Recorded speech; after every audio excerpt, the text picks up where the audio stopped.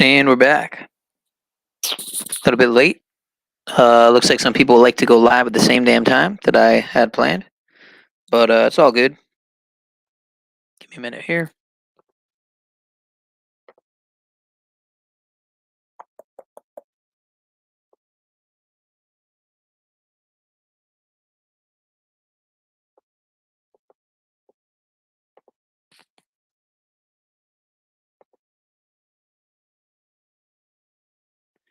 I'm going to go over this maybe tomorrow. I'm going to be taking over for Mr. OTW. OTW is busy. So, can kind of maybe go in to dissect this. But yeah. As for the thumbnail for this video, don't ask. I have no idea what the fuck I'm doing. This is just a late night quickie. I'm going to roll on this clip until some people get in here.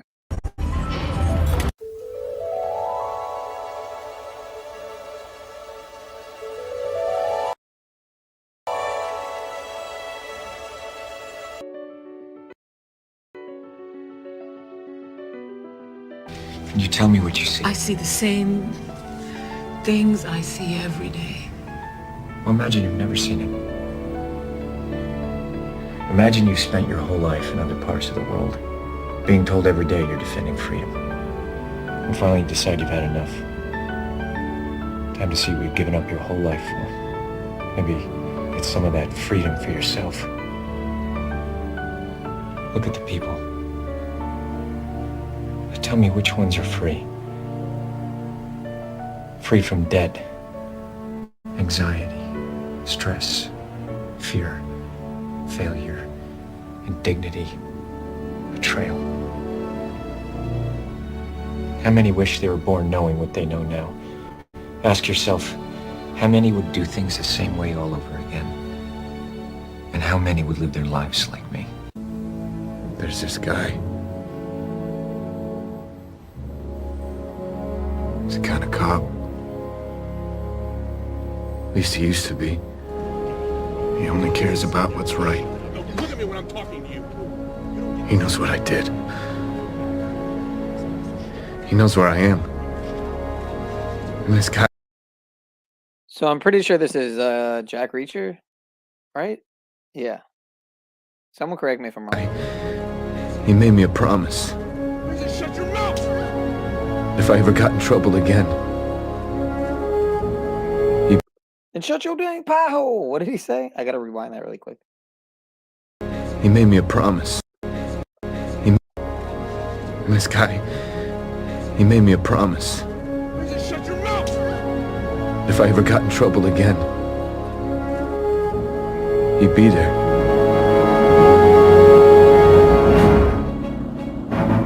1968. 1968. I didn't come here to help him. I came here to bury him. I did what you do pretty much, with one minor difference. What's that? Forest for the trees, detective. Forest for the trees. I am the only candidate who can make this promise, and the promise is I will prevent World War III. Nobody else is going to be able to do it. I will totally obliterate the deep state. We will find the globalists, warmongers, and the bureaucrats who have weaponized our justice system, and we will escort them from federal buildings. We're going to get them the hell out of government. I will end the disaster known as Bidenomics. He doesn't even know. 2 weeks ago, they used the term. He said, what is that? Now he likes the term, I guess. You know what it means? It means destruction for our company. That's destruction for our country. Truman! Truman! No! That's off limits! Why? What's over there? Hello! Greetings from the edge of the world! I found it! It's a big wall, like this. Amazing, isn't it? It's a massive wall! Admiral Byrd, you've been to both the North Pole and the South Pole. Is there any unexplored land left on this Earth that might appeal to adventurous young Americans? Yes, there is. And not up around the North Pole, because it's getting crowded up there now, because they find out it's really usable. This is not your only to stuff live right in, here, but militarily. Austin. But strangely enough, there's left in the world today an area as big as the United States that's never been seen by a human being. And that's beyond the pole on the other side of the South Pole from Middle America. And I think it's quite astonishing that there should be an area as big as that unexplored. That's a tremendous So challenge. there's a lot of adventure left down at the bottom of the world. Now, again, this guy was a Mason. Let's not forget that. And, okay, we'll move forward. I accidentally rewinded it too. I didn't mean to do that. Accidentally rewound it. All right. There's a lot of adventure left down at the bottom of the world. Good morning! Morning! Good morning! Oh, and in case I don't see you, good afternoon, good evening, and good night.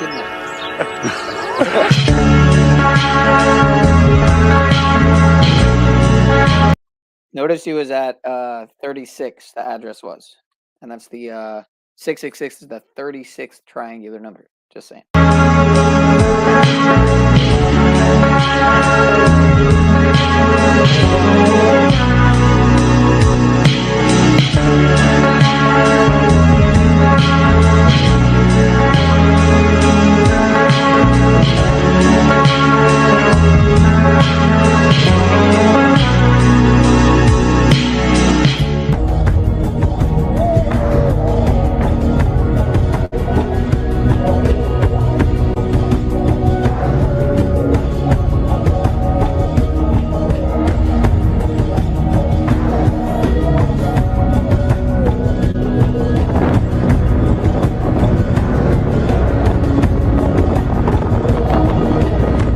$1.7 billion were there for his birth.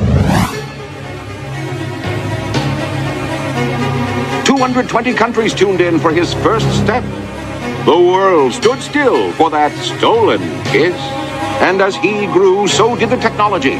An entire human life recorded on an intricate network of hidden cameras and broadcast live and unedited 24 hours a day, 7 days a week to an audience around the globe. Coming to you now from Sea Haven Island, enclosed in the largest studio ever constructed, and along with the Great Wall of China, one of only 2 man-made structures visible from space. Now, in its 30th great year, it's The Truman Show!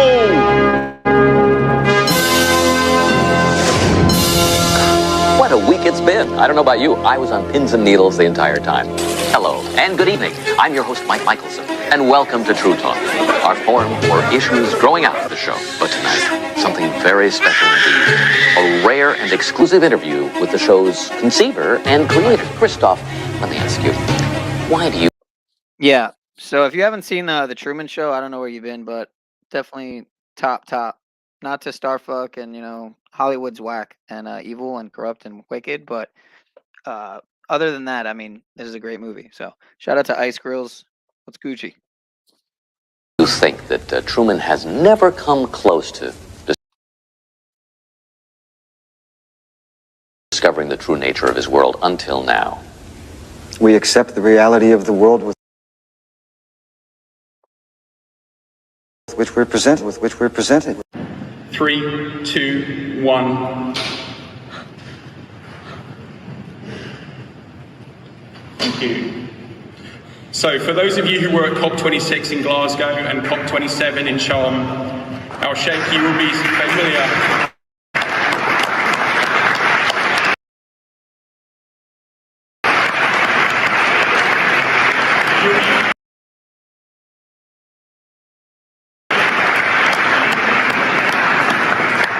You'll be familiar with the climate clock.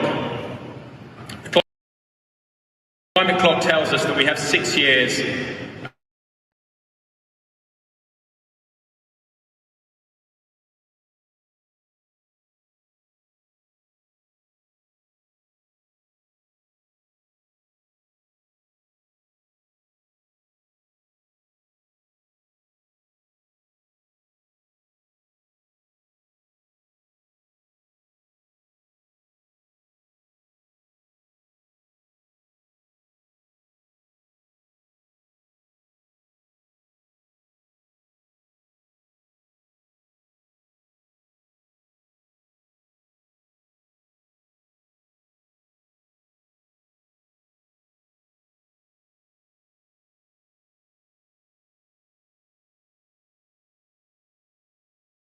to limit global warming to 1.5 degrees over pre-industrial levels.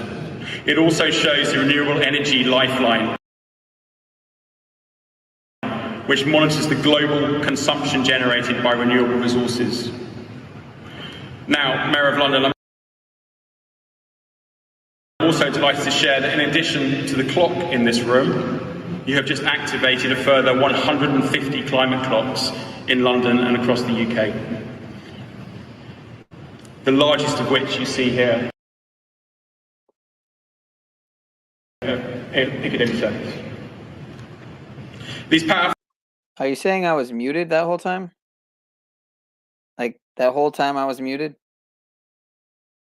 When I was saying, when I was going over the comments and talking? Was I muted? I was just saying how, yeah, I mean, I was agreeing with you here. Gucci's overpriced MK Ultra Chinese trash. And more in more ways than one, you could say, some people would say, right? Not just the clothing line, but the artist, this quote unquote musical artist, if you could call him that. The one that goes brr. Yeah. But all right. This video is kind of choppy. It's kind of annoying me a little bit. But the link is pinned. Images are a stark reminder of the urgency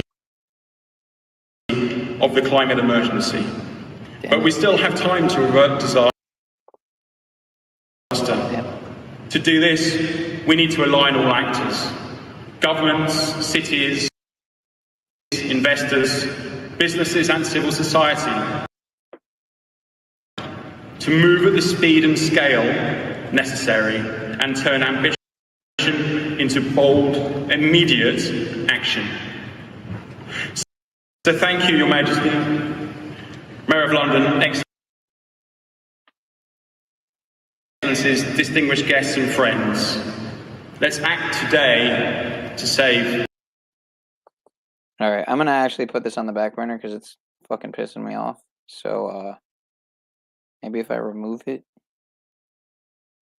I also wanted to watch this documentary, kind of a documentary thingamajig, on the Swiss banks, Swiss secrets, dirty money. Looks like Wolf Clan Media changed their name to Open Cage Media, which when I first saw it, I thought it was Caged Realities channel, who's been coming on my panels a lot, the last few days especially. And I thought he changed his name, but then when I saw that there was a almost 6,000, about 5,500 sub following, I knew it wasn't that same Cage because he doesn't even have, I think, a couple hundred subs. So, but anyway, so we could watch this, but I don't know. This might be laggy also. So if you guys just give me a 1 out of 10 scale, if it's under, a 7. If it's under like a 6 or 7, I wouldn't want to watch it because if it's that choppy, then so let me know.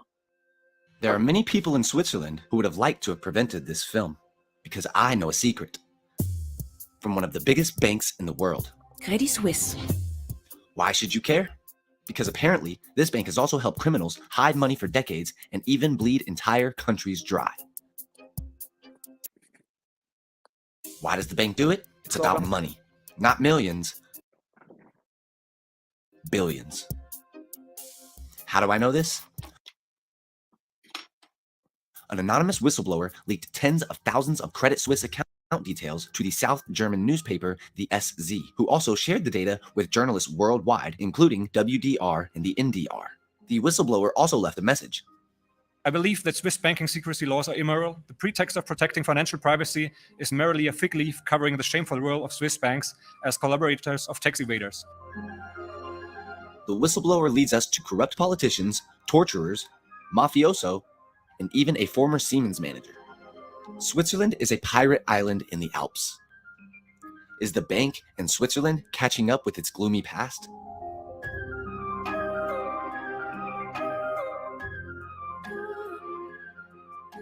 If you had a choice, would you rather pay $12 for this cheese grater on Amazon or pay less than $2? Switzerland is the second richest country in the world. Those who make all the wealth possible reside in Zurich with the big Swiss banks. Credit Suisse is the second largest bank in Switzerland and one of the largest banks in the world.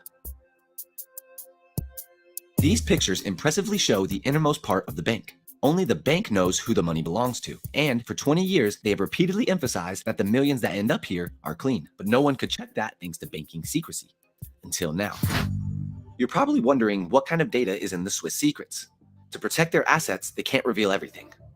They evaluated the data with the network of journalists from the Organized Crime and Corruption Reporting Program. They show an example of more than 18,000 accounts with more than 100 billion US dollars. That's a 1 with 11 zeros behind it. The dates range from the 1940s well into the last decade.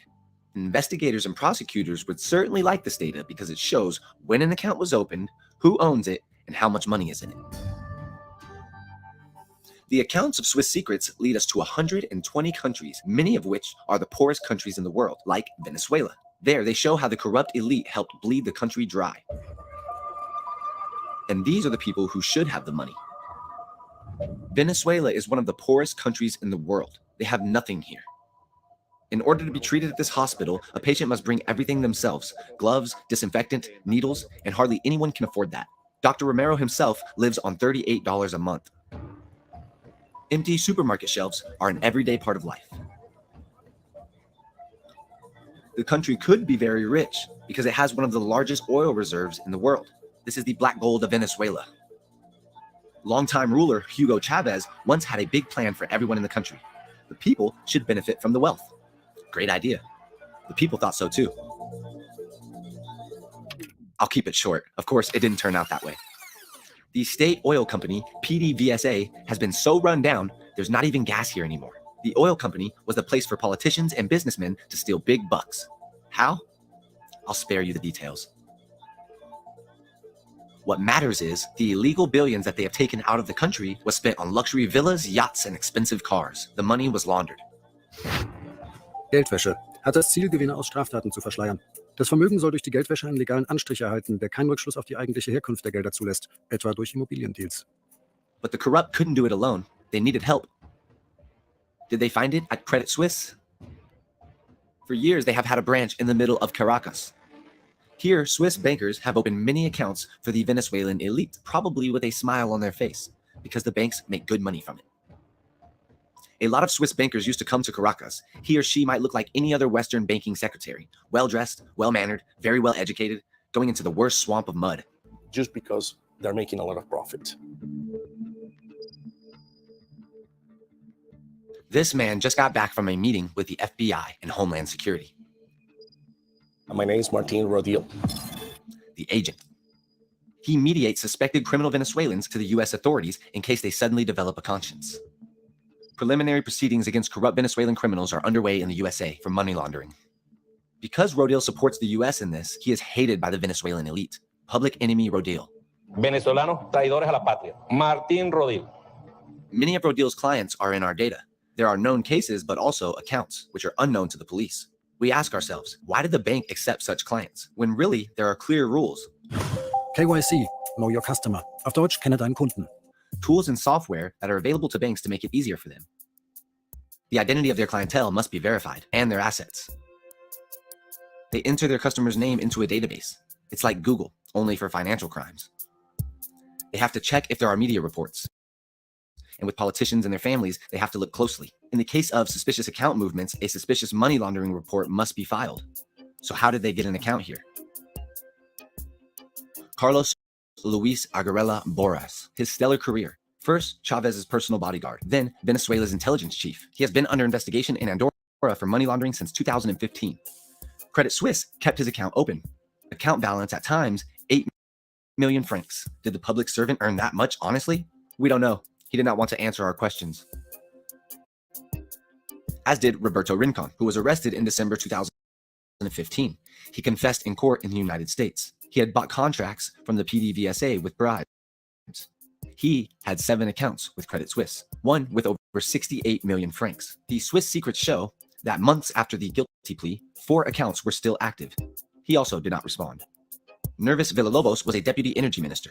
He is said to have been a string puller in the PDVSA bribery carousel. He had an account with Credit Suisse until 2013. Account balance at times, 9.5 million Swiss francs. He has been indicted in the USA, Spain, and Andorra for corruption and money laundering. He did not respond to our inquiry. Villalobos had wires to the top, all the way to Hugo Chavez. The Energy Deputy Minister, Nervous Villalobos. Good afternoon, Mr. President. Villalobos and the others were able to pray for years. Easy when you're the same state that would have to come after you. But it needed one thing on top, robber dens, for the loot. Swiss banks were in cahoots with the regime. They helped rob the country. That's why people have to flee. Credit Suisse had already audited Villalobos in 2008. At the time, he wanted to open another account. In the process, they discovered, surprise, nevertheless, they gave him another account. A den of thieves. What role does the bank play in Venezuela's case? What should, or rather should have been done? To find the answers, we go to Switzerland. Listen up, Grant Cardone, Dean Graciosi, and Russell Brunson all agree on something. Our 5 AI-driven pillars. Well, not exactly, but right to the border.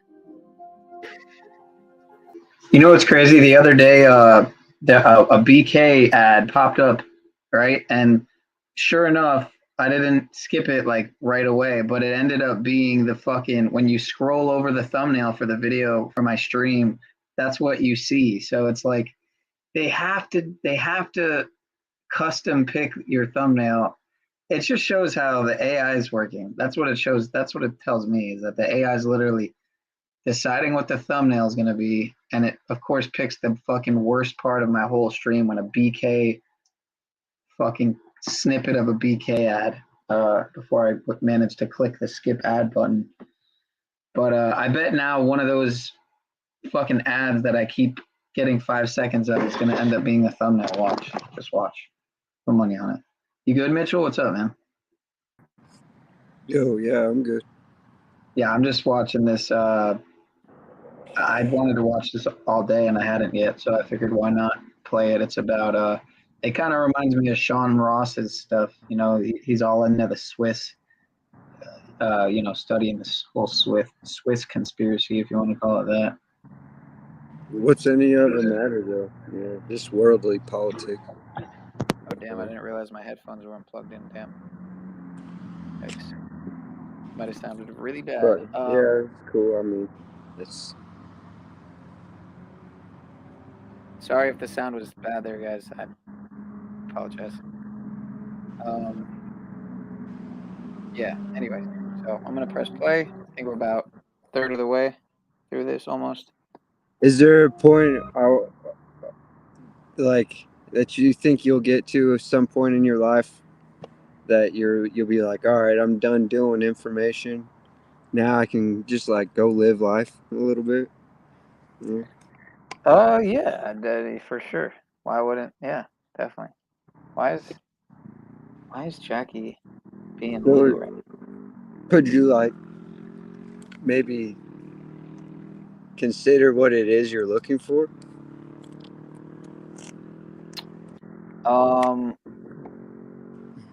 I mean, I get a lot out of being on here, honestly. I meet some awesome people. I'm able to share information. I'm able to get information and that some people think is worthwhile.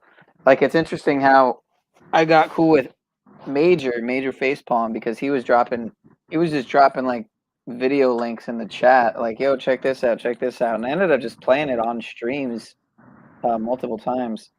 And then he ended up being my first ever contributor. So it's like interesting how I really got something out of him sharing those videos because they were pretty cool videos. But then that I hadn't seen for the most part. And well, okay, I'm sorry. No, Jackie wasn't what technically Jackie was my first contributor, but then he literally contributed. It was like the same day. So yeah, the first time I got a contribution like a month or two ago, it was in the same day. So is it contributions you're after, or friendship, or information? That's what I'm saying. It's I guess I'm on here for a multi-dimensional purpose, or to share, to co-create, which I guess is a form of sharing, right? So yeah, I mean, I guess my point would be is it's not a very good alternative to real life. Maybe decent Well, I don't. Yeah, supplement. I don't necessarily. I'm not. I don't. Wouldn't say I'm necessarily confident enough for uh, it to be a full time thing based on how long it's taken me just to. Then again, I didn't monetize for for a reason for a long time. So, and even now, it's like I'm still not. If I really wanted to. Are you eligible to be Money was really monetized? what I was after. You know what I'm saying? Then I would have probably a few methods of paying. Methods of receiving. So that's something I need to work on too, admittedly. But in So due time. is it do you need to work on it, or is it something you're not at? You see how you contradicted yourself there? Well, yeah, because it's not. I'm not driven by it so much. So it's like I'm not, motivated so much by it, A lot or of double, anything. In a lot of ways. a lot of double speak. I think you're not really saying what you mean what you say. It's like it's basically like I think that I want money, but then again, if I really did, wouldn't I be more money driven, money motivated? Not that I never have been in my life, Well, but you're kind of a lazy ass, but I mean, yeah, so for there's sure, that. sure. But I mean, so you do want money, but you want to be lazy too. Yeah, and I also realize that sometimes the best things in life really are free. It's like man, not to go off again, I make people crazy, but dude, I definitely in love with mangoes. I really don't need anything else in life, honestly. If I just had mangoes, maybe So have you thought you know, about like collecting a bunch of mangoes and I don't know. and pets, animals, I guess, and like nature. They all kind of go What hand in about hand. like mowing your neighbor's lawn? You think you could do that? Just like out of the Do kindness of you my even heart. got a lawn? Do you mow your own lawn? Yeah. Well, not every time, but Your mom two mows it sometimes. out of three, maybe. Yeah, I would say no, not really so much. She'll pay. She might pay some service or something, What the fuck, Sean? but it's like 20, $30. But no, like I said, 2 out of 3 times. What are I you probably. doing? Oh. You I'm drive me just crazy. grateful. I'm grateful that I have a lawn. You know, I'm not that it's grateful that mine. I have a lawn, Not that it's mine or that it belongs and to. that my mom pays a service, some slave to come. So, dude, Wiz goes live the second I went live, and At I our was like, mansion, in our fucking. it's definitely not a mansion, my friend, but Well, it is. But It is. he posts this. It is He went live relatively, on the stream. relatively speaking. I mean, how many rooms and bathrooms are in there? What is it? 1, 2, 3. 2, 3, 2, 4, 2. Okay. That's Sorry, pretty 4, fair. 2. That's a fair size house. You're right. It's not a mansion, but that's a nice house. I'm wrong. It's 4, 2. But one is it's really small. It's a really small. You can call it a bedroom, I guess. Yeah. Anyway, so yeah, it's funny. Tommy Chong was live on Paranoid American's channel. Who I don't think I've ever seen someone grow a channel so fast. But he is a self-admitted 32nd degree Mason, so it is possible that has something to do with it. But I was watching a little bit of it, right? And it's the funniest thing.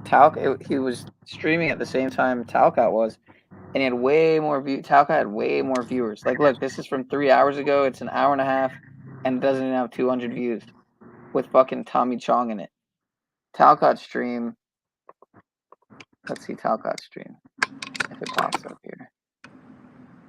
Talcott stream probably has like 4 or 5. Like, look, this stream from yesterday he did. Well, it was way longer. It was almost 5 hours, but it has almost 800 views. So Talcott's getting the views in, man. Oh, here it is. 2 hours. It's got like 400 views. So you figure a couple hundred people an hour. Talcott your friend? Talcott is a very interesting man. That didn't answer the question. And I'll leave it at that. You seem to be like in love or something. I'm in love with love, man. Yeah, I'm just saying. I'm trolling you a little bit, but I mean, you gotta think about these things, man. What are you doing with your life? I mean, you have to understand, you're not seeing my life when not necessarily entirely when I'm not. How much am I Okay, well, streaming? You know what I mean? you spend a lot more time than Just any because I other grown stream a man lot that more I than you, know and I'm able to looking stream a at lot more than another you, grown doesn't mean you man's have view to be. count. Just I mean, because I'm streaming more than you and I'm able to stream more than you, or maybe I'm not able to stream more than you. Maybe I just do, but doesn't you mean. want me to go fucking live at my mom's and let her pay for fucking lawn mowing service so I can sit on YouTube and fucking stream and compete with you? You loser, failure, you piece of shit. So you think that me mowing the lawn 2 out of 3 times is not enough? You're saying unless I'm mowing every time that the lawn's mowed, you Yeah, know, dude, you're a fucking, what, 34-year-old man living at your mom's? even when I think that maybe every 2 weeks is a little much when it's not that long, and Like, you don't fucking pay rent, you maybe I don't have my pay own any bill, discernment. How do you you don't know I don't pay fucking... any rent? See, that's where. See, now you're just How do you spitting fucking out pay things you rent, don't base. Sean? Sean, how do you pay rent? Are you gonna pocket watch me now? Are you gonna ask me about past jobs I've worked? Are you gonna ask me about my side work? No, Is that what I'm you're asking asking me you, right how now? do you pay rent, you stupid fuck? Cash? How do you pay rent? With cash. Cash. How do you get cash? Just keep it real and the subs will come. That's true, Axis. That's true, sir. How do you get cash? Why do you need to know how I get cash? Because you're lying out of your fucking ass. I'm lying out of my ass that I've paid rent with cash. Oh, you've paid rent one time in your fucking life with cash? Is that what you're saying? Maybe like 6. Okay. Probably 'cause Yeah, your mom got tired they're of your usually lump fucking... sums, you know what I mean? They're usually lump sums and they don't necessarily come expected. So, but Because your mom it's can't still stand I'm what you do still with your fucking life, and she probably wanted to try and get you out.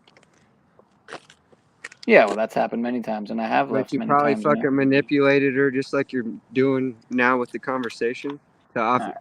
obfuscate from the truth.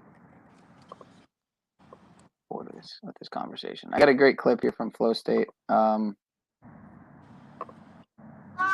right, where do I donate? Facility. See a Links at the therapist, bottom, yes. sir. There's no Scrolling down. therapist at Stony Brook facility. It's a psych ward, you fuck nut. Not a psych ward. It was a referral. The guy's insane. You need to be in the psych ward. I'm taking you there for your birthday. For your birthday this year, I'm taking you to Stony Brook for a therapist. For a therapist. Are you fucking kidding me? Look at you. Look how angry you are. Do you want me to look it up right now online what it is and make it look like a jerk? You could do whatever you want to do. That was 12 years. What do you think of that, bitch? I mean, Mitch. Was that funny to you? I think you need to stop fucking sponging off your mom. Damn, dude. So you really came up here because you were salty about me not having to pay as much to live in a house that you do to pay in a that you do to live in a it's car? that you want to Or, man? compare instead of realizing that you're a fucking piece of shit. You know what I'm Did I saying? wanna You just compare? don't want to What are look at you reality. talking You're about? on here fucking hiding Tell from me reality. what is bothering you, please, sir. It would help me a lot. I think And it'd be you good just for you, want to too. fucking play games like you're fucking doing truth and shit. You know, like you're part of the truth community that's fucking making some sort of fucking contribution to society. Very You vivid know? imagination, sir. Yeah, right. You act like you fucking care about the truth and shit, you know? You don't fucking care about the truth, or you fucking care about your situation. Your streams are extremely boring, Mitch. You need to improve your streams. They're extremely All and right, insanely cool. Well, boring. I'm not here to compare fucking dick size or Absolutely streams, sick because of if it. I wanted to be a successful YouTuber, I have been, and I could be. No one gets Unlike my you, diploma because that I you're a went to school fucking for. loser Hold on. failure living at your mom's trying to Almighty. figure shit out still. My name's on them. I went to Luckily, school I'm for still pretty, acting school, comedy school, young. grocery most store part, school, so. high school, elementary Who the school, fuck is this guy? junior high school. No, nobody gets those diplomas. Dummies. He So doesn't you have just need to like sit in your mom's basement for 9 years and do heroin until you fucking read enough books and figure it out. Yeah, or I don't do drugs. So. On the glass, that way it's not on the thing. Do not do drugs. I do not drink. Thank you, sir, though. I just thought maybe that's what it took. Yeah, no, I'm actually Again, Perry, out loud, pretty not to yourself. sober. I don't even Perry barely sacrifices smoke stray lately, cats so. on the unholy piss patio. Excuse me, that line right there. Is that I what? never That's not sacrificed what it takes anything to on earn any respect in your patio life. of any sort. My home apartment patio is Who not the a fuck piss is this patio. guy, dude? The other tenants Harry remain Caravello? or call the police. No, I'm not going to hail Satan, you 666 worshiping evil bastard. Stay off my stream, and I don't want 666 written on my stream any longer. Stop it. I'm going to say it like it is. If I see Satan's name or 666 on my stream or in my Twitter, I will block you. Perry is WavEG big fan. Welcome back. You accidentally blocked me on Twitter. Unblock me, please. No. I think I was hacked. Welcome back. I miss you. Thank you for welcoming me back, but I'm not unblocking you. You're an Is asshole. he gonna fucking try to join? Accidentally blocked you. No, I permanently blocked you. Because you're a jagoff. When I have the ability to block these people that write 666, I'm blocking every one of you. Every single one of you. And if it turns my stream into having hardly anybody on, then good. Then I'll get a real audience with real people. And then these Satan worshipping sick bastards. Hey, yo, Tired of swearing. Axis, why don't you head over there, Axis? Go to Perry Caravello's stream. He's live right now. I only know about it because Paul's restreaming it. But get your ass over there, Axis.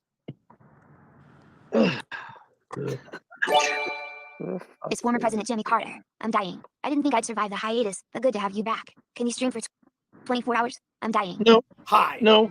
If you're dying, there's no way you're going to stay awake for 24 hours. Idiot. I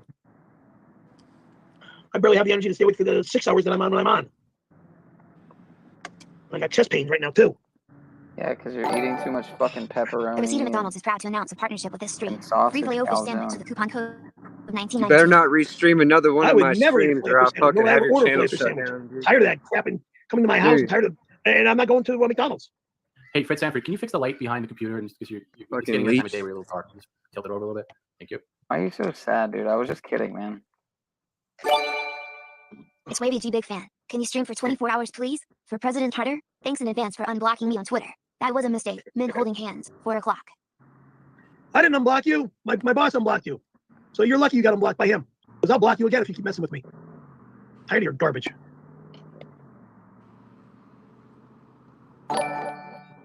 Great stream. Can you show us how you gulp Randy down like a milkshake? Kevin Spacey donated $6.66. And staying away from me, you sick, disgusting, demoralizing, perverted, gay rights loser.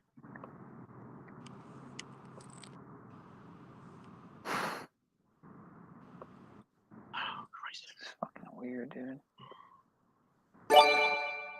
When will you admit that your auto accident was a staged car crash? The old lady on the wrong side of the freeway was Blue Iris. You ate her ass too, baby.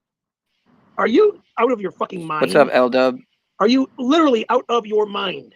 Oh, I think I know who that What's is. good? Okay. I had my finger Iris. on the trigger. No, it was not Blue Iris, you stupid Ready asshole. to fucking... Yeah, you know who it is. You know who it is. I'll porn bomb you later. Every time I do it, I look within. I was all hot and bothered in Perry, I hate you. here. I hate you with What's every going fiber of on? my being. I hate you more than anyone has ever The hated tribe another person. says, I let hope me tonight's guess, he stream has is like 3,000 viewers. pain. Who is this? Here, let me see how many viewers he has, actually. I had his stream. I had his tab. This fat He's dude. He's got 17,000 subs. Thank you for subscribing. Whether or not they're real or not is a whole nother question, Perry, I obviously. bumped But into King Kennedy yesterday. let me He has see. a land opportunity for you. I bet Call there's him a immediately. couple hundred, but I could be wrong. I don't know who you're talking about. Oh, it doesn't even show it. Who was it? Oh, And who I the was hell does that watching mean? the UN live stream earlier, and they have like They are Mr. Sykes, why do you have some more of always that monster streaming. glaze you're not putting It's away? crazy, man. they only never- had they're never 33 on. people watching. That's why I started watching it, because there was 33 people watching, and then there was like 6.2 thousand likes. I was like, how the fuck does this fucking work? Right. How does that work? It's all bullshit, man. Yo, honestly, I noticed that Today News, literally Today News, had like 20 something people watching it live. 20. Like I get more than that at times. So it's like it was bizarre. I'm actually surprised Paul's only got 20 something right now. But I don't know, for some reason it wasn't showing me this guy's live now. It's fucking strange. Because I don't want it here. Because that would make you prepared. Write it down as I take it. What is this dude? People I don't just know, trolling. man. have Maybe no he's fucking keeping idea. his mom safe. Yeah, right. It says he's a comedian. Look at your mama and whoop your ass. I'm the real Perry Caravel, the There's an star offer of the here from cult Soviet Code, comedy $10 if you just show the classic stream the paper where you write down Windy City Heat, and yeah, I don't know. on how much Excedrin you've I've taken. never seen this Can you guy. please show us what you write down? Kind of to see reminds how much me of Excedrin that you've guy taken? from that dystopian. How far away is this Excedrin? Why are you not back yet? I get what he's doing. He's pretty Please see smart. the, He's like encouraging people to troll him. Wait, that we don't need to see. That you just take. We just want to see the paper where you write He's down. doing what now? He's encouraging people to troll him. He's acting like it bothers him, and then letting people troll him in his stream to gain views. He's feeding the trolls purposely. Makes sense. And for that, you get $10.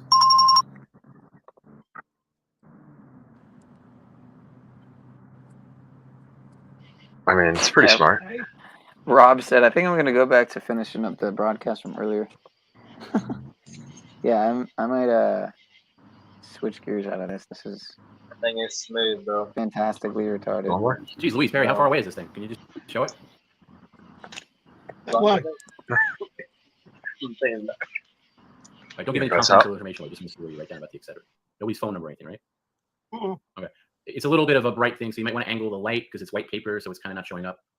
Yeah, we can't see that at all, Perry. Can you see how it's like all completely white? Oops.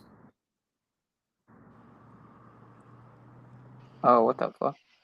My bad. He's talking to my uncle.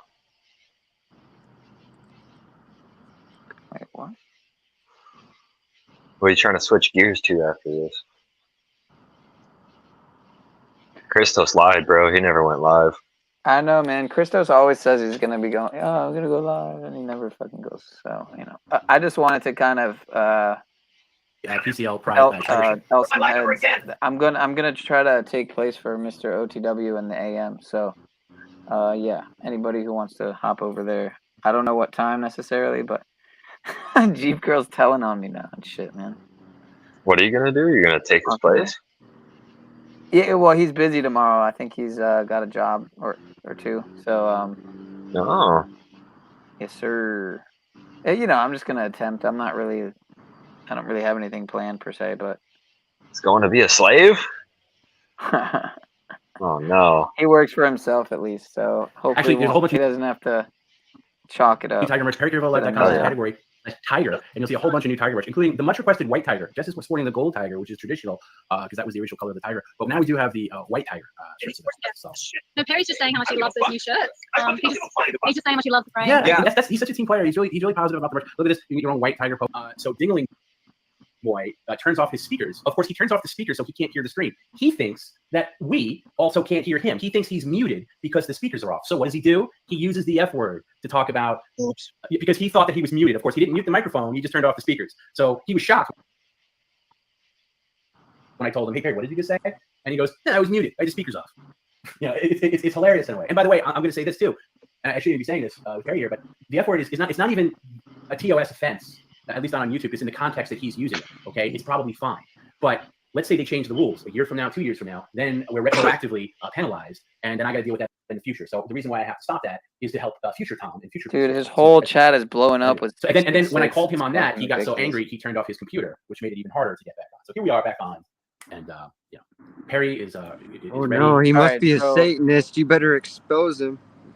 You're not, trust me. No, I think it's people in the chat. It's just, he called it out, like people trolling him. But Sherelle asked me if I'm doing any karaoke tonight, or is that only on Fridays? Yeah, it's only on Fridays to anybody else that's asking, until further notice.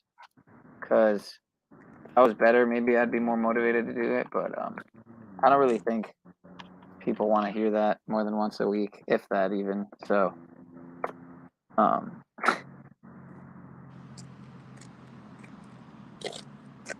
I'm gonna keep trolling you until you want to admit you're a fucking Satanist and loser, failure, Satanist. On here to manipulate and deceive people and confuse people. And skinny slave. Is that what I am? Act like you're a truther and care about truth and shit.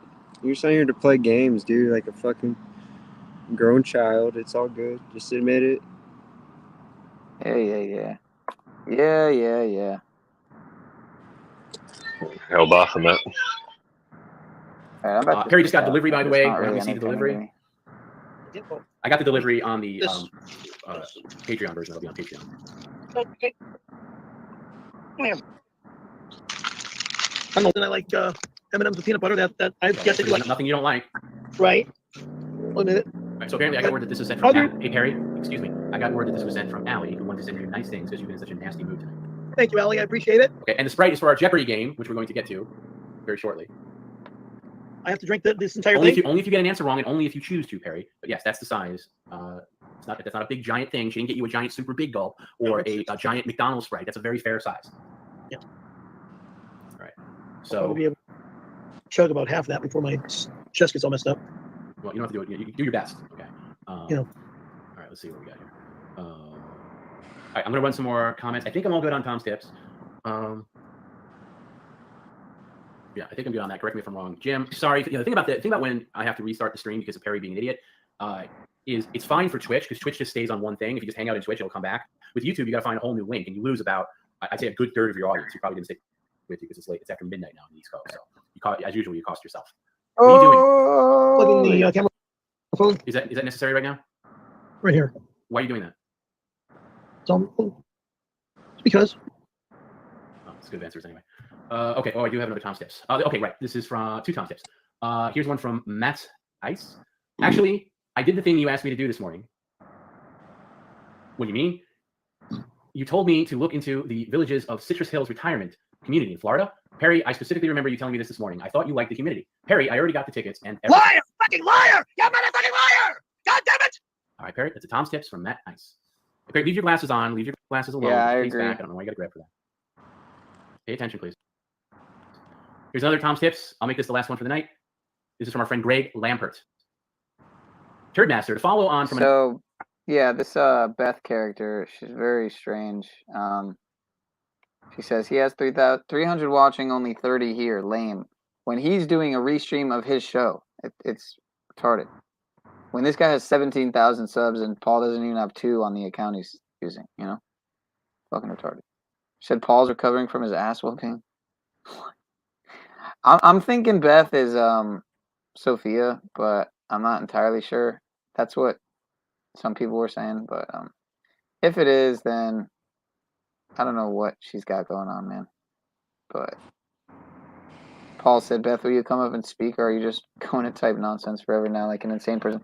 Yeah, it might be her, because it reminds me of how much she types. It reminds me of, she said, how about Papa's cash flow? Hashtag Papa's cash flow. All right, I'm not going to... From other comments expressing disgust for your hovel of an apartment, I feel obligated to raise an issue with you that I was made aware of by my childhood friend Steve and his lovely fiancée, Jess. They provided me with photos that were taken within your bathroom, and the horrors that I witnessed sickened me to my stomach. The photos depicted a bundle of thick black pubic hairs that were deposited carelessly into the frontal slope of the toilet bowl, obviously belonging to you. My friend and his wife, to be, travel halfway around the world to meet you in your home, and you think it's appropriate to shave your ass and balls in the toilet before they come over as some sort of sick way of marking your territory? It's bad enough. Okay, and I... business, Jerome, fucking... Well, I guess he's saying... I'm like done. I'm going to segue my way out of here. Spent way too much time on that nonsense. Holy shit, Ice Grills was Black Lung. Okay, so we got a professional sock. Professional sock. Looks like Algorithms Live. I can't remember how I found this guy.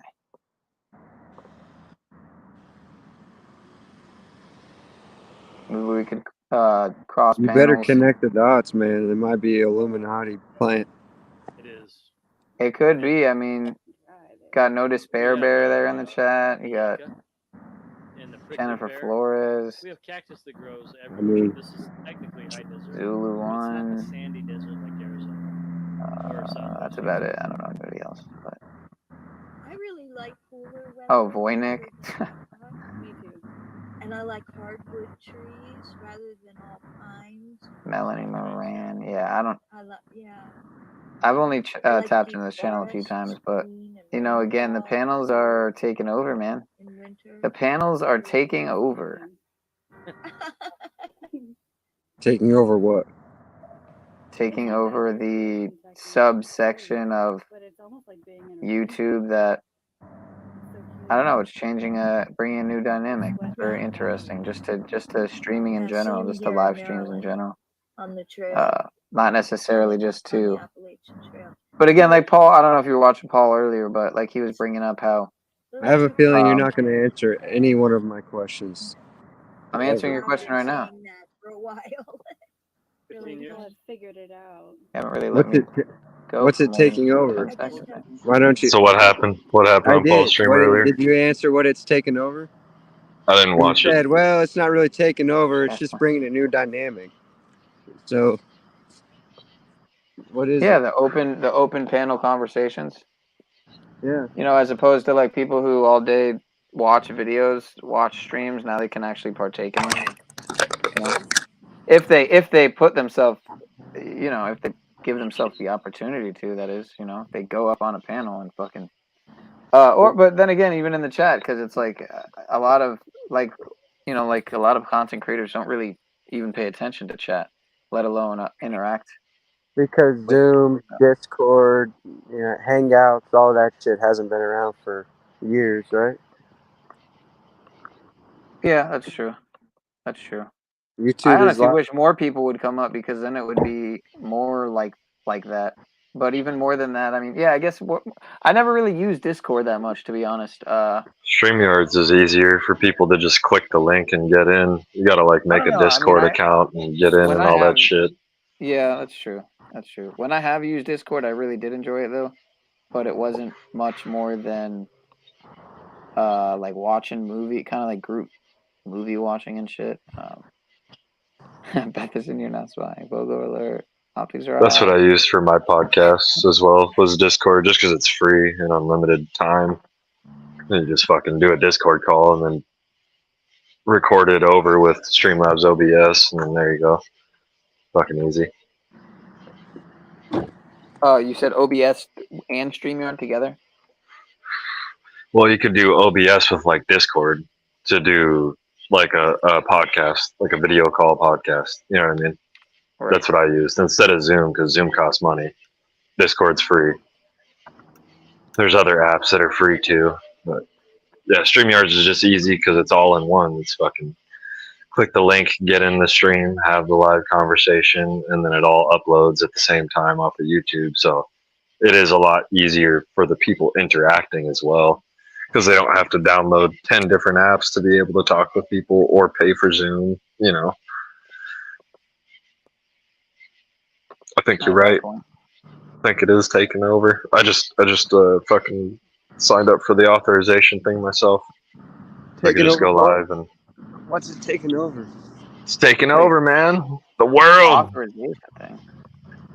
Yeah, it's like That's 24 crazy, hours. dude. For a very niche group of people, you know? Dude, you know how small of a world it is that Jurassic Liars made his thumbnail fucking Truman, and I was just playing that snippet from Truman Show. I don't know. Is that not synchronistic? He never makes his thumbnail like Jim Carrey anything. It's fucking random. Because that movie is a perfect analogy for the container we live in. That's why Jurassic people are Liars is using the shit out of it. an interesting man. Never really watched too much of his stuff, but from what I remember, it's always, you know, Elvis, Trump is Elvis, and like, shit's fucking, he's out there, man. And the Truman Show too, the fucking their base was in the moon, which is even more funny. It's like where he went to go Say that meet the again? people. Remember in the Truman Show when he met the people running the fucking show? They were in the moon. You had to like go to the edge and go to the moon, and then he went in the door in the moon. Right. I'm telling you shit. I'm giving it away. Jim Carrey is definitely a What are you writing Satanist. the word whack job for? Heard he's Are you writing that to a me? You talking to me? satanic priest or something, a high priest or something. Yeah. You talking to me? You talking to me? I could never just do the like. Are you calling me a whack job? Sitting there like what Z does, and I don't know. Even Paul does it. I mean, I just can't. I don't know. Sit there and just talk to the camera the whole time. I can do it and then go off to streaming. Look, but the point I'm trying to make is I wouldn't be able to do it for more than 30 minutes at a time. If your husband believes in Jesus, okay, and he proves it, If you have a subject you're passionate about, and you study a lot. You know, whether you're a good tree or a bad tree, you get what I'm saying? True. So what, or if you just, you know, want to rap. Like a gematria decode or something. Yeah, that's what I mean. That's what I would, I guess, be best at going off about, because it's never ending. But it's, if it doesn't have some direction, then.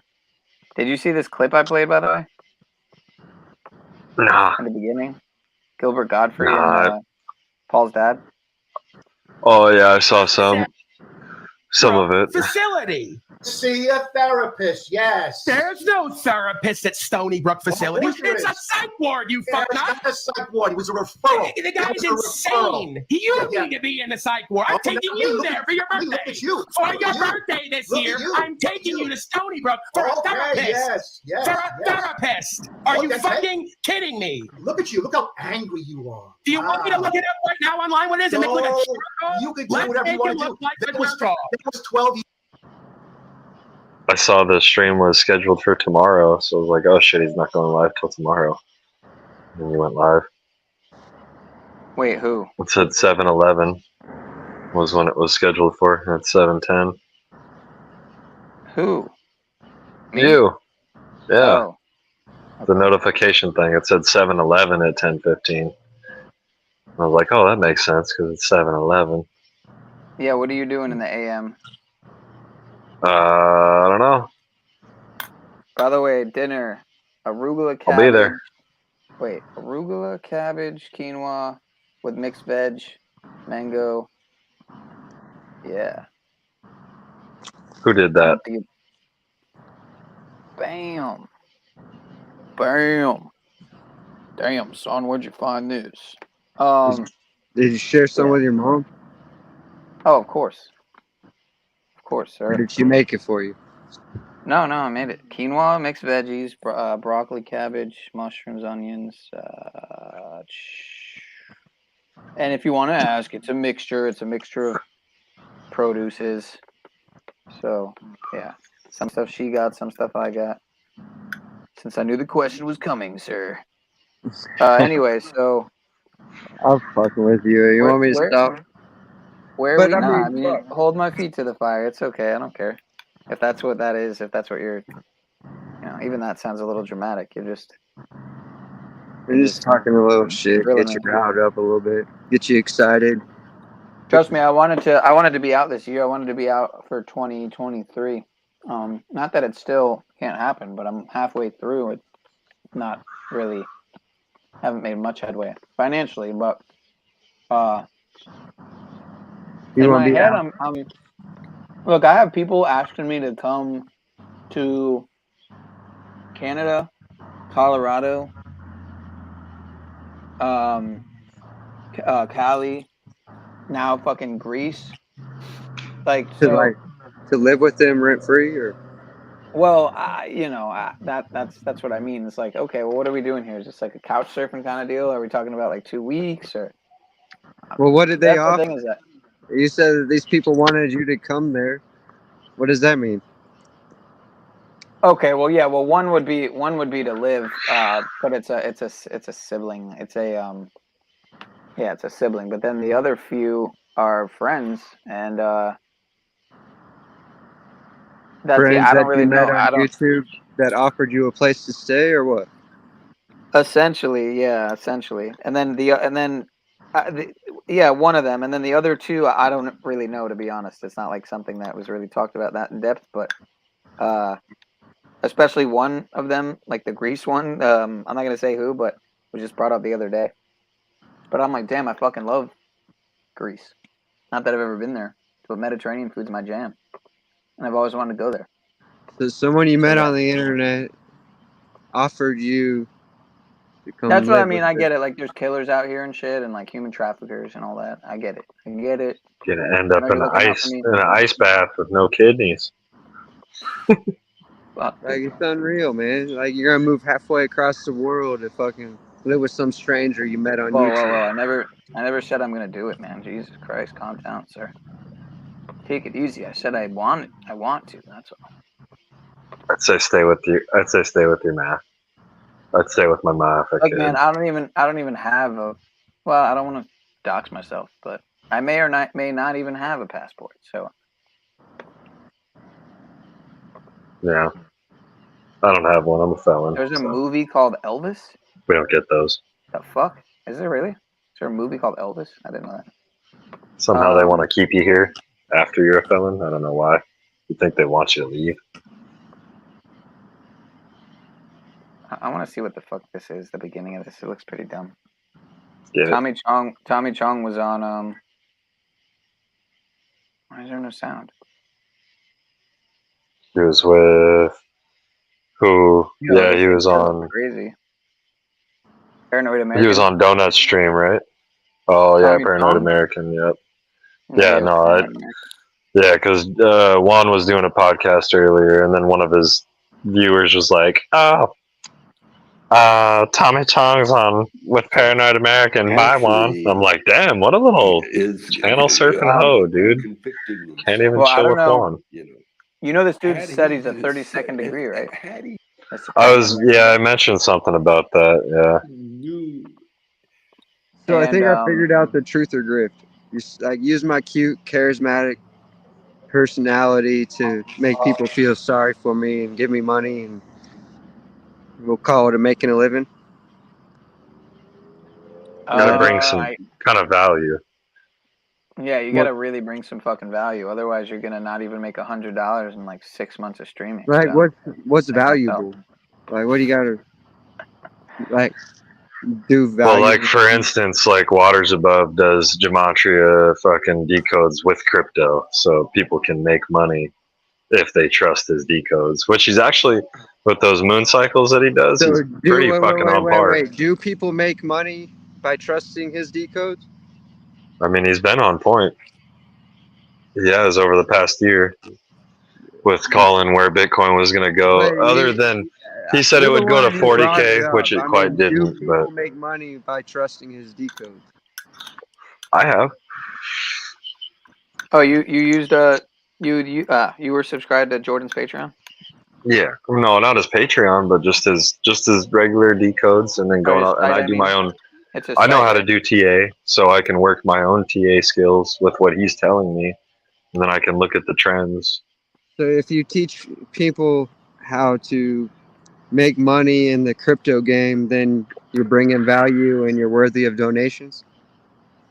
I'd say, yeah. He gets Patreon payments for it, so. Yeah, I don't do that. Yeah, man, it's very money oriented to be like calling yourself truthers and shit. Well, I mean, you need money to live. It's not something you can't have. Not true, dude. Not true. I'm proof. No, you need community more than anything, right? Right, but you I'm still kidding, need yeah, currency. You still need currency. Yeah, but It's real hard without it. Cryptocurrency and fiat currency, or What other currencies are there? Gold and silver? I can't go to the store and buy my kid groceries with that now. well, I would say the most valuable ones are your time and energy. Right. Blood, sweat, and tears, you know? And we trade those for the currency. I was making Doge. Right, for this fake thing that you find valuable. I'm saying bring value to your viewers. It was a example of how he's bringing value to his viewers. Right, but it's all surrounding fakeness that brings value. If you label that fake, what is true truth? In the name of truth, right? Everybody knows the truth, man. They just have to fucking ask themselves. What's the truth? It's inherent. You know what the truth is. You know what's right, what's wrong. It's wrong to fucking hurt little kids, and it's right to help an old lady across the street. So it's not very hard to figure out. That? I mean, the truth of life. Be a good person. Don't be a shithead and bring negativity all around you. Yeah. All right. So as long as you're nice and you try to lift people up, try to improve people's lives however you can. Hold on. Let's slow down a little bit. I gotta get a grip on this. So I gotta be nice on the internet. No, everywhere. If I was able to go snowboarding, yeah, it would have been a lot nicer. Kurt, you could have went Well, you don't show me everywhere. I don't know. I gotta trust you that Didn't have the fun. you're nice everywhere all the time. I didn't say I was nice everywhere all the time. I'm a person. I'm not perfect, but Well, you said everywhere. I do my best. Be nice everywhere as much as you can. Yes. Be kind to people. Well, I'm kind of an asshole, so I mean, I'm trying to be nice, but I just inherently an asshole. Does that mean I'm not a truther? It just means your brain's hardwired negatively. You can change that. Well, It's all on you. That's your perception. What do you find negative about it? You said you're an asshole. Well, I'm just kind of like not this like be nice everywhere. I don't know you, Mitch. All I saw you was yelling at cops. I don't. Well, From that interaction, I could say I'm that not wasn't nice the right to way to people handle that that. aren't very nice, even if they smile at you and want to hug you and shake your hand. Not everyone who looks and sounds and maybe even feels nice is actually nice. You know, they're just trying to fucking pull one on you. I miss Jack Harlow, man. I can't believe I'm saying Yeah. that. I never thought I'd actually say that. It's not. You're not wrong. I mean, I'm 31 years old. I've experienced that in life, but I can also just not react to those people. Controlling your reactions is better than reacting sometimes how you feel. So if you're not gonna react, you're just gonna like let somebody. You just surrender. You know. There's a difference between surrendering and walking away. Well, what if you don't have the opportunity to walk away? Like what if somebody sneaks up on you and tries to Then steal your I'll wallet probably or defend myself. your YouTube device or something? You'll defend yourself? Yeah. I have that inherent right through natural law. Right. I don't view that as bad karma. But if they want to steal it, I mean, wouldn't... It depends on the situation. If they have a gun to my head, I'll probably just give it to them. They got insurance and shit, you know. But if it's a situation where like they're trying to take something that Did my you kid say if you needs, got insurance and shit? Is that what you said? I have insurance on things. So like if someone wants to steal my car and they have a gun to my head, I'll probably just give them the car.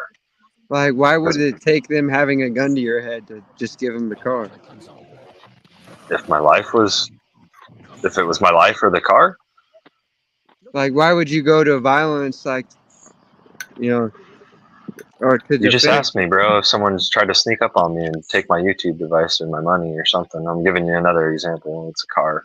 Well, what if you Physical. try to defend yourself and get hurt instead of just surrendering it and getting it replaced through insurance? If I tried to defend myself and get hurt, I'm saying if they snuck up on me and I didn't know, I might react and defend myself. If I knew the situation and I'm in a position where I can't fight, I'd probably just give them the car. But like if you catch me off guard sneaking up behind me, I'm trained. I will react. I'll probably hit you if you touch me and I don't know who you are. Good with my elbows. Turn around real quick. That kind of stuff. In a crowd, you know. But then if like I'm driving down the road and somebody walks up on me with a shotgun and is like, give me the car. I'll be like, here's my car. Have a good day. And then I'll call the cops. And What if somebody progressive. walks up and says, yo, man, I'm robbing you. Let me get your shit. What would you do? Then I'm probably giving them my shit if they have a gun. What if they don't not, I'm have probably laughing I at didn't them. say anything about a gun. What if they just walk up, you know, with their fucking tie-dye shirt on and said, yo. Is this in a public place? Is this in an alley in the dark? It's not your private property. That's not my private. Is there people around, or is this in a private area? It doesn't. It does matter. Either if there's way. people around, the situation can be completely different. I can not give into that, and other people can see it, and I can walk away, and there can be confrontation between me and many people. If it's just me and the other person, that's a lot different of a situation. Or if it's me and the other person and multiple people who they have with them, then it's a completely different situation. No, I'm just saying one person walks up to you, one man, and says, hey, let me get your stuff. What are you gonna do? Probably ask him how much he needs, and then give it to him. If not, So you would just surrender talk it to him, negotiate with him. because you have insurance, so, right? Well, I don't carry a lot of cash on me, so I mean, if someone wants to take like $50 out of my wallet and makes their day better, then sure, What not if a they big want your deal. car? I have insurance. So yeah, you'll just surrender the car because you have insurance. You're not giving me this. This isn't a No, picture perfect situation. I'm just trying to feel it out. I'm not trying to maintain any I'm sort of not just gonna narrative. give I'm them my just asking car if they say, questions "Hey, man, hypothetically. give me your I'm car," just and they getting a don't have feel a for gun. the situation. Your morality or ethics or whatever you want to call it. Yeah, I'm down to give people whatever they need to make their life better, especially if it's not going to be a huge impact on mine. I've All right. taken money out of my wallet and handed it to homeless people before, You just got because like they asked. you got like an which RV is- or anything? You got like a nice trailer or something? Are you like trying to ask me if you can come over here and rob me, Mitch? I mean, kinda. Why don't you go get a job, bro? I mean, I'm just saying. I'm just putting it. I'm just testing the theory here. I mean, I mean, if you feel you could, we're armed here though, and I'm this just is my saying, private like, property, so if what you say is true, hypothetically, if I'd you roll just be up, like, it might yo, be a man, different let me situation. get your property, and you'd be like, all right, cool, man, I got insurance. Peace. So that'll work, right? No, not with you. Damn it. Not in that situation. All right, man. Like, let me get a $50 Cash App or something. So there's not many people that outright off the bat just like their shit right like before I even watch it to know if I like it. But Mr. Evan gets my thumbs up automatically. So we're gonna watch his new production here before Paul, because fuck you, Paul. I'm just kidding. Nah, we're gonna watch it here first because Who's we're Evan? on it. Evan is Cotflix, the man, the myth, the legend behind Talcott Clip Collection. Oh, Also okay. known as Cotflix. Yes. It's funny because I didn't know who it was for a while, and then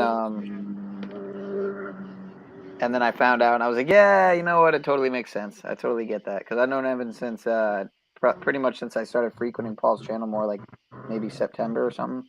If I had to guess, September, October, maybe. Actually, no, more like August because it was the end of summer. Yeah, when he started doing the panels. But anyway, yeah, we're gonna watch his new little 3-minute clip. Let's go. Creation, whatever the fuck.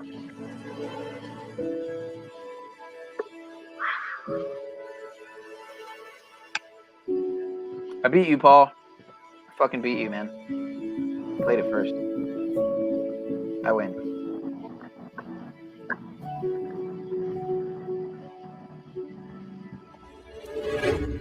The fuck?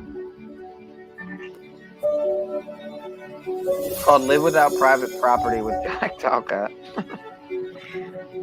Oh my god, with the logo. Hey, greetings and blessings again, brothers and sisters. Welcome back to Chats with Jack. I am Jack Talcott, and I've talked about this guy before, Cotflix.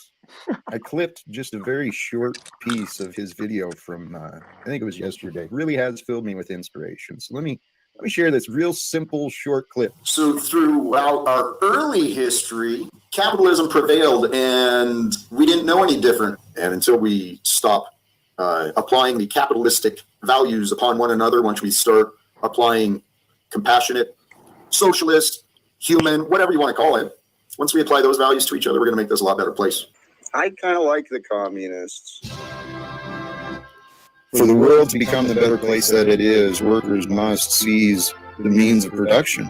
Brothers and sisters, it's just clear. The entire distribution of property, we can change it all. It's all available to be influenced and changed. And right now, we can come together, end wars, reform the rules so that justice, God's laws prevail. I want to rewrite the rules for everyone. Fairness, equality, justice for all, those are pretty much what my interpretation of socialism is intended to bring. Let's confront those fools that have been given the wealth and the control. The people God is able to use are the strong, those who have gone through the darkness, who have levels of understanding and comprehension, levels of maybe compassion that others may not. Many are called, few are chosen.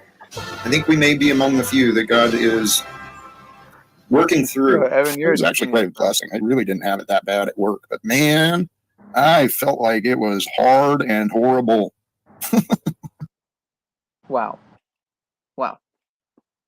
Well, I'm glad that Sunshine Time is now subbed up. Everybody should be at this point.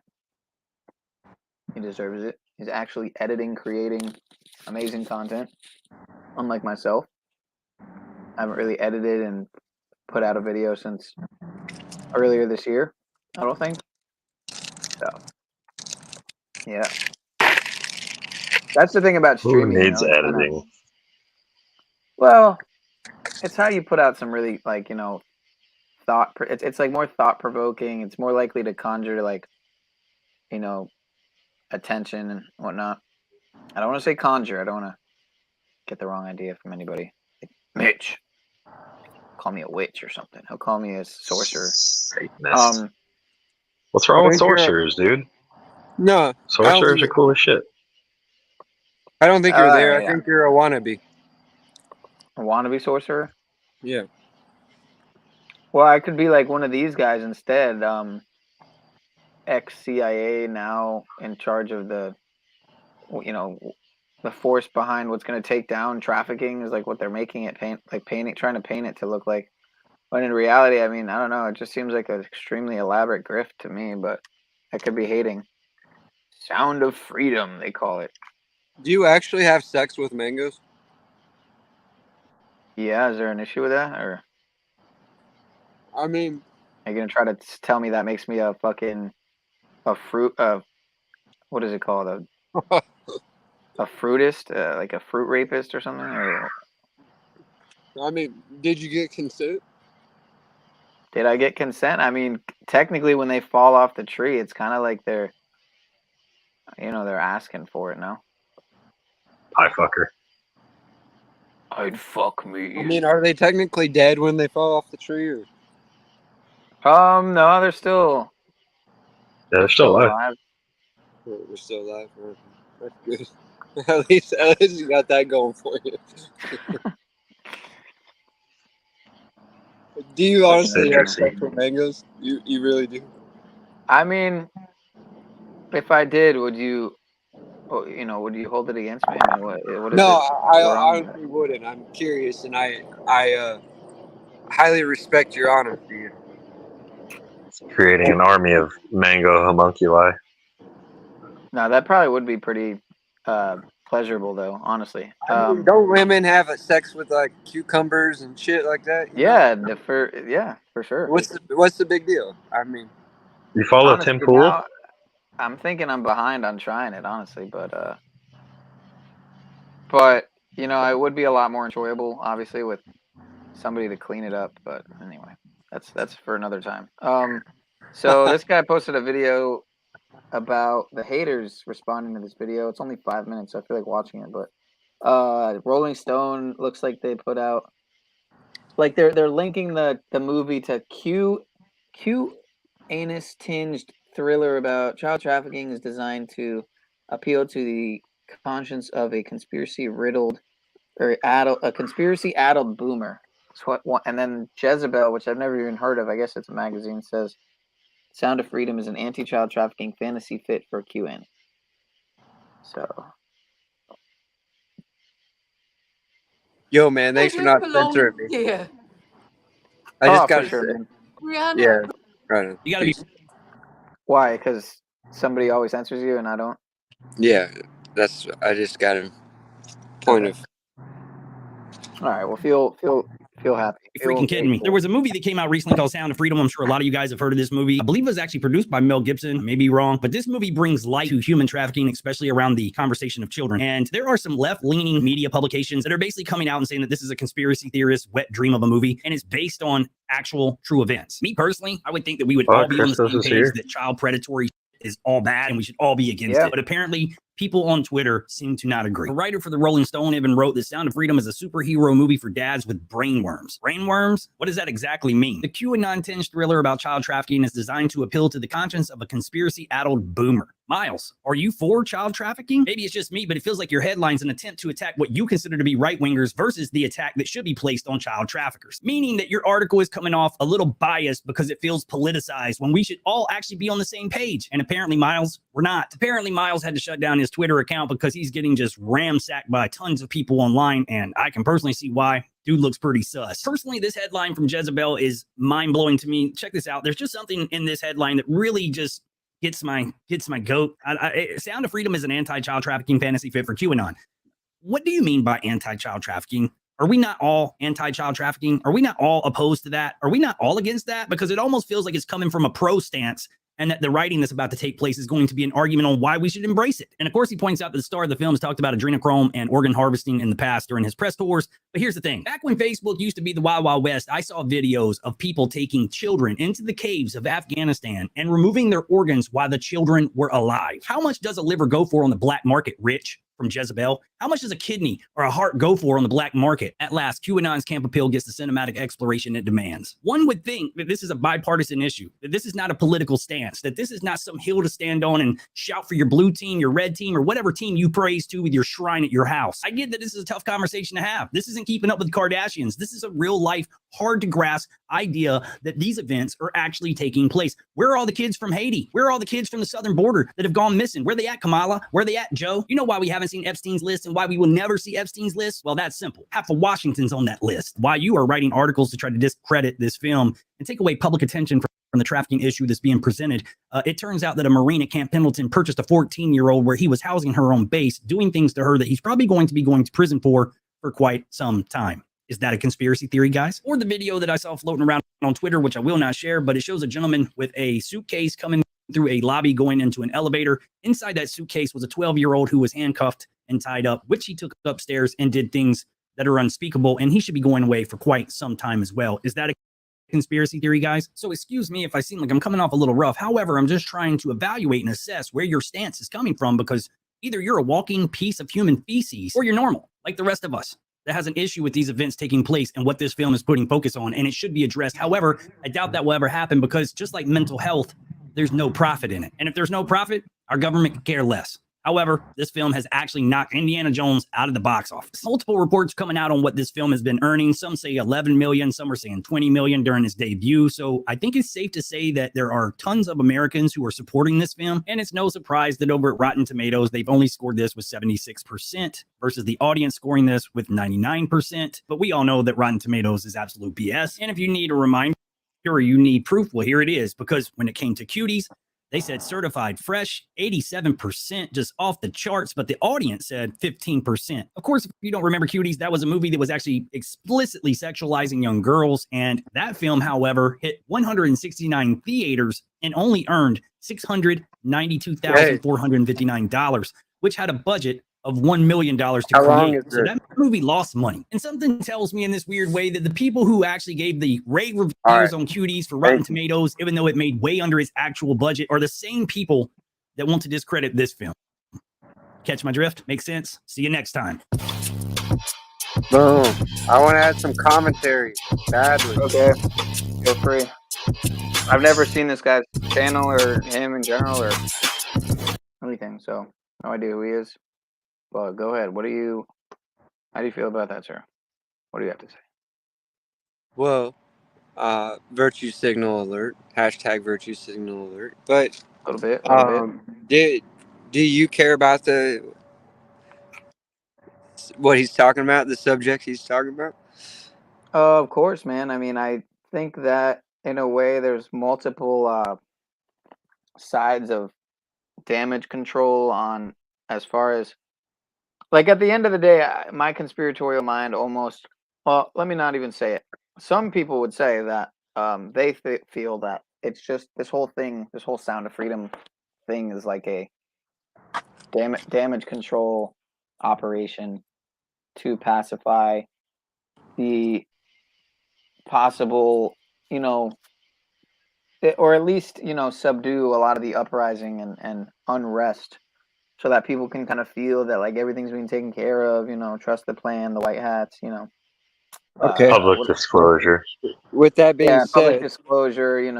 What do you call it? Military tribunals, but you never see them or like really have any proof. But yeah, military tribunals. Everyone's being hanged. That's evil. So, with that being said, were you not a part of the conversation? I believe it was 2 days ago. Maybe, um, maybe if not a part of the conversation, maybe I worded that poorly, but at least witness to. which conversation? What are you talking about? What I'm referring to specifically is, the sexualizing young women, um, and Who did that? and also justifying rape for Oh, you're saying, just saying like in that movie, in that show and shit?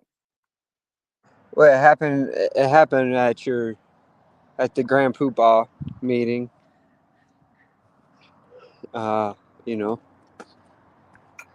I don't know. Could clarify what All you're right. saying. Yeah. All right. Fair enough. Maybe you weren't there. Maybe that's what I was kind of curious of. Were you not there, or do you just gloss over shit like that?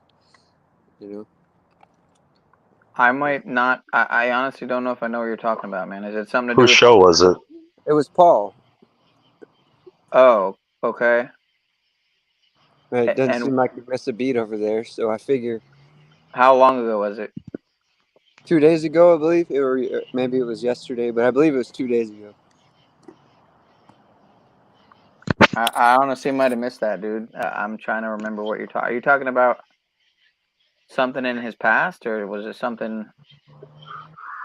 So they were No, talking about I don't derogatory remember shit with the females. specifics, but it was a 14-year-old girl that they were talking about, and that I believe there was a story about how she was raped by some people in the military. I think it was in the slave news, and the conversation turned to how, like Was it the Afghani girl?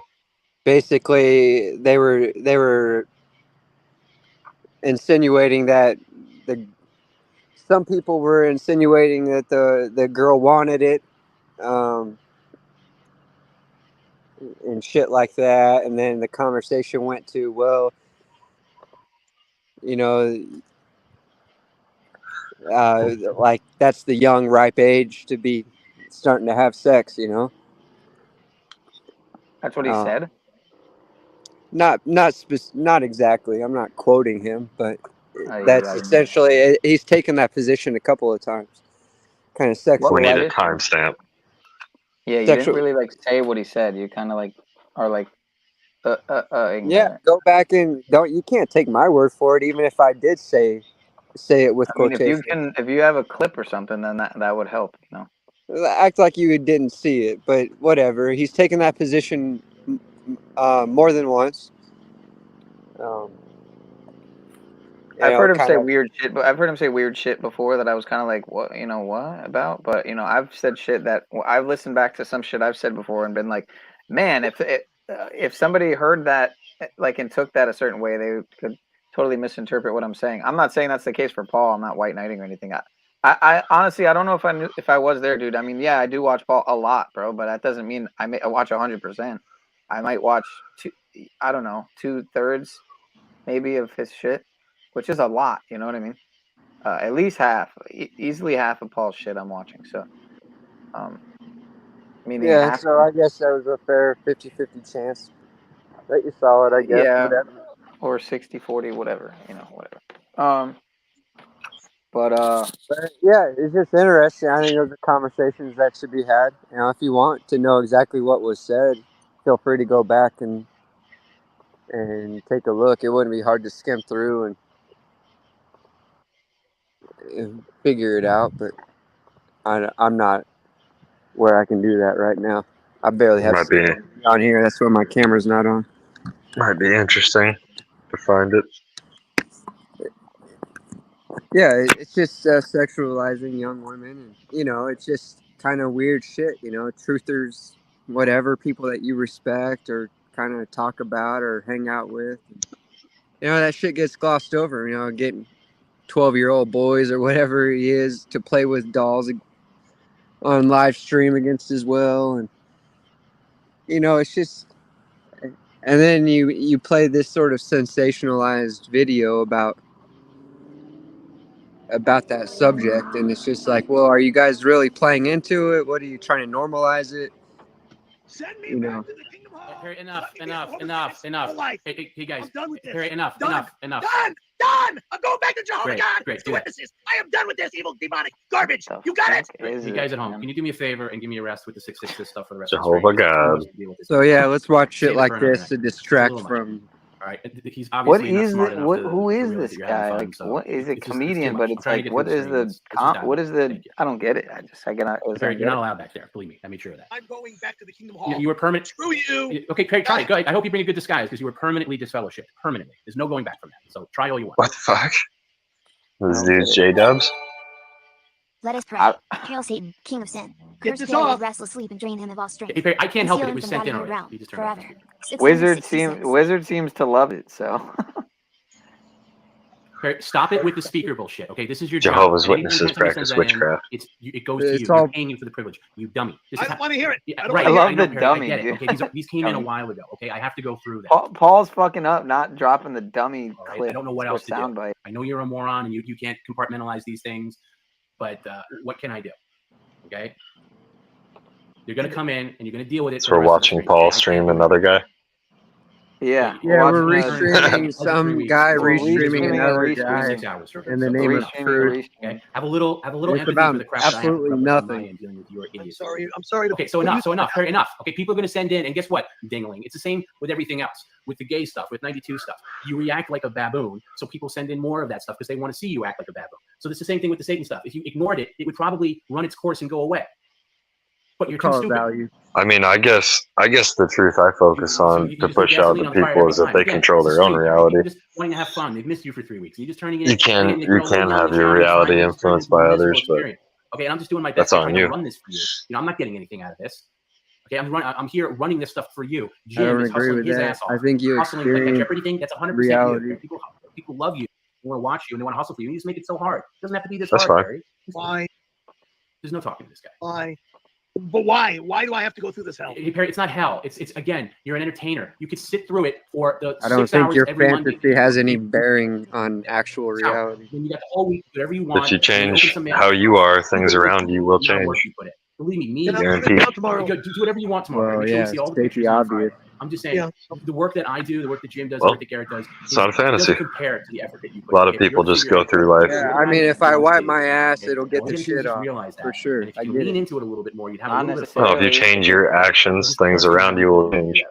And then There's I two won't ways to do think, it. You and can people won't change have what's to around deal you, with thinking. and it'll change you, or you can change yourself, and it'll change what's around you. What else are you going to change besides yourself? You can change your environment, and it'll change yourself. For instance, if you clean your house, it'll improve your mood, give you a cleaner area to live in. You won't get sick as often. You improve your health, your mental will improve. Then you can motivate yourself to do more. Yo, Pooter, this guy says he can suck down hot dogs Brilliant. faster than you. Don't take shit from this guy, Profound. Francis. You know you are the best. I mean, there's simple ways to fix your life, man. Yeah, I mean, yeah, if you don't live like a One slob, little you thing won't at a get time. cockroaches. I get it. Yeah, one little thing at a time. But you can expand that into anything. Not Building a anything. business, There are limits in reality. as far as you know. It's disgusting. Yeah. That's what I'm saying. Your fantasy has no actual bearing on reality. You can limit yourself all you want.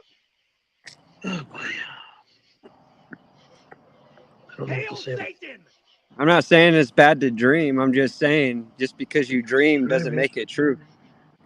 It's not a dream to say that you control reality around you. You stay adequately hydrated. It's bad. You do. You don't control reality around you. You You experience do. You can reality. change the mood of a room with your attitude. But if you You're don't not in project a control better of those attitude, people. You're not in control of those people. you'd be surprised, man. That's subjective, dude. No mo. Have you ever done sales You bite the hand that feeds Yeah. or marketing? The hands that beat Randy's Yep. penis. clapping So how can you say you're not in control of talking people? about? Because I was very successful at sales, and it wasn't by controlling people. It was just Friend, being now open that and you are a honest with them, homeowner in Callahan, letting them Florida, make you need a tour of your new informed home's event decisions. to help So you move. thank you. Also, this balloon team house. Thank Right. you. So you controlled Still their there. I wasn't decision by influencing them. informing them. No, I didn't control them. They were in control. I just You're did my always part. influencing This is where you people, got in trouble with the last no one. matter You're what gonna you play think. it again, and you're gonna watch it. You're not gonna touch It's the the mute same with button. children when you have them. Volume They're up. always You're watching you. not any better. Every action you make will determine how they act. No, if you're trying to justify your actions based on the actions of another, that's when we get in trouble. That's why I was getting into that conversation earlier about what would you do if. New Florida home is a ranch-style home. It's a beautiful, sprawling facility on many acres of land, hear and you. I I have don't hear personally that one, arranged for you to arrive in Florida via hot air balloon in a quick 3-week trip. All of your belongings will be boxed and shipped to Florida.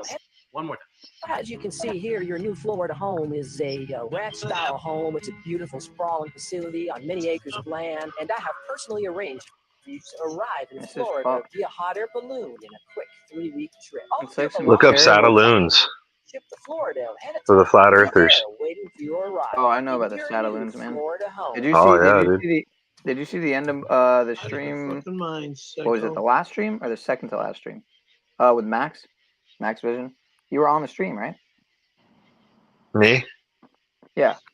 For a little bit. Yep. He's cool as shit. I like him. Yeah, man. Rhythm driving. He's an That's interesting objective. man. You know, because of Remote that viewing. disgusting remark about sending me off An to Florida and interesting forcing me to individual. go to Florida and stuff. You've been watching a little too Max. You're lucky I A little have too much people in Max. San Diego that I want to. I don't watch move that much by, actually. Okay? You're lucky. No, I was talking to the other dude. If I didn't know He's anybody, getting a in little town, creamy on me. Right now. you. Why I've only am I? watched like half of one of his videos, I'm not going anywhere. but he was if I cool to don't talk want to. go anywhere. Wait, so who's forcing you? Give us some tips on grounding and shit. Wait, the whole point of you moving. So that determines he's a cool guy. I Yeah. still gotta try that with the battery. I like his little, his projects that he was working on and what he's interested in. You know, I can only talk to a brick It wall. seems To easy focus enough, but, specifically on remote viewing, you know. I got nothing to say right now because you're just not in a logical headspace. Yeah, to insulate the positive end and then We had really nice wire the ground to your belt or whatever. I don't know if it's your medication is off or something like that. You're so nasty tonight, but This is terrible. I can't do this. No. Hey, you'd be surprised what that Sataloon shit'll do to people's minds, bro. My old manager, I showed him that shit. It fucking broke his mind. He sat there and stared at it for about 30 minutes and then walked out of the office looking all confused. And I was like, what the fuck? What do you think about those, man? He's like, I don't know what to think anymore. And then just kept driving his forklift. I was like, fucking sorry, dude. Sorry to burst your bubble. What do you think his broken mind thinks about your solid mind and what you do on YouTube all day? He doesn't watch me. I didn't say my mind was solid, dude. Not everything has to be polar opposites all the time. I'm just saying I broke his mind because he didn't believe they were Sataloons. And then I showed him. Yeah, that you're not right. so. I was assuming that you were of more sound mind if you were. I mean, I don't take Adderall every day like he does, so probably a little bit, you know. But he's not my manager anymore. Now he's just my friend. Do you think satellites are fake? No, I can see satellites every night. What about you, Luke? Sataloons? Do you think satellites are fake? Uh, Or you don't have a solid I opinion don't on know. I don't know. Yeah, I try don't not either. to I don't know. say things on things I don't know. I've heard some pretty interesting shit though. How like it's all satellites aren't real. It's actually just wiring under the ocean and shit. And all that all the pictures are obviously CGI and fake and all that. As far as the moon and the surfaces of planets and shit. Can you see stars where you're at? Me? Yeah. Yeah. I'm pretty sure you can look up. There's some light pollution, but not like super bad. It's not like a it's a I'm pretty suburb. sure you So can look up pretty much any time and see a satellite.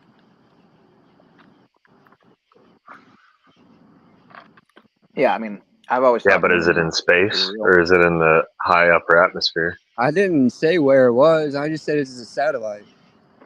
No, I know. I'm asking. That's my question. That's I what don't know I if the said. I space. don't claim to know truth. Or what some people say is that they're like suspended by a cable, and the cable goes out to like the ocean or some crazy shit. Well, most of the helium. The reason we have a helium shortage is because of NASA. So they get most Oh, of there the you go. helium, If that's true, and then there you go. that's what I'm guessing the balloons are all about. And those fuckers crash all the time, but I Right. mean, these things move faster than airplanes, so I don't know. That's true. Allegedly, that's what they say. But I can look at one right now. I'm seriously just looking at one right now. I can't put the camera on it; it won't pick it up. right. the thing that How do you gets know me that's what? about everything is we don't How do know you know how that's what far it is? away it really is. I didn't fucking claim to know how far away it was. I don't fucking No, act I'm like just I saying. know. I didn't say that. I just said, how do you know that that's what it is? We were just trying to determine if it's real or not. How do you know it's a satellite? Because what is a satellite? I'm saying, how do you know it's not like a fucking star or whatever a star is, or a fucking? The moon is technically a Have satellite. you ever seen a shooting star? Yeah, What's that? obviously. I don't fucking know. Maybe it is a satellite crashing. I don't know. It goes Man. really fucking fast. I don't know that. I know that much. My whole thing is like It's interdimensional space demons. interdimensional space demons. Yeah, my whole thing is I don't know, dude. Is That's my that whole thing. true or is that your fantasy? I don't Is know. that I didn't reality even or plan your on fantasy? being on this long. I was actually just gonna go on for an hour, and here I am at 14141. There's only 4 in the chat, but I kind of just wanted to tell people I was gonna take up for OTW tomorrow, and I don't know how long I'll go, but he usually I think goes like 9 to 3 or something. I might go like 10 to 2, or I don't even know if I'll do that though, because it depends. It depends how many people slide through and how I'm feeling. Otherwise, it'll be even shorter than that, maybe a couple hours. Gotta get some guests. You're gonna go do the Pineal Power News? Or- OTW's working, so fucking I told him I would be glad to take it up, you know. I don't know if I'm gonna like call in the Z show at the end though. I mean join Z show at the end and check the stream so early. But I know OTW does that and whatnot, but I'm not really serious or anything. So. Not that OTW does. But then again, he's So you're just trying to get a piece of that viewer count or what? No, I mean we have a lot of the same. A lot of his are Paul's, just like mine. And then, other than that, I mean, people from like Ian's So channel. what do you mean you're gonna take up for him? You're gonna like fill in for him? He's not doing the Grand Rising show tomorrow. So you're gonna fill his shift? You're gonna Essentially, yeah. Essentially. With so the this hope of is some like people, hopefully. we're working at the Denny's and yeah, no, I don't even have his he's keys. calling That's the in thing. sick and you're gonna fucking cover for him? I guess essentially, but I don't Yeah, even it's a have great the keys. opportunity. I don't even have the keys to his studio, so and I don't have his number at hand. Oh, so Because you're gonna do a show on his channel? No, I don't have the keys. Not I do, I don't. Dick does, doesn't he? Yeah, Dick does. So Yeah, you wait. could be my co-host. I'd love that. That would be awesome. Come on over. Honestly, I'll probably do it maybe.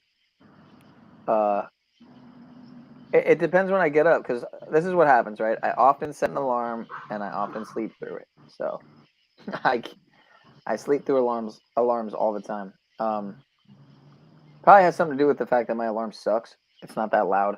Maybe if I had a better. I use my laptop usually, so. But yeah, Get one off. Get a super annoying one off Zedge, and then set it on your phone, loud as fuck. Super annoying one. Yeah, like the Minions or something stupid like that. That'll wake your ass up.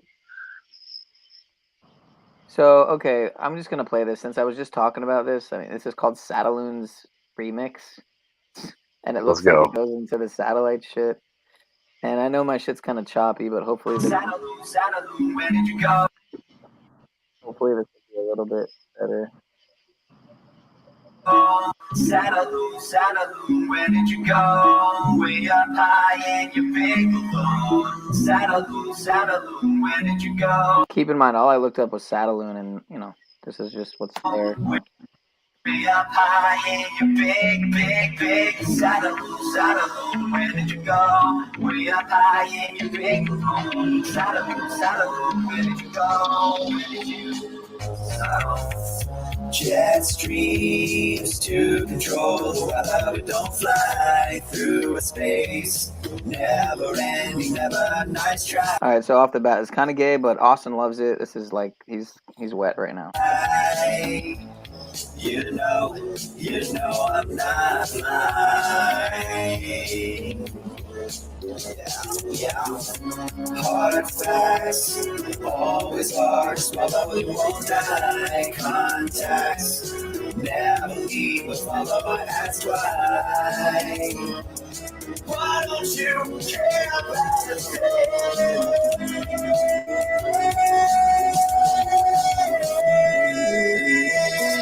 Never open your eyes, want to accept the lie. Gravity's just a dream, a globe is paradise to see. The earth is just not spinning. We can see the sun and moon have a line. Perfect symmetry. Fly to paradise to see. The stars are all that's spinning. Yes, satellites are fake. Yes, satellites Are you bald too, Sean? Oh yeah, boy. Hell, my bald brother. It's my favorite skit on Key and Peele. What happened? Yeah, that was really convincing. Trust me. The bald brother skit on Key and Peele. Oh yeah, we could do that. We could reenact that tomorrow. I love Key and Peele, man. Get Paul in there and everybody, and just be bald brothers. Hey, maybe he'll come by. He hasn't been on my channel in a minute, so in like weeks, so. Do the bald brother stream and then tag him in it. I mean, he's like buzzed, you know, so he's almost bald, to be real. Have you ever seen the Starlink going across the sky? Have you ever What seen now? Starlink going across the sky? Starlink? Yeah. I don't know. The one in Bakersfield? No. When it hit the firmament or whatever? I've seen it in Colorado, Utah, New Mexico, and Arizona. No, I haven't physically seen it. I don't think I have. Well, but... if you're out like where there's not a ton of light pollution, you'll I'm in see. Florida. I'm on Florida. I mean, so I've counted like I forget exactly how many, but I've counted a ton of them. They're all like equally spaced apart, and they just look like faint satellites, but they're traveling across the sky. You know, I guess they're bringing signal to people with Starlink service. I don't know, but it's fascinating. I mean, I've seen it. I don't see it every night, but I've seen it often. All right, I'm halfway through this. I mean, I don't know how. Well, I'll never change my mind based on some fucking hypnotic video. I would hope not.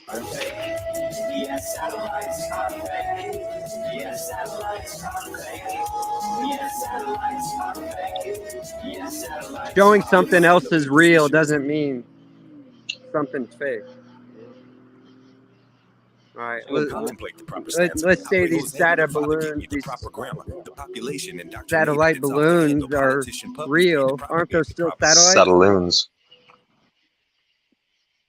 Aren't satellite balloons still satellites? I mean, NASA admits they're real, so they're probably not real, right? Fucking liars. Fucking liar. Well, what does your discernment tell you? It's a psyop within a psyop.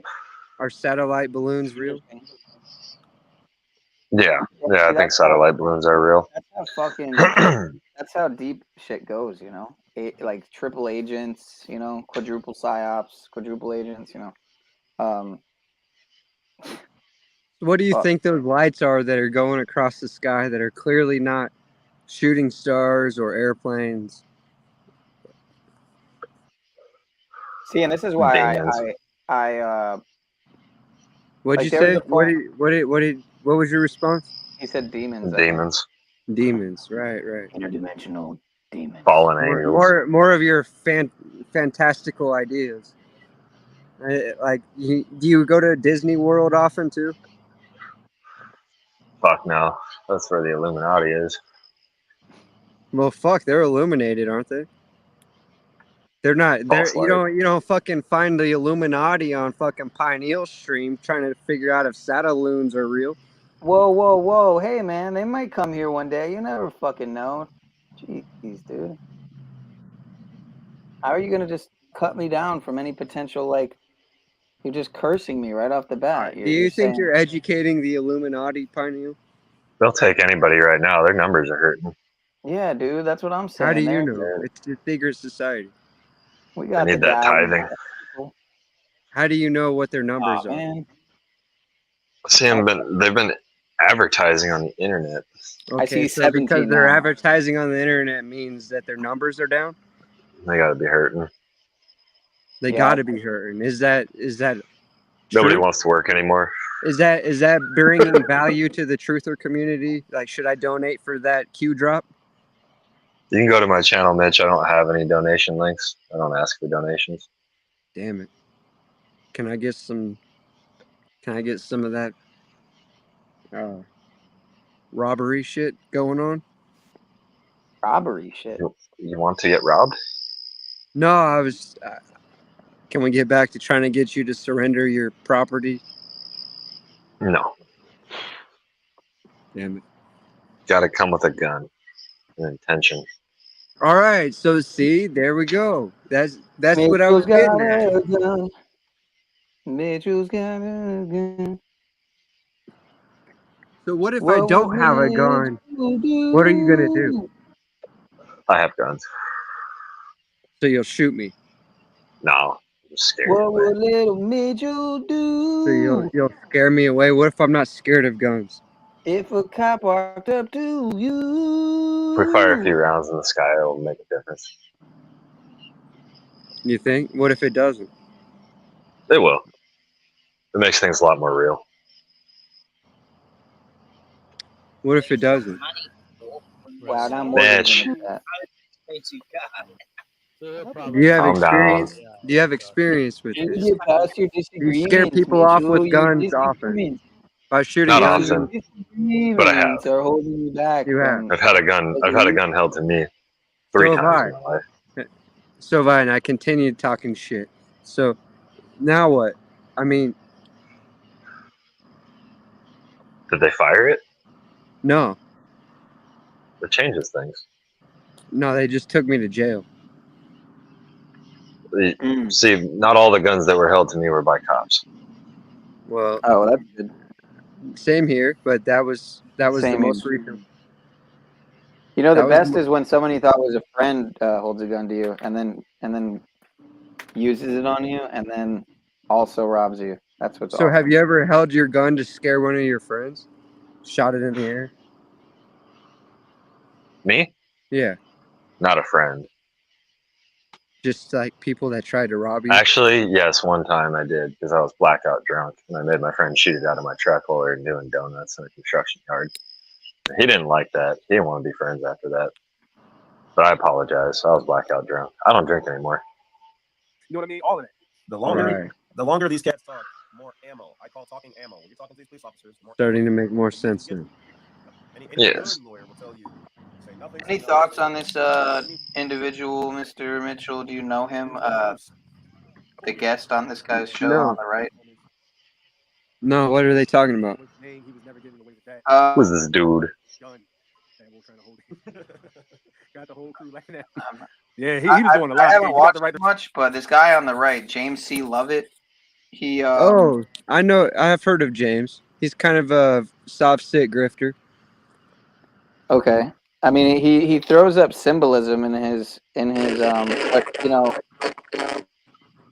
Oh, okay, someone's coming in from the mothership. It sounds like. The best way to get started on Amazon in 2023 Oh, is look at not that by guy selling there. physical products like everyone thinks. Me Yeah, and my no twin homo. brother That's a Christian beautiful man. discovered I'm a pretty sure that's a unique woman. and much better way to do Amazon Look at that has his. nothing to do with selling physical products and how to automate much of that process. What the fuck? Why is it? This is him right here. It looks like he got unsubbed. This is him right here, and he throws up symbolism all the time. It seems like, but Which symbolism is he throwing up? Fucking Masonic I hand mean, he's got clasps or 666? Or... throwing the mask covering his eye there. He does it all the time. Here, hold on. I'll go to his. He does it in interesting ways too. Sometimes where he's like, a lot of times In he'll the just be thumbnails. holding a mask. Okay, he hasn't been doing it a lot lately, but last time I checked, he was. There was like 4 streams within like 10 videos where he was doing it. So He's got the scales right there. yeah, well, he's usually teaching, speaking on legal, lawful info, but yeah, I haven't watched much of his stuff, but I have heard his name a lot in the quote unquote James legal C. lawful Lovett. community. And he was on A6 Grind Time here. Wait, whoops. A6 Grind Time, who I found from his, I think I found him from his Right to Travel video on someone else's channel. Like one of those like Freedom from Government or one of those bigger channels. High Impact Flicks, maybe. I think it was Freedom from Did you Government. get that? Did you get the link to the Gematria website I sent you that'll give you the names that match with the codes? When did you send that? It was the other night. I just threw it in chat. I didn't know if you'd see it or not. It's like Gematria calculator or something as compared to the one you were using. It's got the little dude with the kufi on the front. Yeah. So yeah, I Okay. second what he said, I except for guess the last I part. gotta I look. don't recommend anybody do this at all. I gotta look, sir. And they were saying because he had it, even though he wasn't using.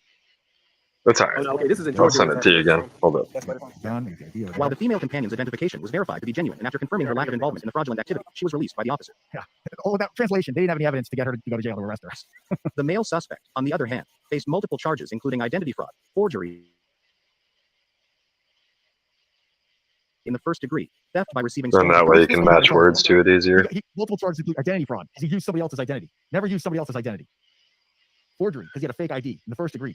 Theft by receiving stolen property because I guess he was able to get possession of the car. See if he got possession of the car, or maybe he got possession of the car that night and then they realized that things weren't on the up and up, so they told him to come back. I don't think the stolen property one would stick though. What do you think? Well, you think that stick? I don't think the stolen property one would stick, even though the contract was bullshit because of the way he did it. I don't think that would be stolen property though. What'd you say? Yeah. My bad. Look. Oh, I dropped. Link is pinned, sir. All right, yeah. So this is James C. Lovett and A6 Grind Time. I mean, there you are, sir. anytime there's fraud done anywhere on, if What somebody were you comes to the saying table before you dropped out? Pat. I threw that link in there in the chat. Okay. There, I'll put it in again. I think it. Yeah, unclean there hands, it is. Fraud or deceptive motives. They could construe that as a theft, but it was just a corporate style. Yeah, theft. yeah. I know Gematrix. Strong arm. He didn't physically go in there and yank it. Theft. He finagled his way. Yeah, pretty much Gematrinator and Gematrix are like the two biggest, calculators sites. Because the other night we were trying to figure out the words that would go with it. You know what I mean? Right. Yeah, they changed Derek changed the calculator on Gematrinator. But again, I don't really do much decoding. I don't really do much Gematria lately, so these days 2023's been pretty I've been taking a step back from the numbers, so you could say, from the calculating and the decoding, and the even paying attention to what's going on ritual wise and all of that. So it looks like Mitchell dropped out. Mitchell might have been triggered by the chat a little bit, but Mitchell's free to What happened in the come chat? back. I don't know, just people saying shit. Probably not. He might have. He has tech Talking issues a shit. lot. He has connection issues a lot too, especially when he's on the road and traveling. But yeah, exactly. It was fun. Well, I don't even know if it was pretty funny. At parts, it was, and then most of the time, I just didn't know what the fuck I was watching. Dow, but like white collar crime theft. Again, I think I didn't watch enough to have full context to really get like the shtick, the satire. But So yeah, interesting. They'll you know how these people move. They'll twist anything they need to. You know, they try to stick it to you. Oh, to fit the narrative. Tried.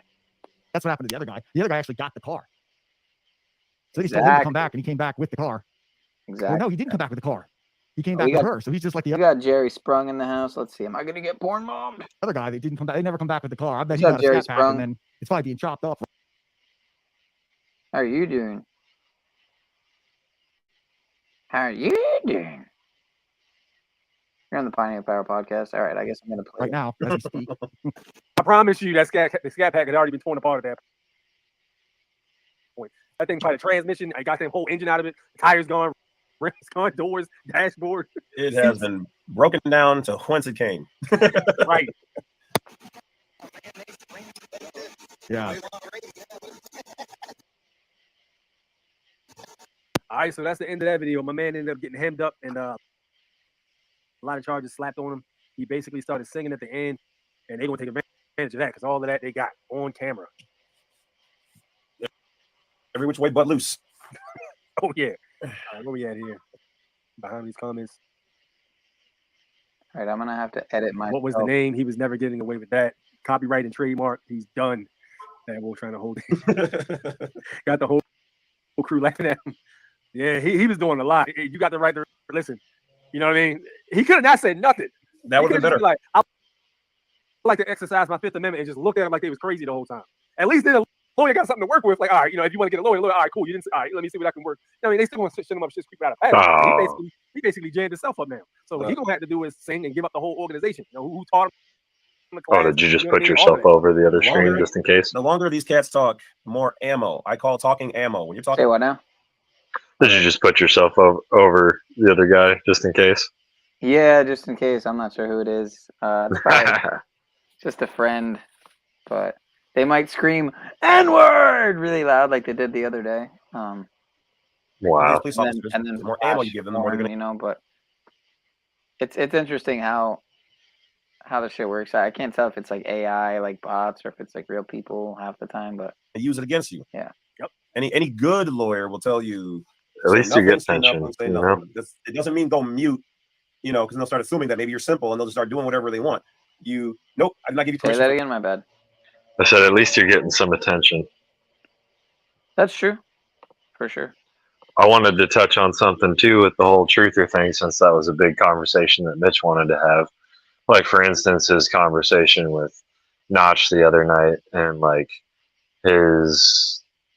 it seems like there's a dislike for anybody's what they're trying to bring to the table, as far as whatever truth they're trying to spread. But like, theology has a big part in spreading truth as far as deprogramming people's brains, because once you understand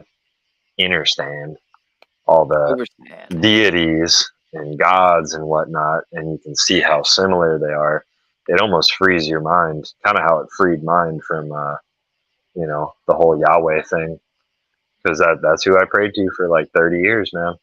But just in these past few years, kind of having to think about things a little deeper and see what's actually going on in the world, I know now that is not what the Most High is, but that's what most of the world believes it is.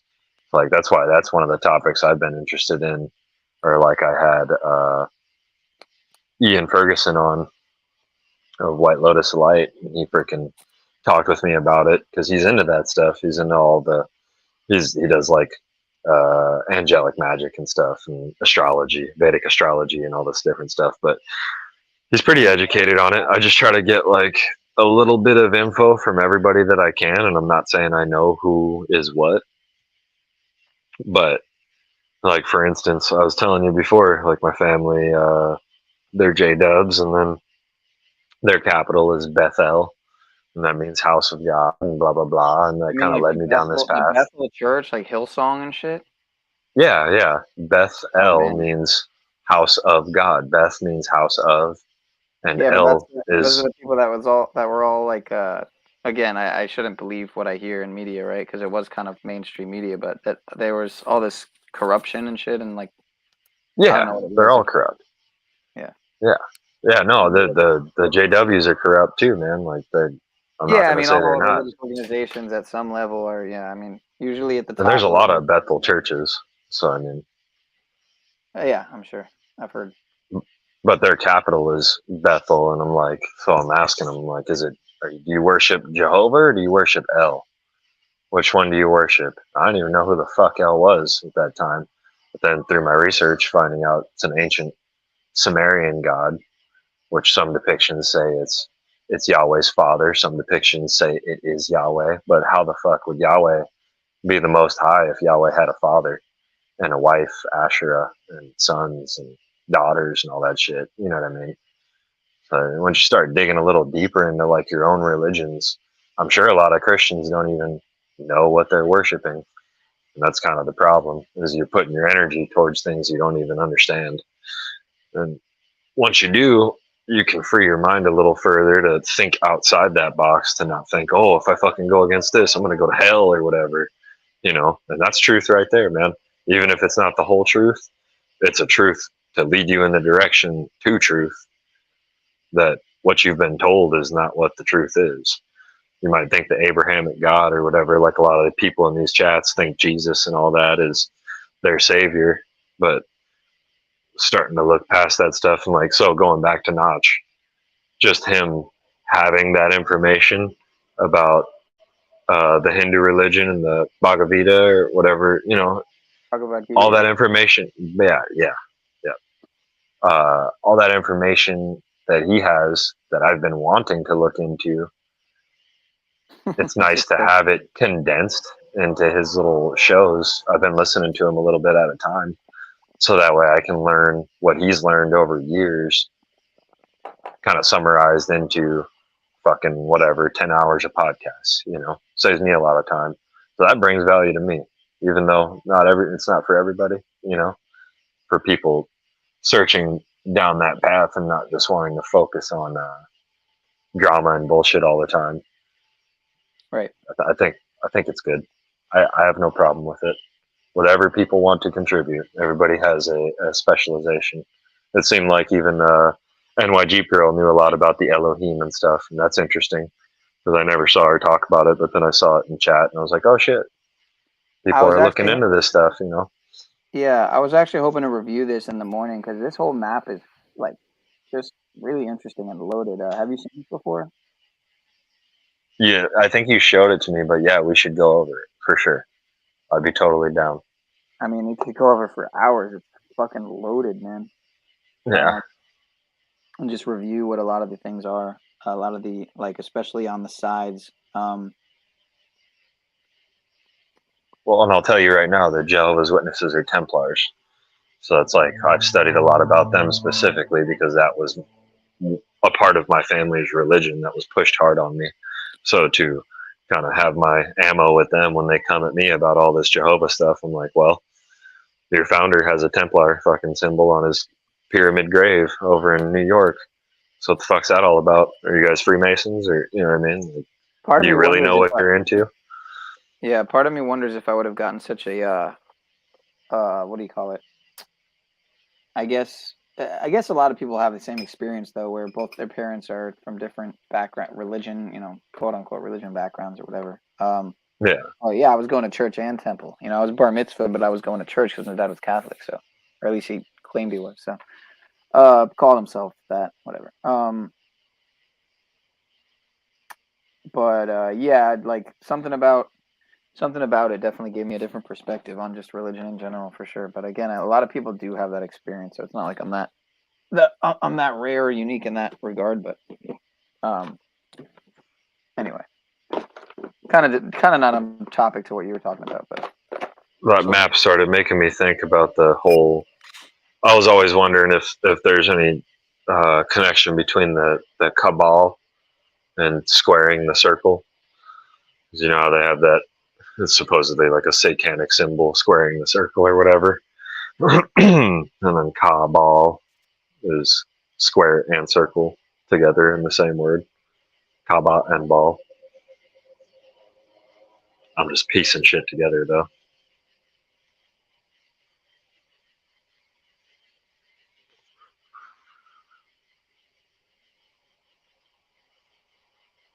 Saddaloons. They're real.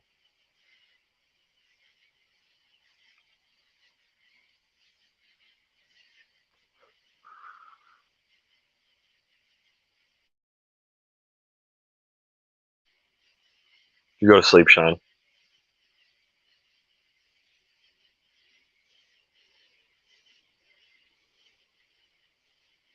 Are you muted? wow. See, they do that shit, dude. I purposely switched to the tab to unmute myself and then started talking, switched back to. All right, what I was saying. You didn't hear any of that? Not even the beginning? Nah. Fucking fascinating. Yeah, I'm gonna try it again. Switch to the tab. Cuts me off. Yeah, I think the real reason Mitch left was because he was triggered by this Saddaloons video, man. You know, I don't really research this stuff anymore. I haven't since like 20.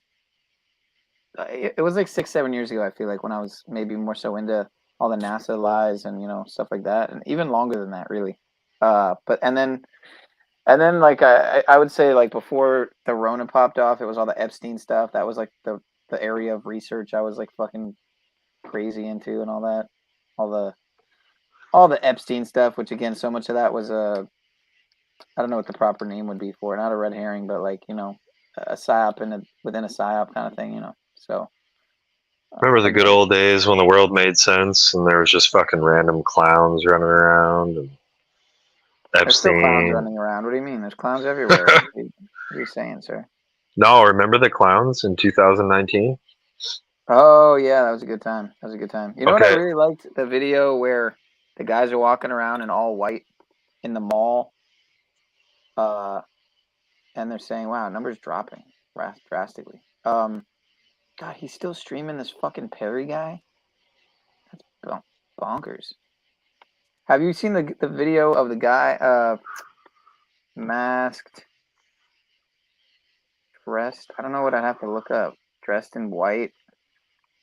I'm not gonna be able to find it. They're in the mall and they're saying like, I'm like, obey the government. Government's your friend. Oh, let's see it though. What I'm thinking is I have a feeling that those clowns had some kind of a connection to the Royal Order of the Jesters. They were talking about that in OTW stream today. Well, they were talking about the Jesters specifically, but not a lot of people know about the Royal Order of the Jesters and how they're freaking tied in with the Masons and whatnot. It was 13 Shriners that started the whole organization in Hawaii in 1911 on February 2nd. Pretty odd date. February 2nd. What year? 1911. 1911. Yep. Yeah, and they started the Royal Order of the Jesters. And then they worship Mirth, which is like the ancient god of like joy and blah blah blah. And their whole thing is like, don't take life serious. Life is a joke. But they've been certain members have been convicted of some child trafficking and some bad shit. So it goes into some weird shit, but I'm wondering what the whole connection was with the clowns. I mean, I don't know that there is a connection, but it seems kind of odd that right before the pandemic, those clowns were popping up. It was almost like predictive programming because people are scared of clowns, So then you put them in some kind of fear state and then exasperate it. I don't fucking know. But the Mirth thing and then Joe Rogan's podcast where he talks about his DMT trip and all the jesters and shit like that. I'm convinced Joe Rogan is a jester. And who the fuck would you have in like a high-powered organization like that? The Royal like- Order of the Jesters. Just like David Icke is really a reptilian, you know? Like, everyone's just projecting, right? It's like, that's what's really going on. I don't know if he's fucking. He might be something. He might be somewhere. Or he might just be a crazy ass dude that they gave a platform to fucking make people look more crazy. I don't know what's about the crazy? reptilians. My Co-Videocracy playlist has 600 something videos in it. It's insane. But yeah, Marika reposted the Died Suddenly documentary, and it's got I probably can't even say that. Got 11,000 views on it, man. They took everyone else down that posted it, or at least most people, but she's got 11,000 on it. So it's pretty impressive. I never even watched the whole fucking thing, but Who was you it? know about it? Marika, somebody Yeah. from the community, That died suddenly. quote unquote. Yeah, Wasn't Stu it pushed Peters. by that dude who was? But yeah, Stu Peters. He was already figured out to be fucking Stupider Stu Peters. connections with people who are not so honest and whatnot. There's no way I'm gonna be able to, like sort through this and find the video. Like, I mean, I could, but like 600 something videos, it's fucking a little much. Didn't he also do the watch the water thing, Stu Peters? Yeah. Yep. Indeed. They kind of tied some weird shit in there, the monoclonal antibodies and whatnot, and how that is used for anti-venom and snake venom and all that. I think he's one of those because he was pushed so hard, and like you could see a lot of the kind of like baby truthers listening to a lot of that, and I think it's a diversion tactic with the whole. They're like, oh, the vaccine does have shit in it, but then it makes people look even more crazy for saying that it has. I mean, only a crazy person would say some crazy shit like that it's bad or to not trust the experts, right? So, oh yeah, that's why I just tell everyone just good vaccines. Just trust the experts. Yeah, trust the experts. Trust the science. That'll work out. Oh yeah, they just came up with this miracle, a whole bunch of miracle Kool-Aid at the same time throughout the world. That's how you know it was true, because everybody had a miracle at the same time. What about these Project Veritas with over 5 million views? Part 1: the federal government HHS whistleblower goes public with secret recordings that the V word is full of shit. Project Veritas. I think a lot of those people are totally controlled ops. Had only 5 million views. Yeah, we're so shadow banned. Same as when they were threatening to kick Joey Rogan off Spotify, and then he grew by 2 million subscribers. Exactly. Old Joey. I loved you, Joe. How the fuck could you do that to me? Blowing the fuck up, man. I bet all that shit now is retarded, though. Yeah, looks like it. Just doing a bunch of dumb shit. I mean, some of his stuff's funny. Like I don't know if his impersonation of Joe Rogan's good, but might as well. It's only a minute and a half. The short videos get me because. Hey,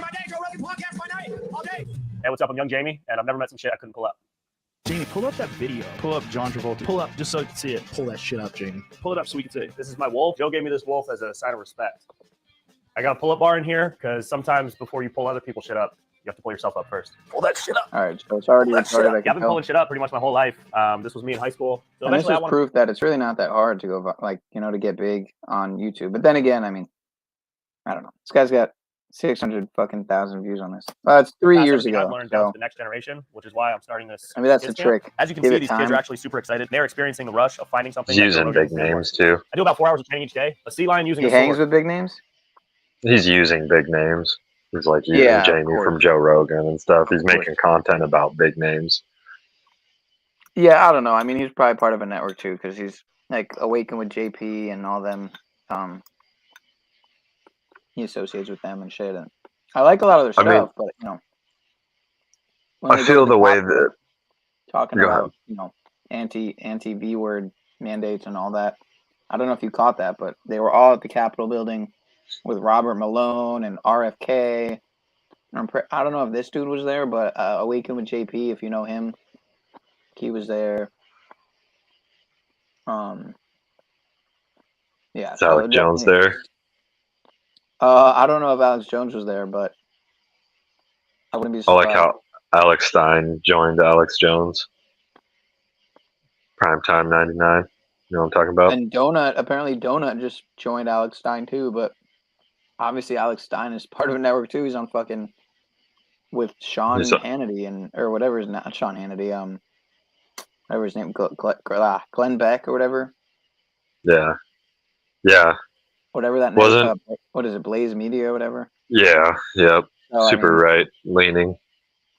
Yeah, he definitely bought Donut into joined him? Donut was on with Alex Stein, I think.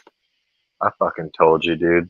Because I was watching his stream. I was watching Donut's stream. He actually was like highlighting my comment and commenting on it. And the multiple yesterday. looks just like a dolphin brain. Really?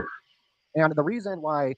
That's odd. He doesn't respond I'm to pretty sure people he knows much. who I am. I think he remembers who I am from when I called in because I said what both I'm pretty sure I said what both my channels were. Was studying the dolphins because how their If I brain is remember very similar to a correctly. human brain. The whale brain is way too big. So the dolphin would be perfect. So if they are communicating with aliens, they are in the ocean. That's where they're communicating with some sort of being in the ocean, most likely. We go into this Illuminati Dolphin t-shirt. I know you said you never watch them. Illuminati Dolphin research. But yeah, you can get yourself an Illuminati Dolphin. I did, and I stopped. Yeah. I'm gonna continue. Yeah, Act, it's act. pretty goofy. That's what so like even the act, we broke down how it could be the axe, AXE. Tesla means of the axe. The ancient symbol of God was an axe. So there's this axe connection. And even their flag. I just noticed that a lot of the info that he gets, he. Oh, secrets are fire. Thank you. Granted, he thinks of his original shit, but like, what turned me off was when I heard him doing decoding that I heard Tommy do, and I knew he got it from Tommy, and I did not hear him say Tommy's name. I've seen my decodes.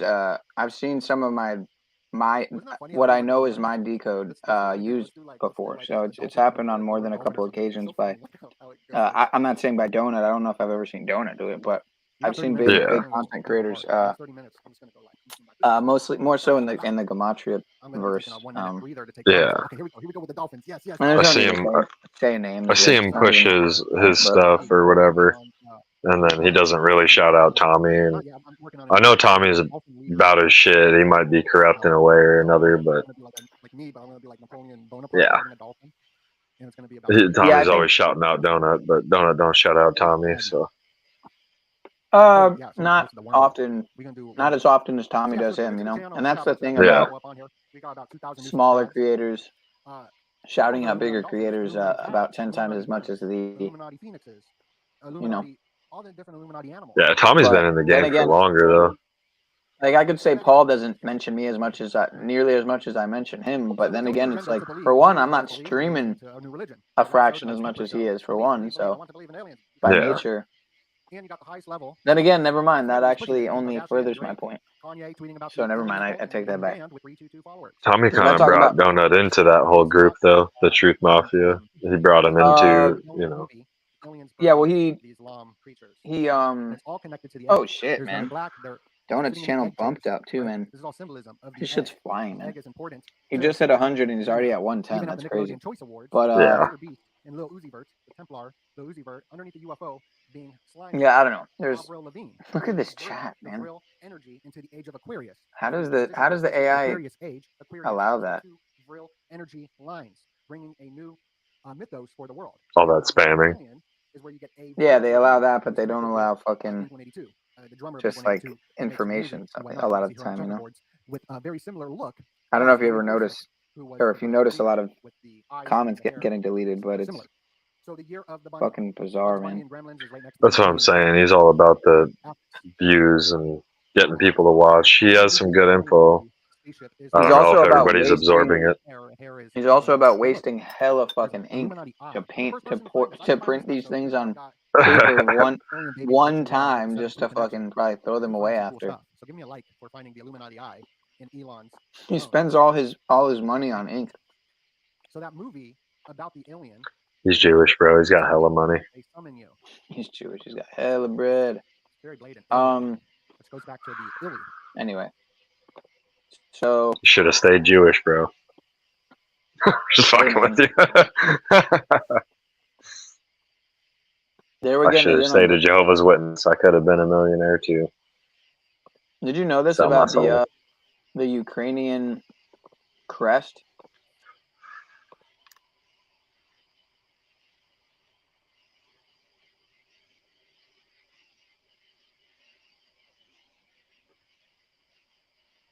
You saw Snoop Dogg was wearing the Ukrainian colors the year before the war started, right? Who At the was? Super Bowl. Snoop Dogg. He was wearing a blue and yellow jacket. Super Bowl right before the Ukrainian war started. That was a little predictive programming. Well, this is supposedly the Ukraine crest, and then this is the sigil of Moloch here. And this is the Khazarian Tamga. They do all look pretty fucking similar. But yeah, they're all similar. If you look up all the crests for Islam, Buddhism, Gnosticism, Satanism, the Star of David is the Star of Remphan. And Yeah, it's all there's a hexagon in all of them. Even people will say Islam's the Pentagon. Well, look around the Pentagon. There's a hexagram around it. It's on the outside of the pentagram. So yeah, Moloch, dude. That's kind of one thing I do want to link up with London one of these days, because it seems like a lot of people mistake. And I told him I'd bring him some new info at the end of one of his streams, but it seems like a lot of people mistake Moloch for Lucifer, and that's not from what I understand, the same being. Moloch's more like an Ahrimanic type of being, just the pure darkness. Lucifer's like the false light. And the middle path is more like the most high. Right. And so there's levels to this shit. Yeah. Like Luciferians actually believe that they're doing something good for man. It's like what I would describe the difference between like a Luciferian is like Elon Musk with his brain chip that he's been holding off on for years pushing.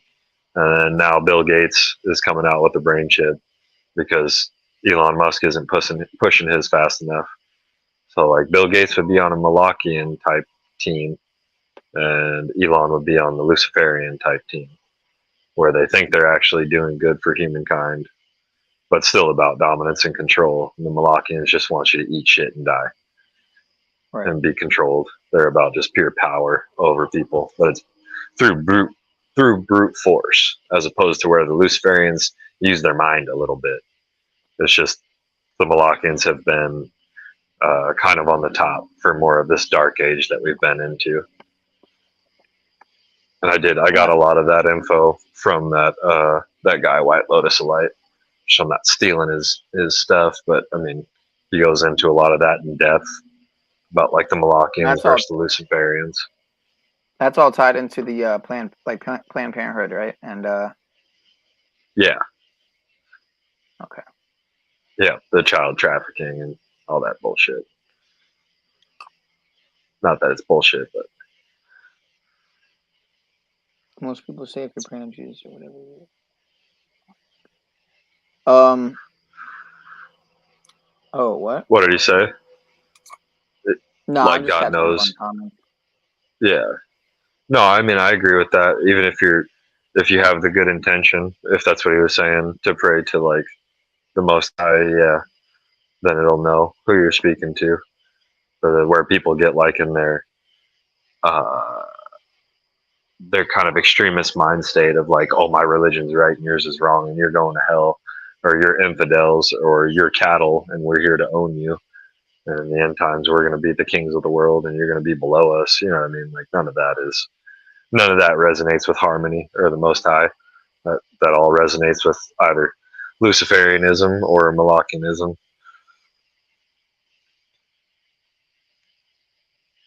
Yeah, you know, I never really did watch much of that that thing that I showed you. It. Oh, here it is. The link is still here. Nice. With Donut and Juan and symbolic studies. I had like. Oh, Yeah, I like showed we were looking at it, but I don't think I ever played any of it. yeah, And the just 'cause Nephilim do tie back to the clowns, Roy, though, because of the stilts that the clowns used to walk on and the red paint on their face and whatnot. So it signifies the blood around their mouth. And yeah, they had them on stilts back in the day. You're right. I know what you're talking Nephilim about. chimeras. Yeah, but this shit's 3 hours, so. I think I Juan might on have the watched podcast. part of this. He's got 420 followers on Rumble. How about that? Yeah, I browsed it. I watched maybe 5 minutes of it. But it's a good lineup. I could play a little bit Like of the it. stuff that they go into with the Nephilim and stuff. I wish they'd go more into like the other quote unquote angelic beings, like the Raphaim and all that. Defeating a criminal who tries to attack you is surprisingly simple. You just need to follow the Romanian Rambo's 2 golden rules of self-defense. We're live. We're Like a. Oh wow, they're really just. Fuck, bro. Oh, so that good. video went so hard. So we got the dolphins, we got the penguins, we got the larva, we got the. We're live. All right, says live. I'll play a little bit of it. See what the fuck they're. Make sure it's over on my end, over on Rumble. Welcome. All right, yep. Mario has the more. That's why we got. Great podcast, and I have some extra information to share with Kenneth Grant. Fucking And, donut wearing his sunglasses I'm trying to inside. say Spaniel Truth Mafia. And, thank you so Yeah, I much. feel like he's kind of almost copying Zach Hubbard in a way, like because personal assistant. Again, I've been around long enough to. I was there when they first streamed together, Donut and Gematria Effect News or whatever, and it was super random, but it was them, and then I think also Call Me Kinfolk was on there, and some other dude, Conspiracy Files or something, who doesn't really have much, I don't think, on YouTube. If anything, I think he's on some other platforms. I'm not really aware of his shit. I think I might have him on like Instagram or something, but I don't even use that. So, yeah. Anyway, I'm sure he had access to all of his books, and he also just skip to where they're cooking a little bit. Check your USB. Yeah. Because it's all about letting the ego go in these occult circles and dissolving the ego away in order to embrace something else. Either invoke the bornless one or whatever it is that they use. Right. Yeah, no, there's definitely something to that. I mean, the fool is starting a journey. So he has to let go of whatever his previous experience was. You know, he has to let go of maybe how he perceived the world or perceived himself in order to go on this new trajectory, you know, the path of the fool. And then this path, there's going to be peaks and valleys and everything else. And then you're going to end up at the universe, and then you're going to be spit right back, you know, to the beginning of the major arcana. So yeah, I think the letting go thing absolutely makes sense. There's symbolically, there's a lot of stuff related to the fool with falling, actually. And so it almost looks like he's going to walk off a cliff or he's going to walk off a mountain, you know, obliviously so, right? So also the fool relates to air. And so I almost think of that free fall sort of dynamic, you know, and then air corresponds with the sword. And so you're talking about a sword that severs, you know, it breaks, it cuts cords, right? So it's a divisive sort of tool versus like the cup, which unifies and is more holistic. Hey, why am I still Nazi blocked, Neil? How do you unblock somebody? You gotta go to my channel and just right click on the 3 buttons and just unblock. Hey, you know Donut is a mod and was covering up the charity fraud with fucking Marfugal. He's absolutely involved. Donut and I've had many words. He's a pogo like a motherfucker. I fucking told you, Sean. No, he's a mod for Marfugal covering up veteran charity frauds. He's a fucking piece of shit. I always had a feeling about him before I even knew you guys. Who? I wondered about what do you call it?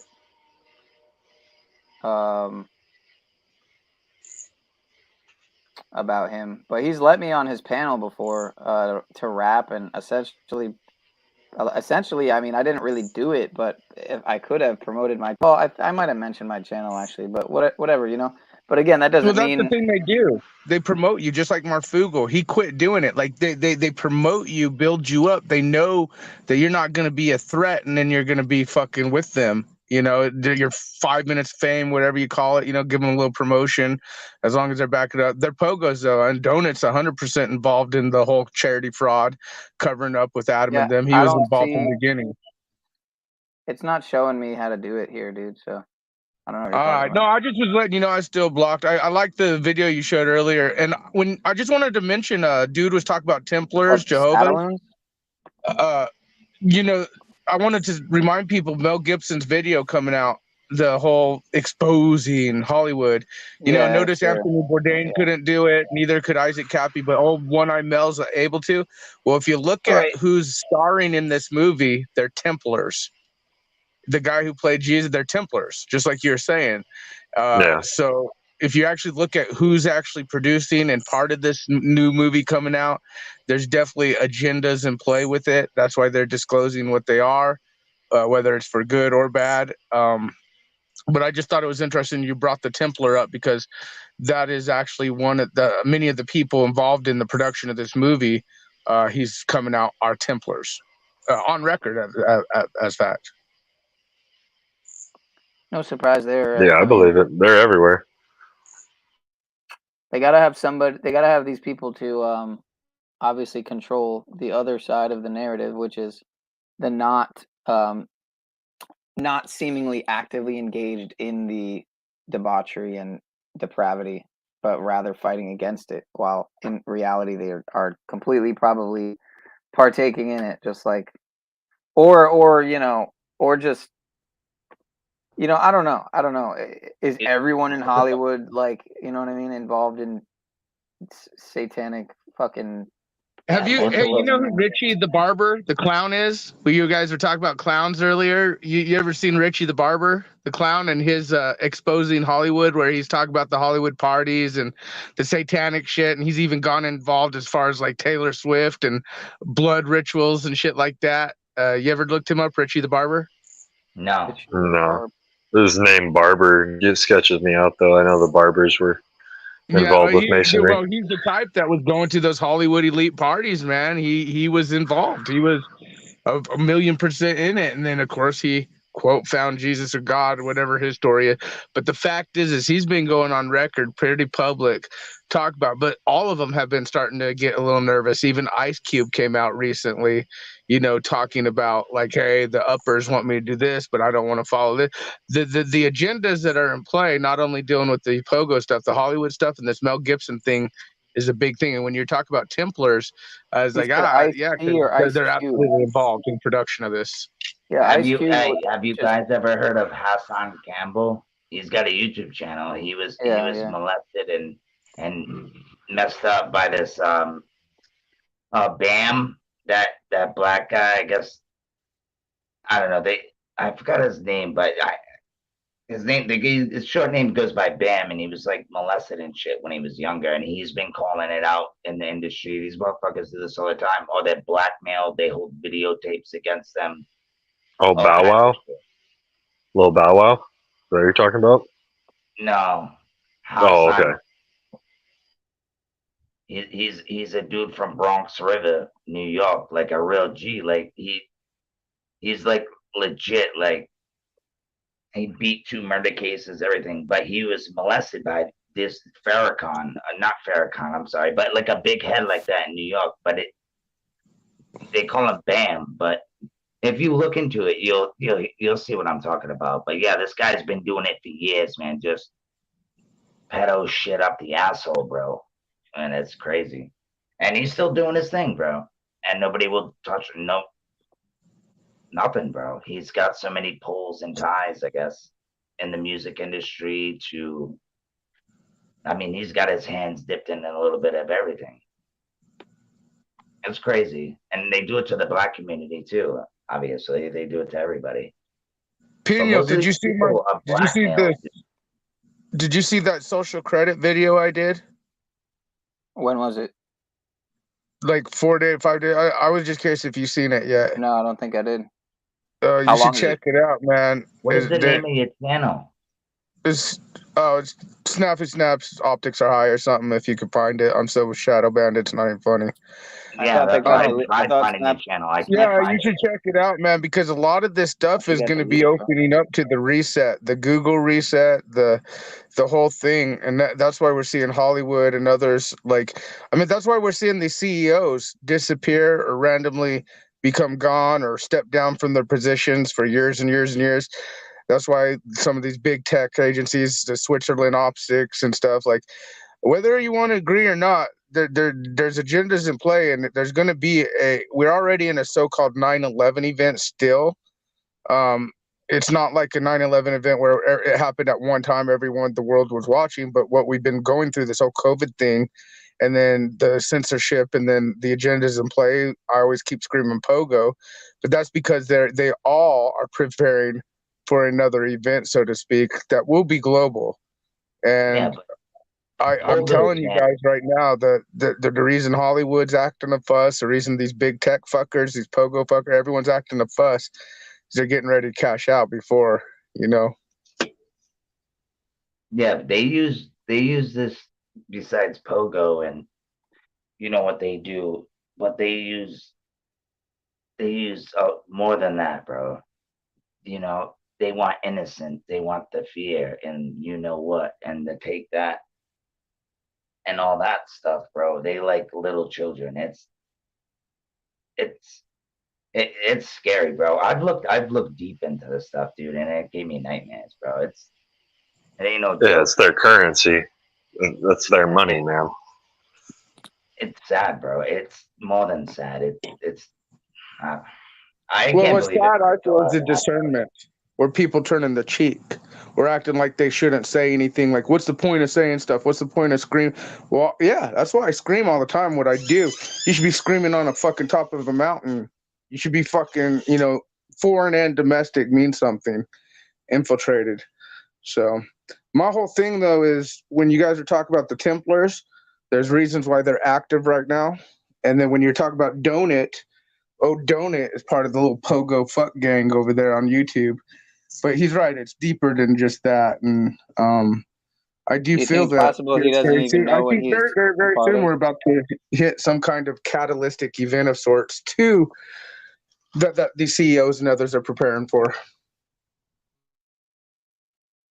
Yeah, sounds highly likely and possible. They want Or that highly drip. possible and even likely is what I meant to say. Go ahead, David. You're going to say something, man. And just whenever you do get a chance, Penny, I'll just look it up. I'm still blocked on your shit. I thought it was fixed, but I'm still blocked.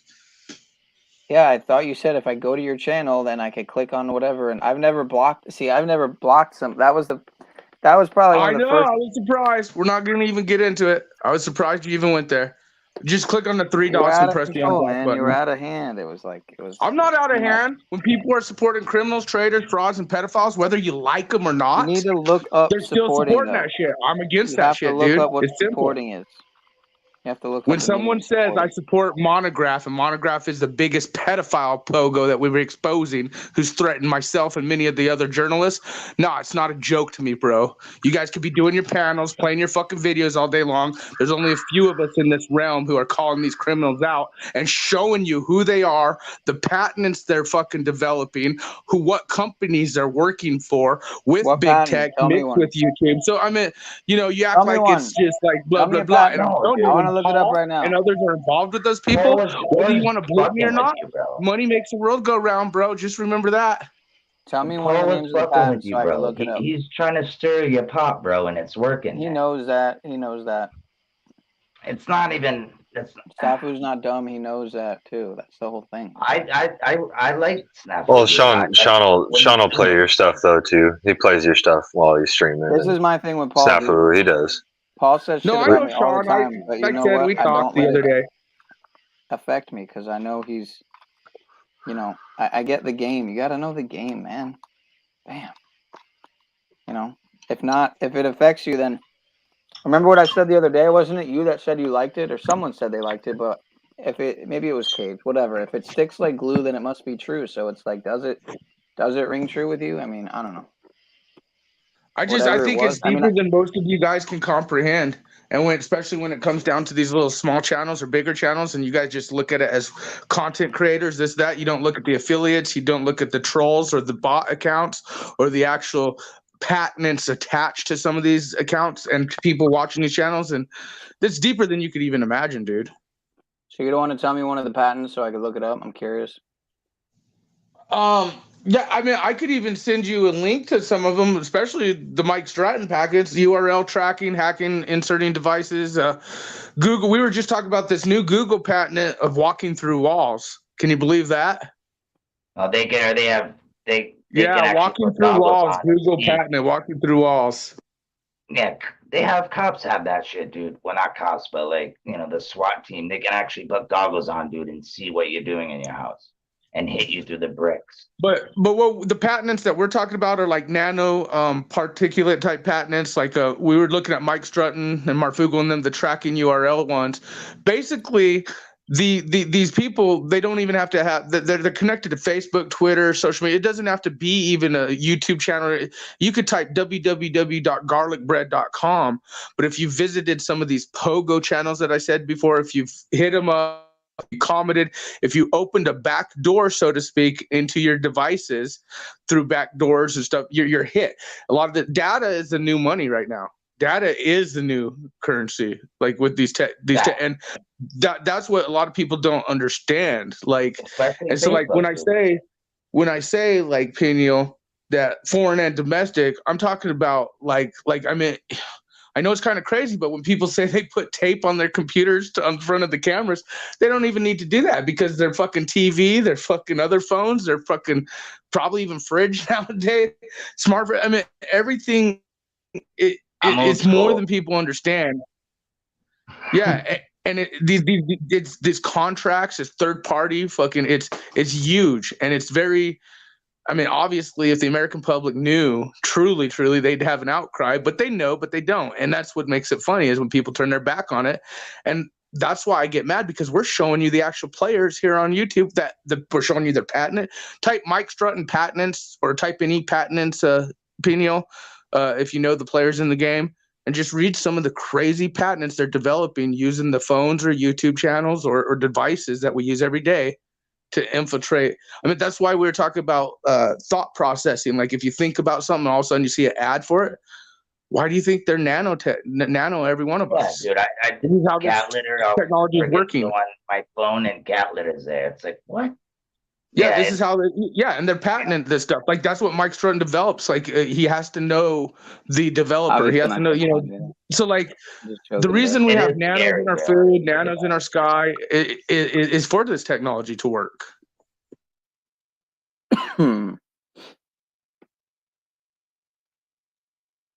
What do you think of this channel, Inspired? Do you know about it?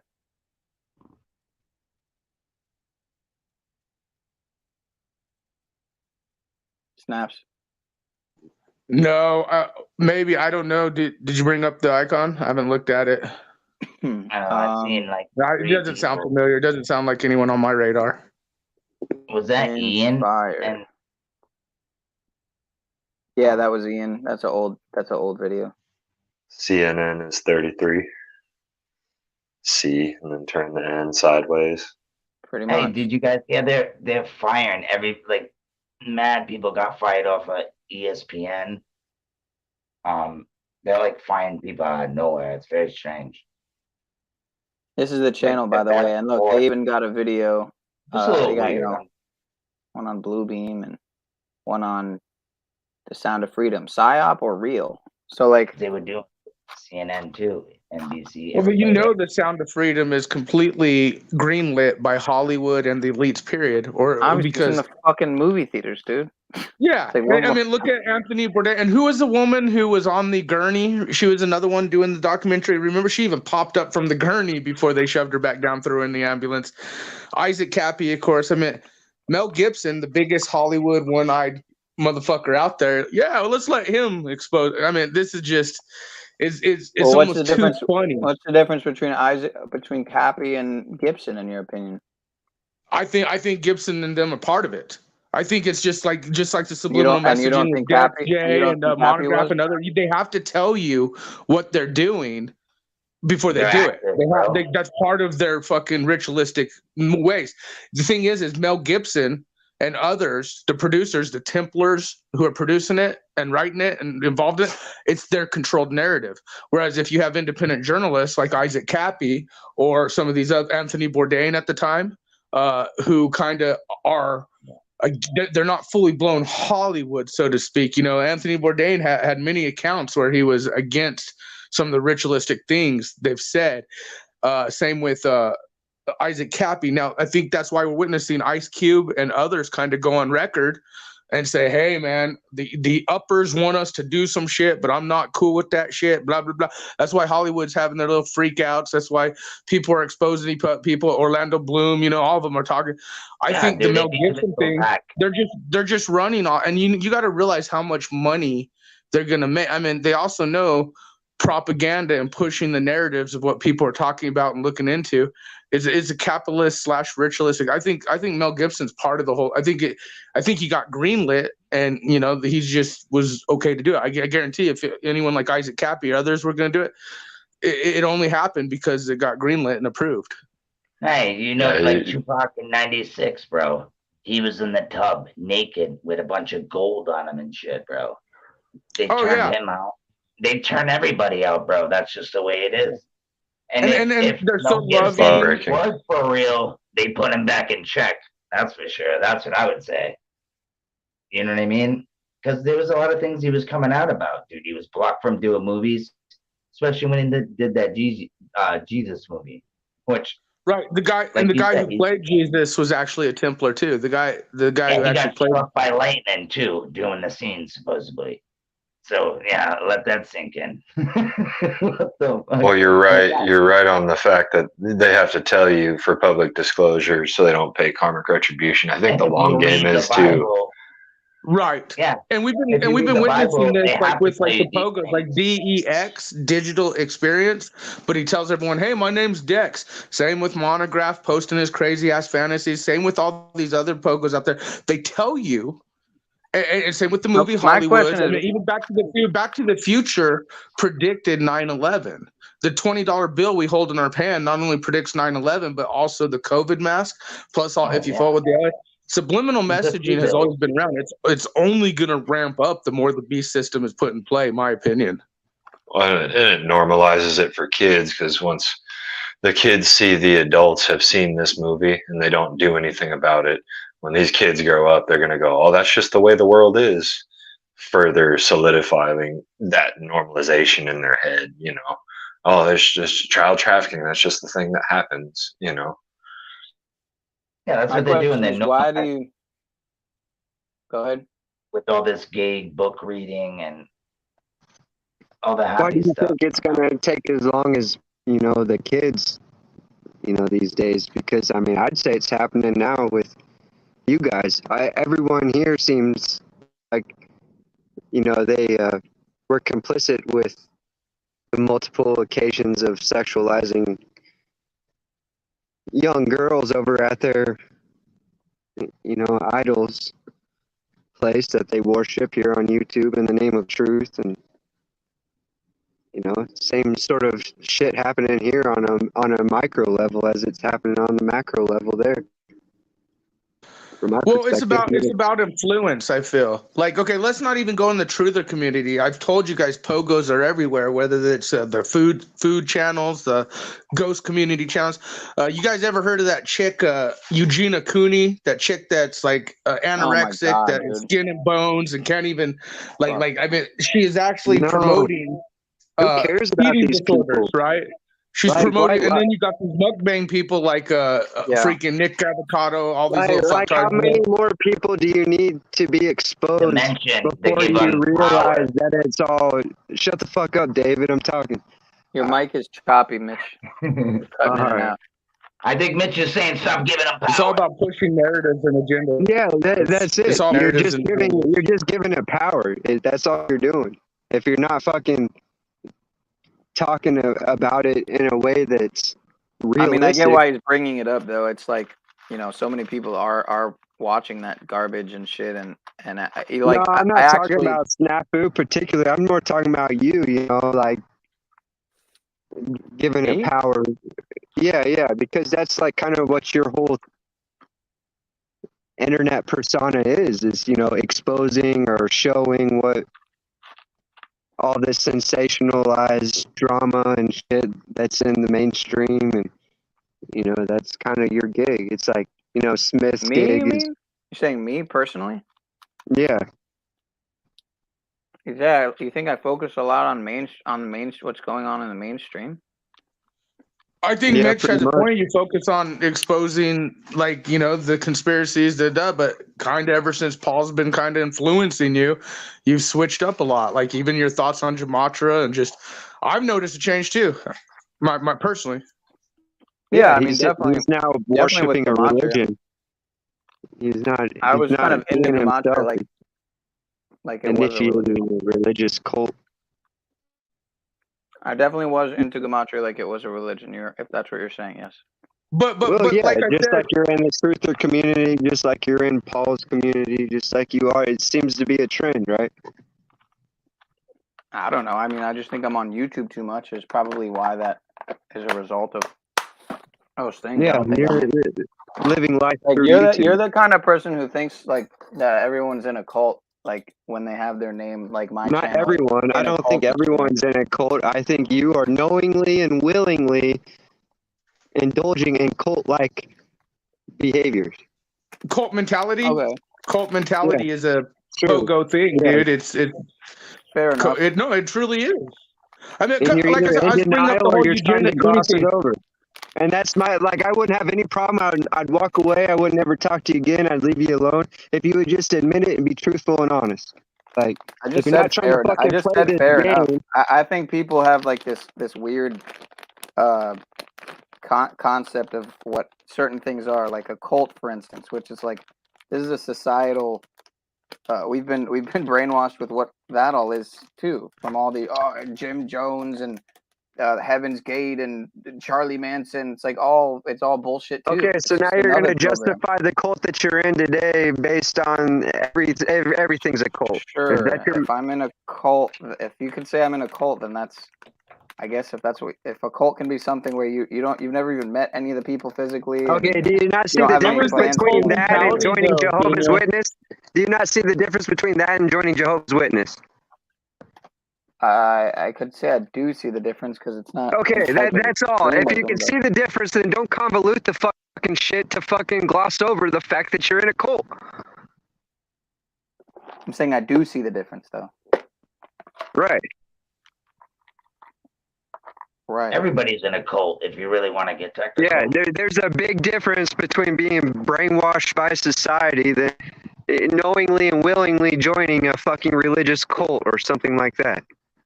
Yeah, absolutely. Well, we're all brainwashed by society. It's just trying Well, to and work remember, yourself cult out of mentality it.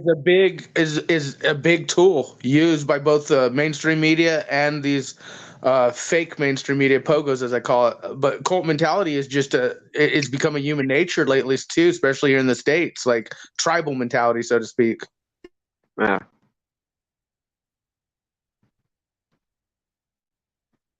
Yeah. Fucking hive mentality. Fucking ants, bunch of ants. When do you think that started happening more, though? Because it never used to be that way, it seemed like. And then all of a sudden, the tribal I think you're cult just mentality. becoming more aware of it. I think it's kind of a natural instinct on a smaller level. You know, you don't want to be a lone wolf out in the real world. You want to have alliances and connections and a network. So I mean, That's very hard to do these days. well, you'll just get plucked off real quick, low hanging fruit. Like It's hard to find good people around you. That's why I just don't fuck with nobody, really. You know what I mean? I got a are small people circle. inherently good? I would almost make the argument, at least today, that people are inherently bad. I And would then say they, there's more good people, believe it or not. Even though they're brainwashed, but they still have morals. okay, well, you could say the same about these controllers. They think they're doing good. Every Freemason, every fucking religious. Oh, they think they're doing God's member. work. Nah, some of them know. Some of them know what they're into. No, Some of yeah, them but not know. all. Yeah, but they still They think it's just do good. it. They think it's for the No, they better do it good. for the. Some They of do it them for the know, but community. generally speaking, are we speaking generally? Or are we speaking, you know, I mean, there's some of low-level them know. Freemasons that know that they worship Baphomet at the top, but they just do it for the community, for the opportunity.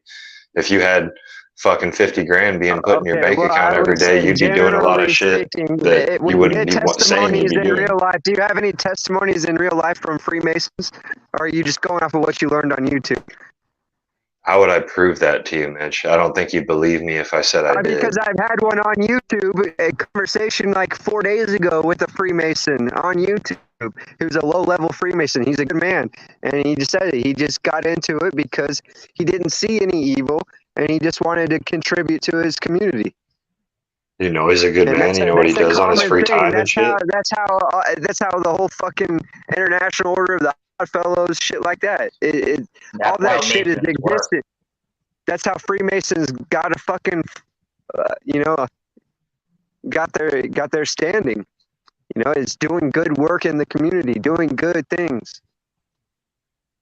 Yeah, nobody else would go there, dude. It's all about love, light, and good stuff, man. That's really what it's about, dude. It's like loving and warming, but what you're really doing is caca.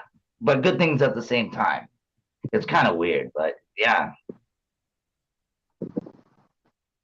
Yeah, I talk to Freemasons all the time. Like, the Freemasons aren't bad people, you know. It's the cult that's bad. It's the religion that's bad. You know, it's good to want to be a part of something and contribute to society and contribute to your community. You know, but to think that those are the ones doing good, that's just ignorance. You know. You don't need to be in a. You don't need to be in a group to do that, though. I think that's where people are getting fooled. Just like it's not bad to be a soldier. Most soldiers are not bad people. They get into it with good intentions, but then they have to go do bad shit. You know. Yeah, that would be It's exactly the same my concept. point. But Right. unless there's an awakening or some But kind they of don't. They're thing not to all wake them same. up, at that moment, they're not even thinking it's bad shit. They're Have you guys heroic, ever or hung they're around about it, military man. dudes? But Like, some have you want to guys get into ever- it to kill and get away with it. You know, sure, there's that. But Have you guys ever hung around with Marines? I got no, plenty of I couldn't combat stay away. veterans and on active duty that I talk to every day. We're exposing some of these pogos online. Absolutely. I don't, We talk I to don't combat resonate vets with and the non-combat. military. There's a strange phenomenon in America with how like military is worthy of something to be worshipped or something.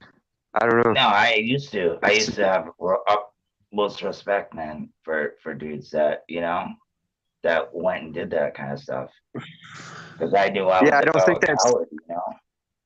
I don't think And that's common worldwide. I could be wrong, but No, but I chill with them, dude. They're crazy motherfuckers, bro. They're like, I'll take that motherfucker down right now, 10 points. Bam! They don't give a fuck, dude. They're crazy, bro. Crazy motherfuckers, bro. They even beat me up sometimes, dude. It's no, funny. I love that's it. It's That's my great point. time. Yeah, you got to be fucking nutty to join the military. To some Exactly, degree. bro. But they do have a heart and they're good people. I just think like we're saying, Well, dude, they're brainwashed, dude. They think they're doing the right thing when they're not. Right.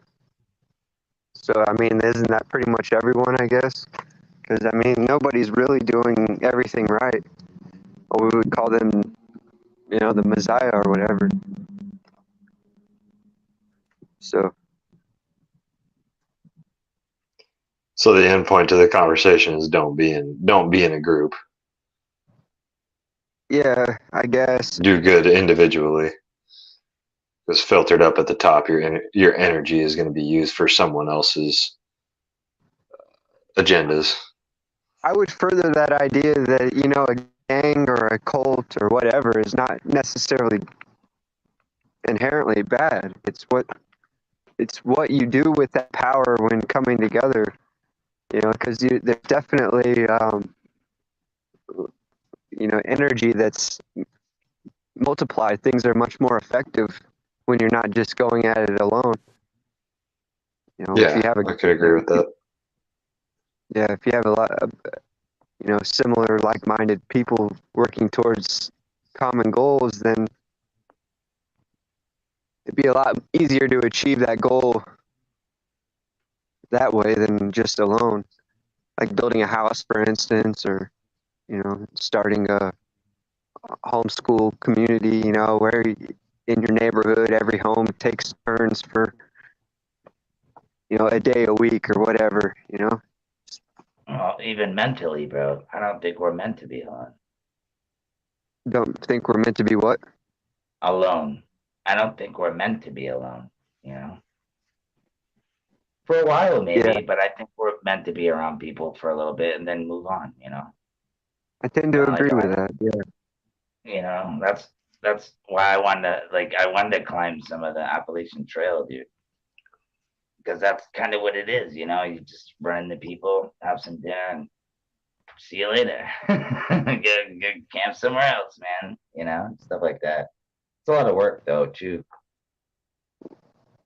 I didn't want to do the whole thing, by the way. I just wanted to do some of it, just to experience it. I think the reason why I'm being hypercritical is because I see a lot of guys standing on the sidelines, fucking taking shots for the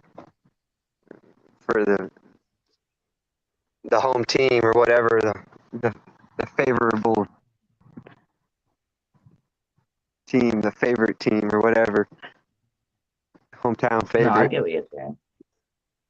And so, it's just like, I don't see any intellectual honesty coming from people who claim to be seeking truth or, providing some sort of service to. Well, doing something is better than doing nothing, for sure. Is that true? I mean, so doing something bad is better than doing nothing at all? Doing something with a good intention. Let me be more specific. Okay. Well, that changes the dynamics completely. You just said doing something is better than doing nothing. So you see how that fucking changed it completely? I thought you'd know by judging character that I'm not here to hurt people. Well, you can't know another man's intent, so that's why I think you got. You can look at the 8 videos on my page and see none of them are about fucking anything crazy other than people trying to. I could still assume, based on the way you take shots from the sidelines to fucking defend your internet daddy, then. Who's my internet daddy? You're too fixated on Paul, buddy. I don't even sub to Paul. No, I'm not. I'm saying you're too fixated on Paul. You're the one who took shots at me to defend your fucking buddy. Who's my buddy? Whoever you were defending to take shots at me. You never. When was I taking shots at you? Talk to me. You only took shots from the sideline. From chat when I was up on panel, and then when I left on panel, you would talk shit.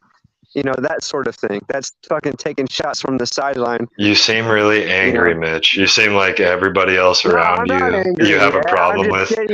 Hold on, shut the fuck up. I'm talking, Mitch. Hold on, Mitch. Shut the fuck up. I'm talking. Why do you have a problem with me stating the facts? Because you're fucking. I have a problem with your negativity. I have a problem with your negativity. Now you can't wiggle out of it like you guys wiggle out of every single one of these conversations with your fucking false guru, false. I'm not wiggling out of shit. I'm letting you yell over me. Letting you yell over me and act like you're better than everybody. What did you do to better the world to go call a cop a pussy? You need to be in the psych ward. I'm taking you there for your birthday. For your birthday this year, I'm taking you to uploaded a video therapist. Are you fucking kidding me? So how did that fix the world, Mitch? Do you want me to look it up right now online? What is it? It showed us you were unstable. That's all it showed us. To fix the world. You're the one claiming to fix the world. Did I? What are you doing to fix the world? Well, I'm not going out getting myself arrested and you're for talking views. about how you put 8 videos acting like a badass. that I said you can go look at them. You can go look at them Or and see I fucking my won't because you're character. a fucking fake ass coward that takes shots from the sideline talking shit behind people's backs like you're fucking gonna do something to fix this world. Do you feel strong yelling in your phone, Mitch? No, I don't fucking care. It doesn't make me feel strong. You feel strong fucking talking shit on the internet behind people's back? No, that's you. I'm talking shit right to your face. You No, seem you real haven't angry. ever talked shit to You my seem face. like You're you being live on a submissive little pedestal. fucking bitch. You're being a submissive little bitch, and then when you get fucking pinned on your shitty ass logic, you fucking refuse to have a conversation about it. You have a wide vocabulary, my friend. No, I don't. I can tell. So next ad hom. To strengthen So your you seem argument. like you live on a pedestal. God, I'm like you muted think this you're whole better than fucking everyone. time. I Are you don't. serious? I've been I'm muted. Like not you think above everyone around you You're is the doing one claiming wrong. to be above me. I'm not. You put yourself below me by acting like you're above me, motherfucker. No, you put yourself above others by criticizing everything that they No, do. I don't put myself above anyone. Criticism is good. Well, who the fucking fuck are truth you to welcomes ask me criticism. questions? Who the fuck are you, Mitch? Yeah, I am fucking asking questions to the fucking little internet No, tough who guy. the fuck are you? To the internet tough guy that Who fucking the talks shit. fuck are Talk shit you? when people leave. That talk shit when people leave. Who the fuck are you? Talking shit I'm to a your fucking, face, I'm man. out there. I'm not hiding. I'm not hiding my face or my name or who I am or what I do. Mitch, you attack everyone around you because you're upset with Right, and I'll yourself. fucking attack you in real life when you fucking talk your shit in my You're face. upset with yourself. Guaranteed. You're not happy Right. with yourself or your life. Yeah, I'm very happy with myself. I'm disgusted by fucking little fucking pussies like you that want to act like you're doing something. You're projecting your own insecurities on others. Right. Good I'm one. just telling you. Clever. It's very obvious. Clever. You Very can know clever. basic What am I psychology insecure and know about? this. What am I insecure about? Is that what you were doing when you were talking shit I don't know, behind my Mitch. back like a You fucking tell tough us what guy? you're insecure about. Is that what You you tell were us doing what when you you're were insecure talking about. shit behind my back like a tough guy that got me to focus on you? Mitch, it's live. You can go back and play at any time. If I was scared to Right. talk shit, I wouldn't do it on a live panel. Then why'd you wait until I left? I was talking shit by saying you're criticizing Notch and attacking him when he's actually bringing some kind of That's not value. what you said. That's not what you said. So why'd you wait until I left? What did I say? I'm not going to quote you or repeat it. If you want to know, you were talking shit. So who's behind living my in a back fantasy? After I left.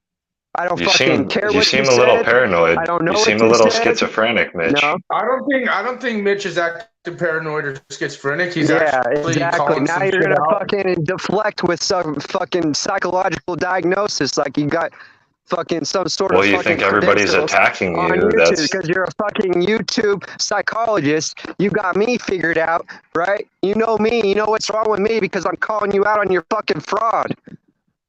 oh yeah, okay. I'm a fraud. I'm a pogo pedo, man. I'm an agent. Yeah, you are. See, now that's Okay. what's funny. You guys go Sounds through good, the Mitch. whole making jokes of pedo fucking bullshit when you damn well know this shit exists, though. I see why Mitch is getting mad. He's trying to say people are like fucking acting like they're in the game and they want to talk all this shit, but they're not doing shit. And when you keep saying hold value, it makes me wonder what value comes from traitors, criminals, frauds, or pedophiles. Maybe if they're giving us a little value, but in the end, what is worse? And I see more culted nature than anyone. And I think people like Mitch or myself, others calling the shit out is important. And then you guys do deflect and say, "Oh, well, you don't know your life. You're full." You're telling Mitch that I he's mean, like we were trying to having a help you. conversation, and then Mitch started attacking people. Attacking. Well, So and we I were having a don't- conversation about Who got cults and attacked? groups and Who got exposing attacked? shit. Shut the fuck up. You made the claim. Who got attacked, pussy? Well, you started yelling over. Oh, look at you, pussy, bitch. Right. Who got attacked, you You're fucking tough, pussy? Mitch. You're tough, You're the one Mitch. claiming that somebody got attacked. Mitch, Who got attacked? go Did you get punch some attacked? stuff. Did you Go get punch some attacked? stuff. Did you get attacked? Did you get attacked? Do Did you feel get attacked? You're the Did you one get claiming shit I talked attacked about you? people. You're the one claiming I attacked people. Who did I attack? Why does everything have to be about you, Mitch? You claimed I attacked people. What are Who you did I doing here? attack? Answer What are the you fucking doing question, here? you bad faith, fraudulent infidel.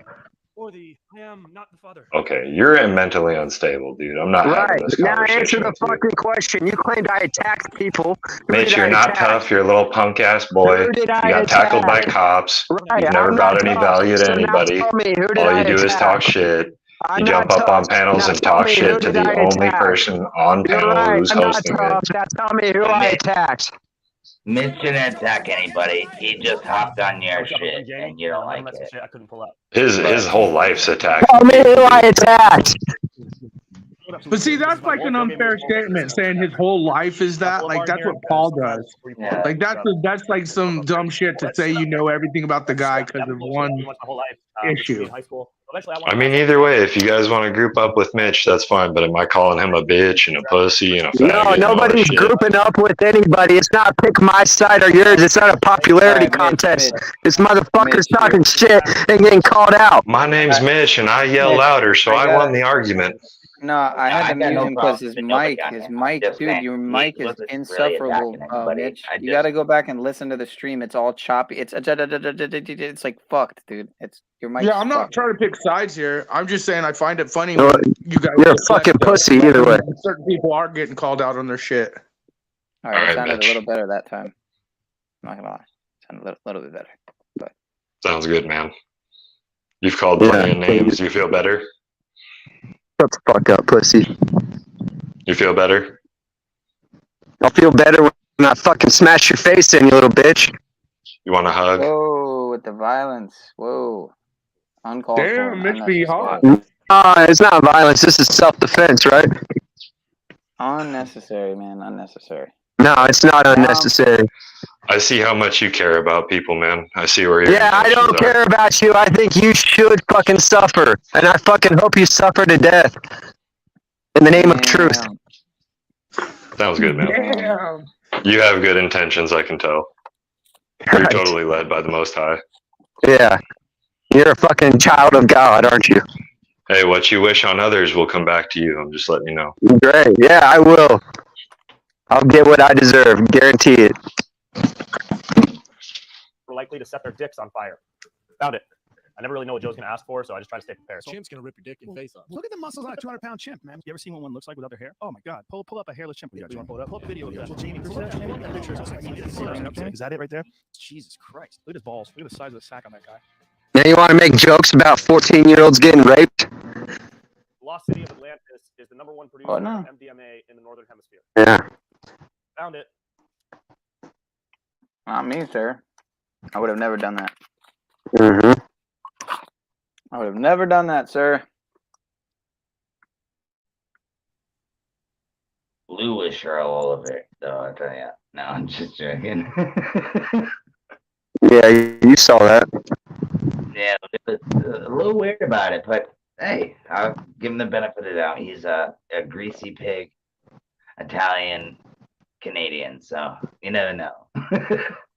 No, I love Blue. No, there's no reason why a fucking 60-year-old man should be justifying having sex with a 14-year-old in the context of her being raped by the military. Yeah, well, we don't even know the story yet. I think that's what he was trying to say. Like, we don't know. We don't know what story. Yeah, we don't. I'll never I forget don't the time. think- We don't know what story. What the story is? She was allegedly raped by the military, and she's 14 years old. What's inaccurate about that? That's what I was just about to say, but we don't know that though. Okay, well let's say it's not true. Which one will make you feel better? Well, you want to say it's not true, and then talk about the conversation that was had about that? No, I'm just saying, was it the whole military or was it just one guy in the No, obviously the entire United States military didn't run a train on this single 14-year-old in 2 weeks. Including Space Force. They fucking. It doesn't matter how many in the military. Does it matter how many? No, it could be one. It could be two. Does it matter if it was 28?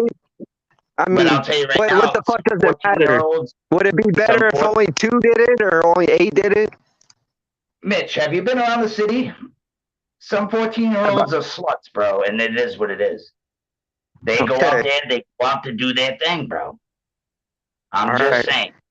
Yeah. I'm not saying if you So think that's of still it okay like that Blue grown said, men, a though. That's still 14-year-old. okay. Yeah, Grown men are okay with that, if though. you don't have the Even if the discernment not to 14-year-old's have gonna slut it out, sex the with a grown men. 14-year-old slut, you ought to be Well, fucking of course shot. not. I'm just speaking out loud, bro. I'm just speaking out loud. Like, No, he has a good point, even though. It's happened, kind we of like don't when Paul know. doubled down on the monograph shit. You guys make light of these pedophile That doesn't mean fucktards I want to that, have sex with a you know, and that's 14-year-old, funny. bro. Are you No, crazy? you guys make light of the shit. I'm just Paul saying we doubled don't down know. I'm on just it. saying You guys, there's girls that are Yeah, out let's there like laugh and joke about it because we don't know. So why don't you fucking find out if you really give a fuck? Like dude, what we Yeah, Piano Man. what He we won't do do shit know though. He's is all talk. allegedly It's a all good. 14-year-old had sex with grown men in the military. Now is You're it going by okay what the still news because tells you, bro. Do you there are believe everything the 14-year-old fucking news sluts? tells you? Is it okay because you there are believe everything the 14-year-old news tell you, sluts? Is Come it on, okay bro. because there are 14-year-old sluts? I didn't say that 14-year-old's a slut, but there's plenty of them out there, bro. Just drive down the fucking road in my neighborhood, bro. You'll see them. are you And I'm picking pretty up sure you'll 14-year-old throw a sluts? soda at them like you. I'm just saying, bro. It's crazy in this world, bro. It's I think not the what you problem think. is Right, you're but always I trying to get guarantee people you to those admit something, 14-year-olds dude. aren't going around having sex with the loos in the world. They're not. That's not what they're after. No. I never said Bro, that either, David bro. was just backing you up, and now you're over here trying to get him to admit to some shit. No, it's He's not not about a. backing anyone up. David knows I don't need him to back me up. He's just fucking agreeing with something. You don't need David and anybody I to are back gonna, you up, dude. You're on David the and I other are end of gonna a phone fucking, line. we can have a fucking heated conversation and fucking come back to fucking reality. 'Cause we ain't fucking caught up in our this like you, fucking sucking on your religious leader's Is this how fucking you? woo-woo. I'm not in a religion, but anyways, Yeah, actually you is this are. how you talk to people in sales? Is this how you're so successful? You just yelled over them when you No, talked? I'm not in sales anymore because I got fucking sick of stupid ass people like you. That's probably a good thing. You probably wouldn't have lasted long in any of the stores I managed. Right. Great. Yeah, What how kind of funny is it stores that do you manage? Alex Jones is on episode 911? Like, so stupid. You manage a McDonald's, big dog.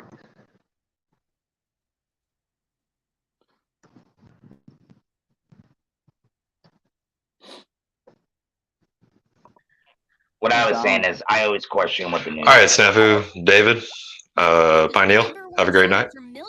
You too, bro. Oh man, You out I get here? it. It's late. Yeah, well, hey man, help me in the morning if you're free. And actually, you can Feel search, free to help me, sir. I'll probably be. Hey, I dropped that link in your private chat, Pino, that video, if ever you want to watch it, or you can play it whenever, if you ever Okay. get bored. Peace out, Pat. Appreciate you hanging, man, as usual. That was an Either interesting way, conversation, though. I got it, man. yeah. Either It way, was kind of interesting. well, you ran him off, so good job. But Good. it is late. I would tell him not to run, and then he left. I didn't do Nah, shit to him. He's a fucking coward. I didn't run. And I'm I not was actually responsible for quiet. that. You guys saw me be quiet. I was quiet for the most part. No, that's him. He wants to leave. That's on him, man. You know? Nah, it is late though. I think he's also on the Oh no, he's not on the East Coast. My bad. He might be what, Central Time? I forget. But yeah, I'm gonna. But do yeah, the that one I Grand sent you is Rising the in social morning. credit one. Oh. Oh, let me see. absolutely undeniable. Definitely. Look at that sharp, those sharp lines like that. That makes it. All right. Oh yeah, I think I did. This is the one I think I played. Wasn't this on your other channel before it got deleted? Yeah, no, that's Yeah, it's the one you asked to see before it got deleted, and I didn't have it, so I re-uploaded actually No, because this is the one I think I did see, and I think I actually played it. But I was talking about. Oh, were the you one looking for the uploaded. Chimera one? Probably, maybe the Chimera. I think it was one you uploaded right after this one that was more like 50 minutes maybe or something, 50 something minutes. Oh, okay. This one's like 32. Yeah, it's a Or maybe it was social like credit it might have been score. like an Here. hour actually. Yeah. Yeah, That video is the social credit score that's already here in America with Elon Musk and everything else going on. Well, I think July, I can't say necessarily what, but I feel like, yeah, big moves are being. I thought Fed Now was going to roll out July 1st, but it looks like they just keep pushing shit off. They do that with everything. They push it off and push it off. I'm pretty sure I played this. I'm skimming through it. Shout out to Bernie though. That's what I'm showing here. Let me see though. Where'd it go?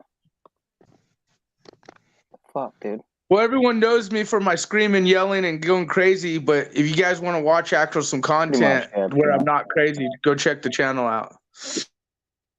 Oh, here it is. What's it called?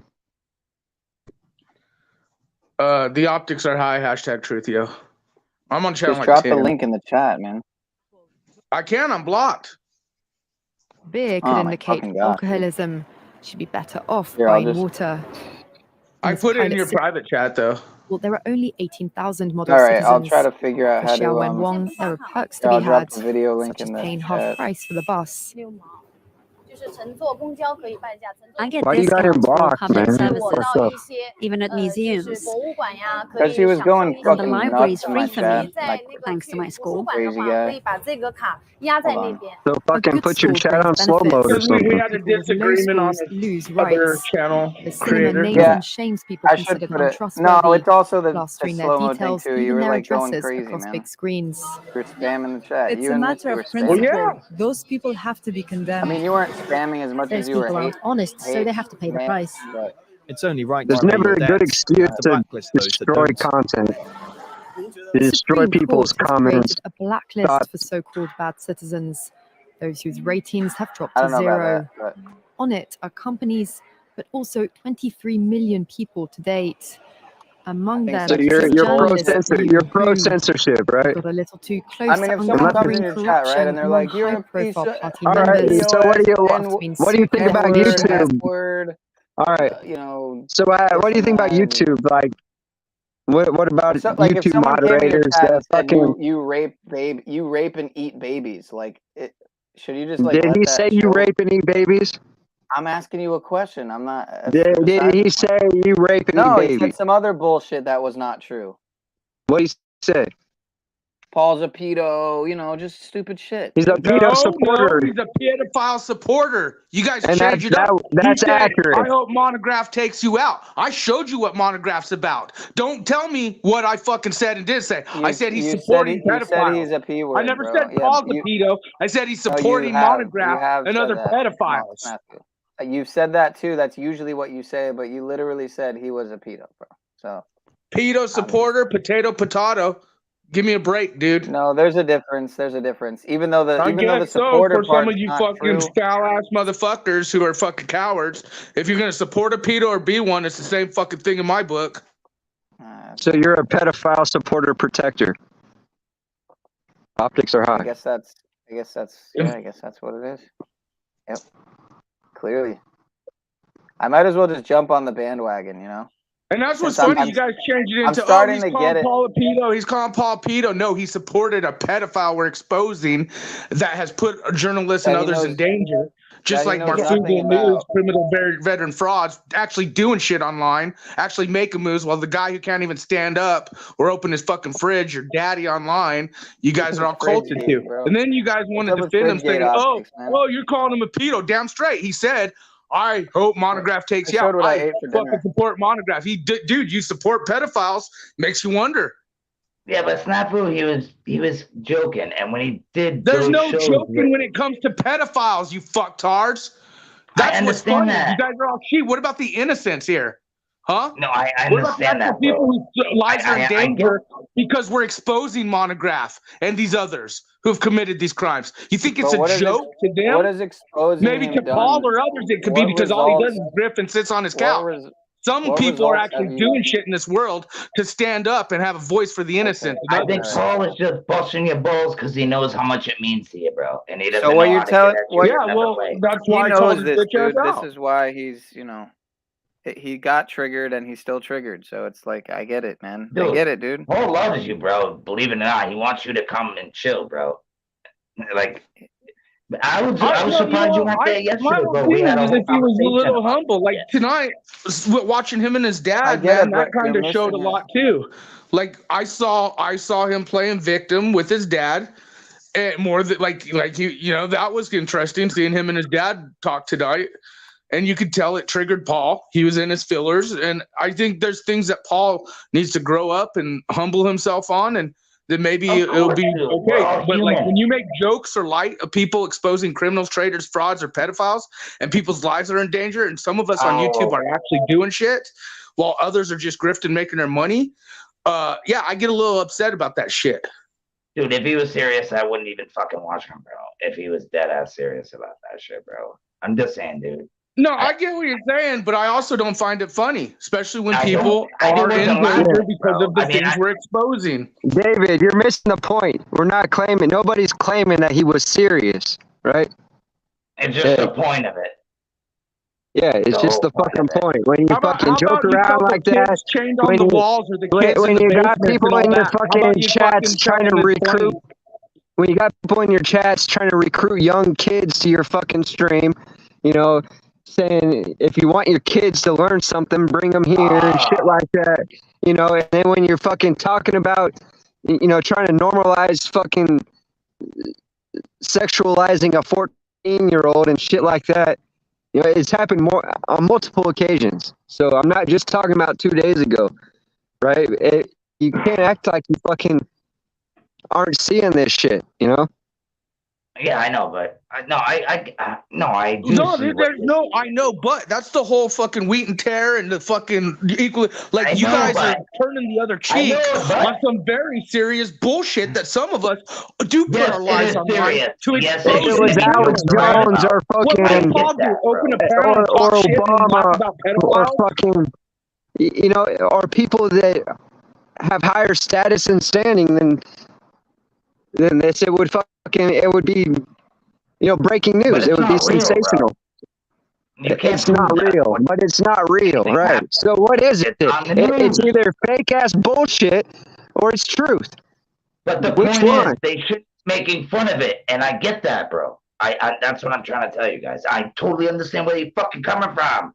Like, you shouldn't fuck around about that shit. It's not funny. But Yeah, it wasn't just making fun of it when you're fucking trying to.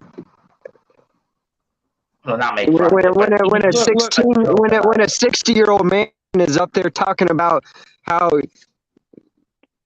dude, don't tell me about shit, bro. I know my family. I know, bro. My family. Okay, well, nobody fucking I know calls that about shit out, man. I sat being- there and stayed silent and just observed that shit, just so I could fucking see who is who and doing what. Nobody said shit about that. Oh, I would have, but I'm Nobody's blocked. I'm blocked they because were ever joking since he around 'cause I supported didn't Mr. think it was Tato serious. Monograph, he blocked me. I would have That's said shit in a okay. heartbeat. Do I find that shit being funny and like as in real life type shit? No, man. No, I don't. I don't find it. Where is Is it it funny funny in at any anyone's point, fantasy? though? I'm just saying Where the is shit it he funny says at is any kind of point? When Yeah, some of us the are way really he said it. exposing these fucking things, dude, and it's hitting real life. I mean, I had journalists who have their fucking chickens call it a fucking pedophile, butchered, bro. Really? and people are putting shit on their cars and threatening them, telling them to silence themselves or they're gonna be killed. And then Paul's gonna make jokes of this shit, and we know Monograph and his crew and the others. Like, where is this funny at all? And then everything that's going on behind the scenes, you know, evil. There's no funny in any of this.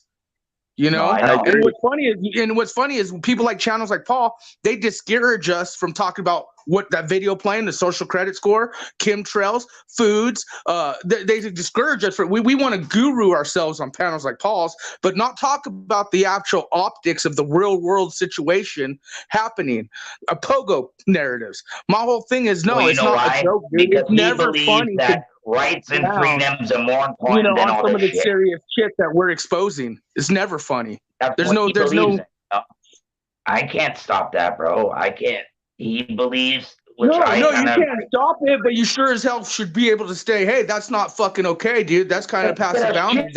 There's not funniness to that." But most of the people are doubling down with him and saying, "Oh, it's not a big deal. Oh, it's this, is that," you know. And it's like, wow. No wonder. No wonder Hollywood and others elites have been. No wonder we have a president who sniffs children's hair, and no one's Dude, doing shit. No wonder. Because you're making it out to be, though. That's all.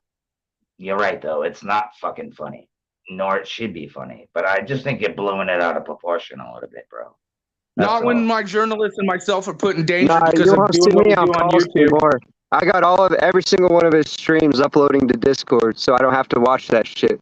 I'll tune in every now and then, but no, you're not getting any more of me. I won't even fucking comment anymore over there. And I fucking you'll see it's fucking got hundreds of people blocked probably, and it's fucking people that call him out on his bullshit. So, you know, pretty much everyone over there is fucking complicit with his bullshit, and you can fucking excuse it and justify it with entertainment and a bit, non-bit, and stupid shit like that.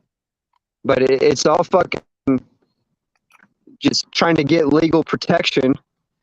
You know, it's fucking stupid for your But what I'm wrongdoing. saying is, it was a news story. We don't know if that's even real, bro. What about like real life? It like doesn't just real shit? matter. Let's just be I real- don't let's just know. be real I'm here not for a minute. saying that's such a lame ass argument. If you don't realize little girls get raped all the fucking time, then you're a And some fucking of them ask for ignorant it, man. ass moron, and you probably should fucking have your eyes plucked out. Well, some of these women out here ask for it, bro. That's all I gotta say, dude. Some of them Well, need you're drugs. But it's not even that. for What about saying that manipulation? Hey, what about Things they're not manipulation looking at, bullshit? bro. There's different It's not even sides. that. What about manipulation bullshit? Jack Talcott wants to change the world, wants to get to the UN. That's Get not this right now. happening. The guy with that mindset. No. I'm serious. A guy with that mindset could be easily manipulated, right? I told Jack yesterday. I said, "You it think is. you It's being the fucking joke? scary, bro. You think you being the joke of that whole channel is ever gonna get you anywhere where you want to be? If any professionals look at you, they're gonna say, dude, this guy's a joke and he can't even stand up for himself because he's so manipulated into being the bit and the joke." And you know, they use that. You don't think the Jack Talcott content for Paul is a big bit? Yeah, you damn well know. But you Drama don't think sells. Jack can I help think people? Jack really in his heart wants to change the world, wants to change it, and we know what's going on with that. But the fact is the whole manipulation tactics for the bit and the money.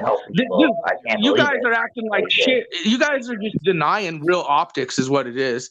You guys are So do you denying think real Jack? fucking Do shit you going think on Jack has a because you guys chance to bolt do it that? up to your fucking channels that you like. Do you think? No, man, it's not even about channels. I don't even know the motherfucker, dude. I go by what I see and what I hear. I'm not sticking up for nobody, dude. What you're Well, I'm doing not is saying you you're necessarily. You excusing the haven't fact been. that this shit is sick, man, by saying we don't even know if the news story is real. It doesn't matter. Yeah, because news lies to us all the time, dude. Okay, it doesn't fucking matter. That doesn't matter now. Okay. No, it doesn't matter. All right. Mitch, do you hear yourself, bro? It doesn't matter. Do the due diligence. Do the work. No, it If it's doesn't real, I'll fucking be matter. pushing You're for that missing the 14-year-old point. all the motherfucking You're missing way, the bro. point. Sorry, Just I've been lied because to it's on the news everything on the means it's news. okay to joke about a 14-year-old getting raped because it could be fake because it's on the news. You're a sick fuck. I don't think You're that's a why they sick were joking. fuck. Shut the fuck up. Don't talk to me ever again. You think I'm a sick fuck? Whatever, dude. Yeah. I never said it was okay. I just don't believe everything I hear right at first. Sorry, bro. I didn't say that, you stupid fuck. I didn't say I Sorry, I believed was the news talking when story. you were talking. I didn't I think I never hear said I believed the news story. What are you doing? Okay. And I didn't say you did either. I said, I'm sorry. I believe the news story. Well, then quit I fucking love you, bringing it Mitch. up to excuse the bullshit behavior.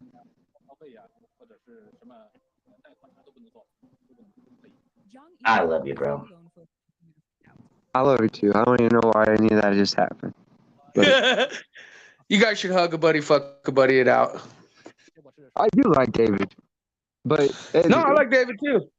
That's why I said I wasn't saying you, David, for the most part. You've always been neutral-ish for the most part. You still got your daddy issues like all the rest of them, but there's only a few of us who are calling out the bullshit. and then the rest of them are doubling down, and it's real bullshit.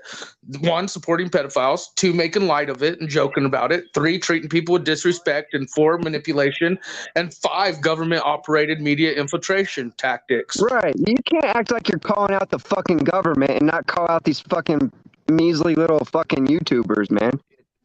Dude, I'll tell you right now, if I'm wrong, I'll be the first one to fucking kiss your feet. Okay? Well, you're Wrong wrong, about David. what? And I'm I telling won't you even right let now. your fucking lips near my fucking feet, bro. All right, man. I'll fucking give you a do something from the camera. Okay? No, I don't just know, fucking. but I'm just I've been- saying, I will look into what you're saying, bro. I'm not, you know, I'm just saying. To me, What's it there to doesn't. look into, man? My only point is, it's sick to fucking joke about that shit. It's sick for 60-year-old men to sit around and be enabled by a fucking another group of men sexualizing a 14-year-old girl and saying that you know, fucking 14-year-olds can be hoes. Who knows? Victim blaming, fucking blame shifting. You know what I'm saying? That shows where the I get what mindset you're is. saying. They're in their mind trying to justify sex with a 14-year-old. Mike, you can't. See, I keep saying Mike because all I can think about is how bad your mic is. You don't have any other like headphones, dude? Because I literally, man, if you join again with this mic, bro, it's just a no go, dude. Honestly. Yeah, The that's microphone, fucking your mic- ironic coming from you, but yeah, whatever. I don't care. I get it. Fucking- I get it that I Yeah, used to be really you're not even shitty a and I part of the conversation. So who All gives? right, I'm glad. That's why I'm not because dude, I just. You haven't said why anything would this I? whole fucking time, moron. How would I join the conversation? You're just yelling incessantly with a terrible Right, microphone. because that's you're choppy. fucking And I'm just gonna keep bitching muting and you because that's how shitty your fucking mic is, dude. It's and terrible. fucking Awful. Fucking awful, man. I bet if you popped in and popped back out, your mic would be fixed. It sounds like it's a connection issue, Mitch. Reload your page, dude. If anything. Fuck you, pussy. Sounded better that time. It is a little shitty. I That don't was fucking crisp. care. Coming from Pineal, how many fucking all months did we put up with this shitty audio? Yeah, but Fuck that was a while pussy, ago. dude. That was a long Shut time the ago. fuck up. Yeah, well, that was a while ago. Fuck you, you He had fucking the point there, self-righteous Daniel. little Look at me bitch. now. Look at me now. Look on at this me fucking, now. Look at this I'm getting quality donations. Look microphone. at me now. Look at that. Bam. Bam. Ta-da. Those headphones ain't Middle-aged cheap, bro. women are giving me money from the internet. Look at me now. I actually found these in my garage. That's what's funny, but yeah. Fucking pussy. Yeah, but I'm gonna need to get an actual mic at some point. But You're gonna need to anyway, go fucking mow your mom's lawn. You lazy fuck. Yeah. But I'm gonna wrap it. I'm gonna wrap it up in a sec. I want to be able to get up in the morning for this fucking Grand Rising shit show. And if Another anybody has Nazi any blocking Paul Dick Sucker OTW. Yeah. Do you think maybe it's OTW and Paul, or do you think it's maybe also somewhat Mitch and Snafu? Do you think everybody like kind of has? No, it's just part the to guys play? who support pedophiles. I find it and funny that the people who OTW, support pedophile Paul, tendencies are the Z. ones calling us out, and yet you guys are supporting the people supporting pedophiles. That's what's Well, funny my about this whole question thing. is, why would That's you what's come funny and about it.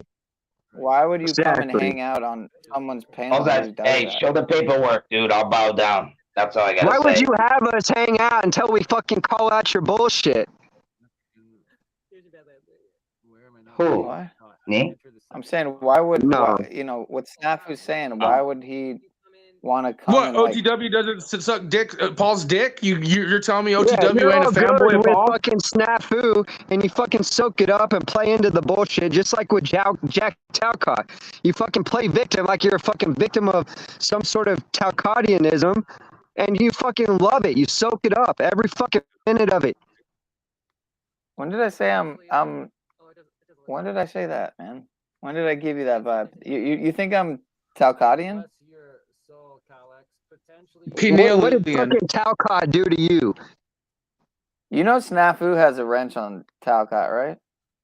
and Paul doesn't. Yeah, What, what's your what, problem what with does it? that Why have to are do all you with guys what crying and Talcott did bitching to about you? me having a Why rich on you jumped Talcott's on the channel, talk huh? shit on Talcott bandwagon? When did I do that? Oh, Snafu did? No, you. When did I do that? Oh, when I was You like, do it all the time, Peniel. You fucking God, join you're your such daddy a Paul and you guys fucking joke. idiot, dude. You guys Talcott because he really actually in his heart thinks he wants to change the world, does that? But you guys making him a joke and a bit, he'll never get anywhere. And I told him, people, even professionals, if they ever even wanted to try and work with them, because you guys make him a bit and a joke, you think they're gonna ever take him seriously? He in his heart really so, wants to do shit, but you guys make him a joke and a bit. And that's the so whole your thing about thing, Talcott. on his own. He keeps your coming thing is to back. just, your thing He is to loves just like Paul, bro. He enable. even says it, man. I don't know.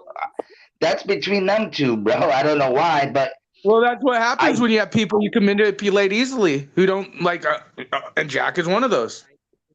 I think So your Paul thing is is to genuinely enable the trying to help Jack, dysfunction. and Jack can't see the shit that it's different, bro. I'm not judging him, dude, because I've been Jack down that road. admitted it, dude. He said many times, if I could find people, other groups to help me get to my goals, I would. But where else do I go? Paul, And then when you because say, that's well, what he's what the fuck? about. Why are you Can't you going see people it? who just trash and make you a fucking joke? He does it to himself. So there's no one else to blame other than Jack on that whole deal, except the smarter Exactly, ones who Snafu. know that they're manipulating someone. And that's what's happening with the whole Jack bit. Is, No, you I know, agree. They're Jack both is serious. He bullshit, wants to actually and like do and they're shit. feeding, and they're both bullshit, and they're feeding off of each other as some sort of sensationalism and content to keep people Right. fucking sucked in. You know, how many fucking months have we looped on this same old fucking Jack shit? Oh, I'm not gonna have Jack over anymore. I'm not gonna fucking, you know, cutting Jack off, and then they fucking feed his ego and say, "Oh, Jack's the strongest man I've ever met." That's shit like Wizards saying to him, you know. They fucking suck Right. him And back when Wizards in. the one yelling, screaming his ass off. Right, What's they funny, I suck keep him back in visiting with all these this guys breaking off with from these Paul. manipulation tactics so that they can fucking beat up on him again and feel strong about themselves. Yep, I agree. Hey, take the meat and leave the rest, bro. That's what I I'm say. not defending Jack. I think Jack's just as much of a piece of shit. They're fucking just as guilty. Jack will fucking use anyone he can along his fucking journey to self-serve, to better himself in the name of serving truth. And he fucking, yeah, terrible fucking might cry about it, you fucking pussy. Yeah, Jack is something else. More just annoying than cry-worthy. It's cringeworthy. Right, it's just annoying. Well, how many fucking months did we put up with your annoying ass microphone, you fucking pathetic little moron? I don't know, maybe like 2 or something. That was like what, 6 months ago, and I think I've I think had it was it like taken 3.5, care of 4 since. months. But ironically, every time he hopped on Paul's, his fucking microphone worked perfectly. Who? My disappointment was when Paul told you to block me and others because we were standing up against his bullshit. You just went and did it. And me and you never ever had issues, Pinion. But you just fucking did what he Because you wanted were to being do. I was annoying. with Because you you. were being annoying. It was annoying. No, the cult mentality was high with you when No, Daddy until told you you to block me. weren't Daddy specifically All right, said, so Pinion, you weren't block being by the this annoying. fucking internet, I slave. can't leave, And so that's I'm what going to you did. control you. Yeah, I can't did do it, take dude. I responsibility did for do it. myself and leave since I'm annoyed. I have to fucking silence you and censor you. I have to control you because you hurt my feelings. Yeah, he was making false claims, dude, and he was being There's annoying. not false claims. He said was himself, I a support false monitor. claim. See, you guys keep changing the Right, but narrative that of what doesn't make really is him a going on. pedo, dude. You guys That are doesn't lying make to him a yourselves pedo. about the He's optics, not dude. saying it makes him You a guys can't pedo. even admit He the real shit did. of what He these did guys say are that, doing and what they're retard. supporting. That's Okay, what's sad maybe and he did pathetic. once. Maybe he called him a pedo. Did you ever call him a pedo? He's gonna Nope, say I no, said he he didn't. He's supports the gonna say he called pedophile him a that we're supporter, exposing. but Well, he if he said did, Never that's called Paul a wrong. The pedophile. I said he narrative is supported he's the a pedo pedophile. Pedo supporter. optics are high. Blowjob. I said he's supporting a fucking known Exactly. pedophile that we're exposing, criminal. He doubled down on it, and then it turned into Snaps is calling him a pedo. Snaps said no, he's a pedo supporter. And hey, potato. You guys switch your story, but let's not even talk about that. The same How thing is Mitch it? said. The whole How Jack is it thing. You not guys don't cowardice see the to come manipulation with Jack. fucking? You guys know the manipulation with Jack's going on, and you're turning the other cheek because it's entertainment and comedy to you all. I don't watch Jack. I don't watch Paul. But I'm saying, how is it not cowardice to come over here and fucking attack Pineal on his little channel? Nobody's attacking. When you could go talk to fucking Paul. Yeah, this is You could go talk to Paul, dude. This is all Go Pineal's talk to gospel Paul. content. Yeah, Yeah, this is we totally do. what And Paul I blocks mean, we were us, having a cool and conversation Pineal before you will came in and spark started us on yelling. behalf of Paul. Hey, this is Look Within, right? So why don't you go to fucking bed, you fucking pussy? Mitch, go talk to Paul, dude. Go start a live stream and tag him in it and have him come into your stream. Hey, look within. Look within. You're spiritual. You believe in your faith and stuff, right? My faith? I don't believe in faith. I think that's a stand down Do tactic. you believe in God or Jesus or any of that, or no? Not Jesus, the source. Okay. I think there's deities. Yeah. Yeah, No, I'm not into the Jesus thing. I don't know what to do with you and Mitch is. I missed it. Look, but I have noticed. Look, you've been defending your daddy a lot more than others. Bro, I'm not sub to Paul. I don't watch Paul. I watch your shit. I comment on your shit. No, I know, and that's why I was surprised you and Mitch were fighting. I have no clue what happened with you and him. Mitch fights everybody, dude. Mitch fights everybody. Everybody is the enemy. Shit talking pussies like you. I'm right here to your face right now, Mitch. Both over the internet. You know? You're hiding behind an avatar on the internet. Yeah, okay. So are you. No, But you're the one who throws out big threats of beating people's faces in and I'm shit. right here. Where are you at? I'm right here. You're the one I'm in hiding. Denver, Colorado, motherfucker. Where are you at? I'm smoking a cigar in Mississippi. Right. Show your face, pussy. Hold up. You go on my channel and see it too. It's right on there. No, I'm not going to your fucking channel, you fucking self-promoting little pussy. Wait, hold Go up. to my channel, Mitch. Are you saying that that Mitch's microphone sounds way better than mine? Are you being serious? If that's fucking true, funny. that's fucked. Hey, Mitch. No, your microphone's okay, but it is cutting out a You see little. my here, face? man. It's cutting out a little. Yeah, See my face? You happy? It sounds good. Yeah, you're but smoking a just cigar, bro? like trash meth head I figured you were. Wow, he smokes. Yeah, I'm a really total smokes meth cigars. head, dude. I don't Yeah, think meth heads like smoke it. cigars. Yeah. Meth No, we heads don't can't smoke use- cigars. Okay, what non-meth head is fucking sitting on the internet instead of taking care of his family? He had to go fucking an hour ago to go to bed so he could take care of his family. Mitch, I'm here defending my friend. Because your Right, paranoid, you're delusional defending my ass is friend, fucking right, over here because your friend accusing didn't everybody pass. of being a Right. fucking pedo. Right. Everybody's a pedo I because never you said fucking have they were issues. a pedophile. Right. He said they Your friend supported doesn't it. He's sit on the implying internet it. talking He's shit on implying people it. all day. You guys are And then He's when freaking you implying shit that talk everybody's on him, everybody wants to he needs fucking some rape fucking 14-year-old white trash girls. meth head to fucking abandon his family to defend him. Right. So you're a That's what racist and you're delusional. That's what a Okay. 30-year-old man-child living at his mommy needs is you defending him. I don't care his situation, dude. He's a cool person. You're kind of an asshole. I don't Just like care. you He's a stated cool earlier. person. I don't give a fuck what you think is a cool person, right? Well, you're not, man. I'll tell you that cool. right now. Good thing. You're a piece of 'Cause I shit never who wanted threatens to be people over the considered internet. cool by some fucking white trash loser. You wouldn't who's talk gonna like this to my abandon his face, dude. family to You defend wouldn't a talk like this to 30-year-old my face. man-child who fucking lives with his mother Probably and plays right. games on the internet all day. You And wouldn't you're talk like fucking this to my face, playing like Mitch. he's a victim. Yeah, I would. I would talk like No, this you to wouldn't. your face with You're a on the 9 internet a millimeter lot. in my face. I don't Oh change. no, I'm you might though. unwavering. You're on the Unwavering. internet a whole lot. I'm unwavering. All right, Mitch. I can tell. You're unwavering in your delusions that everybody Why is are the you enemy. so What's upset with you though, delusional? Luke? What did you do? What did you do, man? What did Luke You do? can't articulate it. All you do is got little fucking shit talk remarks because you can't articulate yourself.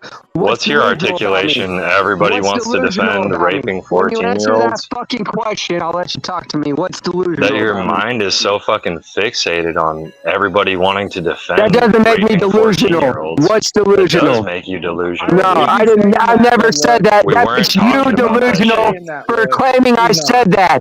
That makes you As soon as I delusional left, you for started claiming I attacking said that. David. And That then as makes soon as you were you done attacking David, delusional you started for claiming attacking I said Pineal. that everyone's sexualizing I can talk 14-year-olds. louder, Did I so say I am everyone the is winner. sexualizing 14-year-olds? Wow, dude. Did I?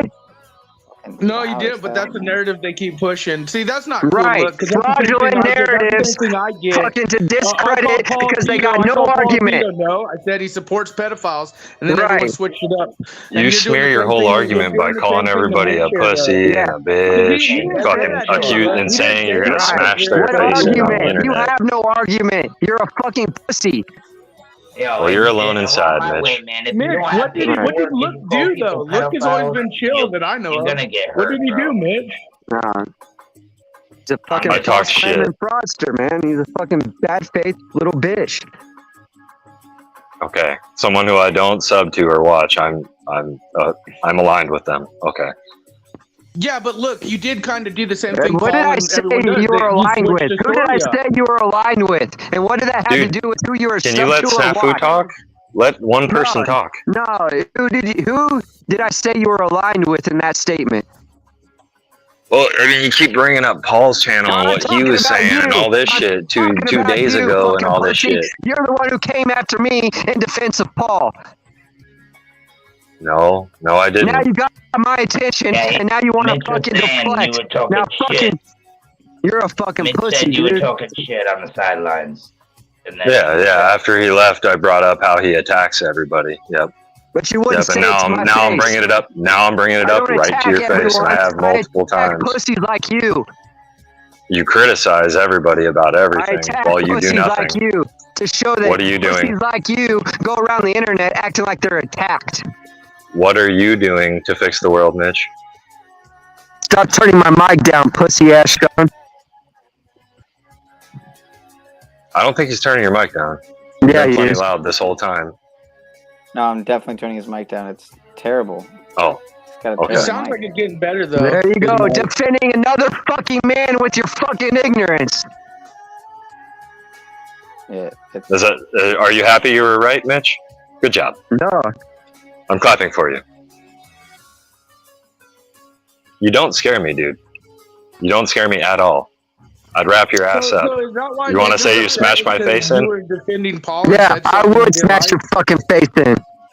Yeah, and that wouldn't hurt children since I have children. Fuck you. Your children would be better off in the hands of the state. Okay. I see how you are, man. You think you're the fucking end-all, be-all of judgment for everyone around No, you. I'm fucking making an extreme point to Turn prove a that fucking point. perception That around you're a on fucking yourself. pussy, and you want to fucking make an appeal to emotions, Turn acting your like I'm gonna hurt perception your around kids on by yourself. fucking kicking your ass for talking shit on the internet. Your life You will ever improve fucking much more came up to my if you turn fucking that face, around on I yourself. guarantee you I would smash it regardless of consequences. Your empty claims over the internet don't scare me. So is it Just a letting you threat know. or an empty claim? It's Is an it a empty threat claim. or an empty claim? It's an empty claim. I'm sure you All make right, these so quite don't call it often. a fucking Don't follow threat through again. on them. Don't say you're attacked. It's an empty claim. Make up Well, you your didn't fucking say mind. if. Make up your mind. It's either a threat or an inclaim. You're really good at deflecting, Mitch. What are you doing to fix the world? Yeah, I'm fucking calling out your bitch ass. Oh man, you just solved the world. You just fixed the No. world's problems all at once I'm by calling not out a dude claiming with to fix the world. I never 29 claimed to fix the subscribers on world. YouTube. What you're doing is insinuating you're doing something to fix the world. And I'm proving to the fucking world you're not doing shit. You're a weak ass pussy who cannot and will not do shit but talk You're shit on the proving to internet. the world. You're proving to Sean's chat room. Right. How long have you guys known each We're other? playing Does volume it make you games. feel strong? Me and Mitch keep switching the volume high to low, high to low. L Dub, how long have you known Mitch? I'm trying to do number symbolism to him, but with the volume number. Do you guys even know each other? Try to do something to bring people No, up I don't- around I you don't know instead him. of The tear only them thing I- down. The only thing I know Look, about when him is he people call came at people me out on their talking bullshit, shit. It's not always attacking, dude. Even if it isn't attack, like calling people out on their bullshit should be done. He came at me What's my defending bullshit another though? grown man. What's my bullshit though? No, I'm not talking about you. I'm just saying, like, when I call Paul, like, I noticed a lot of you guys are defending Paul and his bullshit. I get I'm what not you're talking about saying. this Mitch and you situation, but I do feel people go into that victim mode of saying, "Oh, you're attacking." Nowadays, when people are like, "Nah, hey, I'm gonna call you out." I on your mean, bullshit." sitting there and calling someone a pussy, bitch, all this shit, calling him an ingenuous fucking infidel, and that they should suffer and that they'll smash their face in. I'd say that's attacking. That's verbally attacking someone. Yeah, Is yeah, it you've not? been Is claiming it to not? be attacked well before Is it that, not? dude. Is it not? Well, No, it's a fucking empty claim, right? It's an empty claim, And not then, a and threat. then you attack Pineal on his channel and call him a moron and all this It's fucked up talking shit. shit to a real fucking shit Get the talker. fuck off his channel then, dude. Go Yeah, why fucking don't you do get something. off his channel, pussy? Go do something to improve your life. Right. Are you living in your car? I'm living in your fucking mom's pussy. but what does Well, that she's have to do dead, with so you're a anything if he is living necrophiliac. in his car, Good. though? What, like, that It has a nothing lot to with do with any- it, dude. It has a lot to do with his mental health and how fucking well he's doing in life. He needs a fucking home to live in. No wonder he's so fucking pissed off. I'd be pissed off too if I was living in my Dude, car but see, alone. now you're trying Why to are be you a so pissed psychiatrist off? like Paul's doing, dude. How do you know? why are you like, so how do you pissed know off? he doesn't choose to live that lifestyle because he Because your internet would friend's be getting pissed off. attacked? You're so pissed off because your internet friend's getting attacked? Yeah, a little. Yeah, because he's getting attacked by someone with no that fucking bearing makes on you a really reality. cool man. Who tells You're a everybody really else? cool man. Tells everybody else that they're living in You're a a fantasy. really cool. Snafu, what Mitch, is this can you dude- listen? Can you what are you listen? doing? You don't listen to anybody else, dude. You only listen to your fucking self. Is this what we're gonna do all night? What are we getting? Yeah, out of it's it? not Can we helping get you. paid? That's what I'm telling you. It's not helping you. I'm not worried about me. Don't worry about me, dude. I fucking own a business. I'm fine. I'm making money. I have a fucking house to live in. I have children. I have a wife. I have people to fucking take care of that make me happy, that give me motivation every day. You obviously need some in a direction other than fucking attacking people on YouTube. Do you get No, what I'm that's saying? not what I was saying. I just Bring people up We're not around gonna have you, a big dude. conversation, you know.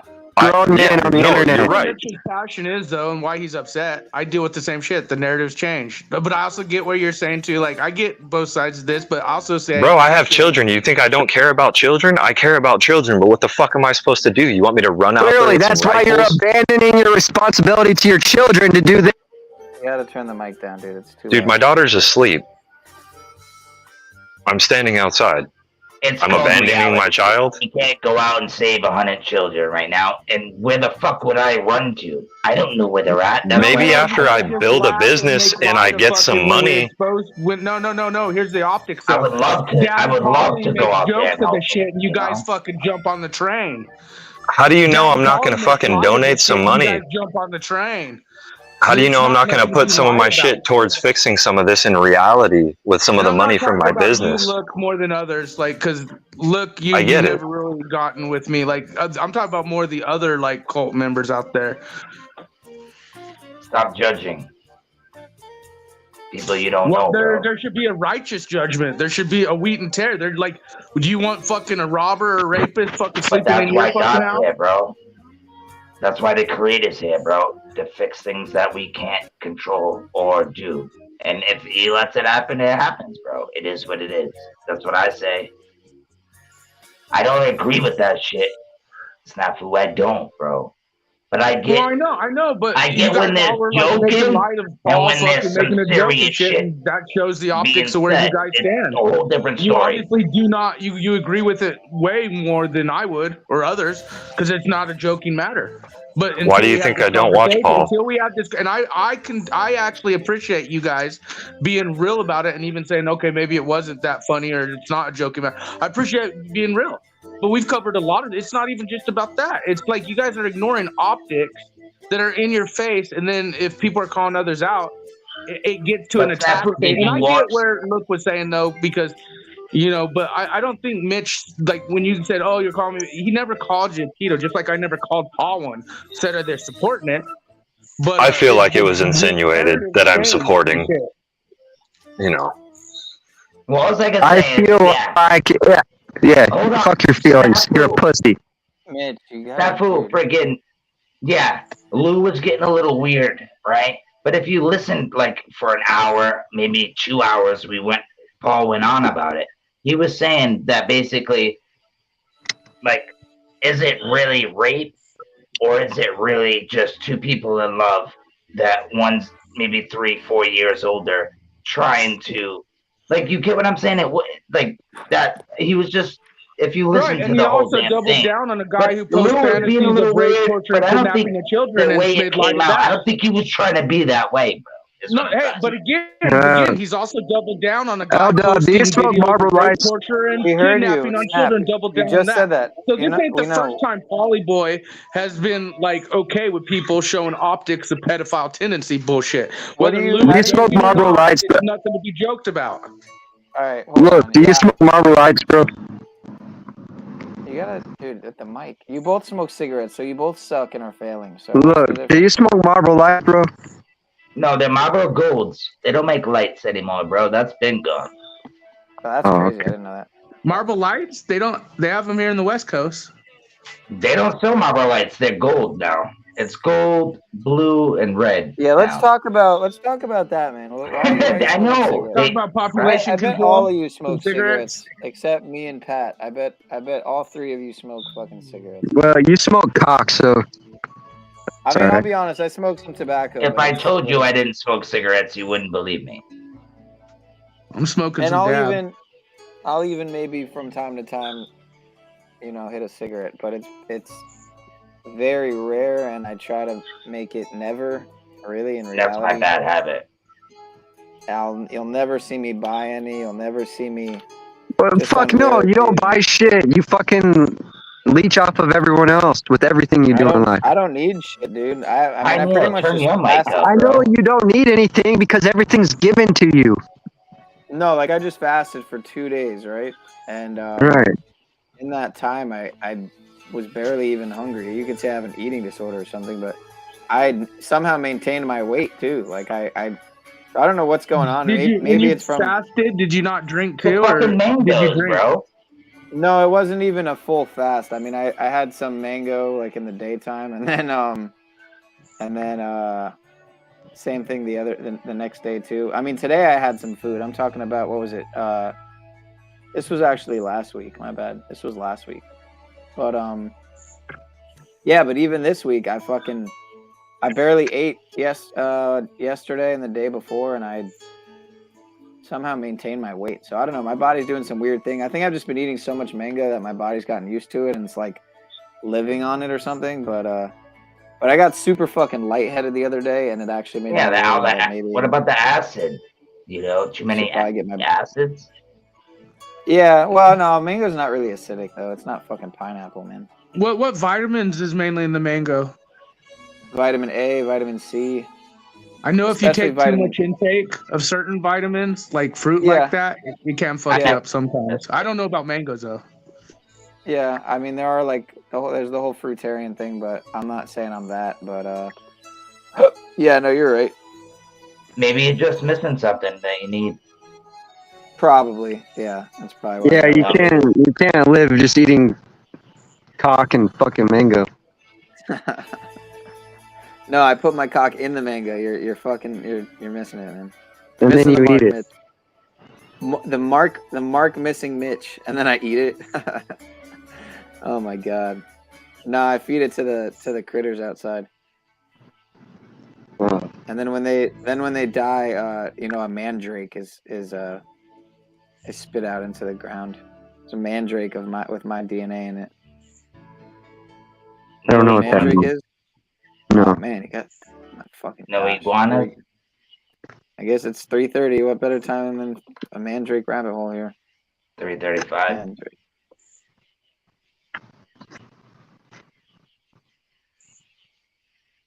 Shit's fucking bizarre. I don't really look at this stuff often, but it is fucking bizarre.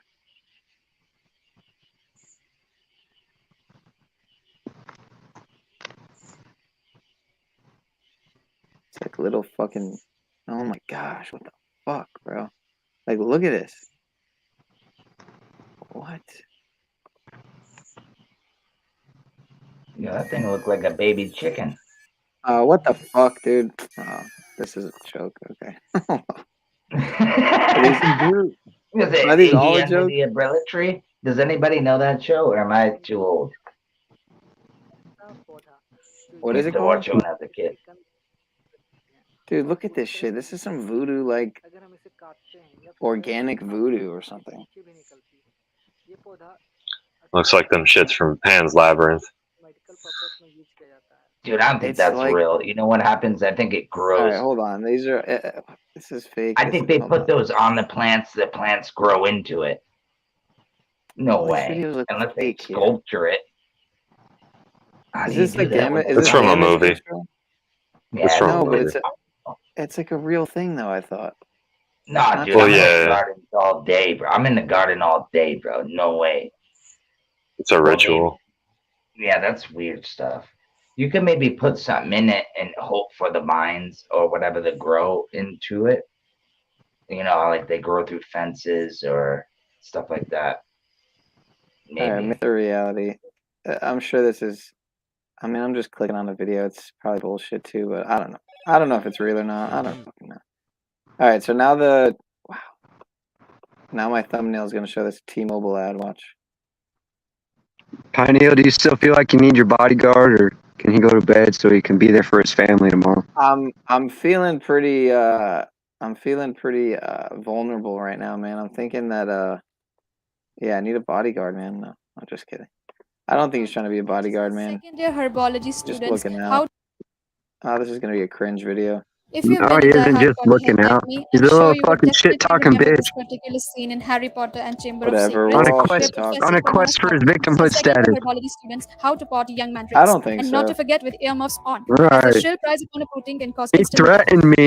In reality, mandrake is the root of a plant historically derived either from plants of the genus He's Mandragora, gonna hurt found my in the Mediterranean children. region, or from other species in mandrake, valerian variety of superstitious grain alkaloids, and the shape of the roots often resemble. So it contains hallucinogenic delirium tropane alkaloids, and it does look pretty like human human-like. figures. So Hence, they have been very long associated with a yeah, variety there's of something with superstitious this practices shit used in pagan traditions like Wicca. throughout European history. They were used in magical rituals and contemporary pagan It traditions. kind of makes me think of like ginger, you know, and shit. But Wicca and just by audience. looking at it, Mandrake was considered a key ingredient for preparing magical potions, brews, and witches' blind ointments in medieval times. Mandrakes are still used occasionally in homeopathic and folk medicine and has application in modern witchcraft and occult practices. The root of the plant is said to induce state of unconsciousness and was used as anesthetic for surgery in ancient times. In controlled And doses, also it was take a used to treat potato too, conversions, though. depression, and phobias. But in large doses, it caused delirium or acute confusion and madness. Mandrakes were also gingerbread. used as amulets, which were believed to bring good fortune, cure sterility, etc. According to one superstition, it was believed that uprooting these plants will guarantee one's place in hell, and the root would scream, killing anyone that heard it.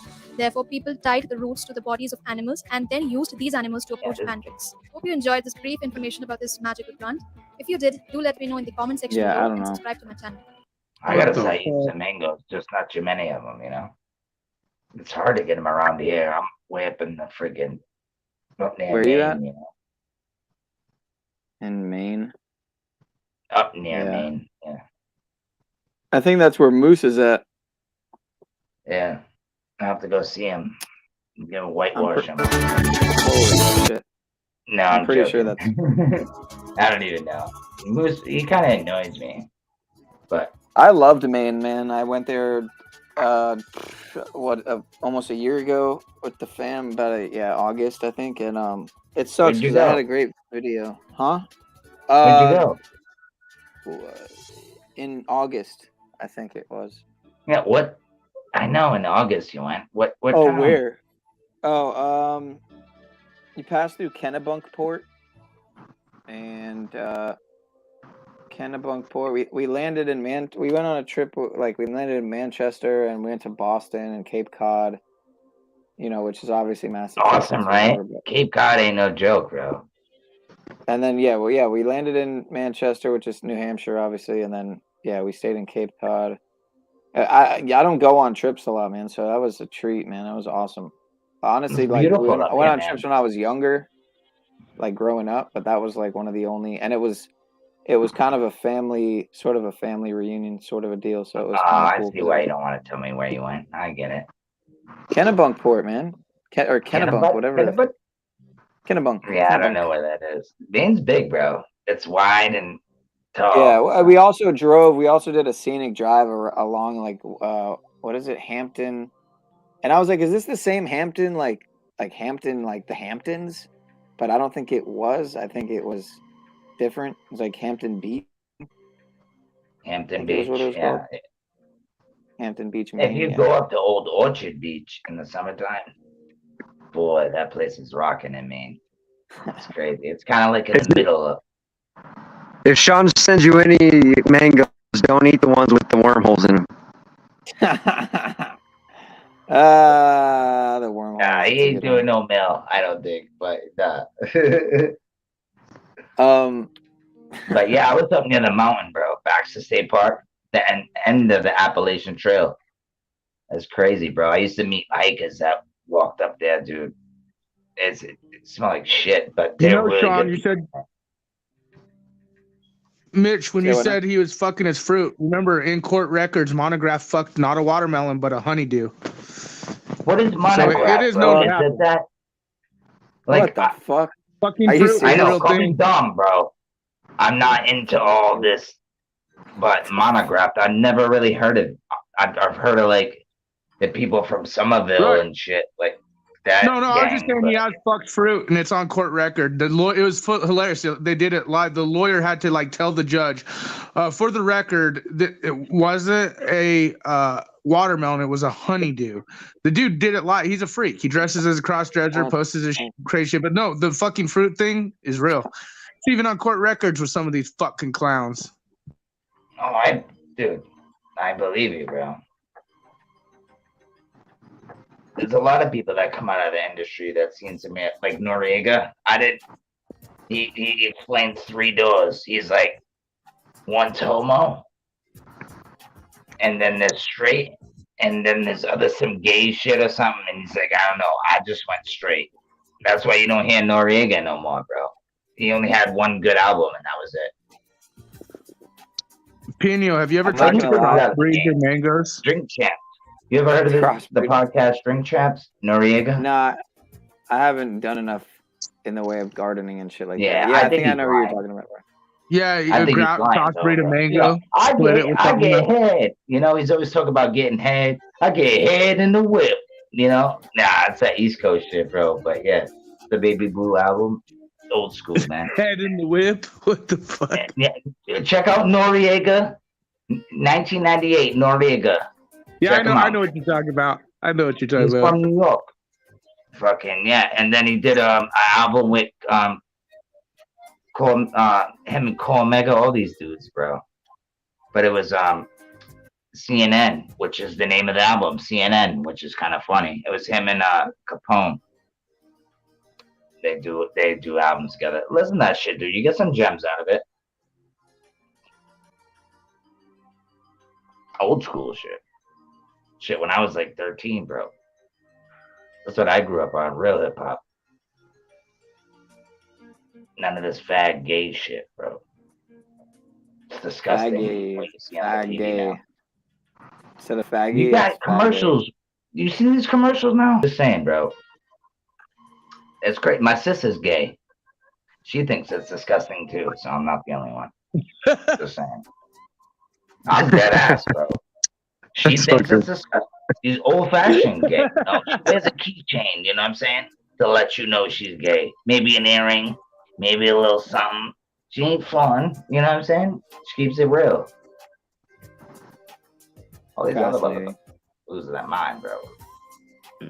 They're about to get you in the street, bro.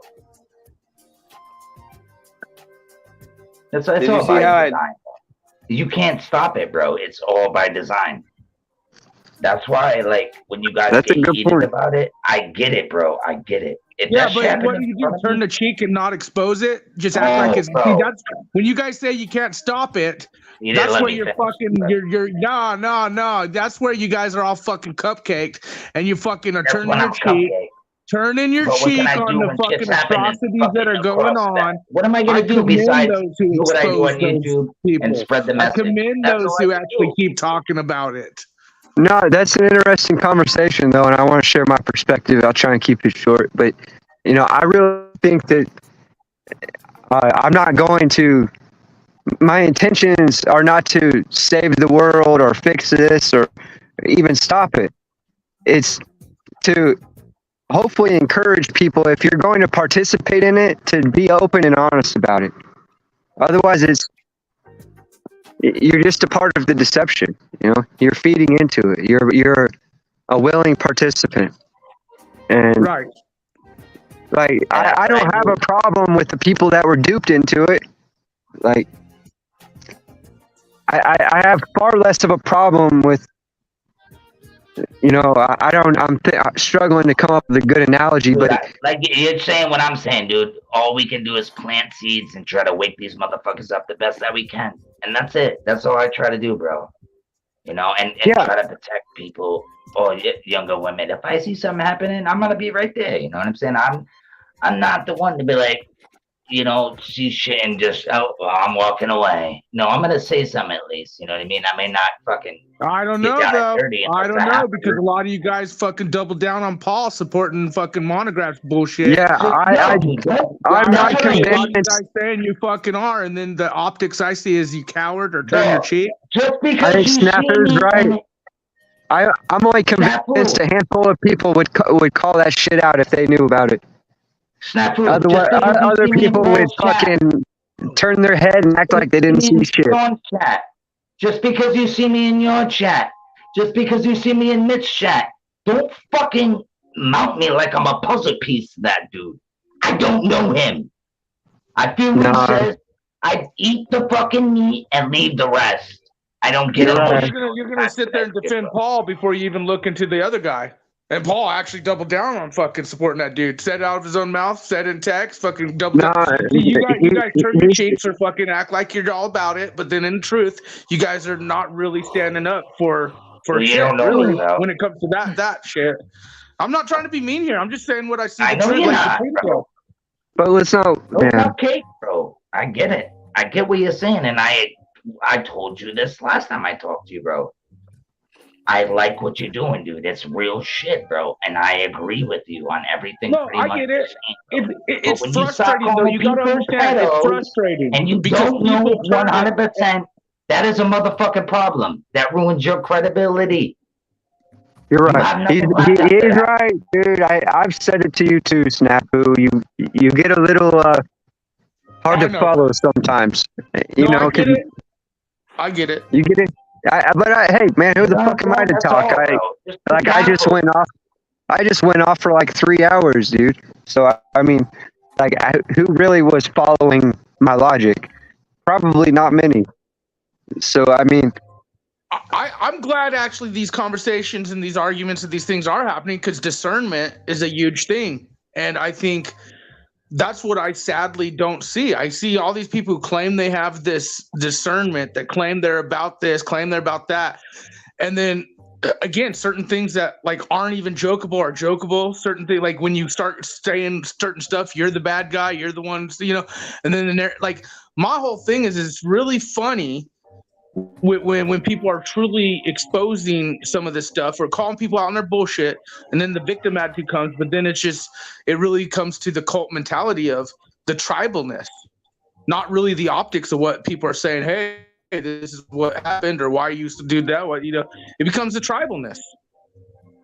For sure. Like, I don't have a clue who that look within guy is, and you know, he came at me sideways because he thought I was attacking everyone. Who does he know that I attacked? You know, maybe he didn't once fucking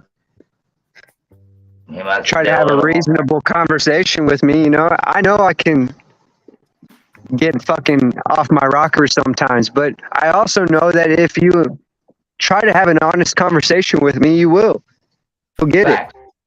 Absolutely, bro. You know, I just think, man, all this energy of yelling at each other, bro. Let's start fucking putting it into something and doing something. But again, I'm over here with a cell phone and a pedophiles. fucking tablet. What do we do? Cupcake with them? You know? No, you see exactly what happened.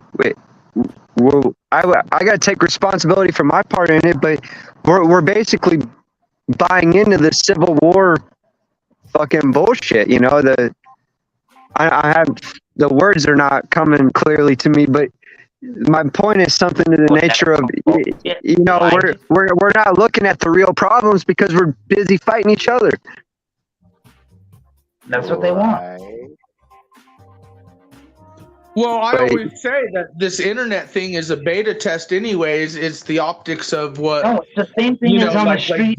civil discourse and creating. It's just like putting the bricks in the streets. The agencies It's the putting same bricks in the thing. streets before Chad or Chaz or any of those cities kind of where the cops just stood by as all the business. The whole thing is a beta test. And again, it's going to be really sad because so many people are dependent on the technology here, especially here in the States, where other countries have learned how to live without it. And it is going to be ugly as Right away, shit. bro.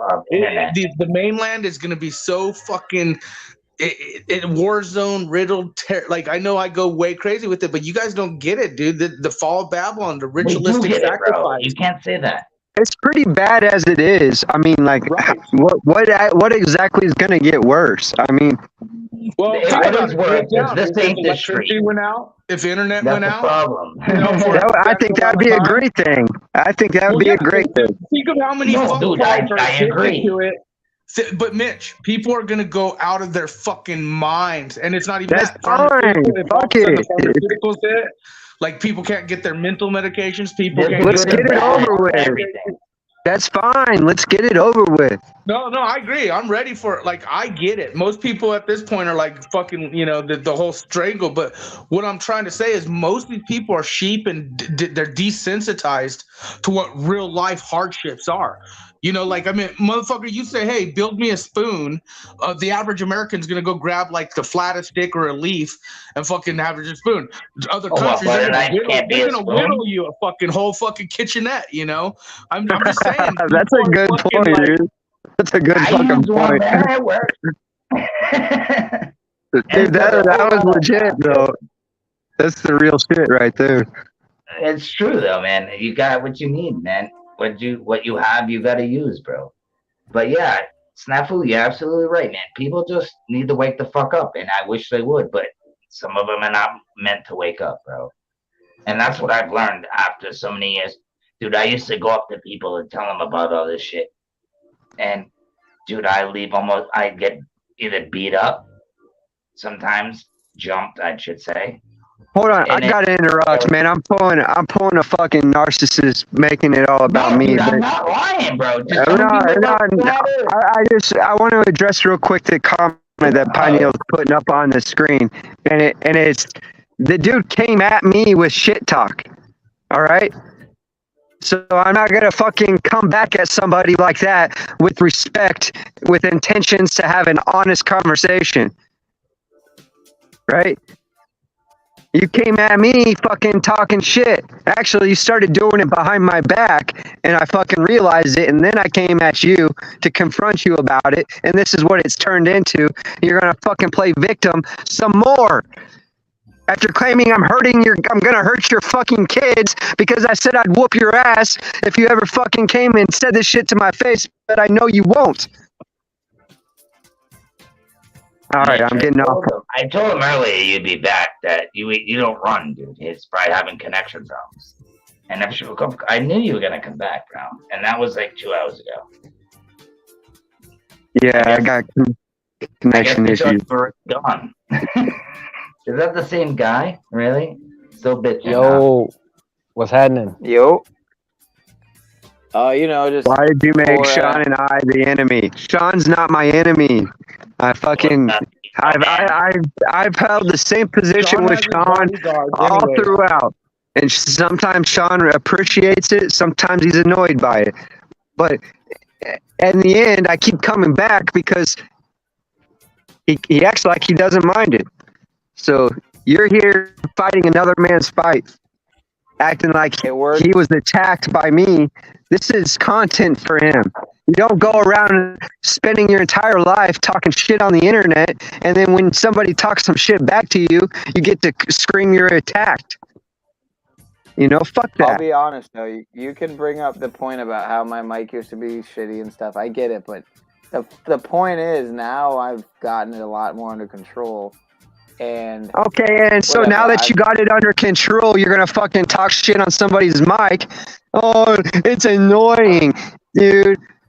Imagine if we all fucking pulled your little baby back bullshit for 2 months or fucking 8 months or whatever you Hold fucking. on. All right, Rob.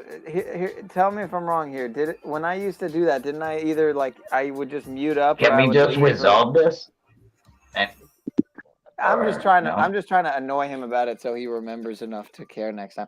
I don't know. I think he's just using a shitty fucking pair of headphones this time instead of the ones he usually uses or something. I don't know what's going on, but Who are you talking about, me? Yeah, your sound isn't usually an issue. No, it's his phone. I dropped his phone halfway down a fucking mountain, so it's just Well, I don't barely even have hanging a there. fucking phone, so yeah, I get it. We can hear That's what you. happened. It's just like choppy, chopping after every word. Yeah, my new Yeah, you got phone like a showed up staccato thing today. going on. Yeah, Oh, staccato, sorry. exactly. Is that how he said My new staccato? phone showed up today, but it got fucking returned to sender. I didn't get it in time. Yeah, it's not Yeah. too bad when you keep on it. It's not too bad. I should say when you keep talking fast, it's not too bad. So, Mr. Colted Black Rob, number 6. Colted number 6. Where's your daddy? He's probably fucking passed the fuck out, man. Rob provides an interesting perspective. I wish you would press more on that, but not putting him in the same boxes you're putting a lot of these other guys. No, I like Rob, but I still think he's fucking his discernment's all fucked up with most of these culted ones. How do you know what he sees, man? I feel like he sees a lot more than he talks about. Maybe. Well, when I heard Rob was into some of the research that he is, I was surprised. That was a couple months ago. But at the same time, I shouldn't have been surprised because it's like, well, why would he always be, by Paul's side all the time on his panel and stuff if he wasn't into the research and even applying it in some ways? But I was just surprised. Well, that I'm not even there most of the time, man, because he's streaming when I'm asleep. Right. You work, yeah, I know. you work do the night jobs, graveyard. huh, Rob? Yeah, he does graveyard shifts and shit. Graveyard. Yeah, as long as I remember, you were doing that too. That's rough, man. You were doing that. You were doing that shit last year. You've had that shift for a minute, no? I've been doing graveyard for years, for about like 4 years straight. I was doing graveyard when I was at Walmart. Fucking hey, man. That'll. Wow. So your whole schedule is wow. That's wild. That is wild. I love it. Well, you're used to it by now. I mean, by now it's your lifestyle. I would be interested. Like, do you when you're not work? Do you ever not work for more than a day? Yeah, I'm off Thursday and Friday nights. Oh, okay. So do you maintain that schedule? I do, yeah. For the most part, like on Wednesday or like Thursday morning when I get off on Wednesday, that's when I'm usually up till about 3:30, sometimes 5. But yeah, man, it's pretty much what it is. Are you glad you're working graveyards? Would it be weird for you to go back to like a regular hour job? Like, would you prefer whatever job you do you prefer nights because your body, like, I'm insomniac, so I get the night shift thing. No, I prefer nights just because it's less slaves to deal with. That's what I was just thinking, man. I'm fucking out here and there's nobody around. I'm in the middle of the fucking city and it's dead, you know? Like, I don't have to deal with anybody. I can sit out here and hoot and holler and not worrying about people looking at me funny and shit.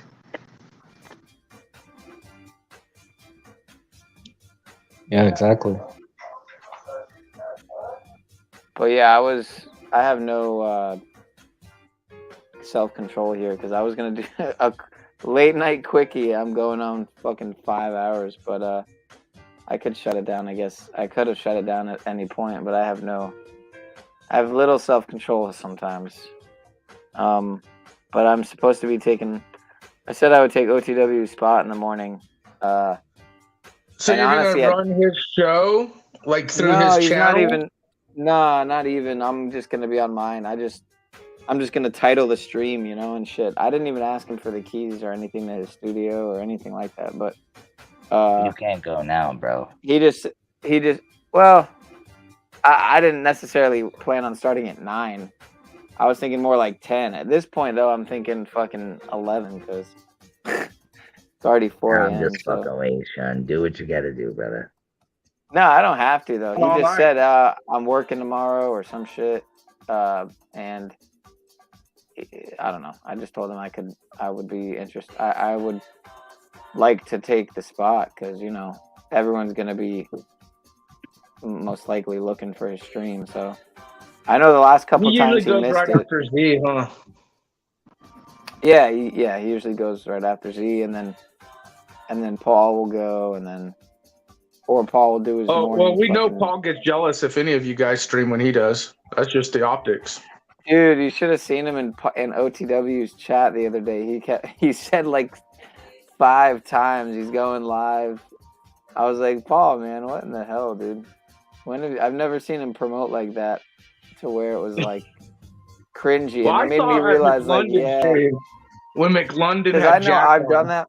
I know I've promoted my shit before a lot in other people's streams before I'm gonna start and stuff Beautiful like that. skyline. Yeah, I agree. So which Canadian are you going to go see? Paul or Lubas or OTW? Because I heard you might go to Canada, now. Oh, I didn't say I might go. I just said I have people that were offering like me to Right. come out to. Shit, I didn't even think of Lubas too, man. Lubas too, actually. But no, not OTW. OTW actually never really offered anything like that. But you know, maybe if I asked, he would be down. I wouldn't be surprised. But no, it's this. I'm not gonna say any names. Well, But it isn't when a- it Scottsdale isn't a- buys me a house, full warning, none of you motherfuckers are welcome. I'm not having any of you fucking weirdos from the internet over to my house, dude.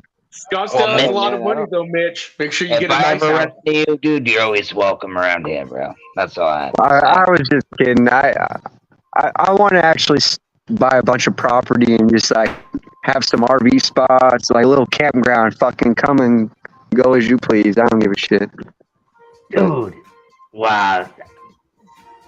Never mind. I want to build a little. If I get enough money this time around, that's what I'm gonna do. Buy property, put in a couple of concrete pads for RVs, some electrical hookups, and water and showers, and fucking put a little frisbee golf course there. Baseball field. Fuck No, yeah, fuck dude. that. Think of the same kind of thing, dude. Just a little different. But yeah. What? No baseball field, just a frisbee golf course. He says I think it may be baseball. too Masonic. All right, at least kickball. Come on. Yeah, exactly, Rob. I'm gonna take Man, a them guess and frisbee go out golfers on a get limb fucking here. insane, dude. Some of them, I seen like this guy who had like a $2,000 frisbee. I was like, what the fuck?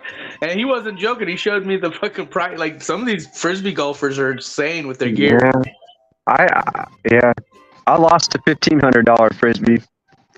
I've lost multiple 100 ones that are worth $200 to $500. Right. Like What I does that was like, even mean? what the fuck, man? That much for just a frisbee? But then I saw like there is a difference between the shot and the arc and angle and how it I've never flies. paid that much. Fucking diamonds? Or No, I've something? never paid that much, but they're like sometimes certain ones become rare and highly sought after. A platinum frisbee or something? Yeah, No, sports ain't cheap, bro. fuck, man. There's a dude who just got a $10 million contract playing frisbee. Yeah, Frisbee I'm golf's saying like a big thing. sports are not cheap, like It's a big frisbee thing. and baseballs. You know, it's expensive, bro. After a while. My question is like, why am I not streaming to no one? Like, why are people actually also awake like my fucked up brain Because ass? you got a bunch of owls right here. Yeah, I've attracted the nocturnal to Well, owls, I guess. I'm stuck down in the city and I gotta stick around. It's fucking potty. Rob is maybe the main exception, considering it's like, all right, Oh, he's because getting you know paid. what he does. He's getting You don't know what we paid do, to- bro. How do yeah, you he's know getting Rob's paid to really be doing that? nocturnal. Well, that's You true. don't He could know be what a he's doing. Pigo Poto. He could be on some mafia shit, bro. You don't know. He could be the black fucking Liam Neeson A for good- real. In a good way, I should say. Liam Cleveland. I'm just saying, like, you don't know what he's doing, dude. Just because he's sitting in a chair on the phone doesn't mean. I just saw what he's doing. He's not a camera. And I'm not hating. I'm not. By the way, I'm just. I'm just saying in general. He's Liam. No, I wasn't taking it as that. Cleveland. Yeah, I hope not, man, because that's not where I was going. No, I know. No, I can feel it. I know. No, that's a good point though, David. You never know about fuck anyone really. It's a camera, bro. The greatest lies closest to truth, right? Yeah.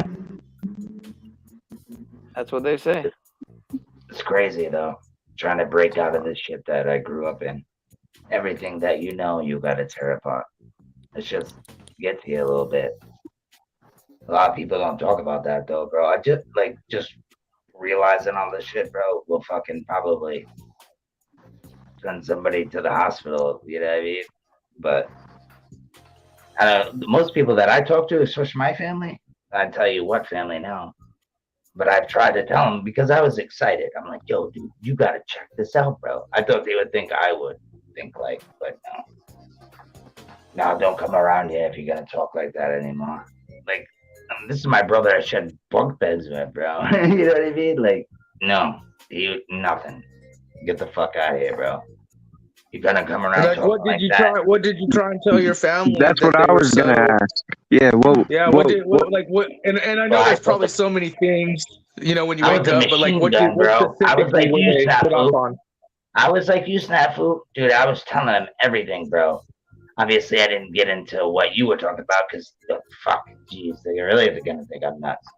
But I tried telling them about how the Earth is pretty much flat because it's mostly water, and that we're not spinning and shit. They thought I was crazy, bro. And every time I gotta get into something else, you know what I mean? And of course, everybody knows about pedophiles, dude. The people that I hang around with know because of, like I said, my family and but I like yeah, the Mandela effect I'm not personally. gonna get into all of it, but pretty much all the norm shit, dude, that I figured out, man.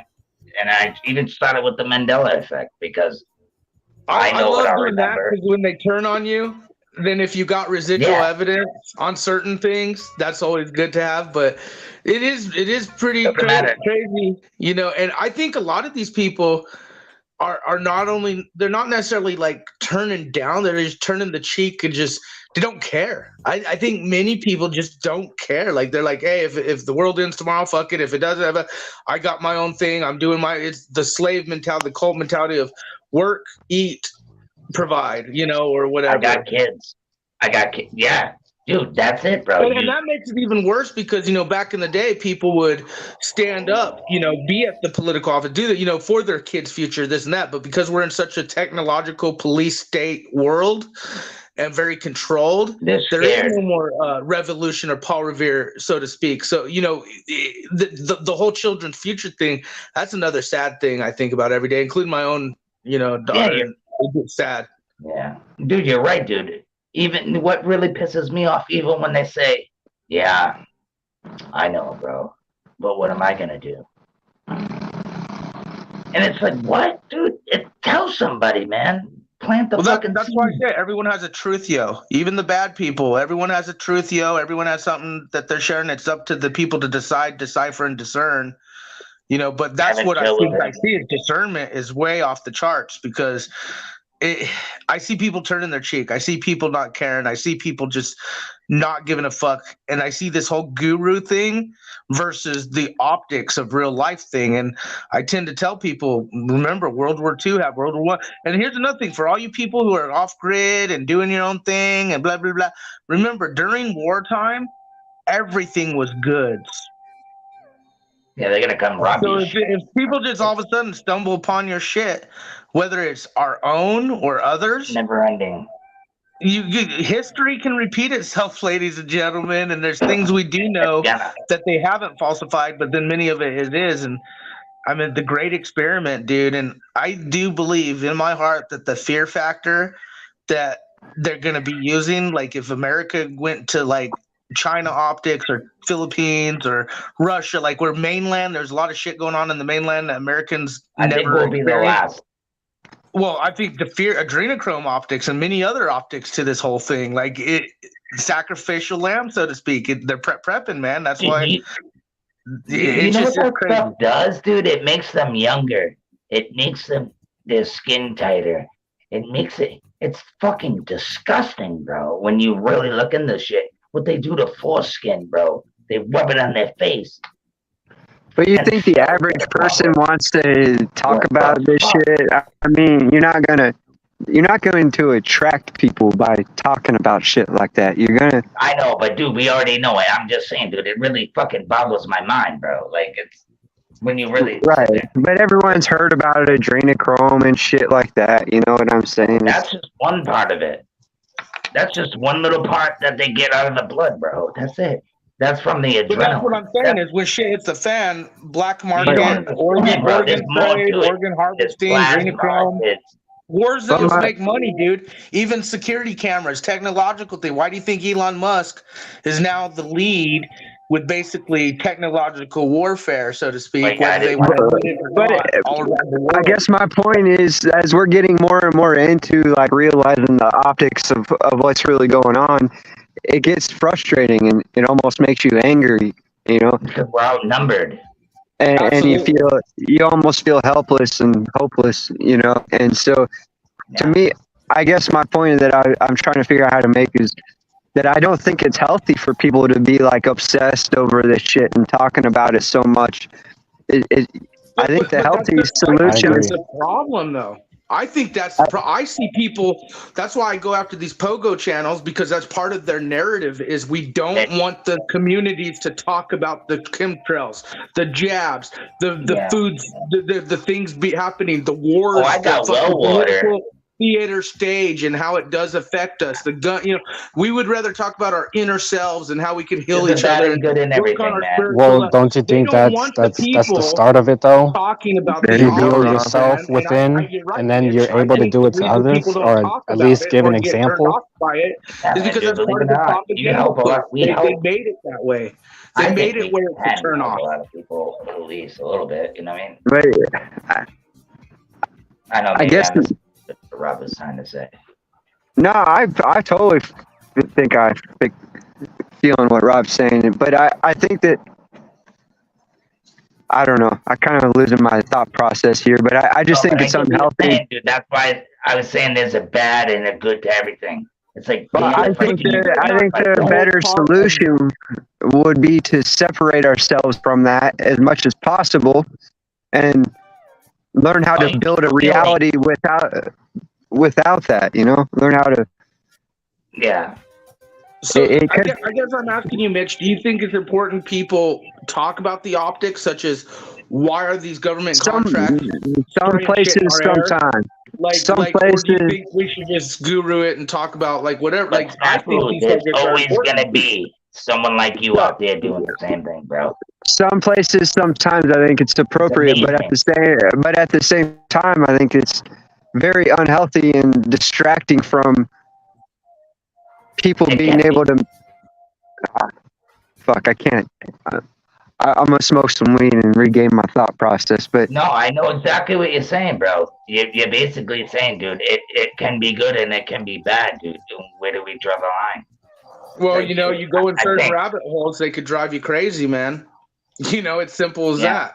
You know, and especially when it comes to real deal shit, like, and then what comes behind with that, whether it's, but if that's all that's on your mind, that to me, that tells me then you're not spending, you know, the majority of your time, like kind of like what Rob was explaining. And man, my words are really slipping me right now, but You know, you're not spending the majority of your time working on your community and yourself. You know, making sure you're strong, so that way you can be, you know, contributing to your community and making a better world for, you know, to live in. No, you just have to Take be care of the yourself, example. motherfucker. Yeah, Take care of be the yourself change most you of want the to time. see. And then have faith that people will follow. Well, not necessarily follow, but Because there's do the always going same to be steps within shitty themselves. people. I Right. don't see how you could say that, Rob, because I see people following the culted. You're one You're of them, right. Rob. You're one of them, Rob. Okay, you can say that. Yeah, It's not I even don't. just that. It's like it's everything though. It's like even people who still believe in politics, Trump or Biden, they're both about vax your ass. They're both part of this political theater stage. Yes, that can change world situations and world optics because money and all that and militarized industrial complex, all that's real.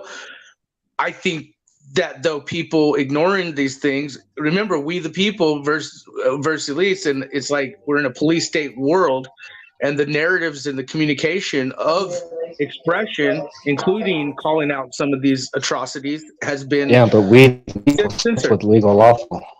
Yeah, And but everyone's following a tribal cult mentality, just like I mean, you kind of done the same thing, Rob. So have many others, and it's not even just snafu. We need to fix ourselves before we can fix anything. Do you ever heard Biggie Small say back in the day? It really hit me, dude, because when I was younger, I didn't realize what the fuck he was talking about. He's like, we can't change the world unless we change ourselves. I kind but of you could got be a what he was fisher. saying. You could be a fisherman. How You could deep still that be is someone who stands up. insane, bro. If you think about it, that's some deep shit. You could be a fisherman. then he You could died, stand up like- for what's right and wrong. You could still. I can't listen to both of you guys at the same time. I've been bad about that tonight, but man, if we're gonna have this conversation, we gotta let each other express. Oh, okay, Mitch. All right.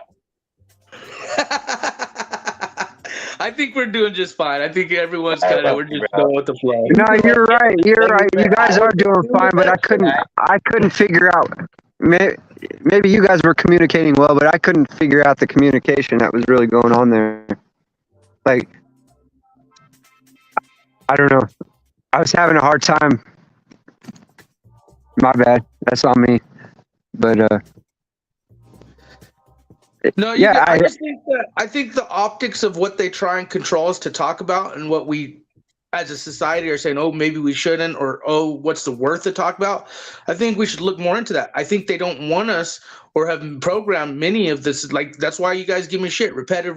Well, you know, one of the biggest tech giants taught me repetitiveness is a huge thing to the human mind, especially when it comes down to very serious things such as, you know, trader type shit, you know, foreign and domestic. Or I get what you're saying, but do you think the balance?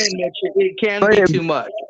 But yeah, do you think the balance might be something to the nature of, like, you know, you call it when you see something that is raising your senses or whatever, and you fucking express it and it gets glossed over. I mean, you just kind of. So do you think, like, the flat earther, like, we'll just use one example, or the people talk about the sprays, this guy, do you think those channels are valuable or no? Or those people who talk about it and you get censored all the time? It was valuable for me. think I'll they're say valuable. I'm So sorry. you don't think by them talking about the test and what's coming up, even through independent journalist tests, like whether it's soil samples, air samples, whether it's, you know, showing optics of what's really happening at the border, if you live in a border state, go over there, or just what, like, you don't think these optics that that really do affect us as a society are not important to talk about? What I would say is, I don't think it's important for all of us to talk about it. I think some of us should fucking learn to bite our tongues, so that way the people that are actually knowledgeable on these subjects are talking about it could, you know, what I'm saying is, like, it doesn't really help for people to go hold their camera up to the sky and say, oh, there's chemtrails, they're attacking us or whatever, you know. I don't think that's going to really make a difference, but if people are scientifically analyzing this stuff and doing soil testing and shit like that, you know, I think that's important documentation. It should be. Right. respected, but I agree with you, Mitch. But see, that's the whole propaganda game. Is America is the one country that has the most propaganda in all countries in the world. Yeah, You if know, they if you can't see it, if they yeah, can't see and the they use that, and so like sky, then they get a problem. deciphering, and discerning is huge. So I agree with what you said, Mitch. You know, but also I think we have a responsibility to decipher, discern what we want to believe or what we don't, or so. But well, I get what I you're say saying. that's where I disagree. It's like I was trying to figure out how to have this conversation with Wizard earlier today because he was describing the same logic uh, with his scripture interpretations. You know, he was basically saying you can interpret the scripture how you want it. And Oh, I agree. There's definitely wrong ways and right ways of what it really is. I mean, the optics and that. right. And So I what get I that's why I say mentioned the is propaganda. then you're celebrating something that you claim that you didn't believe in, and you're using your loose interpretation of it to make it fit your fantasy, essentially, because you already claim you don't believe in it, yet you're going to interpret it to make it interpret as something you want to believe. And Is Brian O'Shea in the house? to me, that's not going to resolve anything. You should essentially, if you don't believe in the scripture, you should separate yourself from it, not be wearing Jesus shirts and fucking, holding it up and acting like you believe in Jesus when it's convenient, to claim some sort of moral high ground or whatever. Well, the one thing I have noticed, Yeah, that's the why you don't truther really see me community, talking about it a lot. I'm going to just straight up say this, like straight up. The one thing I have noticed in this truther community, or whatever you want to call it, is the spiritual guru-ness has increased 1,000,000%. Like, it used to be about talking about the optics. It used to be about talking about these subjects.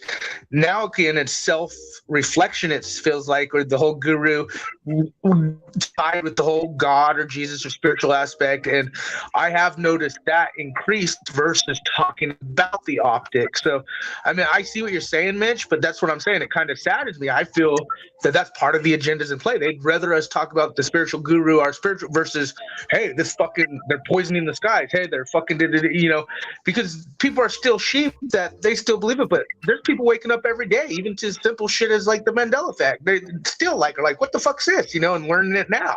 And it's mind blowing to some of these people. They don't even know how to comprehend or understand. And so they do go to all these random people. And you're right. There's a lot of propaganda bullshit out there. So that is right, Mitch, where, because they could listen to something that's absolutely like, but just because they like the person or content, they're going to eat it. But I do see the spiritual guru bullshit increasing. Big time. And what I interpret that as is ushering in the new world monotheism, one world religion, or whatever you want to call it. New divine world order, I think it's absolutely kind of love is weapon. They're weaponizing the love. I've told people this many times. We could still have different sects. Okay, as far as like, Muslim, Christian, Jews, it's a weaponization. Let me make one more point before it gets too far deep into this rabbit hole. Is I think institutions like AA, like Alcoholics Anonymous and shit like that, are pushing out this propaganda, like the I am sort of movement and shit. Absolutely, bro. I know exactly what you're talking about. Okay, well, that's what's leading to this sort of spiritual guru. We're all Jesus. A lot of these guys are using the same rhetoric, like Trinity 4. Not all of them, though. No, but a lot of them are. That's how I was able to recognize him right away. Like, that was the first instant red flag to me. Was he was going around telling people that they are Jesus, that they are God, and that's exactly the sort of mindset that got us into this sort of paradigm where the elites are in control because they think that they are gods, and yeah, I think they took that quote wrong. You can be like God, you know. But You know, like if it's a you big look at just a few years back, deal. no God. one was as spiritual guru'd out as they are now, all over the platform. Even the ones that were already spiritual guru'd, they have increased their optics times a million, like the Jacob Israel Dog, we're types and all things like puppet that. on a puppet string, if you think But about it, he's the on the whole other world. side of the world, And then you see the has old had a school life of truthers. military. But he's on the other side of the world, has had a military life, and he's spitting the same rhetoric as some of these broken ass addicts in America that have bought into this AA program. You know. Yeah, that's why I don't go. I don't because I've drank, bro. I don't have a crazy problem. I can manage myself. I used to go with my dad because he had a problem, my sister. So I used to go with them. And I'm like, damn, man, being here makes me want to drink. It's like, I just don't see how people do it. That's just my opinion. Like, you're sitting there talking about life stories when you're drinking, like at the time, and you're not drinking now, and you're talking about these things. And I guess, I don't know, maybe I guess it helps some people, but I don't know, man, dude. I don't know. I can't speak from experience though. I can't speak from experience on that shit. I don't know if it's. I'm sure there is some good aspects to it, or it wouldn't exist. No, there is, but it's just You know what weird, though, bro. Mitch? I was thinking about what you said a minute ago when you're gotta like, do it. well, I don't know if like those things are just as important, like pointing the camera to the sky. And I was thinking about that, and I kind of had the same thought. But then now I'm thinking about it more. It's like, notice the censorship optics with these social media platforms. And I know the whole pogo shit. I won't go into spill, but what they allow and don't allow. And even if you agree with some of the stuff, like pointing the camera at the sky, they're gonna let the camera in the sky be censored over some guy saying they're God, or some chick on YouTube starving themselves to death or eating themselves till they're fucking bloated and die of cardiac arrest, right? They're taking the optics of the truther community, truth, whether you believe it or not, or whether, okay, but the guru spiritual bullshit has ramped up completely in the optics of what I see with the communities. Like, no one's talking about the optics because they censor it. They make you go to other, so I do feel it's very important to do those things, whether we agree or not. Like, I was just thinking about that because, like, why they censor that type of shit, but this old guru shit or all the other mainstream media bullshit, entertainment value, it's loud. So Well, it's look, like, man. yeah, I do kind of say resist against the censorship as far as like, fuck it, point cameras at the skies. I think it's important, whether you think it's not going to do anything or not, they're going to censor it. But the more people that stand up and say, why are you censoring this shit when you're allowing all this bullshit that's on your platform or others? Like, I do think there's reasons why they censor that type of shit, Mitch. And I think it is important to, keep going against the grain, so to speak, on some of these things. When it comes I to think you're. journalistic No, news, I'm not disagreeing with you, Snafu. But let me try and figure out a way. I'm going to attempt to figure out a way to articulate myself better. But what I'm trying to get at is, I think if we were able to use our discernment instead of getting distracted by all these false guru bullshit, we would stop. I don't know. We got to figure out a way to figure out which people are honorable and credible, and you know what I'm saying, and start so that way we're not having like a fucking man, my words are really not working right now, but well, no, I think you're saying basically the deception is big, the discernment is a problem, and a lot of these people aren't honorable, as you said, so to speak. And no, I get 100% what you're saying. Like, you what don't I want think anyone is you don't want anyone eating false propaganda. I'm more myself, which we right. all have said false propaganda.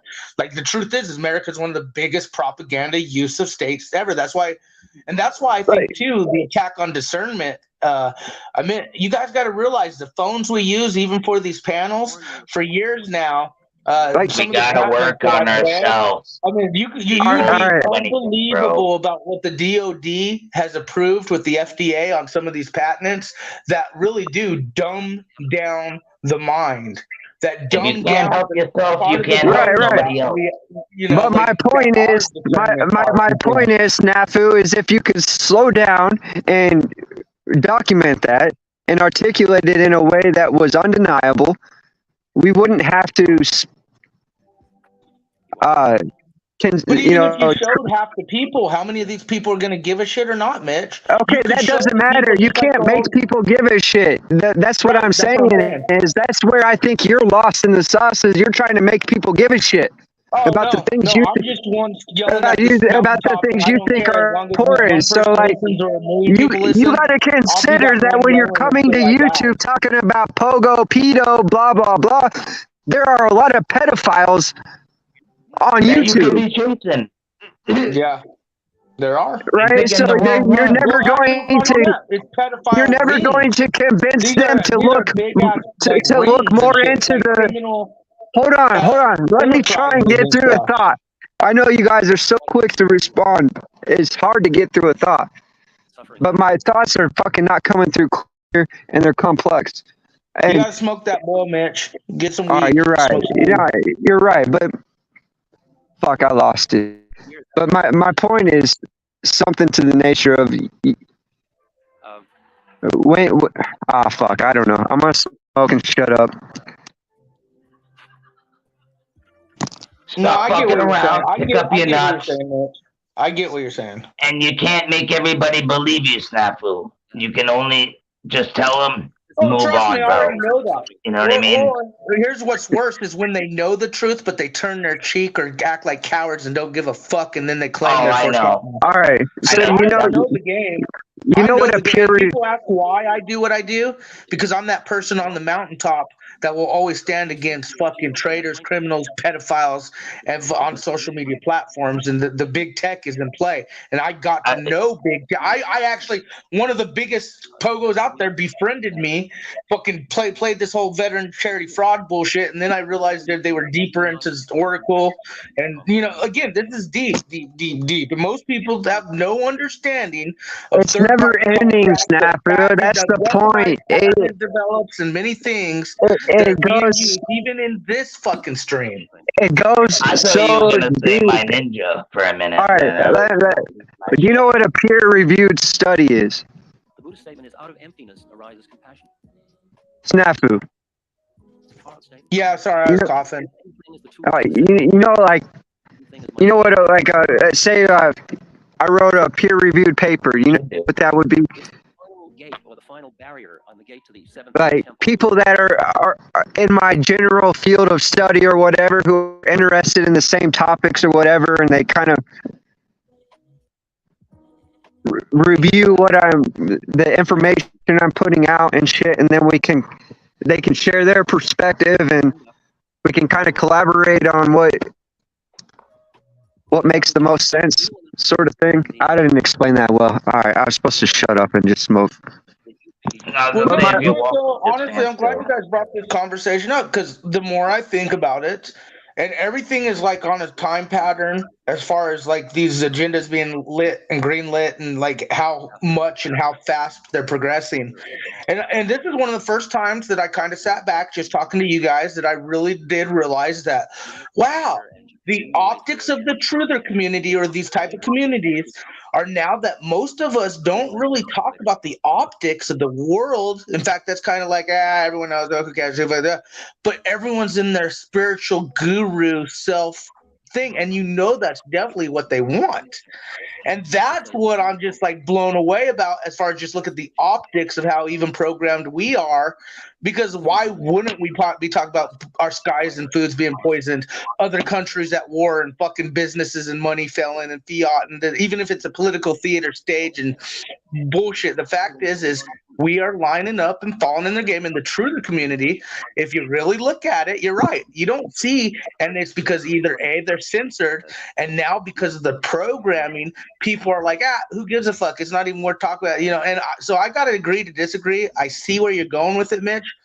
But as far as standing again, and you're right, I think there has to be ways to do it in other ways. My presentation is not the best always, but it's not even about me. It's for people on the streets. It's people everywhere. It's people that I've never even met. Like, always stand against, traitors, criminals, frauds. People, Look, Snappo, I'm not even disagreeing with you, man. I'm not disagreeing with you. Not at any point. Not at any. Hold on, motherfucker! Goddamn! Go ahead. 10 years.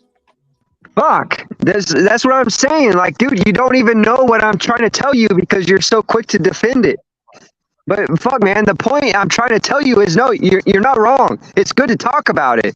What I'm asking you to do is to consider who you're talking to, why, and how. You know, it's like you're not going to fucking convince a pedophile to fucking take up your pedophile, anti-pedophilic agenda.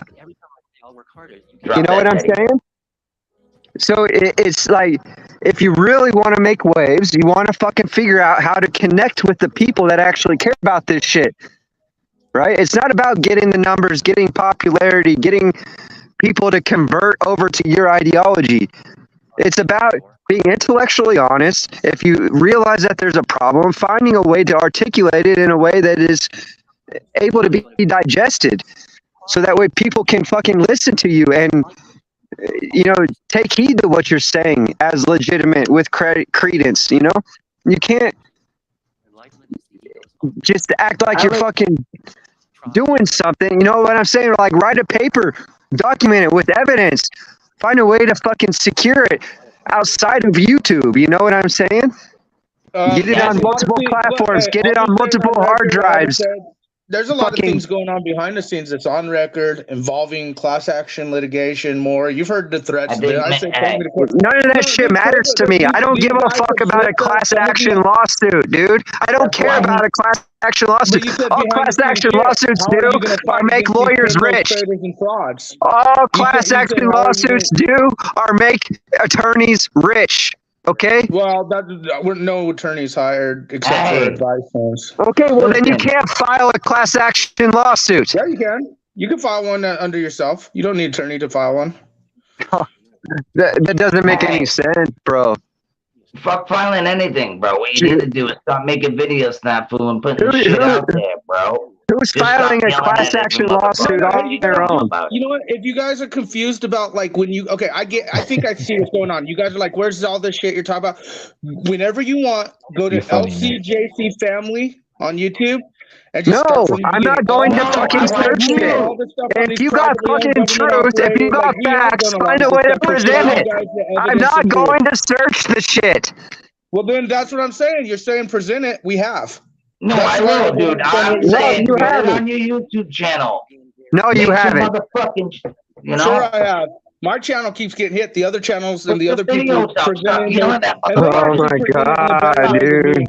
They present it in a better way than me because I'm the one cussing, screaming. They're the ones who are being real and saying, "Hey, yeah, these criminal, blah blah blah," you know, because they were part of some of that shit. So, I'm just saying the evidence and the right video back to square one with the legal lawful, with getting your channel struck every other day, not knowing how to roll it back.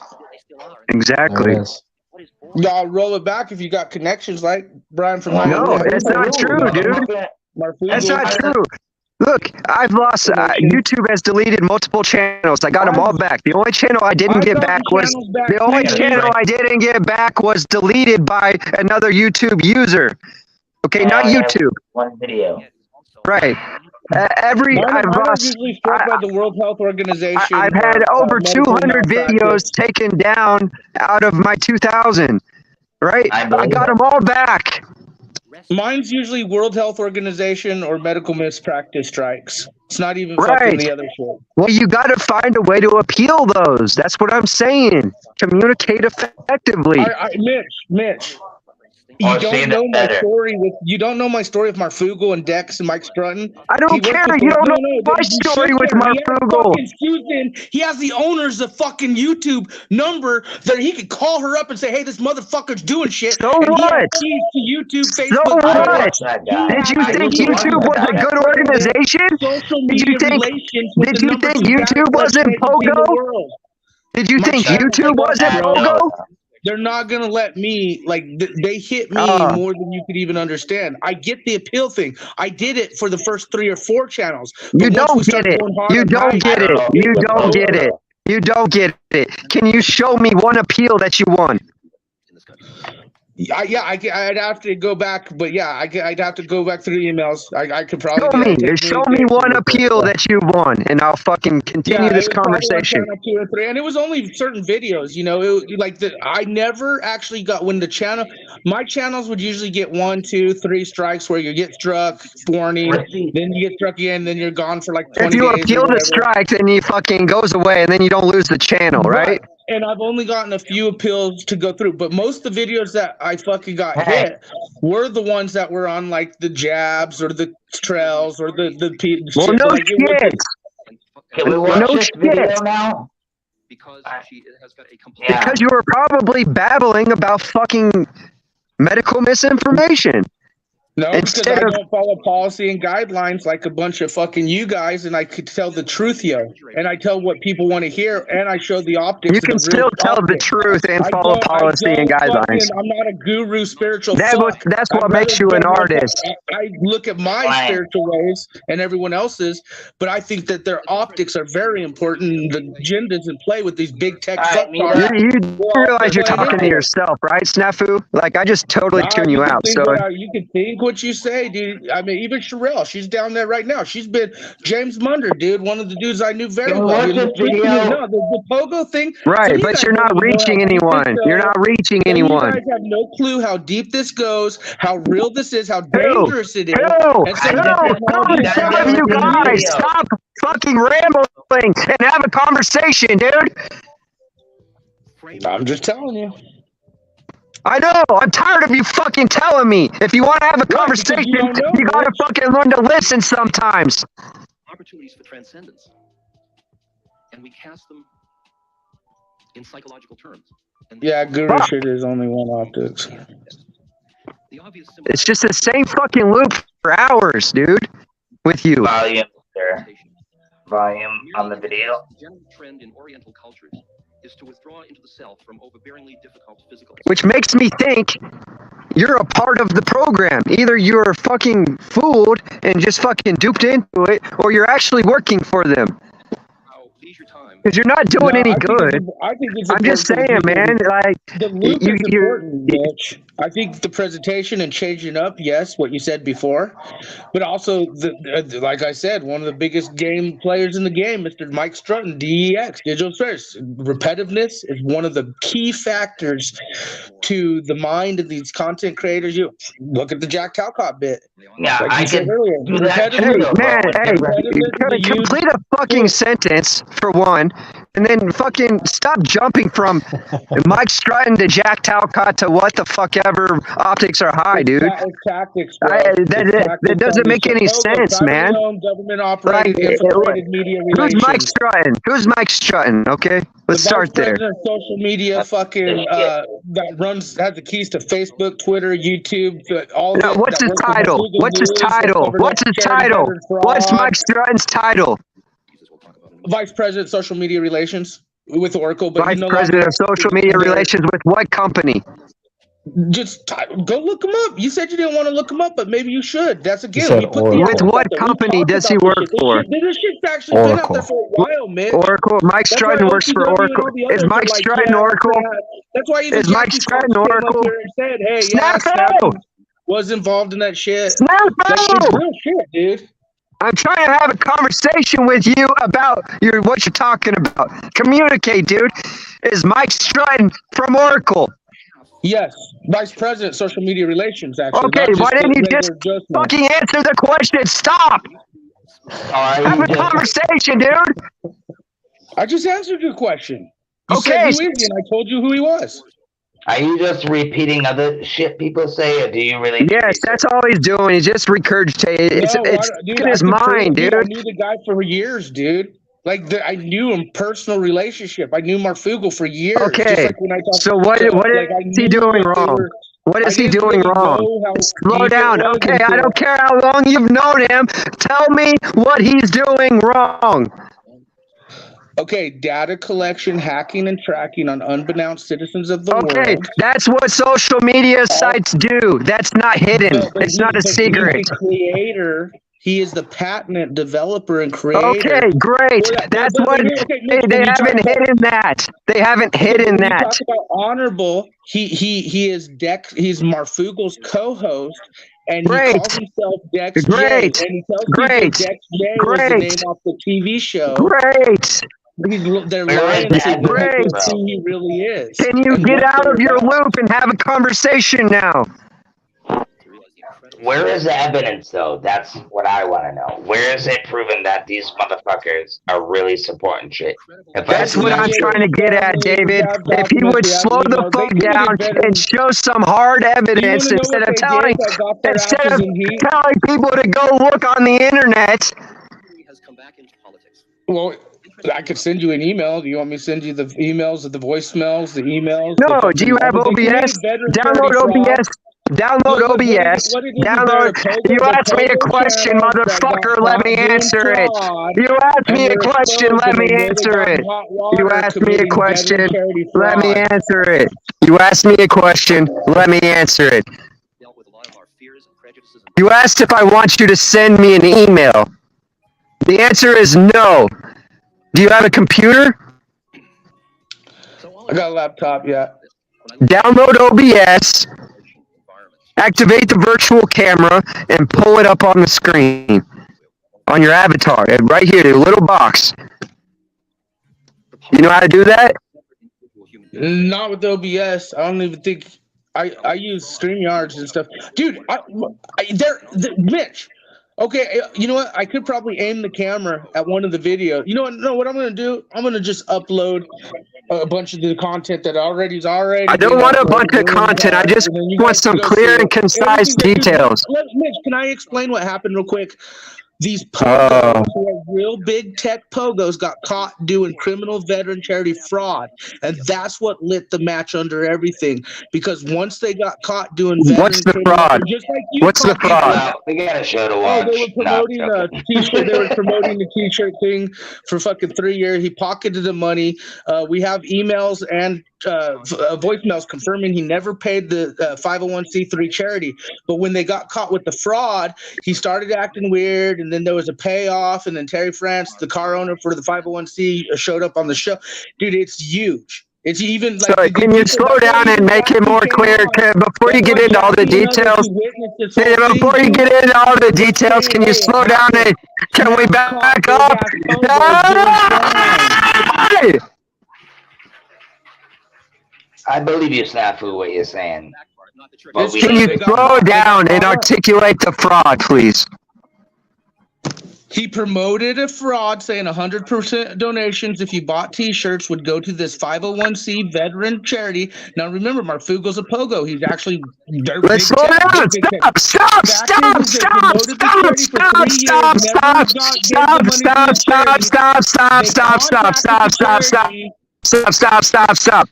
If you want me to take you seriously, you're gonna have to fucking stop your loop and just have a conversation, dude. No, I don't have to fucking remember that Mark Frugal is a pogo, dude. I've known Mark Frugal as a fraud for many years, all right? Okay, I don't have to remember this, right? I'm asking you to articulate what the fraud was. That's all, man. Just do that, please. Veteran charity fraud. I heard that part. What makes it veteran charity fraud? Well, if you say that 100% of donations go to a 501c3 charity, and then 3 years down the road, that money never was ever received, and then they make a payoff to say, oh, yeah, we received it, but are hiding the actual FOIAs are in the process right now. Again, okay, that's what I'm asking. FOIAs are in the process. The freedom. Hold on. Stop. Yeah, he fucked up. Stop. The Freedom of Information requests are in process. When you get that and you can articulate exactly what the fraud is, instead of saying this big old fucking loop, people will take you seriously. But that's all you got to do is show, hey, here's the evidence of him agreeing to commit whatever to charity. Here's the evidence he didn't. Here's the evidence he withheld it. Here's the evidence of whatever. That's what people need to take you seriously, right? And then what you could do is you could turn that over to a district attorney or whatever, and they could be We're already charged. working with many people like that. Right, okay. So focus on that.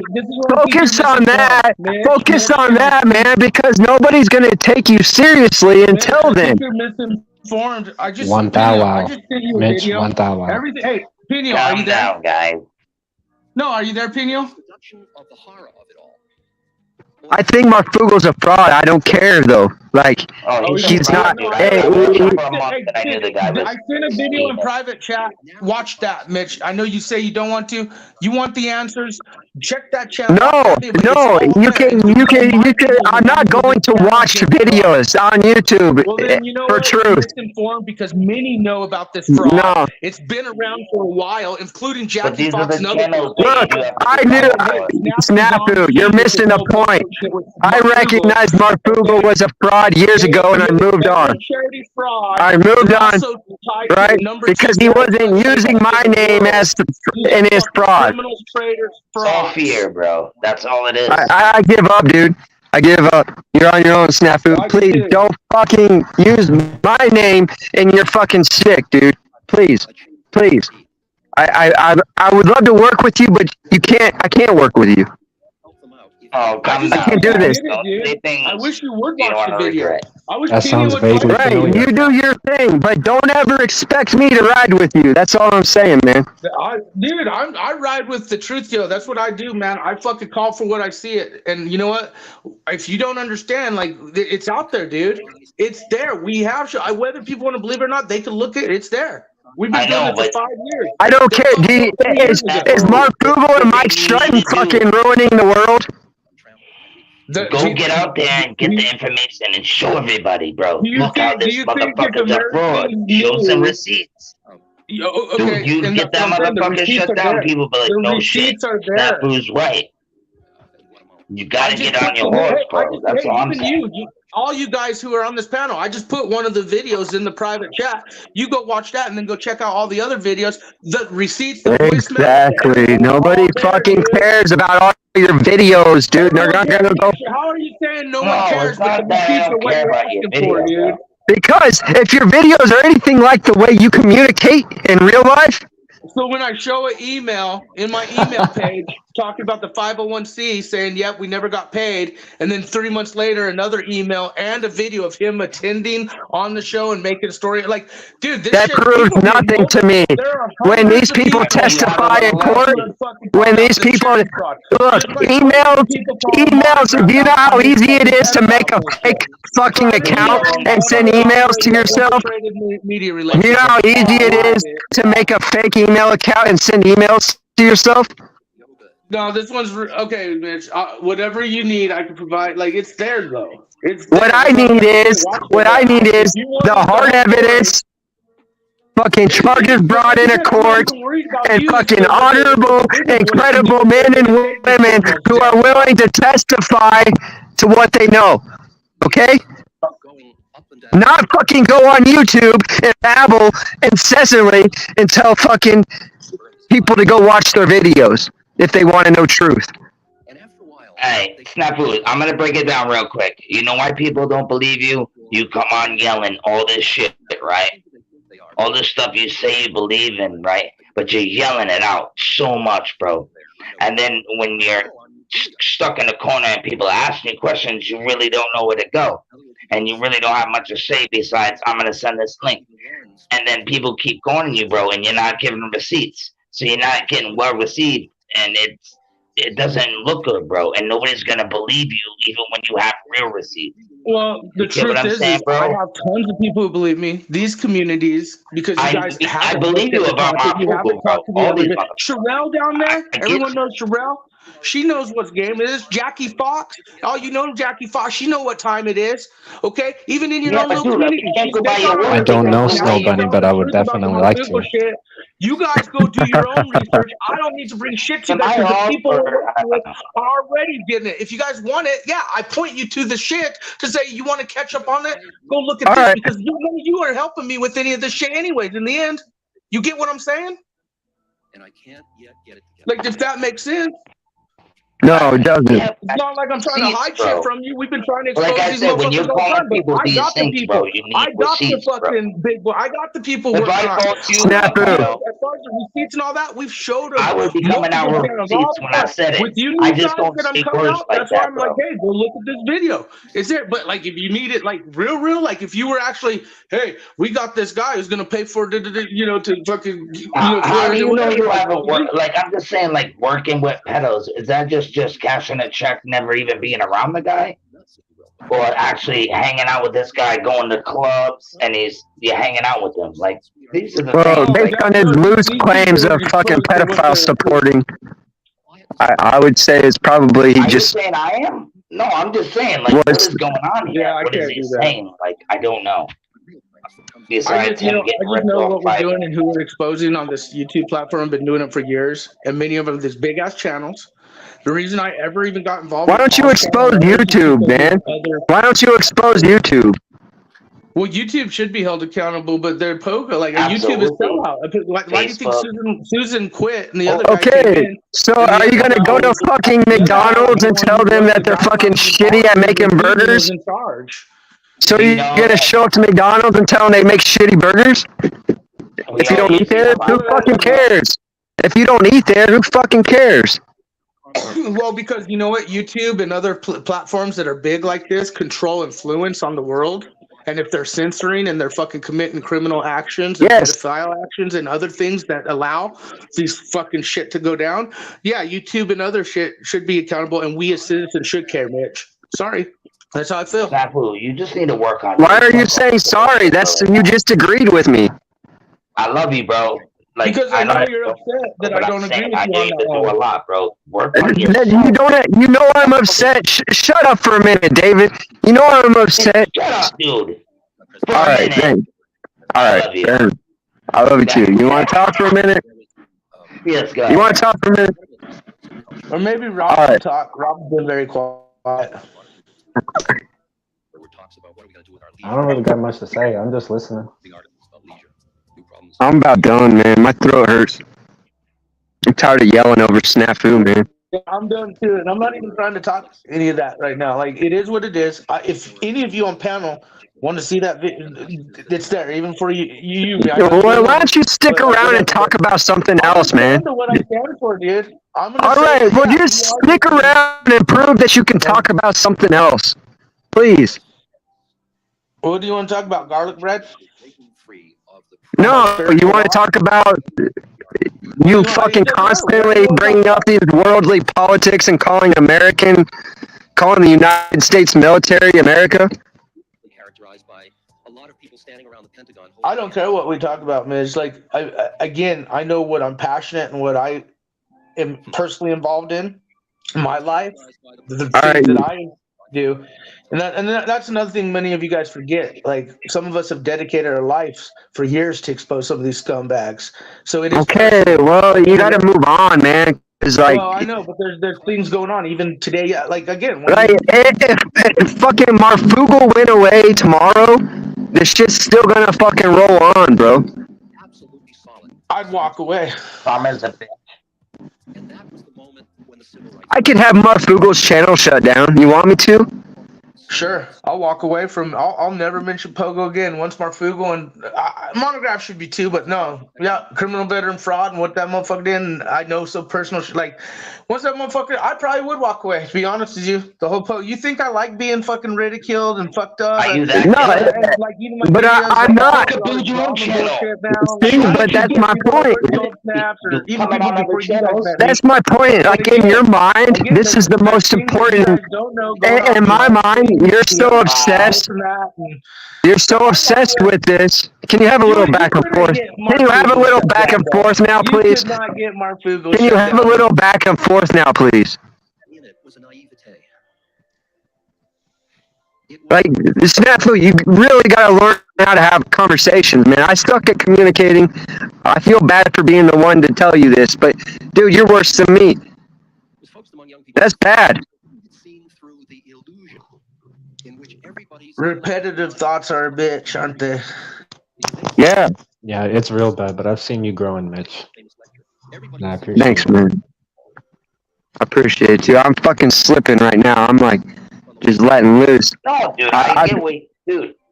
I've seen Mitch in the past 9 months. Here he comes and goes, dude. I see what he's doing, dude. I respect the man, dude. I like what he's doing, I should say, for more story. You know, I like what he's doing. He's doing his thing, and he don't give a fuck what nobody says. And you can get it too. It don't matter who you are, bro. That's what I like, man. He's just being real, and you can't. How do you hate on that, bro? I don't know. But Snafu, bro, dude, just put all the energy you're doing on all these channels into your own channel, bro. What are you doing, I'm doing what I man? need That's to what do. I don't understand. I've been doing what I need to do. He's done his and we're own fine. channel. All Again, 6 of I them would got say taken to- I would down. say to He's on his most you 7th or guys- 8th one right I now. would say to most you guys are You cowards need to for learn not the rule book, for not saying anything or turning your cheek or fucking thinking like, oh, it's not a big deal. I think that's what I'd say to most No. Hold on. Let me correct you.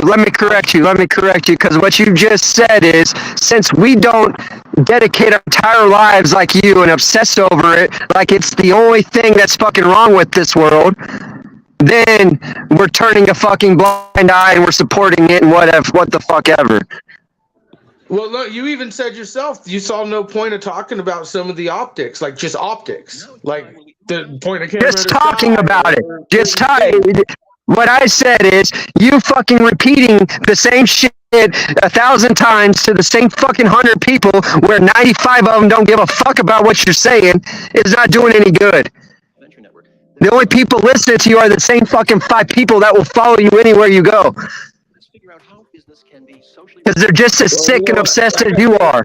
I know. Yeah, you I be know. pissed too, I get bro, what you're if you saying, were Mitch, to say because I know that. you. I know. Here's what's funny is I get what you're saying. I also know you know what's up. I know you. I know, do. That's why I think you're giving me shit. Like, because You're a pedo I now, think Mitch. that's why he's giving me so much shit, because he knows, like, he wants me to change. Like, I get it, Mitch. It's frustrating, and you remember these motherfuckers got close. This is like no joke. These motherfuckers are big. Like, it's real. You're right, Snafu, because I think. I don't even want to talk about this shit really anymore. As far as, But I think you honestly, you're right. Let's let it go. But I think you, Snafu. I think you honestly serve truth. I think you want to do I what's. think you understand it. I do. I do, but I think that your energy is being wasted, man. You got valuable energy, and I think it's being wasted on. Wow, Getting. you just took the words out of my mouth, bro. He could be doing great videos, getting deep in the shit and putting it out there, bro, instead of yelling at us. They're already out. I already been And doing I'm it. not trying to be a dick, Snap. I don't hate you. I don't know you, bro. I just wish the best for everybody on here that I meet. Fuck, I talk to you guys more than my own family. I'm just saying, like, I want you to succeed, bro. But when you keep saying all this shit, people just keep doubting you. But think about it, man. When you're trying to convince people who don't give a shit about Marfugal that Marfugal is bad, you're essentially just promoting him. You know what I'm saying? Not him, though. It's all pogos. The whole key term of these big tech. Right, but everybody's pretty much a fucking pogo, man. YouTube controlling it. Everybody's pretty much a pogo, man. Well, everyone, you can consider anyone a pogo. You can consider anyone a pogo. I know. I'm just saying, you do what you're doing right now in the videos. 100% pogo. One motherfucking takes type shit. You'll be good, bro. I'm telling you, man. But now that anyone who goes against you is supporting them. No, I never said that. There's a lot You of people that have. talk shit about me. No, it's the people who are supporting like things that were said, things that like the optics of it. Hey, the reason I slipped out at Paul is because we were exposing him Monograph, and he's a big fucking pedo optic motherfucker, right? And Paul Big jumped in pedo because optic. Is he a knows our pedo or laws, he not? knows everything, Is he? and said Hold what on. he Is he said. a pedo or not?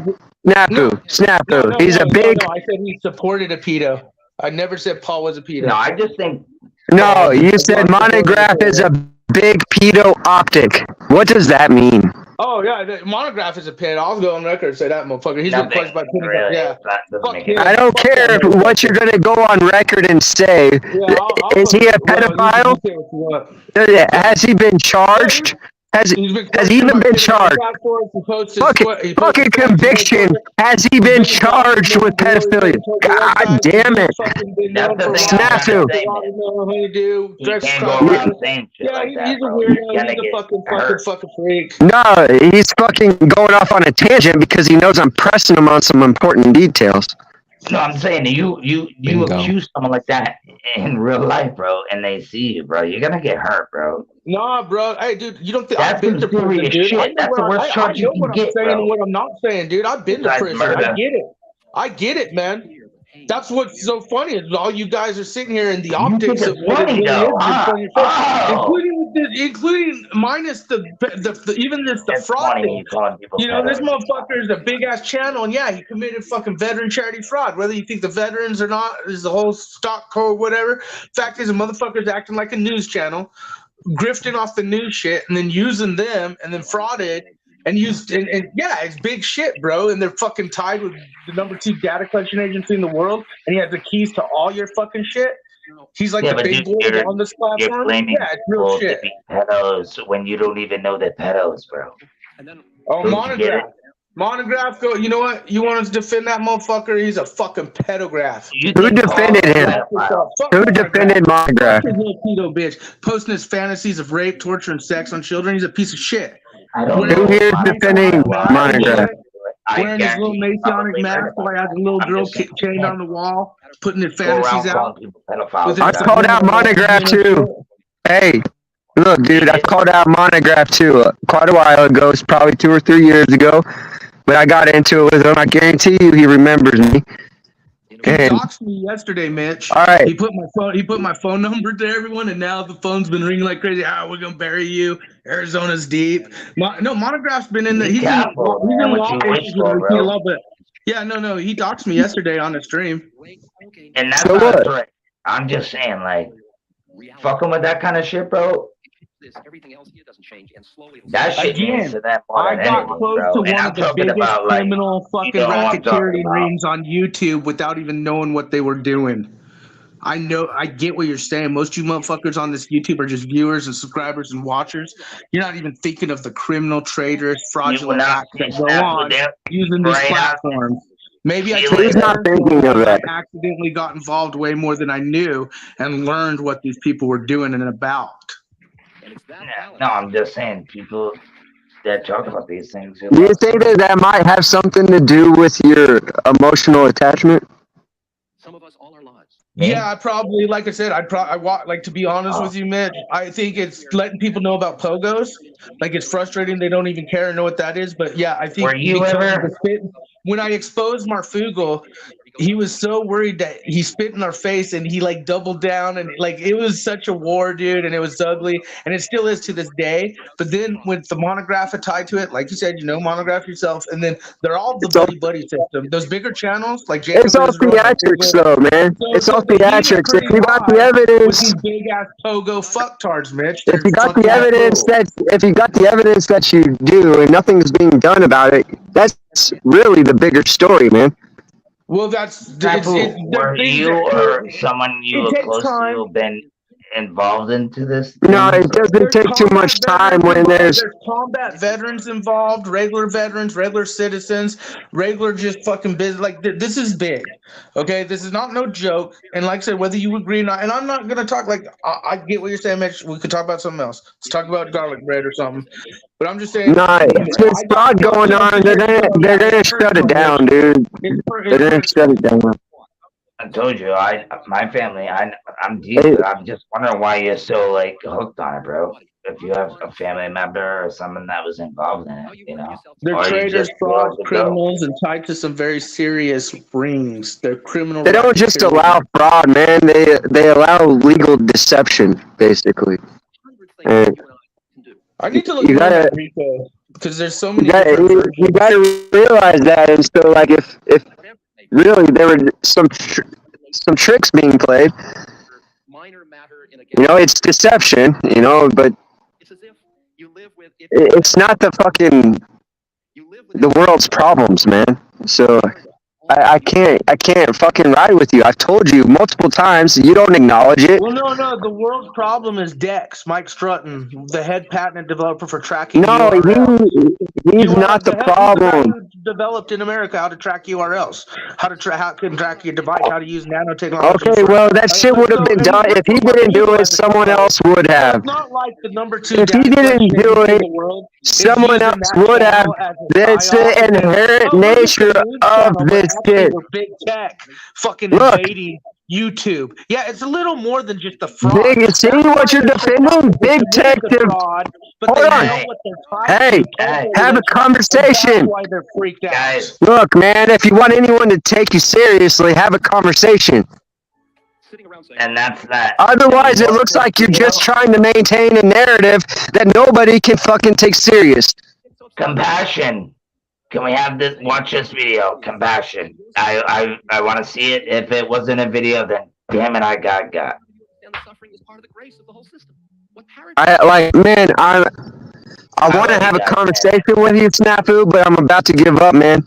I'm just saying, like, it's exhausting. We should just do it a different day on that subject, because I do. I'll bring all my I have shoes been and my listening to you, Mitch, because I Look, know why stop you're trying to giving so much convince shit, me Mitch. and just be honest. I know why you're giving me If so you much don't shit, know, Mitch. That's because if you know don't that have this the shit is real exact and it is. details, that's I fine. just Like, watched my movie.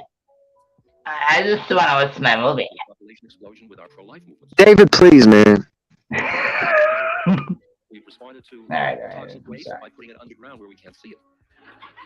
You know I can't handle that kind of shit, dude. I think Pino's sleeping. We'll have money to play with. We do token things. We do nice things, but they're still tokens. I want to have a conversation, but you're exhausting, Snafu. And I think that's part of your game, and it makes me really skeptical of you, man. I hope I'm wrong. Yo, Well, Pioneer set me up, bro. Said he was I gonna get watch where this movie. He didn't fucking play it. Be What's as going skeptical on? as you want. I hope maybe you will listen to me and check that video out. You don't have to. No, I've already told you. Look, man. Hey, I told you. I knew 3 years ago Marfugal was a fraud. All right. I know that social media is intended for data collection. Okay. So I know I got to take responsibility, and if there's something I don't want, dude, you've been going on and on and on, and you don't let me get a fucking word in. It's annoying as fuck, dude. But it's very easy when I say to people. Are you scared of having somebody poke holes in your fucking narrative? There's nothing we can do, and we blew it. Hello. If it's true, it's gonna hold water, bro. No, you're right. You're right. You're right. And that's why I'm gonna let's not talk about it. Let's not get lit tonight. We've talked about it for a long time now. So I'm not your fucking enemy, okay? I'm your best fucking friend, dude. I get it, dude. But I also get there's many people talking about it. It's not just me. I am the only one here in this community. Like, but it's everywhere. And if you looked into it, people do know. And yeah, it's very important because you're right. You're right. Like the loop, but I actually, when it comes down to who these people are, traitor, fraud, criminals, and actively Mitch, will committing you this be my shit, yeah. friend? Yes, I would totally be your friend, Rob. I don't know why everyone fucking loves you, but now I didn't know why. Now I do. Snafu, just stop being You're just the realest motherfucker out there, Rob. You are, man. Well, thank you, the man. fucking Appreciate paper. that. Fucking, I want to grow up to be just like Rob. I'm not even fucking kidding, dude. That dude's got it, man. He's got it.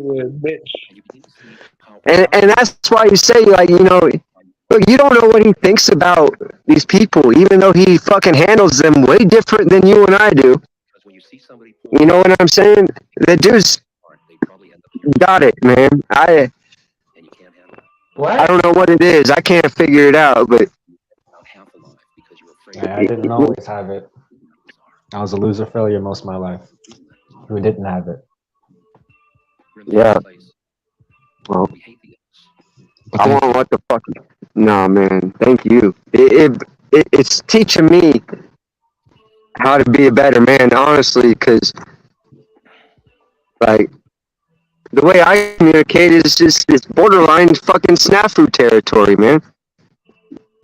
But the situation is those that have it don't. Yeah, that's no worries, man. I mean, I get it.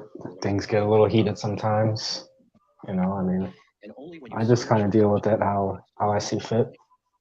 You no longer see anybody as them. Rob, you've Yeah, if always you been didn't go with care, the flow. you guys wouldn't be Rob's yelling always at been each a go other. with the flow guy. Well, yeah, the true right, I mean, takes the path of least resistance. So it doesn't mean he's buying into everything everyone's saying, you know? I don't know about Really? Rob. You think? Sometimes he's so quiet, and then sometimes he's talkative, and I don't know. It's just always a surprise with him sometimes. Don't see all the different faces. You lose it. All right, come on, let's group hug. Come on, let's go. Let's go. I love you. Come on. Come on, I love you, brothers. But it's true, dude. Dude. You know, I've been through the same shit, bro. For the most part, kinda. Same feelings, maybe. I don't know. But pretty much, same shit. Nothing wrong with arguing once in a while. That's why I like Mitch, man. He don't give a fuck. He'll snipe you and the dude next to him. He don't give a fuck. But it's not healthy, dude, and it's piss poor communication. There's so much better ways. I used to be a man of very few words, and I fucking want to get back to that because you just gotta learn to not say shit when. Like I try to work out my thoughts out loud nowadays. It's just not good. I gotta learn to not speak when unless I got something important to say, you know, and not repeat shit so people will pay more attention to what I'm saying. Like, you know what I mean? They don't have to sift through all the bullshit and all my emotions and, you know. Yeah, that's usually me, dude. I just say shit, dude. I just wear my heart on my sleeve, and just a real motherfucker, bro. You know what I mean? That's just the way I am. And So imagine if I could use my passion and just like communicate effectively without getting upset and worked up and just you let need a little people. work. You need a little work, but you're doing all right. Just Yeah. saying. A little bit. You know what I mean? Just keeping it real. Well, yeah, I don't know. I guess that's why I'm able to see it in snafu so much. It's like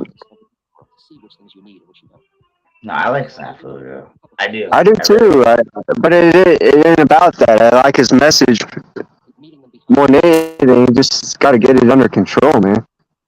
Hey, you It's gotta fucking. tell him. And that's what we did. He's still there. He knows.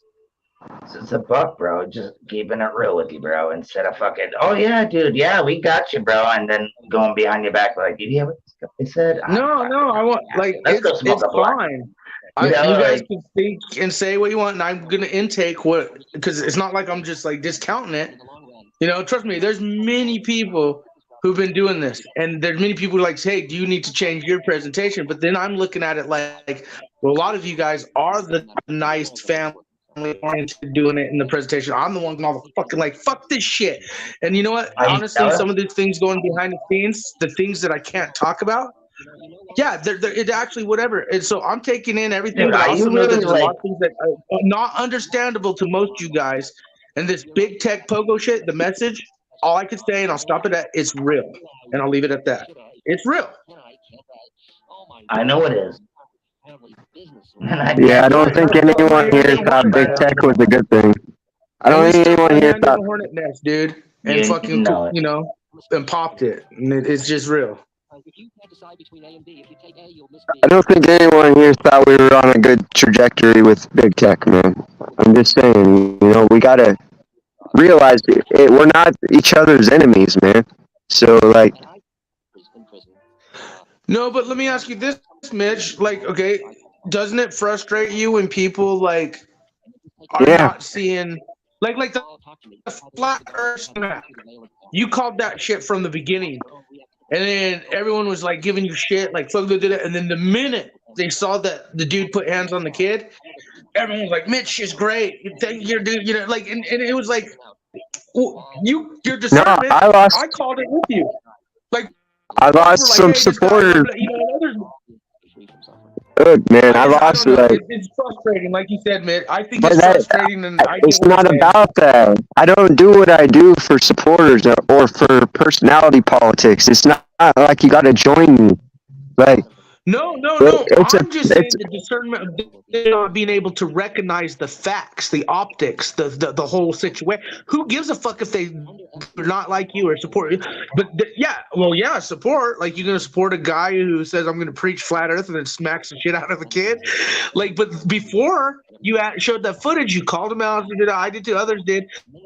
There's something against it, and then the minute and I get it. It's just the discernment is unbelievable. well, and that's the thing, though. Like,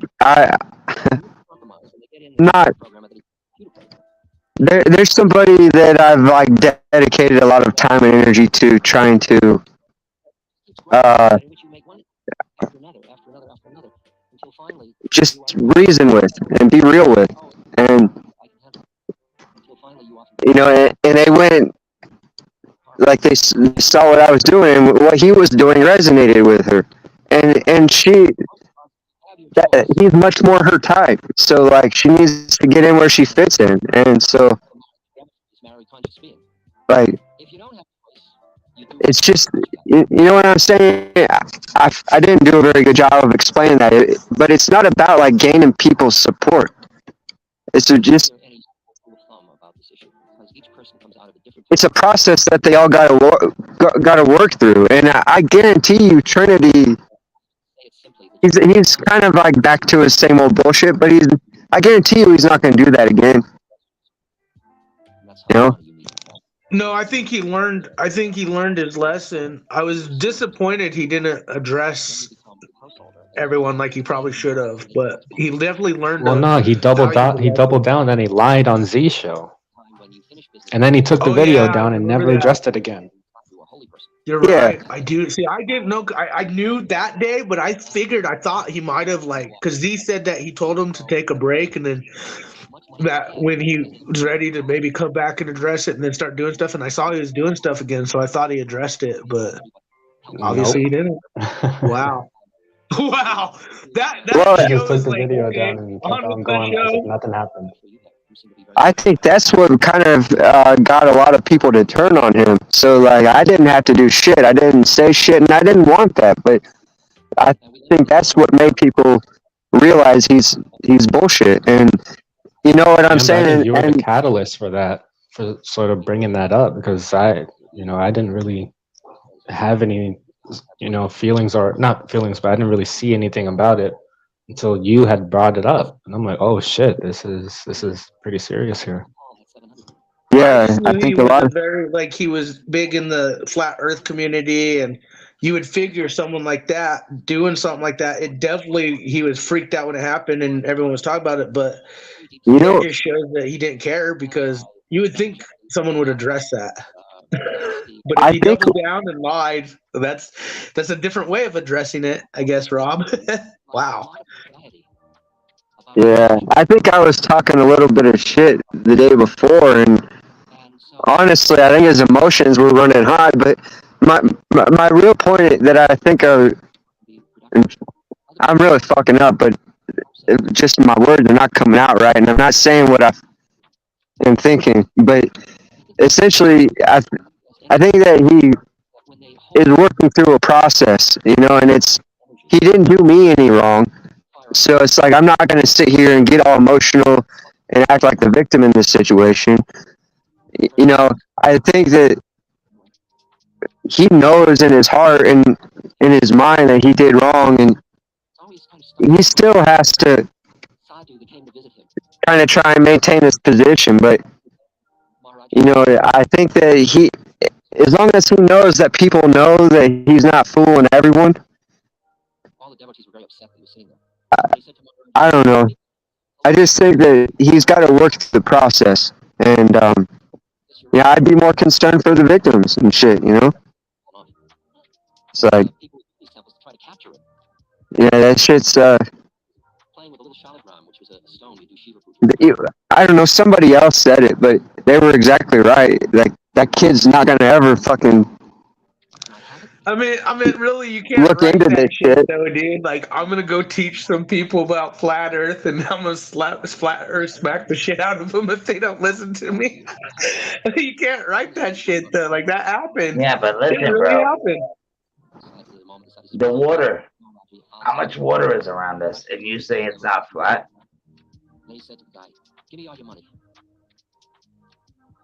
I don't know. I'm like not even interested in thinking about it. There's so many more important things to, like, I'm not even willing to engage in such a controversial topic that seems to be that, like, I'm just not real smart, so like it takes a lot of energy. I'd have to spend a lot of time. it's common sense. I don't think it is. I think it's been explained. How do we have weather if we're spinning thousands of miles an hour in space? I'm not trying to explain any of that. I'm sure there's a great explanation to all of that, but I think No, I you're get it. getting. But it's about the now and what's going on now. What really matters, and I get that, bro. And 100%, I'm with you. Because we could talk about that shit all day. Well, what that's gonna do? What is that gonna do? Besides plant a seed in the kid's head, I like that, but what is it really gonna do? That's why I like Paul. Rights, freedoms. That's gonna change something. That's gonna do something, bro. And I know a lot of people hate Paul right now, and everybody thinks he's grifting and thing. No, you just don't peep the mental game. You don't peep the streets. You don't see. Look, it's the same situation with Snafu. Well, I you don't said hate this Paul. Snafu, but he Listen to said me for a Snafu. second, David. Listen to me for a second, David, because I don't hate Paul. I'm not hating. Yeah, either. I like Paul. I like Snafu. You know what I'm saying? But I think that their energies are fucked up, man. They're wasting that shit on feeding the agendas that they claim to be opposing. And Exactly. I get what you're saying, bro. and so like, I agree with Mitch. I don't hate look, Paul. There's certain can't- things that I think you guys are like being Paul's advocates for his No, for him bro. not being Just speaking humble. the truth, bro. Like Paul's pulling some bullshit and he's getting called out on it. and all you What guys does are fucking Paul lie defending about, Daddy bro? Paul. Name one thing that he's a pogo with, what he lies about. Put it on the table right now, He bro. What you supported got? monograph. you want it? Whether You he was want a it? I judge or got not. fucking solid proof he's Besides a what he fucking. said in that live stream, fucking I got solid proof he's an intentional liar and deceiver. But like, look, I'm not trying to get into that. To you? Like, Yeah, I don't want to get Because into you it. think I that way don't about hate him? Paul. I don't How do hate you know him. he's a liar, bro? You don't hang out with him. You Because don't know he's lied this, about bro. a ton You of never shit even about touched all him. of us, like myself included. He thinks he Right. knows your family And- or who you are, or what you're about, and what your I know life what is. you're gonna say though, Fuck but that. I'm That going dude by don't truth. do What nothing. he He sits says, on his man. couch and grifts and makes Truth. money. Lines up. And then he's gonna support motherfuckers that I'm exposing. That's fine, man. Fuck that, dude. slow down, slow down, slow down, slow down. I'm I getting don't hate stoned, him. man. I don't hate him, like Mitch said. Like, let's have a rational. If we're gonna talk about this shit, let's have a rational conversation. Otherwise, we sound like a bunch of bickering hoes, man. Well, So why do we always get a fight about the dude that's trying to tell us to fix ourselves, focus on ourselves, and do better? I don't. that's not it. That's not it. That's what you're. You're looking That's past that, aren't you? that's what you were told, and that's what you're regurgitating. If that's all you see, then you're either a complete fucking fool or you're blind. Him with an older But- lady, he's still got his shit right. What am I looking past? What am I forgetting? I don't know, bro. That's what I'm asking. What is so bad about what he's doing? Well, I've tried to explain it about 7 times now, and you cut me off to fucking. Alright, Alex, shut the fuck up. Well, I can easily articulate multiple lies he's made on me, and that's the shit that I can prove. You know, solid that he's lied on. You know, there's other little things that I've caught him up in little fucking lies, and it's all justified and excused with it. You know, entertainment purposes. It's a bit, non-bit. You know, all this shit. It's a play on people's egos to lead them back to self and shit like that. And it's not all that. He's regurgitated false claims that only came from a very disturbing fucking community that I don't even want to get into, because I think what I saw happen, you know, Paul just fucking one of the people I exposed fucking came up and regurgitated some fucking false claims, and Paul fucking just presented it as truth. And so, you know, we can get into all the little details if you need proof. I have recordings, you know, if you really, really want to know. But that's not what it is. Like, Paul didn't even have to admit he was wrong. You know, he fucking... I saw change in his behavior, and that was good enough for me. You know? It's like, you stop fucking presenting this false narrative and kind of let me be myself and express myself, and that's cool. But... And I was there for that. Yeah. Right. Yeah, it's just maintaining these false narratives. It's the same problem I have with snafu, you know? And I don't know that it's false, but as far as I can tell, Yeah, that's what I was gonna just say. it's either exaggerated or it doesn't hold water, you know? And that's what I'm trying to say, man. I like what he's saying, bro. And he's not harming anybody, not hurting anybody. He's cool with me, bro. But if people who isn't? You know, if people want to think certain ways, Who there's nothing I can who do isn't about it. harming or hurting anyone? You know what I'm saying? I'm asking you that question. You said he isn't, and I'm asking you who you're talking about. Can you just answer the question? Oh, Paul. I don't think he's harming or hurting anybody. I mean, maybe you have feelings, bro, but other than that. So making Okay. lies up is not harming. Yeah, hold on. Yeah, you're getting it. Like actually talking, saying you don't do shit. Hold on, man. We're having a fucking conversation. All right, go ahead. Paul Go ahead. put journalists in danger, dude, because of his stupid comments. Like fucking, All right. yeah, whatever. All right, dude. well, whatever. Yeah, I've gotten multiple death threats from that community. So, I don't know why, bro, but that's weird. it's for calling them out on fucking bullshit, you know?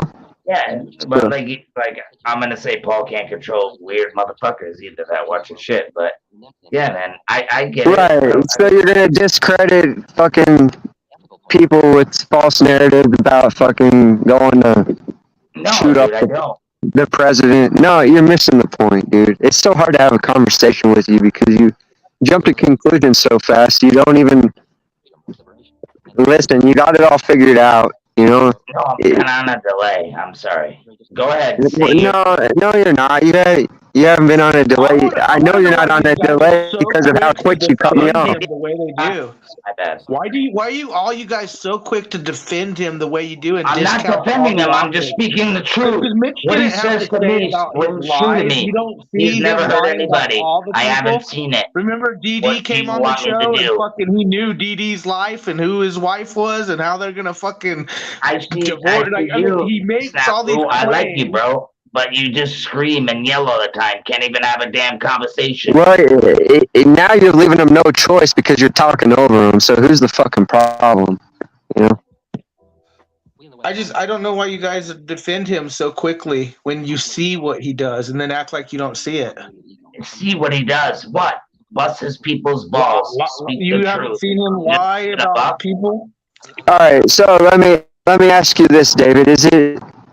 Is it appropriate to, you know, what you are characterizing as busting someone's balls to lie and maintain those lies at any cost, even if you got to repeat them many, many times? No. And No. All right. Well, all right. Well, do you want evidence that he has done that and is continuing to do that? Hey, if you got it, I'll hear it. Yeah, man. We can. I'll I start don't up a watch every stream. show either, dude. I'll So start I'm up a just saying. stream and make it private, and we can fucking go over that shit in private. I'm not gonna publish it. It's not about humiliating him. Like, I'm not trying to make him look like a fool. I can say this: we all contradict ourselves sometimes. But if he's just out there, just knowing that he's doing that and trying to cover it up, then yeah, that's kind of fucked up. Yeah, what it is it's making up lies, and when you're presented with new information that would allow you to question that belief, you refuse it. You know, you call it cognitive dissonance, you can call it fraudulent maintenance of a lie, or whatever. I don't know what you want to characterize it as, but what it is, if you care about truth, you know, that's not serving truth, and you can characterize it as busting someone's balls or whatever you want, playing on egos, entertainment, whatever. But at what point is it doing wrong? You know what I mean? Yeah, like I said, I would like to hear that because you know what I mean about like busting balls. Like he said that shit about snafu when he really was busting balls. You know, he's just fucking around, feeding into his ego. No, I get it. I called that shit right away, man, and I fucking like that. Like, and if I miss something, like I said, I don't watch every damn show. I'm not on there for fucking 8 hours. You know, here's the difference though. But hold on, you might be onto something though. I'm just saying, my opinion, what I think he's doing is just getting you out to do is tricking on purpose, dropping the gems for you to pick up and bitch about, and that's what I've seen the whole time. I'm not discrediting. I'm not discrediting the possibility, but I'm not going to go around claiming it as truth if I don't have hard evidence of that shit. Yeah, I'm just giving my opinion. My opinion is I think he thinks he's better than everyone else. He would never apologize to Mitch for fucking lying. He would never apologize to me for fucking supporting pedophile, so all this shit. He jumping the gun. He's not humble, dude. He's fucking acts like he tells people he's God. You know, I don't know, dude. I'm not worried about Paul, dude. Paul's a big fucking teddy bear. But I don't think he's anything look, what I'm telling you, man, I've seen some lowest of the low dirt bags on YouTube. And what I worry about are the people that follow him. Not everyone. You know, I think plenty of people have fair discernment. But at the same time, there are some fanatics and some really fucking shitty people out there that are, you know, for lack of better word, taking advantage of people. Suicide bombers, man. They're fucking dead people on their deathbeds and shit like that. You know, got nothing else to fucking live for. You know, they'll fucking spend their lives fucking defending this shit because it's all they got. And it's a cool mentality, man. I'm not worried about those people. I can't save those people, man. I can't save Paul. I can't make Paul make better choices. But what I can do is present another perspective and hope that if he's honest and true, you know, then he's going to consider that. And, you know, what I've gotten is a refusal to do that. You know, he's blocked me. I'm not going to fucking fight it this time. You know? I'm not playing that fucking game back and forth like he does with Jack Talcott. I love you 1 minute. You know? I love him when he speaks truth. And, you know, it's hard to deal with when he fucking lies and he refuses to fucking ever admit he's wrong.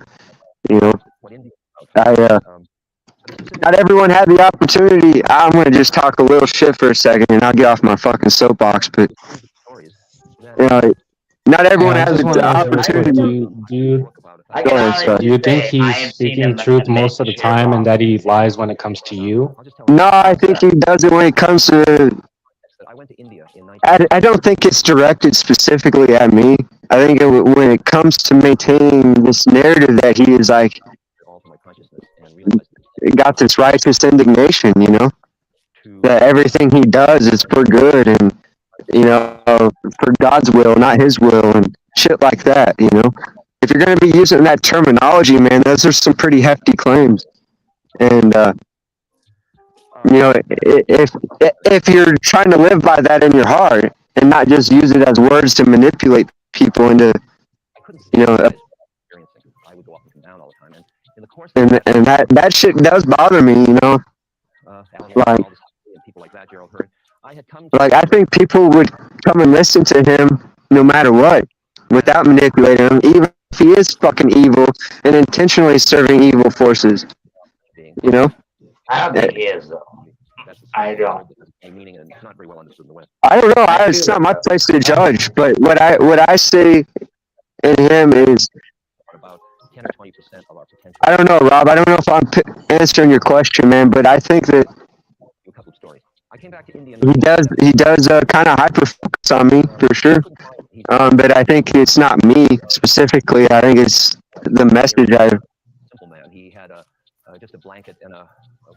try to communicate. I was it was an answer that I could understand and get what you're saying from.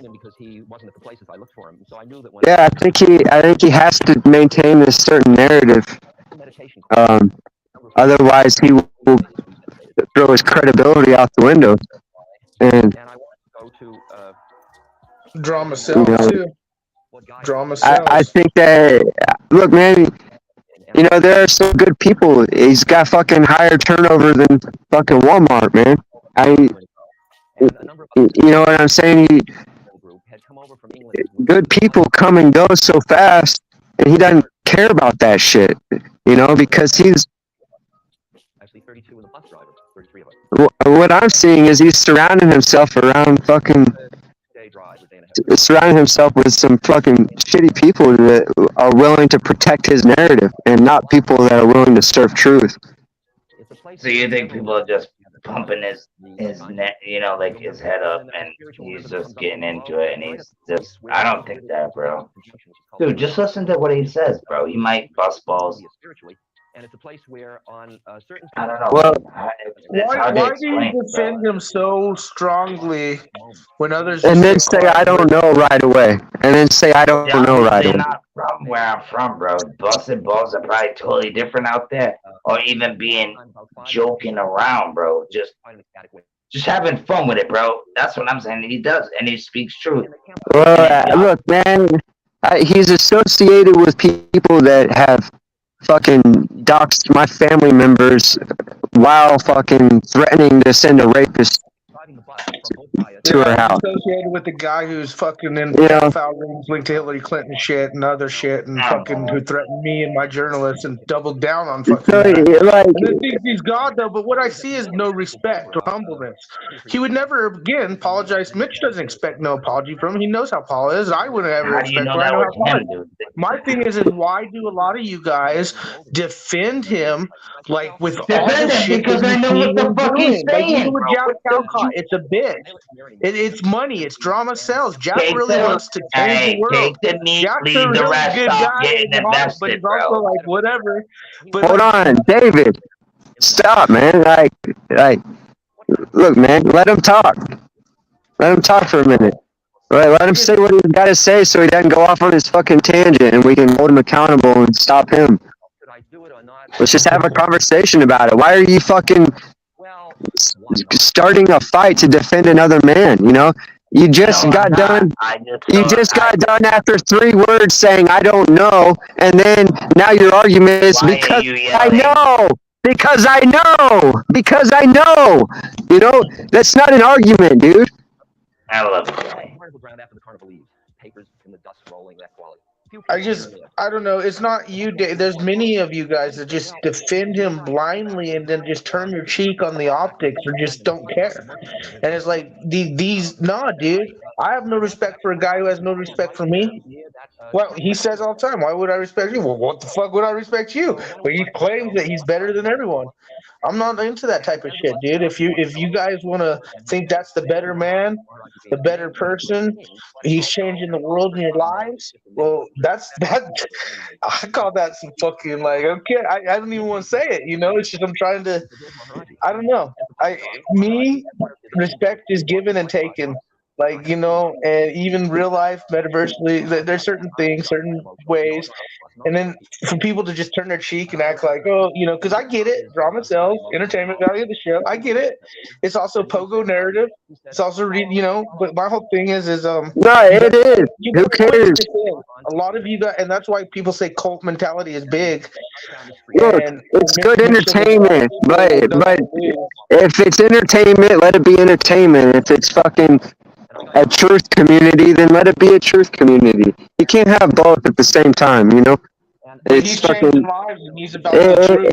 It's just fostering a bunch of confusion and you know. Look, man. If you need evidence that I've done good and had good interactions with cops, I would say I've had some. Maybe not where I'm as articulate with my words, but just as effective. Probably more interactions. You know, it's like, look, he's not the only one out there fighting that fight. You know, he's pretty damn good with his words, but not everyone has the same opportunity. Not everyone's the same. You know, and he's not trying to fucking elevate people up to his level. You know what I'm saying? He's always, every day, trying to prove that he's better than everyone else. And, like, that's not serving truth, man. That's serving yourself in the name of God, you know? So, it's fucking. You know what I say? Get out of your feelings, bro, and learn that shit on your own, bro. How is that my feelings? Like, I don't even care. I could go, I'm indifferent. No, not you. I'm just speaking in general, bro.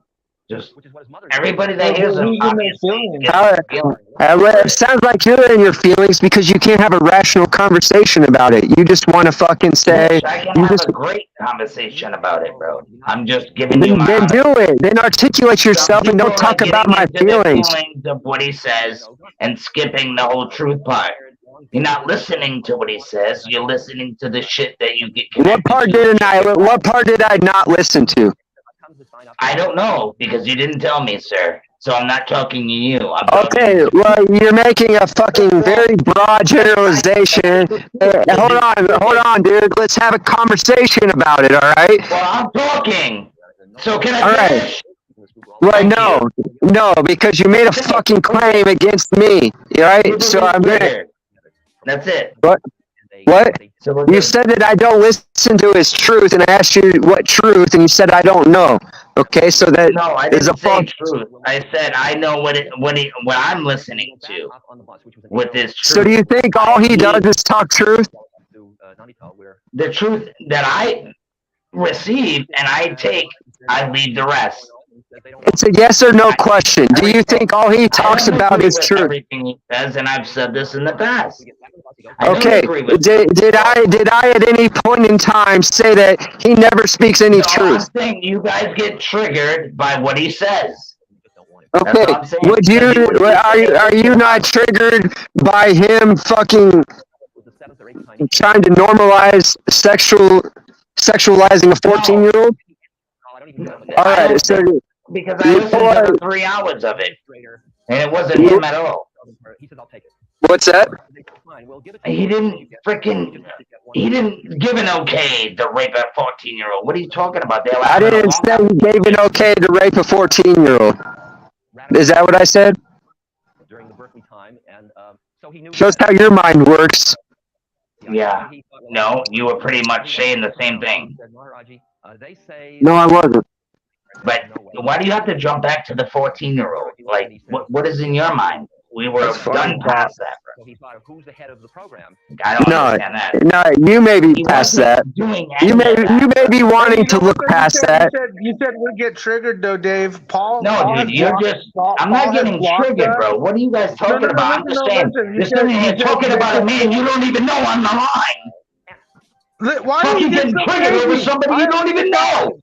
You never spent a day with. You're the one triggered about somebody you don't even know. Have you ever met him? Have you ever met him? Have you ever lived with him? What is that, bro? It's so. Are you not triggered right now? For the past 3 Are hours, you not bro. triggered right now? Triggered because of Paul. No, That's it's what's getting crazy. aggravating. That's Okay, all. well then That's leave. what's crazy. Then leave. I will leave. You have a good All night, right. man. Keep All right, yelling peace. at people, and I would treat you well, You bro. just got done yelling at fucking people, you stupid fuck. No, I was talking. Shut the trying to fuck talk, up. Shut the because fuck you keep up. yelling. You just You got keep done yelling yelling. at Shut the everybody. fuck up. What are you gonna say? All right, what were you gonna say, dude? Say it. What were you trying Shut to the say? fuck up. I said you're a fucking hypocritical, cowardice fucking bitch fighting another man's fight. Acting like you're I'm a serving truth. hypocrite playing another man's fight because I believe what some of the shit he's saying is truth. And I said I would Nobody said that they didn't believe that some of the shit he said is truth. Okay? That's not the From fucking what I point. heard, it was. And that's what I said, dickhead. Have you ever heard Rewind the the fucking saying? tape and listen back. Have you ever heard the saying a half truth is a whole lie? Why Have you are ever you heard so again the knuckle and defending him eye with hurts? passion like that, man? Like you would Have you fucking ever heard rip that? Mitchell apart for Paul. No, yeah, it does. It breaks my heart. It's Shut fucking up, bro. killing me. It's killing me. But I don't What's fucking wrong with care. hearing somebody speak the truth and fucking vibing on it and telling you, hey, I think he's Paul's not speaking the the truth, truth. though. You I can't don't use agree the with truth. everything he says, He's but half I truth and half take lie. it and leave the rest. Have you ever heard that a You're half not truth is leaving a the whole rest. lie? You're triggered about us calling this No bullshit shit, out. dude. So Just you're like the not government leaving the does rest. in the news that tells you every And day. Paul's triggered because he got us blocked, but he'll let us up. Right. So what's your problem with government? So what's your hold on? You brought up a good point. Let's have this conversation. What's your problem with government? A lot of things. That they lie? That they lie? They lie a lot, bro. All What can right. I do with that? There's nothing I can do. How do they? People believe it. Right. So what can I do? So Nothing. so right. What's your, so you don't have a problem with government. You don't have a problem. Doing anything wrong, I Hold will on, stand hold up. on. Let's have a little back and forth, dude. Can you have a conversation? You don't need to ramble. I don't need to ramble. Who the fuck? Yo, Mitch, dude, this is not your stream, bro. Calm the fuck down, bro. No, that's why I'm trying to have a conversation with you. Is this your stream? Is this your stream? Is this your stream? Is this your stream? Is this your stream? Is this your stream? No, it's not, my sir. That's All why right. I've been chilling So, and only nice argument, non-argument. Now, can we have a conversation? People get a wild over opinions. It's amazing. Yeah, I think he's flipping.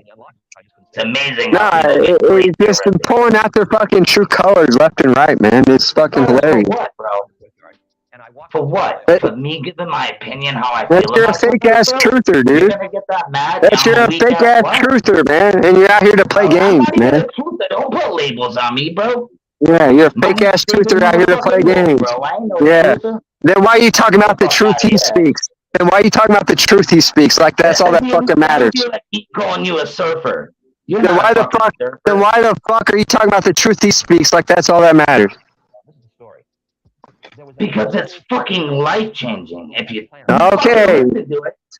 How dare you call me a truther? How dare you call me a truther? This guy has You're the such a perfect fucking total. joke, dude. He has A the joke. perfect- You're a fucking bitch, David. You're a bitch, dude. Because I don't have a label.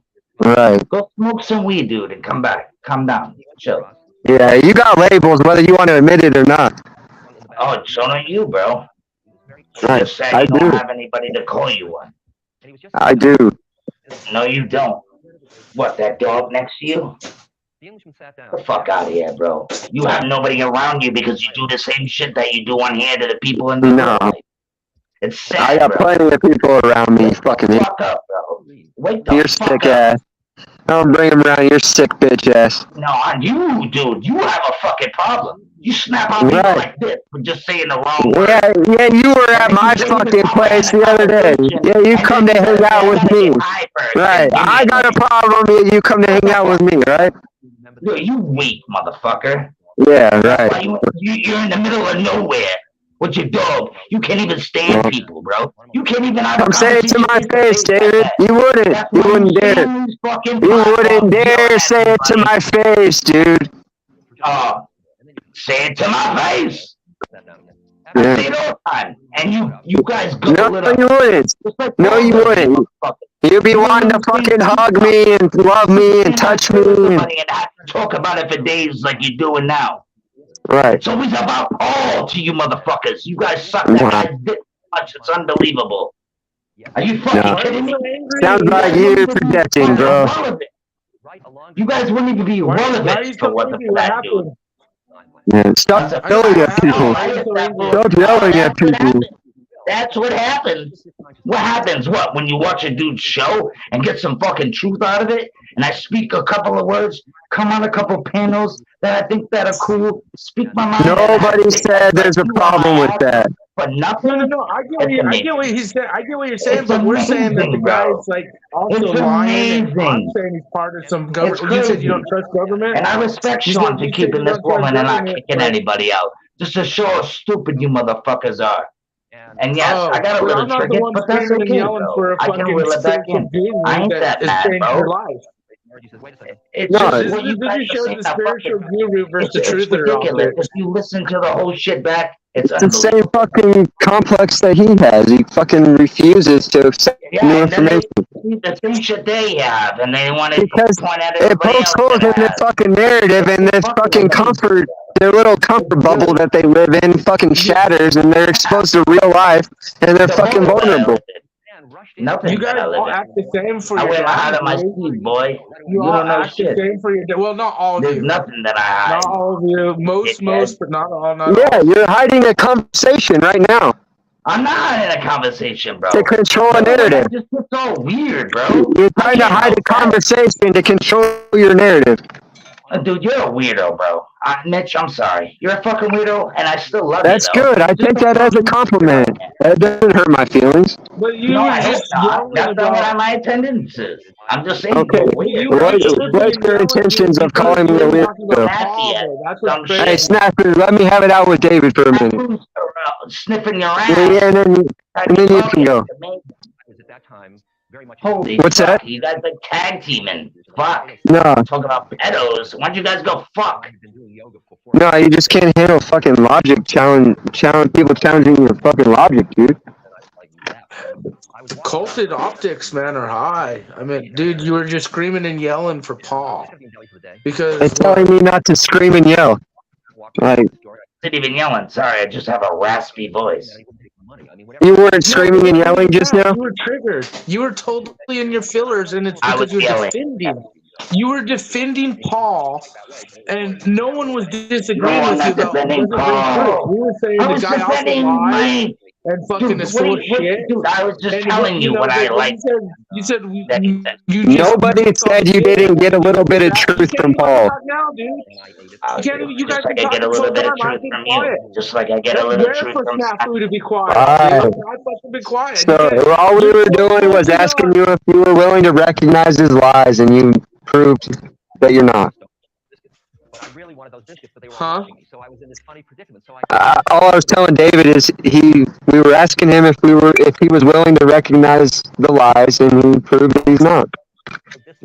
Right. He turns his cheek. He doesn't care. The only thing he cares is about the what little truth that which is better, What am the I lies supposed and to the care manipulation about, and the bro? government What are you optics or the talking truth? about? That's what I've said. That's why I brought up. Then what problem do you Like, got with dude, are you guys churches? here with me? What problem do you Somebody got with show government? Dr. What problem you got with What me? is this guy What problem you got with doing? What anything? is up? You know, it doesn't make You any guys, sense. it's amazing. It's fucking amazing. You're worse than Well, so let Tailcott, me ask bro. you This this: is crazy. you've never seen Paul lie on anyone? We already went through this, Snafu. I know. It's just he can't. It's there. The videos we can rewind it. We got multiple Yeah, I people. already offered that. I know. I'm just curious because he knows. That's why I don't. I just don't He understand why he knows, starts and screaming. he already proved that. There's nothing else we can. That I listen to people and get some truth and leave the rest, and you guys get emotionally attached to people and want to lash out on people that listen to them and think all these things that because you think that are true, that it's true to me. Get the fuck out of here. You ignore. You're the one. How are you not emotionally attached? How are you not emotionally attached? and it involves the dialogue with the guru. And at that point, everything in your life. How are you not projecting in everything you just said? What? How am I not emotionally touched? Yeah. Are you How am not I screaming and yelling into I'm his talking about defense? the truth. You Look, guys man. want to come up down here Hey, and call David. David, let me get a sentence out, man. Your only argument was that. Your If only you tell me, argument. dude, I can even understand you, bro, Bailey. Your only This shit works argument. every time. Your only argument was that you get a little bit of truth from him. You get some truth from him. Maybe it's a lot of truth, right? So that was your argument, Like I said, I get a lot of truth from the guy over the past fucking year. I right? fucking And all we're trying to do is have a conversation with you about whether or not you're willing to recognize the lies, and you're the one yelling and screaming in his defense. Nobody's challenging you on the idea that you get some truth from him. You study anthropology or you study astronomy, you will see that forms are lawfully related to other forms. You see, wherever you look, you see law in the universe. And when you're a Can you accept that? psychologist as I am, and you study the mind, you begin to see that there are laws of thought as well. All right. I want to know what kind of information you have that you want to go private with, bro. Until then, I don't give a fuck. No, I have nothing to prove to you. You proved yourself a bad faith fraudster. I don't. I'm gonna spend my time with Rob Cleveland instead. Sorry, man. Yeah, go right ahead, bro. Do what you gotta do. Spend your time with any man you want to. Are in fact not free. They are part of a lawful unfolding. I just don't get the cult mentality, but I do. It's Well, part of the plan, and it's He just sad doesn't. that you guys are He's at not. Yeah, Rob's not at one point displayed his effort to suppress or hide the truth, At the level of thought. or deceive it, or manipulate it, or Talk a bunch of shit, dude, and jump on people's backs, bro. Chill the fuck like out. you're doing right now. About having a conversation. I can have a conversation. And then All right, you so just got your gums, bro. let's have a conversation. You're not in your feelings. I'm not in my feelings. Psychology. You see that What's the there is problem? awareness. I don't have a problem. You got a problem? No, I don't have a problem with you. Rob, are you in All right, cool. So let's have a conversation then. You wonder why we didn't have had a good conversation. Let's have the conversation then. So, are you willing to accept the Have a fact? conversation about it. I already told you 8 fucking times. Are you willing to accept the fact that nobody's challenging your position? On your skin. Now, the awareness focuses. Dude, I don't give a fuck what you say right now, dude. If you want to challenge my, that's whatever, dude. So you're not willing to have a conversation No, because you're in a feeling. Because you're in your feelings, not me. And the truth that I get out of them, and I leave the rest. The things that I've been trying to tell you guys for the past 2 weeks. Good. I have no problem with that. Are we good? Yeah, I'm good with you, man. I don't So hate what's you, the problem? Hate's a strong word, and I don't throw So that I'm not out there. allowed to talk now because why? I don't want to talk with you. I'm good. I'm done. All right. So I'm the only one you're having a conversation with. Do you need to have a conversation with someone else, or are you gonna leave, or what? And it goes on. Like you wake up in the Mitch, I want to ask him a few questions, if I may. All right. Yeah. So let me ask you this: why did you start yelling and getting emotional defending Paul instead of saying, "Okay, maybe he does lie"? And like, why did you have to come in defense? So. You asked your question. Just let it brew, man. That was good. Good question.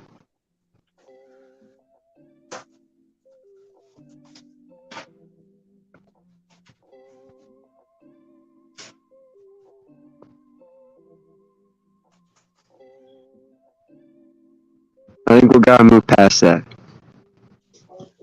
Second question: what cult number are you? You play with. Your own body, your own melodrama. Each of you has a melodrama, don't you? Really mellow, right? It's the fifth still. Your future holds. And every moment you're reciting who you are and getting everybody around you. I think those were my questions. No, I'm kind of interested.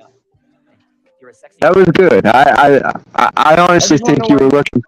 for him to argue with I you, see it but a lot with them, Mitch. They all are the same. The ones who defend Paul relentless. It's not even the fact where and then they twist the narratives and saying, "Oh, this is because you guys can't handle truth." No one's questioning that he brings value or truth. No, we're calling him out on bullshit optics that yeah. happen, are real and just real shit. And he says, "Oh, I take what I want in and leave the rest." Okay, well, we take what we want in and we address the rest. And it's That's what funny I've that been the trying ones to who tell you leave the guys. rest But are what are you so quick doing to there? defend him Go fucking make a ruthlessly. video. That's what I've been trying to tell you this whole stream. That's why I was getting aggravated, bro. We've all been agreeing with you, so I don't know what you're getting aggravated at. It's aggravated because it's like, what the fuck? What don't you guys comprehend? Like, We get that part. the guy's We not my totally buddy. get that. We've all I don't know that articulated motherfucker. that we get that part. Don't try to get personal But with these. you're complicit with the rest. So the point that Snap was trying to make, Can you that's answer my been question? Why you defended so fast? Like, answer the question, please. It's an honest No, question. because you're talking about me, bro. Like I'm a fucking retard. if doing good No, excuse the answer the bad. question. How am I? I'm not the one calling you a retard. Paul does that all the time. That's the point, right? We're not sitting here degrading you, I've always talking been on shit to you, Paul's talking wife, down to you. and I know the game, bro. I'm not Right. dumb. I asked, why do you guys get so quick to defend him when some of us are just straight up being real on panels, wherever we go, even on his dumbass panel? No, because Like I don't we see call what some of you you guys are guys like see. I don't. avoid it, you know. Nobody was criticizing the good you get from Paul, David. That's what you're missing. And when two people are in love with each other, they are each other's Now, What's that? Sorry, man. nobody is criticizing the good that you get from Paul. Now, the point that I really want to follow that up with is that if the good really truly excused the bad, then people would have zero problems with church and government and any other sort of corruption out there. Right. No, I hear what you're saying. Yeah. No, man, dude. If he does something bad, I'm gonna call that shit out. Well, that's all we're trying to do, man. Facts. I would do that to anybody. So we got nothing to fight about. When you feel this intensity of love, doing something very dramatic about it, it leads to a tremendous number of social complications. Just being real, man. It's just keeping it real. I don't intend to hurt Paul by calling him out. I honestly think that he does a good job of alchemizing that into. Oh, just, you know what sucks, dude? Every panel I go on, dude, this is what it's all about every time. It's like, can we just get past that, bro, and actually have a conversation and maybe plant some seeds? That's what we're trying to do. You know, that's all, bro. I don't want to argue with people. That's the last thing I want to do. And yeah, I got a little triggered. I got a little heated, of course, bro, because I'm just so sick of hearing this shit. You know what I mean? It's like over nothing. It's like somebody stealing a cupcake. It's like, dude, I'll go buy you 6 more. That's your perspective, but when there are death threats and shit gets real fucking, you know, and if your whole fucking personality is built on radical authenticity and God's will and truth and shit like that, then you're held to a certain standard, in my eyes. Yeah, man. In my opinion, dude, I don't give a fuck, bro, anymore, dude. You guys. I see that, but can you blame other people for giving a fuck? Nope. All right, then what's the problem? And everywhere you go, you're just like a light that goes around, just sending out stuff. Whatever. I don't give a fuck anymore. Just speaking out loud, man. It is what it is. All right, well, you've never acted that way for people talking about the good that Paul does. Yeah. No, man, you see, don't do that, bro. That's the shit that I'm talking about, bro. You're taking my words and trying to twist them, and that's not what I'm doing, bro. Don't do that. All right, man. I'm just trying to talk some logic into you, man. That's all. I'm not trying to. I don't give a fuck about the fighting. I don't. That's fine. We're done. That's cool. You are the fight. Yeah, if Paul's gonna start spreading lies, bro, I'm gonna be right there with you, bro. Nobody's trying to fight with you or Paul. Right there with him. You know? Nobody's trying to fight you or Paul. And you know what, dude? I've been in this truth community for a while, and finding something that somebody tells you how to fix yourself, like at least be a drill sergeant on your ass, kind of. Like, it's almost like being on a football team. You know what I'm saying? Like he said, a baseball team, drilling that ass, yo. Yeah, it's like being in a fraternity, bro. you know? Like it's And I almost like like that joining part about Skull and it. it's You almost know? like joining Skull and Bones and going through a hazing process, you know? Yeah, but you're missing the point that I'm trying to say, bro. It's not that I'm attached to the guy. I love him so much. I think I donated $5 the whole year. I don't even know if he took it. Well, I disagree with you. Should I scream and yell and keep you from talking, Yeah, making but your no, point? man. You were just doing the same thing an hour ago, bro. So I don't want to hear it, dude. The No, fuck out of here I with that wasn't. logic. No, I wasn't. With that shit. You were doing How the did I do same this? shit to this guy. No, really. Use one example. Come on, Use one man. example. Use one example. Did it 2 hours ago. What did it do? Misfit or whatever the fuck his name was. What did I do? For no reason, bro. Because he said one thing that you were a little Because he was talking shit and I reacted. So, and you said it was one thing. worse than I did. And see how you maintain this. See how you maintain these fraudulent narratives. So Made a you. mistake. So what, dude? Life goes What on. if he? All right. So I'm going to present to you some new information. He said multiple That's not things like we were behind doing my. anything wrong. We're just spreading feelings. Can I present you with That's some new what I would say, right? information? Can I present you with some new information? Yes or no? Man, how we feel about things. What? Can I present you with some new information? You got an ego, bro. You just want to keep poking, bro. I'm gonna hold your fucking. You're a fraud, dude. You're a fucking fraud. Just don't come around me anymore. You're not welcome. What did You're you not. ask me, though? I couldn't You're hear not you. welcome around. You're not welcome around me anymore at my place. Fuck. Right. Oh, jeez. At your place. Whoa. I'm missing out a lot. Yeah, exactly. Don't come there. Fuck, I barely go on these streams, dude. I come on a couple times to hang out, bro. That's it. All right. Wait. I'm just letting you know. You're not welcome anymore. All right, cool, bro. Thank you. It's just a king on this plane. Have a nice day, Mitch. I hope all works out for you well, and I love you, man. I love human beings all around. You can get mad, you can fight, don't matter. I don't like you. I think you're a phony and you're disgusting. Bro, you don't have to like me. That's fine. All right. Well, I'd rather not engage with you and your dishonesty. All right. So. I like you, man. See you later. But after Cool that, when I would beans. look at people like Richard Nixon, I would just see like tin You want it on barrel? people caught Jacket? completely in the web of power.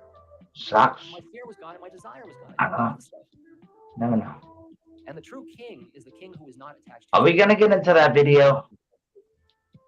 See, we have Passion. so lost our What's that? connection to who we are, to the flow, to the harmony, that everything Wow, that looks like P now when he's like 54. right you get and stuff in life. And the only way you're gonna feel it That's a good beard right there. universe is when your soul acknowledges its true identity. Now we can get back to the fun and games, right? Only time. Only. There's no other way. There's nothing you can Yeah. What you like playing? Every fantasy you've ever had. My horror was that I had all these fantasies. I don't play games, sir. But I don't want them. But I created the vibration that makes them happen. So now here I am, and I'm famous. There's no far out people come and say, "Oh, that I had the chance to meet Ramdas." And I'm sitting in here just looking at souls. It's all empty show. It's all form. It's all passing dance. It's all passing show. Only sometimes, though. Only sometimes. But there were 10 years ago when I was sitting saying, "How can I get famous?"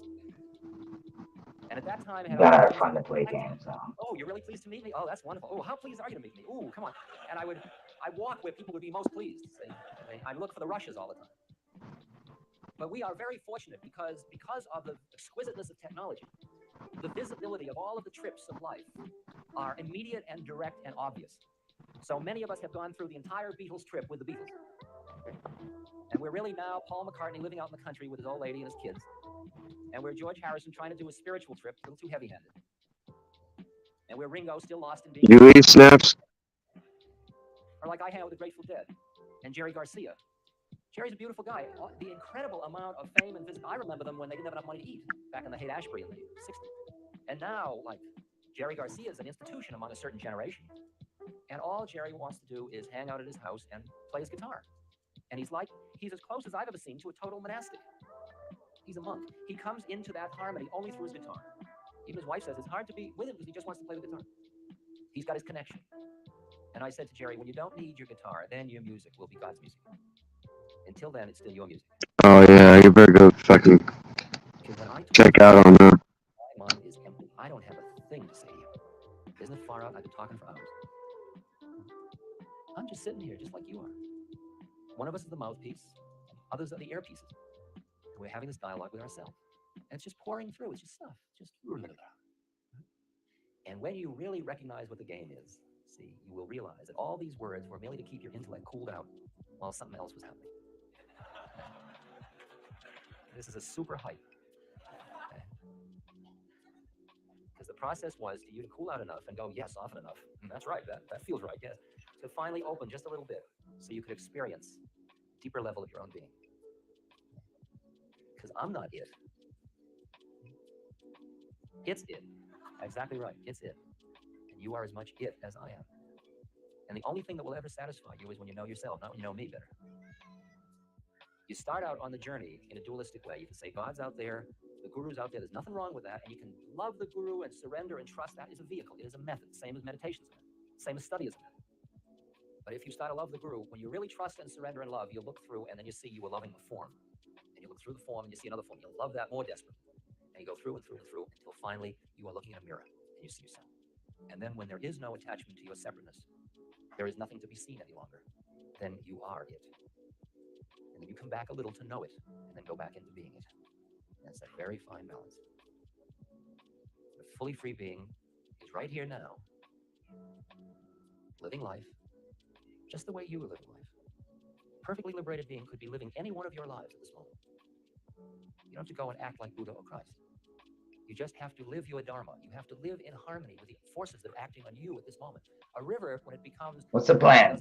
Sitting in silence the whole time? The game has been designed so that what you are at this moment is perfection itself. You merely have to give up your models in order to recognize yourself. It's as simple as that. Honor it. Love it. Sean, did you go to sleep? Give it space. Give it all space. Give the universe space.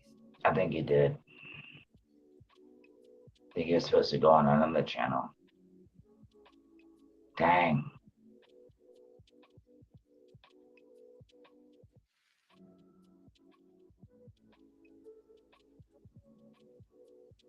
I don't think he's fell asleep. Come on. Where you at, bud? Maybe we'll start with just a really short meditation.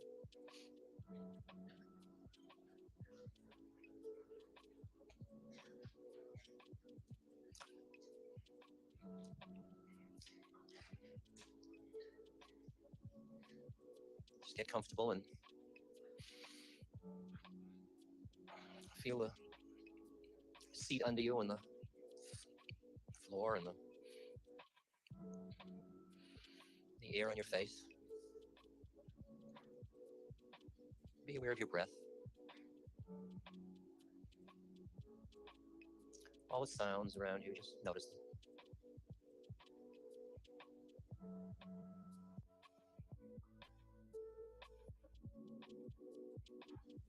Everything that arises, a sound or a sensation, just let it arise and then pass away. Don't grab hold of it. Don't try to push it away. Much love, Sean. Go to sleep. If there's pain in your body, just notice that. Good night. Allow it. Don't get upset.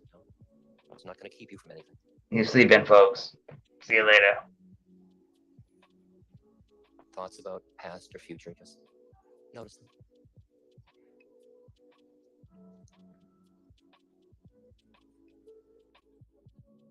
All the joy and enthusiasm of the people out in the lobby.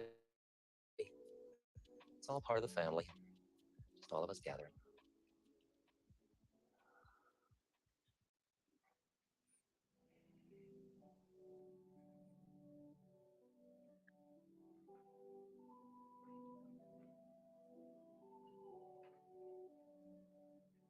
Just allow your awareness to expand, to embrace everything you hear or feel or think. Just, and that too, yes, and that too. And just keep seeing there is space around each thing.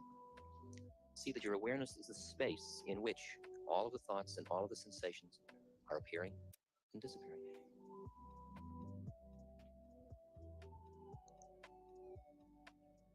As if your awareness were the sky and all your thoughts and sensations are the clouds, coming passing through, disappearing in the far horizon.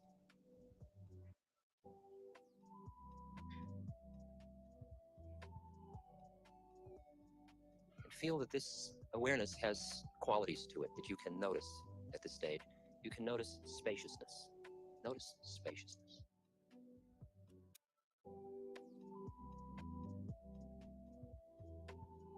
Feel the spaciousness that expands into this whole theater, so that really there is one awareness, and there are all these different forms through which it is passing. We all heard that cough. One awareness. We're all right here. And now another quality of the spaciousness, equanimity.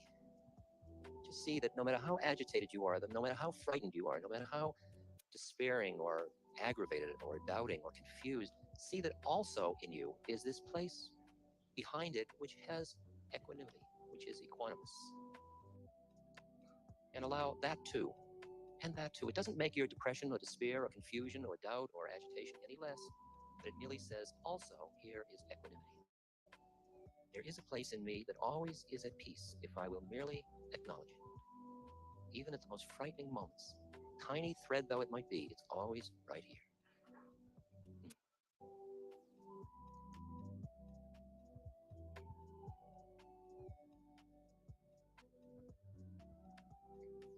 And see how this quality, this awareness, also has the quality of love, of an appreciation of forms.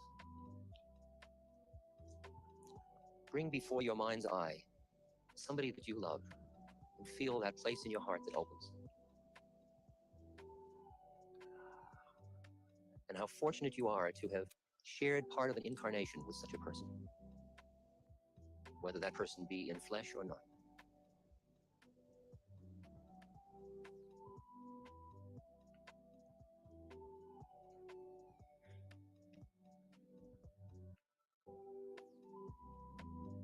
Now bring to mind before your eye an image of yourself standing in front of yourself, your separate self. And see what happens to your heart then. Does it close down? Does it stay open? You have that same feeling of love and appreciation for the preciousness of yourself. If you pull back into your judging mind, release, relax, look more deeply. Part the veils and see your own beauty, your own precious isness. See that behind all of the dramas of that person, that self that stands before you, there is I am.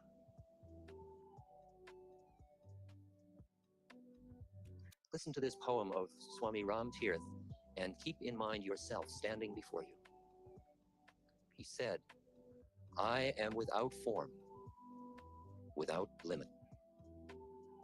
I am beyond space, beyond time. I am in everything. Everything is in me. I am the bliss of the universe. Everywhere I am.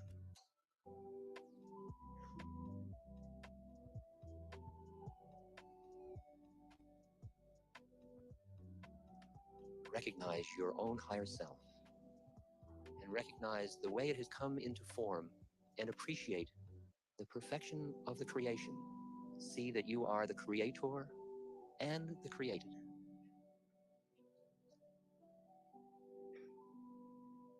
You are the lawful form unfolding, and you are that which is behind the law. You are one of the many, and you are the one. Can you not love that being that stands before you? Can you not allow it to be just as it is? And recognize the possibility that it is not an error. It's nothing to do. You are, just as you are. And the work and the changes all will happen naturally if you will just allow yourself to be as you are. And you can delight in the changing form of that being that stands before you.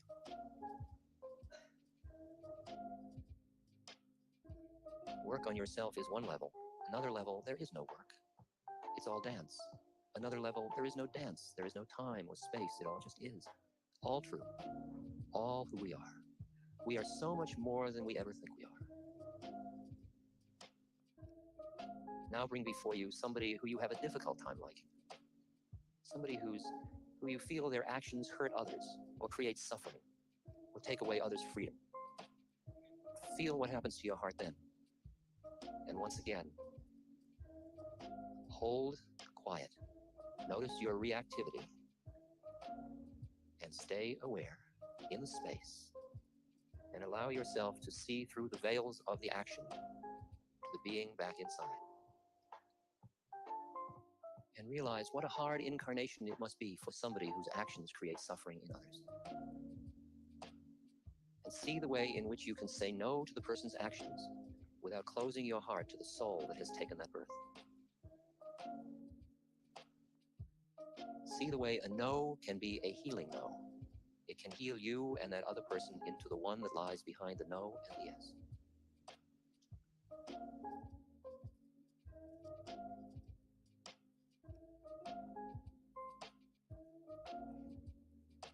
And now from this collective place of isness, this quiet, equanimous, peaceful, spacious, present moment. Let us at this moment send from here our blessings, our love. Let us be instruments through which pure spirit passes to earth. And let it be guided to those who suffer, those who are caught, who are lost into the drama. Let our thoughts and the spaciousness surround them with love, with peace, with equanimity. If there is somebody special you wish to bring to mind, do so.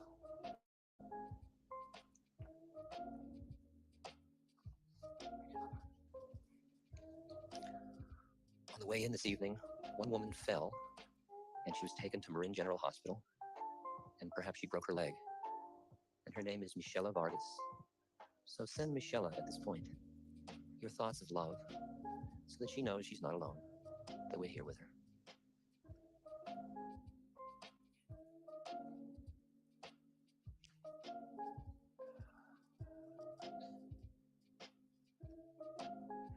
To people who are imprisoned in their minds, in their bodies which are suffering, in institutions, caught in any way, may they see through the veil and realize that we are all always free.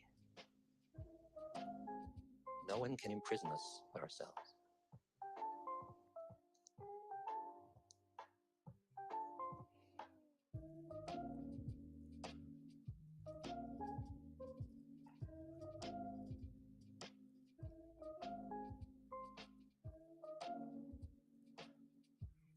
May each of us become such clear and pure instruments of light, of love, of presence, of clarity, of equanimity, that the light of spirit pours through our every cell, and everybody we meet is touched by living spirit, no matter how we meet them in whatever role in life. Then, where we are, everywhere we look, we will see flowers blooming. It's what the sun sees when it looks down from above. What grace, what incredible grace.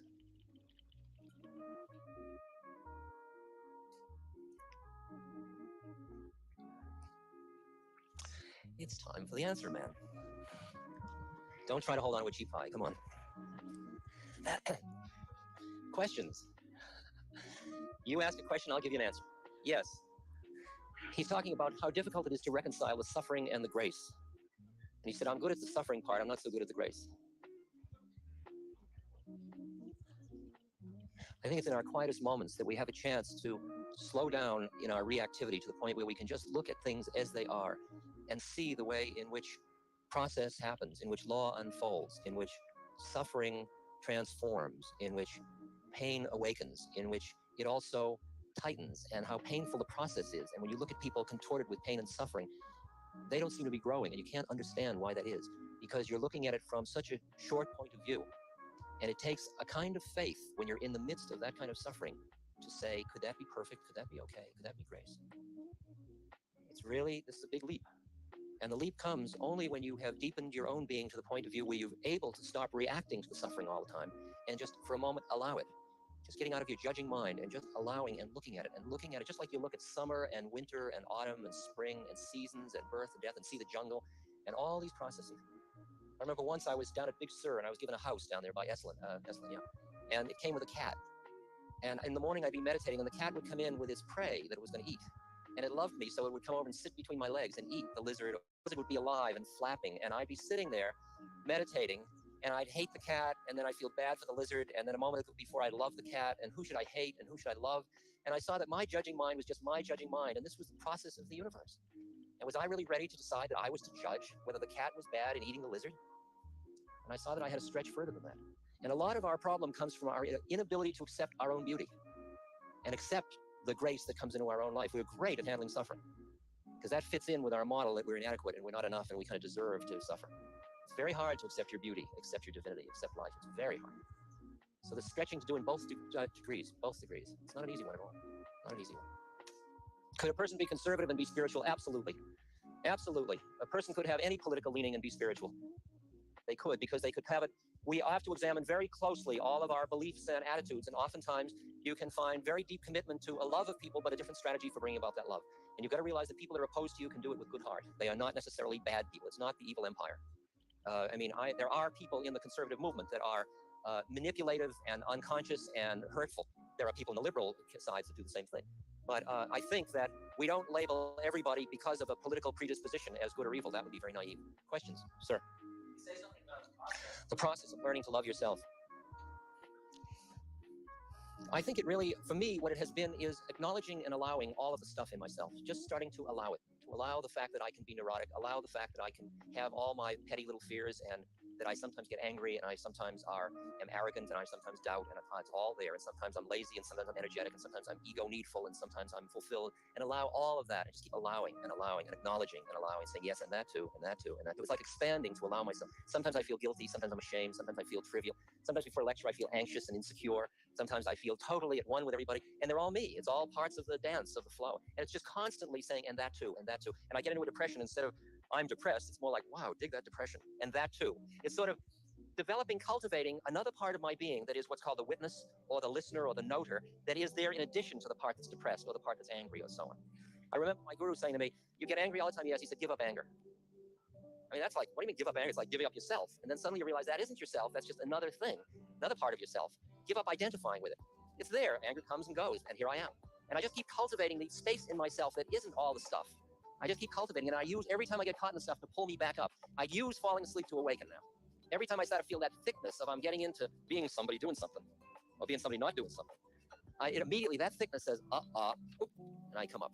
I say, wow, Ram, yes. Yes. Suicide and assisted suicide in terminally ill people. I feel that each person has a right to decide to make choices about their incarnation, including when they want to end it. I think that as you become more conscious, there is an appreciation of the value of an incarnation, including the pain of it. And so there is less desire to suicide.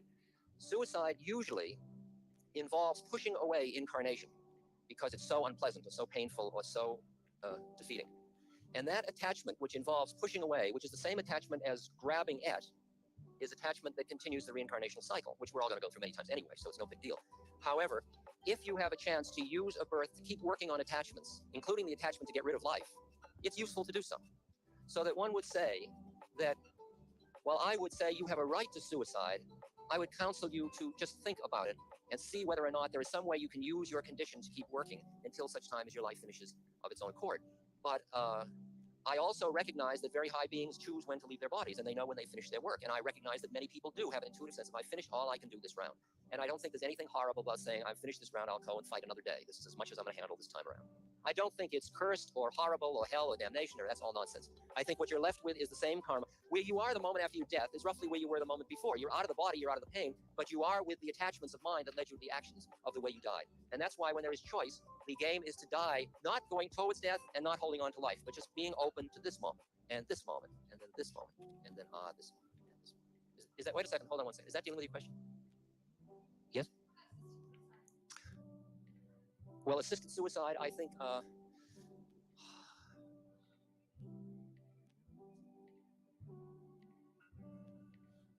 I feel that when somebody wants very much to die and they don't have the energy or strength to do that for themselves, that I think they have a right to ask another person to help them.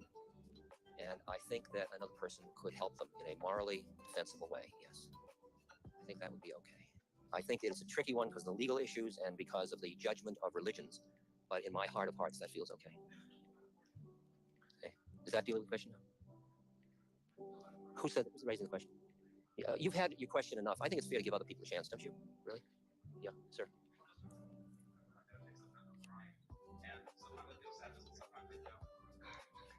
He says when he's meditating, sometimes he feels sadness and he finds himself crying, and sometimes he doesn't. There are ways when you start to open your heart.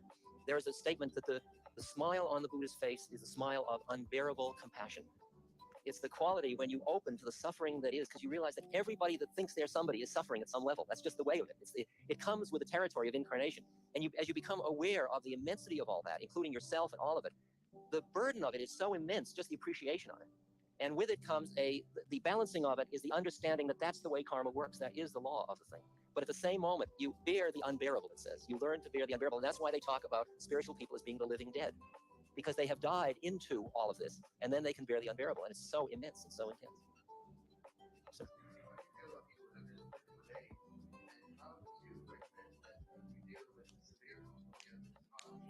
The question is about AIDS and the homophobia that AIDS has precipitated. The homophobia was in the society. The AIDS just precipitated that. I feel that first I feel that AIDS confronts us with a lot of young people facing death. And I think it's hard not to get caught in the drama. And yet it is possible not to do so. It is possible, being somebody with AIDS or somebody helping somebody with AIDS, to go behind it and work with it and grow through the process of having AIDS and of dying and of helping somebody die with AIDS. I think it is an incredibly rich process for growing. And it is hell. It is hell. But hell is a great growth experience if you know how to use it. And I would like to help people learn how to use that, because I think, and there are a percentage of people that would like to use it, and there will be a lot of people that don't want to, because they can't see that there's any way other than being caught in the drama. And my feeling is that people that are homophobic are themselves frightened about their own identity, and all I can do is love them and give them space and try to prevent them from hurting other people, from legislating and doing that by protesting. But I don't think I should judge them as anything but caught in their own fears. And when people are caught in their fears, how can you do anything but feel compassion for them? This is a very frightening situation. When people face death or the threat of death, most people who think they're somebody are scared because there's somebody who's going to die. We are all, I want to tell you a secret, you are all dying. Every one of you. I mean, it may take you 50 years, but it's absolutely inevitable. Now, you may say, oh, well, I'm not sure about that. And you may have that dream, and that's okay. And maybe you may want to stay on. I'm perfectly willing to serve whatever I've got and go on. But I really feel that we are learning to live with death over our left shoulder, and that's the only time when we will start to be free. And I think the AIDS issue and the nuclear bomb issue and the terrorism issue are all stuff through which we can grow incredibly. And as we grow in compassion and space, we become instruments that exist in the society that reduce the reactivity of the society to these issues and bring some sanity into it, some compassion into it. So all I say is these are opportunities to work on yourself. What else can they be? Yes. How do I feel about abortion?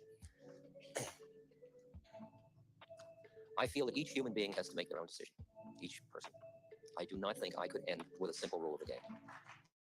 I don't see that I have that judgment about other people's lives. I think each human being knows, because I was once with Trungpa Rinpoche, and we were talking about it one night, and he said, just realize that the fetus and the parents all enter into a conspiracy of consciousness in which sometimes abortion is built into the plan of their game. And sometimes it isn't. And sometimes when it isn't, the parents want to abort and then they can't for some reason, legal or otherwise. And sometimes they don't want and it aborts anyway. I mean, it's interesting that there are games behind the games of mind, of human mind. And I think our decision, shall I or shouldn't I, that what we're doing is we're responding to deeper messages in ourselves. And I think that's what we have to do when we come to any of these should I or shouldn't I. Should I marry? Shouldn't I? Should I abort? Shouldn't I? Should I stay alive or die? We have to listen. I don't think we can have pat rules that he says this and we can't get away with it. It's not that cheap. It's a much more exciting life than that. It seems she says that it's strong ego before you go about giving it up. And that's absolutely right on. That you have to become somebody to become nobody. It really works that way. And a lot of people in teenage years try to go for nobody before they become somebody. And it gets very confusing for them. And a lot of us went through that. And you realize that you have to develop your ground and then work out of your ground to come into another plane. And so it is true that you become somebody to become nobody. And then you're uniquely somebody, but you're unique. You're not special, you're unique. That's an interesting distinction. We each are unique, but we're not special, more special than somebody else. We're each unique in our own way. And it's like everyone is so preciously beautiful in the way they're doing it. So preciously beautiful. Yes. The question is, how do you find the balance between allowing suffering and the spaciousness and realizing you're not a victim and you can change it?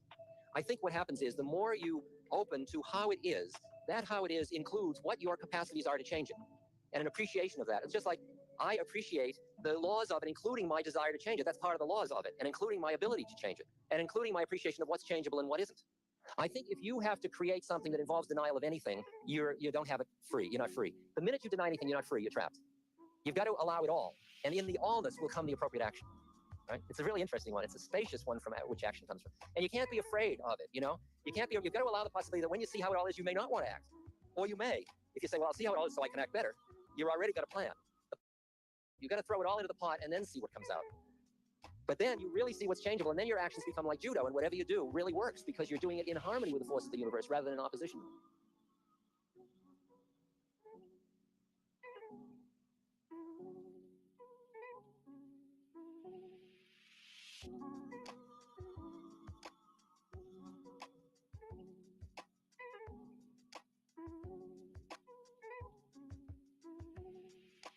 The question of eating animals and peace and inner work.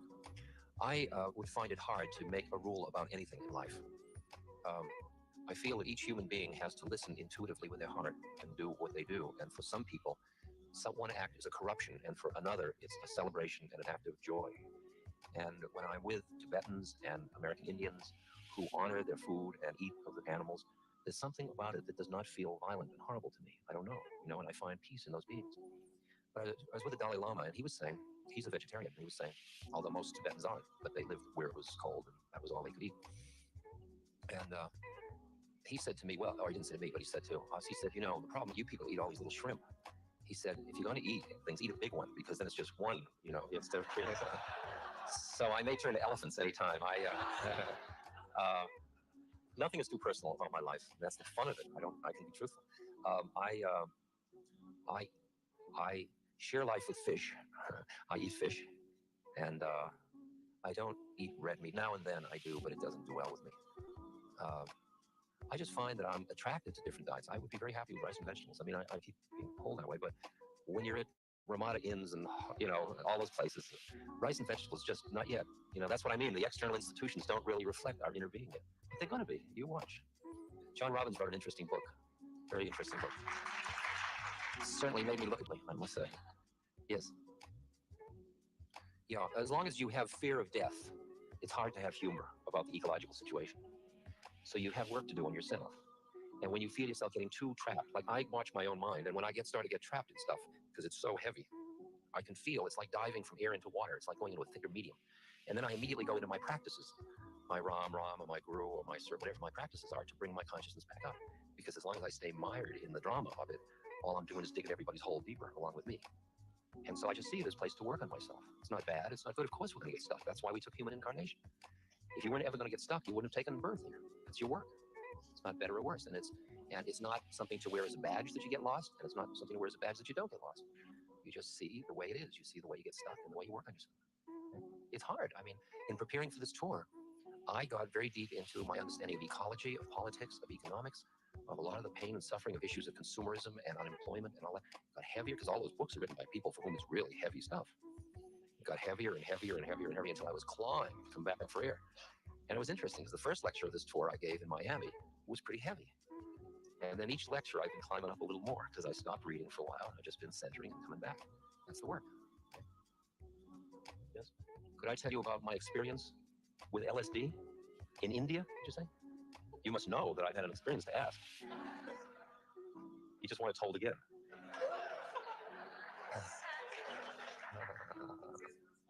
Huh?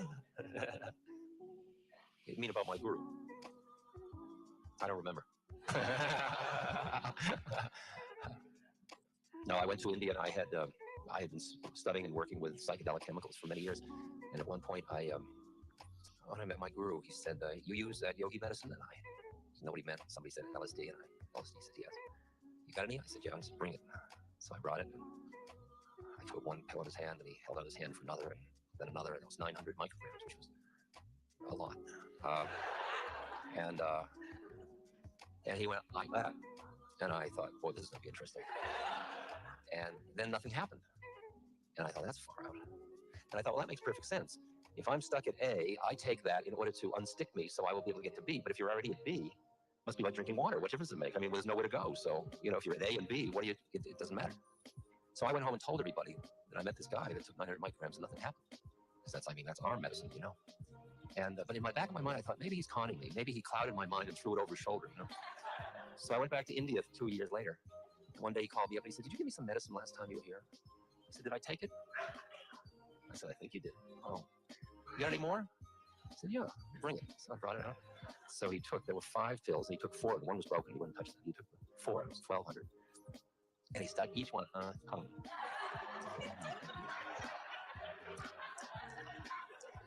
And then he said to me, "Will it make me mad?" I said, "Probably." And he said, "How long will it take?" I said, "Maybe an hour." So we watched, and he was looking at it.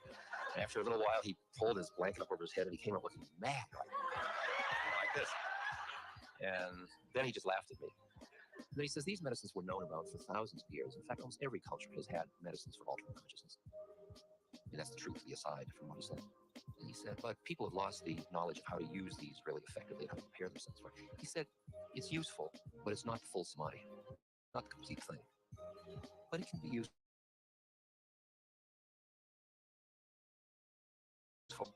And your mind is turned towards God. And you're in a cool place. It could be useful." He said, "It would allow you to come in and be in the presence of the spirit, but you can only stay for a few hours and then you'd have to leave." He said, "It's better to become the spirit than to visit it, but your medicine won't do that for you." And that was pretty profound. Now, I realize that we are in a very delicate situation in our culture about drugs. And what has happened is, because of our fear, as I said earlier, drug usage in our culture is a symptom. It's not the thing itself, it's a symptom primarily of our myths and our economy. And what we have done is we have massed together chemicals that are primarily used as escape vehicles, or to give one a sense of power, of personal ego power, which are primarily the opiate derivatives and the coca derivatives. And we have massed those together with the tryptamines, which are another class of chemicals entirely that affect consciousness differently. And it comes down to the fact that we have thrown the baby out with the bath out of our fear.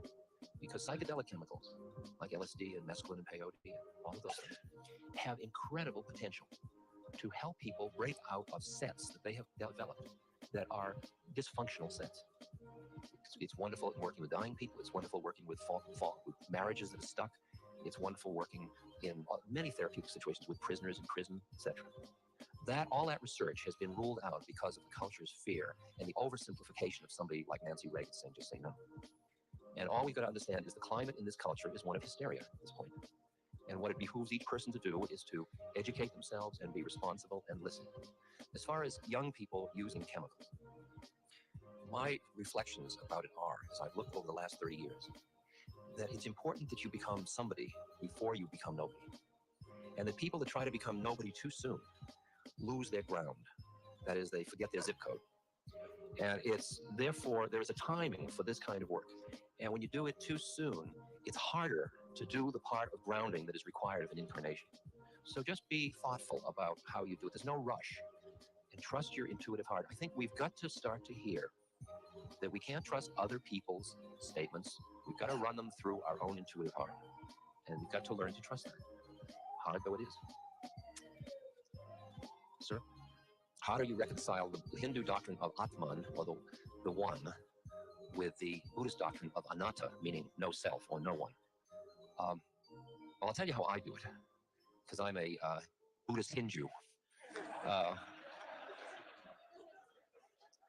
When you are in dualism, you see the one from the point of view of the two. As you merge into the one, there is no longer one or two. There is only zero, which is the formless with potential for form. It's like form is no other than emptiness, emptiness no other than form, form is emptiness, emptiness is form. So I would say that they're exactly the same thing. They're just two sides of the coin, whether you're looking at it from the side of Prakriti, that is patterns of energy, or Purush, meaning the form that lies behind it. Okay? You can't get many Buddhists and Hindus to understand that because they're too busy being Buddhists and Hindus, but behind it all, here we are. It's where 1 equals 0, that's the fun of it, yes. Each of us approaches life with a certain set of attachments and aversions. And whatever act we do is colored by those attachments and aversions. When you identify with a desire, there is burnout. Burnout is a clue to you that you're doing it from the wrong place, which forces you back to work on yourself. It's just a cue, it's information. There is no, you have to listen, again, intuitively to hear what strategy you have to pursue. You are a unique entity and have a unique karmic predicament. There's no rule of the game. There is one person who sits in a cave all their life and quiets, and the quietness of their energy is feeding the universe. There is another person who is out standing in front of a train to stop trigger mechanisms for plutonium bombs from getting out of a factory. And they're doing it with love and quietness in their heart. And those people are just doing each their part. And there is nothing wrong at times with pulling back to do inner quiet.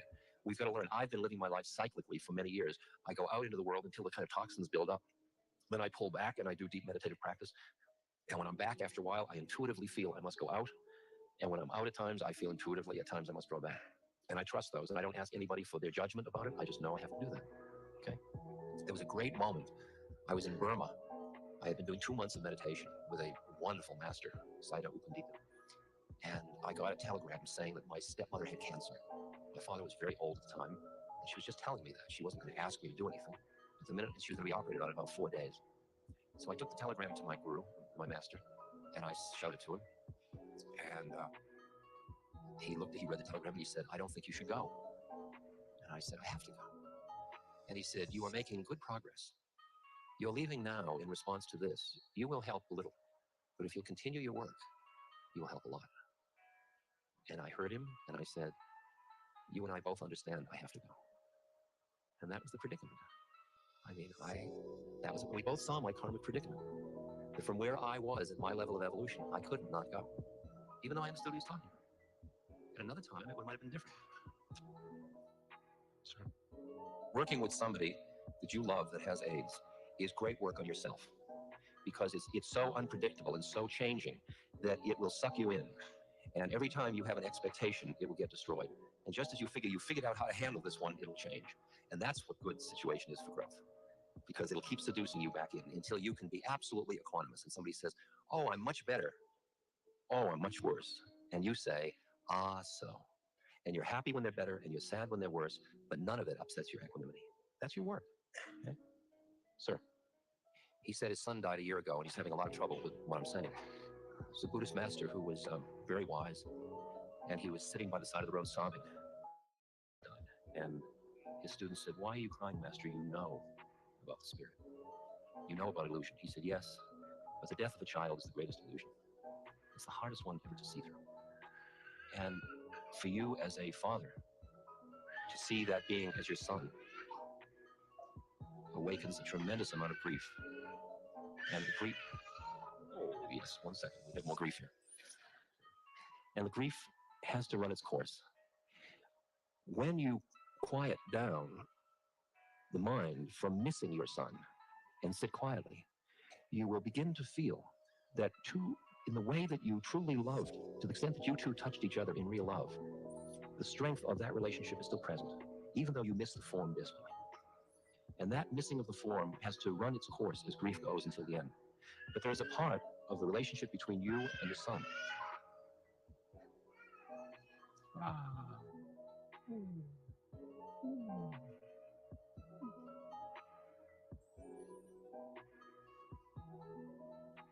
There's a part of the love that existed between you and your son that is invulnerable to the winds of change, of coming and going. And it's very hard when you're missing the form so much to hear that other reality that exists between the two of you. And yet that's there. And you can't believe it as a belief, because beliefs won't keep you warm on a cold night. But as you just let the grief run its course and keep your heart open, there will be moments when you will feel your son's presence. there'll be a tendency for you to reject that as just the meanderings of mind. But if you will allow it to be, you will begin to feel sustained and fed by that. I was working with a couple whose daughter went to play tennis with her girlfriend, and they're 11 years old, and they were both raped and murdered. And I wrote a letter saying, how could anybody say anything that would reduce your grief? Because this is such a violent act. And yet maybe there will come a time when you will understand why it was the way it was, and why it had to be the way it was. I can only wish for you that, and feel just incredible pain for your suffering, which is unbearable. There's a way in which your son came to you. If you hold on 1 second, let me just work with this for a second. I think I can work with this for a second. Wait a minute, let me just think.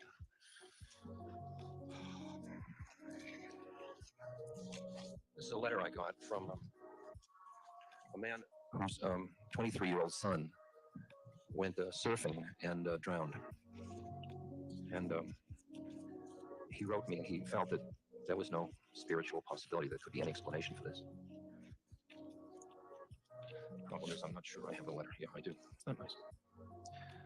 I have in hand the extraordinary letter which you wrote to me April 7th. I want to apologize for the delay in my response, etc. I feel such pain for the loss that you and your wife have suffered.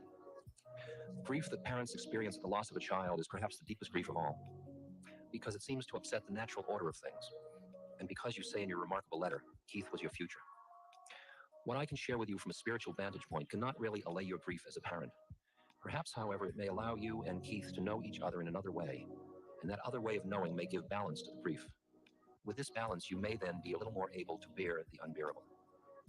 He described Keith to me. Keith had a strong and attractive and coordinated 23-year-old body. He also had a warm and vibrant personality. These were the obvious ways that you could know Keith, through your own senses and thinking mind. But there is another way in which we can know one another, through our intuitive hearts. This way of knowing one another is subtle, and so it is often hidden behind the more obvious ways of knowing through senses and thought.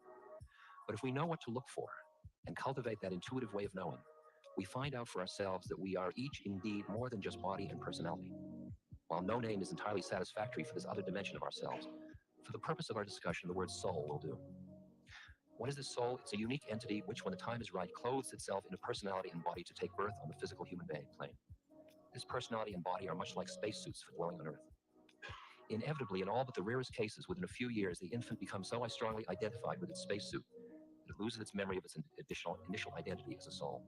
Then we live out life engaged in our human vocations until our death, when we leave behind the spacesuit and once again remember our true selves as souls.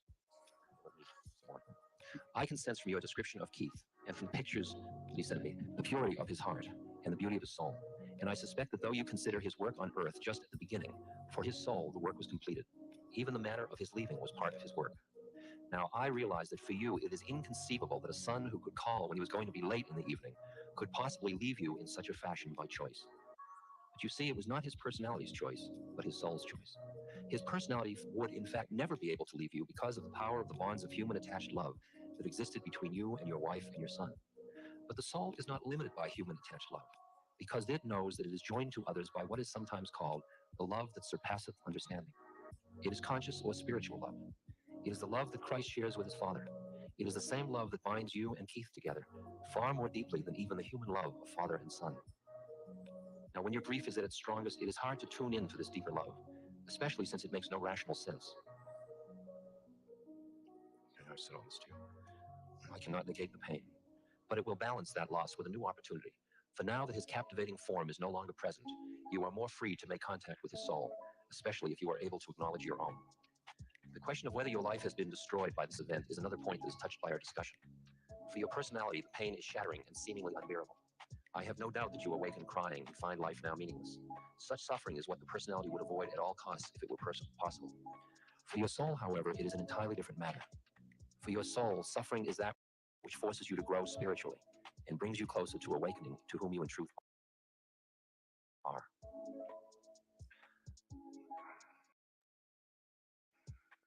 Okay, I think that's enough. That's the best I can do for dealing with that question. Ladies and gentlemen, stop.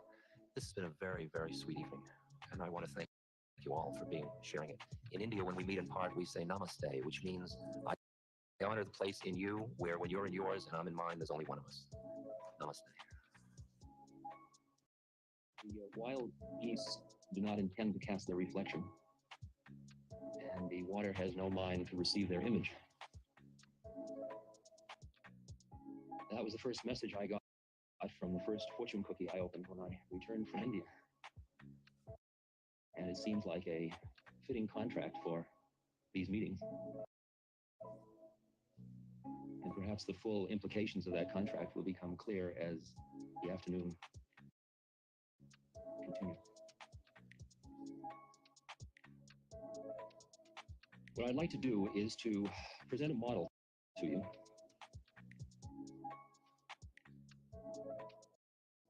And the specific model is my own life experience. And that's really all I have to offer to you from my own experience. And I would like to clarify the reason for doing this. It is not my expectation or my hope that any of you necessarily would undergo the particular journey that I am pursuing. I am not proselytizing for Ashtanga Yoga. But we in the West are faced with a very interesting predicament through a variety of circumstances, some of which are built into the culture, like changes in communication media and so on. Some of them are the result of the chemicals that have appeared and been widely used, psychedelics. Some of them are personal experiences people have had, which previously they kept hidden, but now they begin to redefine, or they've hidden them under labels the society provided them, which made them seem like psychosis or insanity. They now reconsider them. As a result of all these circumstances, many people in the West, including me, and I assume you, and that must be what's bringing you here, appreciate the possibility of states of consciousness other than our normal waking state of consciousness. Or maybe you're here just because you look at the world in which you're living and you say, well, we obviously can't handle it with what we've got going, so I'll at least look for something else, even though you may not have the faith in the possibility that there is something else that you can look in. So we're presented with a possibility, and it filters through to us from one source or another that there is a very ancient tradition of people who have realized other states of consciousness and have sent messages and made maps. But the problem that we have as Westerners is that we can't understand the maps. Maps are there. The secrets are not secrets in the sense of, I'm not going to tell you. They're secrets in the sense that we can't hear. Jung, in his writings in the book by Wilhelm called The Secret of the Golden Flower, it's a eulogy, Wilhelm. He commends Wilhelm for having the courage as a Westerner to give up his predispositions of thought, to be able to get into that position from which he could appreciate the Eastern writings from an inside point of view. In other words, give up his identity as a Westerner. The term that you may be familiar with is required is what's called surrender. And so what we can do for one another as Westerners is collect the data that are available to each of us as we open ourselves to them. We are all on a journey. We are, just as Hermann Hesse talks about, the fellow travelers on our journey to the East. East not being literal necessarily, but metaphorical. And what we can do is we can help each other along. We can be the satsang, the sangha, the spiritual community, the support for one another, giving each other the confidence to keep pursuing this possibility. And we give each other our own lives to help, and that's what I would like to do today, is to present, as I say, the model, because maybe there'll be some clues in it that will be of some use to you in your own sadhana, in your own spiritual journey. But in doing this, I am going to work on myself throughout this whole afternoon, as I'm always doing my mantra, japa, and therefore, I'm really not speaking, I should tell you, and I hope you aren't listening, because the place where I am, and I hope you are, is the same place, where we together are witnessing one of us speaking and the rest of us listening. But let's not get trapped in our social roles. It's a good exercise. Now, the reason that my life may be useful, although from most other standpoints it seems, even to me, quite trivial, is that I have he led 3 lives. I have 3 chapters, each of which is led quite naturally into the next, although at the time it didn't seem very natural. The first chapter was that of being a social scientist. The second was that of being a explorer in the psychedelic community. And the third is that of being a student of Ashtanga Yoga.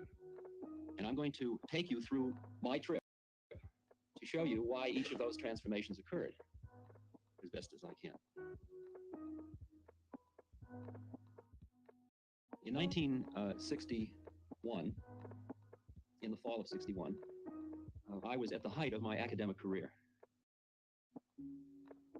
I had obtained my PhD from Stanford in psychology, and through a more charm than scholarship, I will admit, I had obtained a assistant professorship at Harvard and a number of research grants and a role as a therapist at the health service. And at the time, I had research contracts at Yale and Stanford, and I was on leave from Harvard and teaching at the University of California at Berkeley. So I had 4 major universities cornered.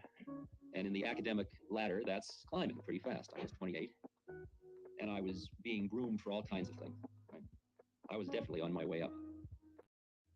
Now, as a result of working these 70 hours a week, I was amassing a lot of money.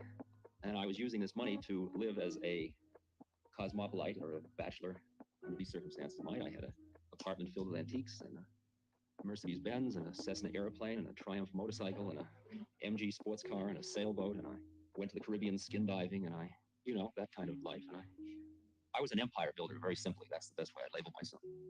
Well, with it all, although it looked awfully good on paper, there was something wrong inside about it. I don't think I'm yet ready to be able to label, because I'm probably not free enough to be able to have objective understanding of it. To be able to label what really didn't feel right. I can give you some clues about what didn't feel right. One of the problems was I was teaching these very hip courses at Harvard. I was teaching Freud and human motivation, personality development, and clinical psychology. And all of these students would come seeking my wisdom. And the problem was that I knew I didn't know.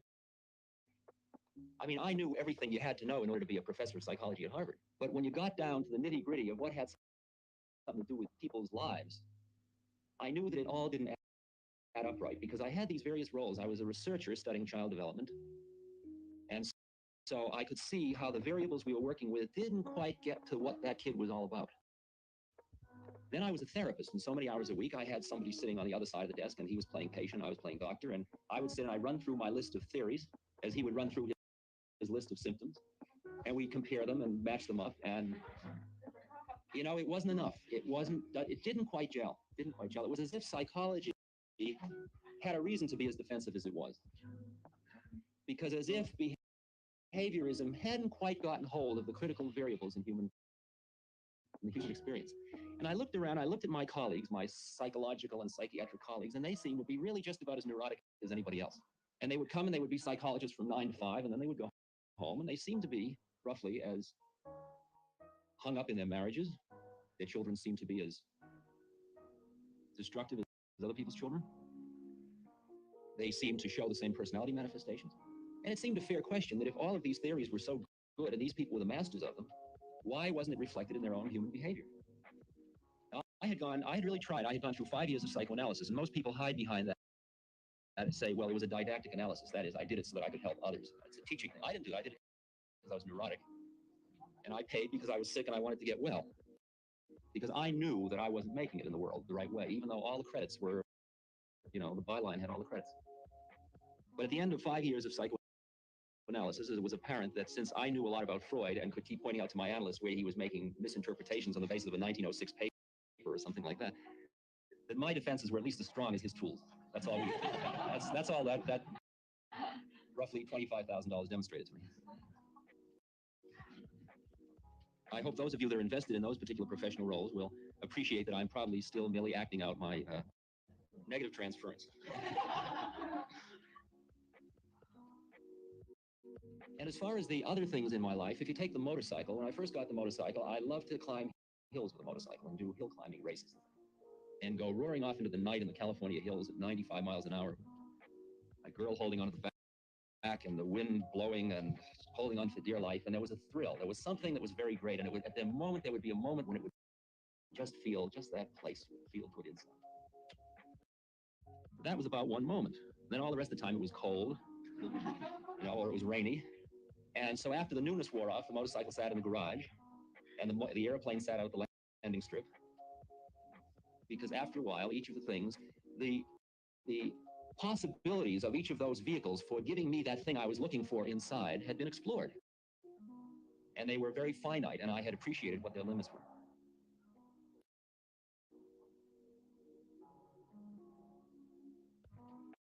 Now, it was at this time that, just as this, I was settling into working for my tenure.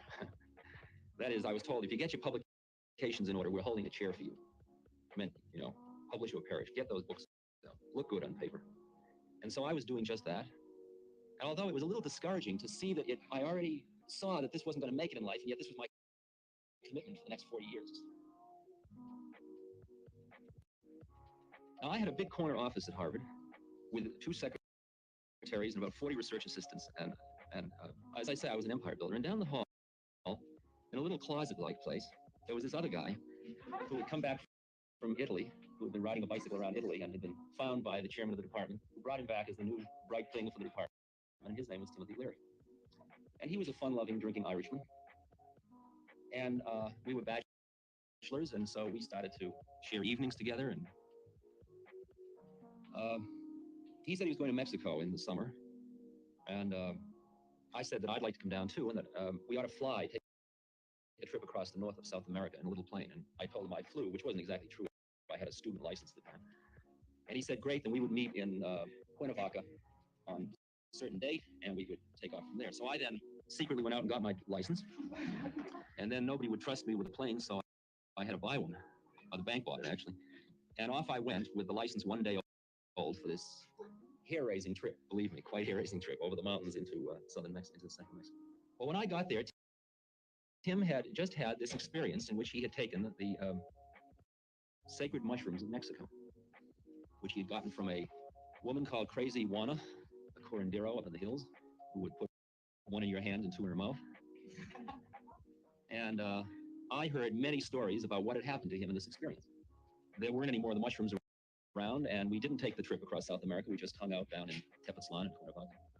And then we flew back to the United States together in the plane, with his son and an iguana.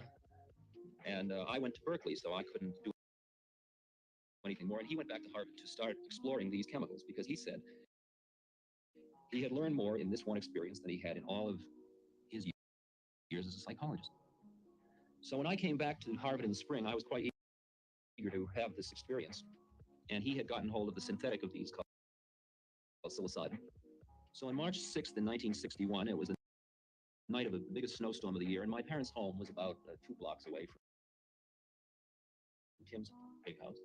And I went to my parents to visit, and then I trudged through the snow and went over to Tim's house to turn on, which we did in the kitchen with a variety of assorted people in our usual highly controlled manner.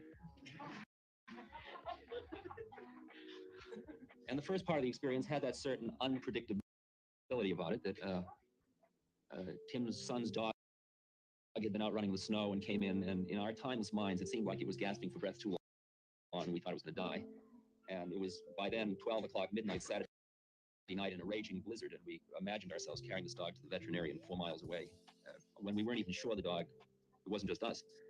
So we called his son down from upstairs to ask him to see how he would act with the dog. And he came down, the dog played with him, so we assumed everything was all right. And then I went off into the other room, and I was sitting in the living room by myself after all of this tragicomic, hallucinatory revelry. I was sitting in the semi-darkness. The light came in from the street. It was snowing, and it was very beautiful. And I was sitting there, and suddenly, in the dark across the room, I saw a figure standing there. And as I looked more closely, I realized that the figure was myself. It was dressed in a cap and gown, strangely enough. And what I saw was my professor-ness across the room. It was what you call it in psychology, what I called at that time a dissociative experience. And so I looked at this professor-ness, and I said, well, and it wasn't me any longer. I mean, I was here, and there was it.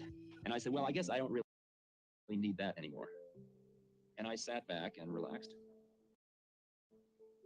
And the minute I said I don't need that anymore, the figure changed. It was somebody else, and I sat forward, and there I was again, except now I was the young cosmopolite. My cosmopoliteness was sitting over there. All right, well, I guess I can do without that. Sat back. And in a sequence went by all of my social roles. Loverness, wise man, kind person, all of my roles. And each one, okay, well, too bad about that one. There it goes. And then went by Richard Albertness. Now, this was another matter, you see. This was who I learned to be way back then. And I wasn't at all sure what happened when you gave that up. And I went through my mind and thought, what have I taken with this drug this madman Leary has given me? See, it's already his fault. And what's clearly going to happen now is that I'm going to be an amnesia case because I'm losing my identity. I won't know who I am. All right, well, I can always get another social identity. I went through this thought process. I'll give up Richard Albertness. At least I have my body. But as those of you that have experimented in this world know, I had spoken prematurely because as I looked down at the couch, nothing below my knees was visible any longer. And as I watched slowly, it all disappeared until it was only the couch on which I was sitting. Now, the kind of panic I experienced at that time has been reported, usually in the tabloids, as the dire consequences of irresponsible use of psychedelic chemicals. Because there was nothing in my model of the universe that led me to believe that if I was not in my body, there would be anything left. So as far as I was concerned, I was dying or ceasing to exist. That was it. And I recall the feeling. I recall the adrenaline flowing. I recall the sweat breaking out. I recall wanting to scream out for help. I recall all those feelings. And as the panic was mounting in whatever it is that it was mounting in, since I wasn't seeing anything, obviously, a voice inside of me said very quietly and rather jocularly, it seemed to me, in view of the gravity of the situation, but who's minding the store? And I became aware at that moment that although everything by which I knew myself was gone, still there was something in me that was watching this whole process disappear. There was what I at the time was calling a scanning device or a point of awareness. Something in there that had no reference to body, no reference to personality, no reference to any of my social roles. And yet there it was, clear and lucid and watching the whole thing and just, watching it all happen. And the minute I defined it or labeled it, or named it, I experienced a tremendous exhilaration, a tremendous feeling of liberation. And I remember jumping up and I ran out of the snow and danced in the snow. And then later I recall going back through the drifts to my parents' home around 5 in the morning and deciding as a young tribal buck that I would shovel the snow in the front. And I was shoveling and my parents came to the window and opened the window and said, "You damned idiot, come in, you don't shovel snow in the middle of the night." And I looked up and I heard his voice, which was the kind of voice of external sanction to which I had always responded, since that's how I got to be where I was. And I listened to the voice inside, and the voice inside says, "It's cool if you want to shovel snow, it's all right, nothing, it's all right." And I looked up at them and I smiled and I danced a bit of a jig and I went back to shoveling. And the window closed and I saw them smiling behind it. Well, now I was presented with a peculiar dilemma, because the next Monday when I had to get up and give my lectures in human motivation, the theory of ego psychology, which I was expected to present as a responsible member of the psychological community, I saw was not adequate to the experience that I had had. Because that place that I had gone to, I couldn't find it in the book. I couldn't find it in the book anywhere. Freud's unconscious had too much to do with the uniqueness of the individual and too much to do with personality qualities. Even Jung's collective unconscious wasn't quite the place, as I later explored more carefully. And I couldn't find the words to tell anybody about what had happened. And I hid behind what we all got to use quite frequently. This was an ineffable experience. I'd like to tell you about it, but it's ineffable. Sorry.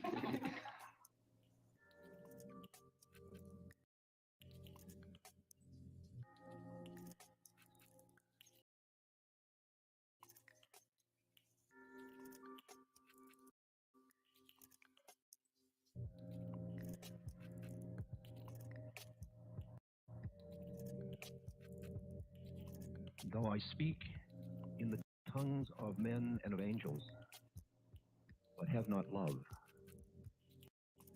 I am as sounding brass or a tinkling cymbal. And though I have the gift of prophecy and understand all mysteries and all knowledge, and though I have all faith so as to remove mountains, but have not love, I am nothing. That was from Corinthians.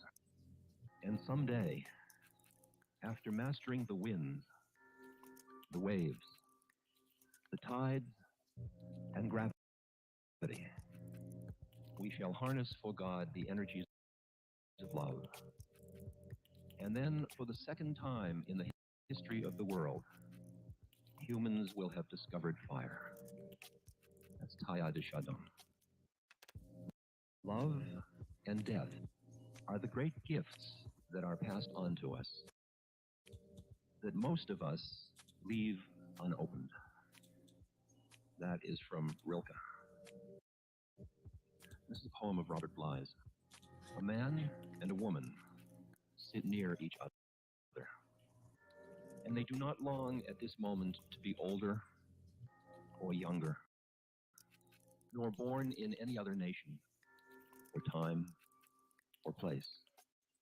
They are content to be where they are, talking or not talking. Their breaths together feed someone we do not know. The man sees the way his fingers move. He sees her hands close around a book she hands to him. They obey a third body that they share in common. They have made a promise to love that body. Age may come, parting may come, death will come. A man and a woman sit near each other. As they breathe, they feed someone we do not know, somebody we know of, whom we have never seen. Just keep letting these run through you, sort of like Chinese food. Don't hold on to them, just let them come and go. They'll each touch you in the way they need to touch you. This is from the I Ching. The master said, life leads the thoughtful person on a path of many windings. Now the course is checked, now it runs straight again. Here winged thoughts may pour freely forth in words, but there the heavy burden of knowledge must be shut away in silence. But when two people are at one in their inmost hearts, they shatter even the strength of iron or bronze. And when two people understand each other in their inmost hearts, their words are sweet and strong, like the fragrance of orchids. The path of love, the path of the heart, the path of emotion, relationship, dualism, taking you to the essence of love, taking you from loving to being love. It is the path of the heart. It, like all paths, is fraught with pitfalls and traps. And most of our emotions either are in the service of our minds or are frightening things that overwhelm us and make us afraid. So we protect ourselves from them. So we come through life a little bit like hungry ghosts. We are beings that have huge needs for love. But seemingly it's like we have some kind of amoeba that doesn't allow us to digest our food. So though we get love, it goes through us and then we need love all over again. And it's so deep in all of us that we've built a whole reality around it. And we think that's the way it is. That everybody needs love, and that if you don't get it, you're deprived, and that the more of it, the better, and you need it every day from everything. In that sense, it's like an achievement. You see people that are achievers. The minute they achieve something, it becomes irrelevant. And their awareness turns to the next achievement because they are addicted to the practice, not to the goal.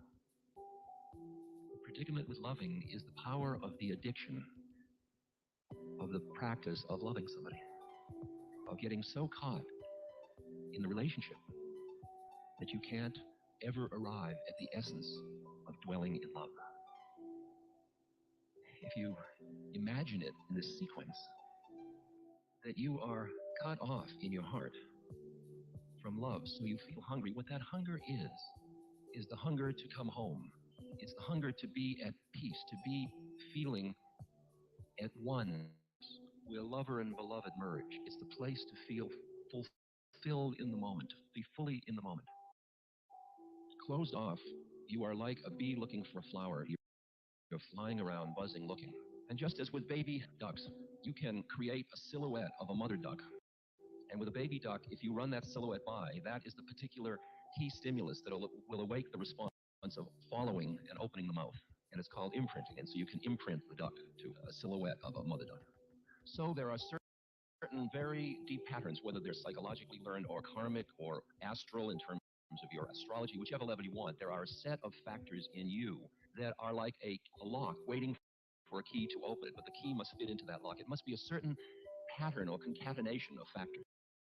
Like the fact that I could open to my guru, I am sure had something to do with my relationship to my father. You think, well, the spirit is the spirit and psychological is psychological, but all of your psychological conditioning prepares you to be attracted to certain methods or certain paths or to certain people. For many people, the energies they're working with at the time they are seeking this love so strongly are second chakra energies, energies of desire, of sexual desire, of desire for union that is relational, and the energy gets into that pattern. And you associate making love as a vehicle to coming into love. So you're going along as a little lock waiting for key, and along comes a shadow of lover goes by, and like a little duckling you turn and you start to walk after it. It just happened to be the particular pattern that turned you on, that opened you up, that did it. And you say, I think I'm in love with him or with her. See, that's the key right there. Not I think I'm in love. I think I'm in love with her or with him. And if you're lucky, your key unlocks her or his lock, and his key unlocks your lock, or her key unlocks your lock. So you get into you love me, I love you, here we are. And it's incredible. Because through this dynamic, you have opened to the place. It's like the triangle. It's like what Bly talks about as the two people together are feeding something that they don't even know. It's they're feeding the unitive space behind the dualism. They're feeding the quality of love. And when they're together, they touch it. What we're really saying is when you say, I am in love with you, said somewhat blandly, you are the key stimulus that is opening me to the place in myself where I am love, which I can't get to except through you.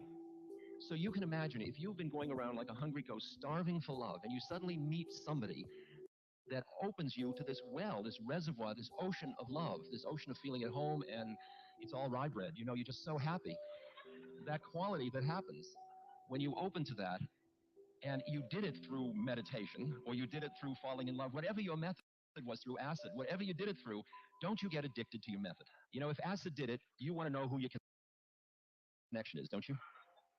So if you met a master and the master shared with you a method and the method worked to tune you to the place in yourself of awareness of love, you end up loving that method and you love that master, and the minute you do it, you get really drunk on it and very addicted to it. And fanatics in every religion are really, you call them adepts or addicts, because all methods are traps. And yet the bizarre thing about methods is they don't work unless you get trapped. So you can only hope that a method ultimately, after it traps you, it self-destructs, and you are left free of method. But you got to go through the method, and the method is scary because it does trap you. And the path of love is where you open to that quality, but the method that opened you when you're hungry is usually another person, and then you get very attached or addicted to being in the presence of that other person, and then starts the fear that that person is going to die or leave you or won't be around, and then you get jealous and possessive, and on it goes, and you just keep creating a hell realm around the addiction to the vehicle for coming to love. For even as love crowns you, brings you into that space, so shall it crucify you. Even as love is for your growth, so is love for your pruning. Even as love ascends to your height and caresses your tenderest branches that quiver in the sun, so shall love descend to your roots and shake them in their clinging to the earth. This one from Farid Udinatar. To enter the valley of love, one must plunge wholly into the fire. Yes, one must become fire itself, for otherwise one cannot live there. One that truly loves must resemble fire, her countenance aflame, burning and impetuous like fire. Now let me show you where the problem is. This is from Hazrat Inayat Khan. The lover that leans upon the beloved's response, his love is like the flame that needs oil to live. But the lover who stands on her own feet is like the lantern of the sun that burns without oil. It is because of the way in which one closed down in development that one ends up hungry, because the mind has veiled the heart from its boundless merging with everything in the universe. And we are like in a prison room, and when we fall in love with somebody, it takes us out into the sunlight again. We come back into the place of ourselves where we feel at home, safe, and loving.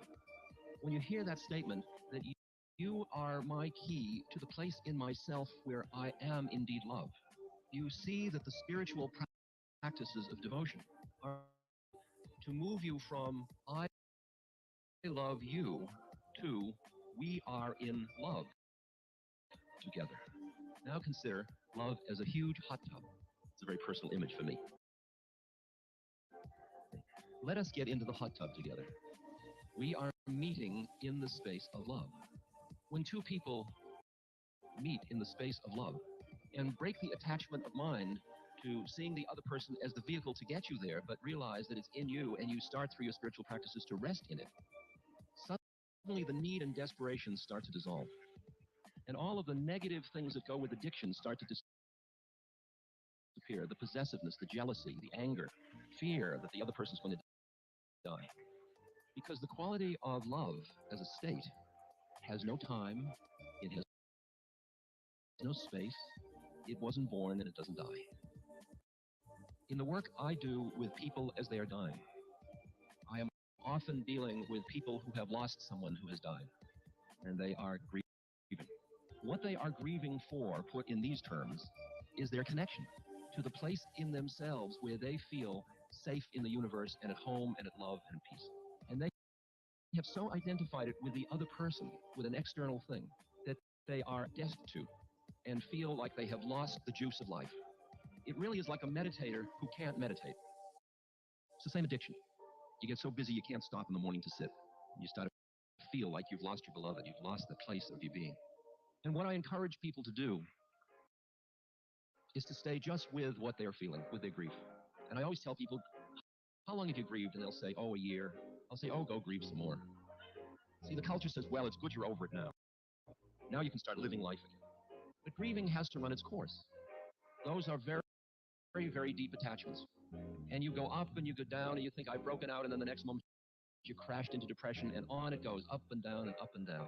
And as you and I get older, more and more of our friends and loved ones die, or people die now because of epidemic and so on, and we all have to deal with this loss. And we lose friends, and because of our mobility, people are moving away from each other, and we have in some way closed our hearts out of avoiding the pain of losing love, and then we go around armored. But what I say to people that are grieving is, after a while, one day, when you lost somebody you really touched in love, you touched them, the two of you created this third thing you do not know, and you both rested in. So you both tasted being one in love. But then what you're missing is the other person. It's like in a triangle. You're missing one of the bases, and you can't get to the center because you only got there through the relationship between the two of you getting to the top. But one moment, after you have grieved and gone up and down and told how you're done with it and then crashed at all of that melodrama, there'll come a moment where you might be watching a sunset or sitting quietly, and you will suddenly taste the fact that the love that you had with that person is still there. And at that moment, you will start to make the break between the vehicle for coming into the love and the essence, or the method and the essence. And then you will realize that what truly connected you to that person at the deepest level was that quality of identity in the quality of love. And that where can it go? Ramana Maharshi, when he was dying of cancer, and his devotees were crying, they loved him so much, and they kept crying, "Don't leave us, oh Bhagwan, don't leave us." And he said, "Don't be silly. Where could I go? Where could I go?" So seeing those levels of love and the nature of relationship, we see that relationship goes from a path in which there is incredible need because we are hungry ghosts in need of love. And as the path works and we start to come into love, we start to rest in it, and then relationship becomes a celebration. It no longer is needful, it's the play of form. Is that coming through? Can you hear that? So in the sense of devotional yoga, the statement God is love means that you move through love into love, and that quality of love, which is the quality. The interesting thing about the quality of the heart as opposed to the quality of the mind, and this is a polarity that is, it's just a metaphor to play with. The quality of the mind is that it discriminates this from that. It thinks about things. It has object. The quality of the heart is it keeps being boundless. It keeps embracing everything into itself. It doesn't discriminate even itself from other. It just embraces. That quality of compassion is where you're one with everything. It arises out of that feeling. But our hearts are very frightening to us because we were developed as separate beings. And we got so addicted to our separateness that we get frightened of the way in which the heart keeps giving it away. We feel we need it. We need our separateness so that the heart becomes our enemy. I want to talk just a little bit about some of the difficulties of the path of relationship, of which poetry books are full. I'm just going slow because these are things to just sort of reflect about, feel your way into. As a path, what I experienced was that I loved one being intensely. What opened me to the love of that being was that that being loved me, and loved me so unconditionally that I felt safe to love in return. Now, we talk a lot about unconditional love, but let me tell you, very rarely have you ever experienced it. Because to unconditionally love another person, it means without condition. Most of us say, "Oh, I love you without condition." Well, then do you mind if I cut your throat? Well, I'd rather you wouldn't. Aha. I knew you'd set up boundaries. I knew you didn't really love me. Eh? And it would have to be a being who was so non-attached to their own life and death that their love wouldn't flicker, no matter what you did. That's a great story about the time when a country was being overrun, a Buddhist country, and the armies of the overcoming country, we had a recent example in China and Tibet, but this was before that, long before. And when they were finding the monks, they were disemboweling them and doing terrible things to the monks, which they just recently did, the Chinese did in Tibet. And in this one village, there was an officer of the army who was very feared because he was particularly cruel. And he had arrived in this village, and he asked his adjutant, "How are the people responding?" And the adjutant said, "They are all bowing down to you. And at the monastery, all the monks have fled to the mountains, except for one monk." The officer was infuriated at the existence of this one monk who had not fled to the mountain. And so he went to the monastery, and he pushed open the gates. And in the middle of the courtyard stood this one monk. And he walked up to that monk, and he put his hand on his sword, and he said, "Don't you know who I am? Without blinking an eye, I could take my sword and run it through your belly." And he repeated, "Without blinking an eye." "And don't you know who I am?" said the monk. "I could have your sword run through my belly without blinking an eye." That's unconditional love. You ready? The next time you say, "I love you unconditionally," you just think about it. Just think about it. And when I met my guru, I really felt loved unconditionally. And what happened was I opened, and then I became very attached to his form and to being near him and to looking at him and to touching him and to bringing him gifts and breakfast in bed, whatever. Just like you do with your beloved. You want them to be happy as long as it includes you. Well, I'll be happiest with somebody else. Oh, wonderful, because I love you so much. See about unconditional love? See how quickly it gets you?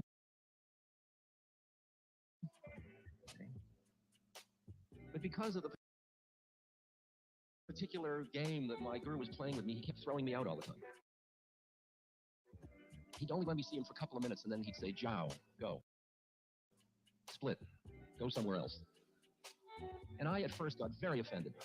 I mean, can you imagine if you fall in love with somebody, and then you cross the ocean bringing fruit and whatever you can bring that you could possibly offer your beloved, and you've come this long way and you feel a mixture of righteousness and desire and everything, and he's all wrapped up with your enlightenment and everything, so you can't get there fast enough. You get there and you kneel down and he looks at you and he pulls your beard, hits you in the head, asks you one question and says, Jow. You say, Jow.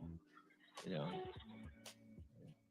he let other people stay around him and not me, so he obviously loved them more than he loved me.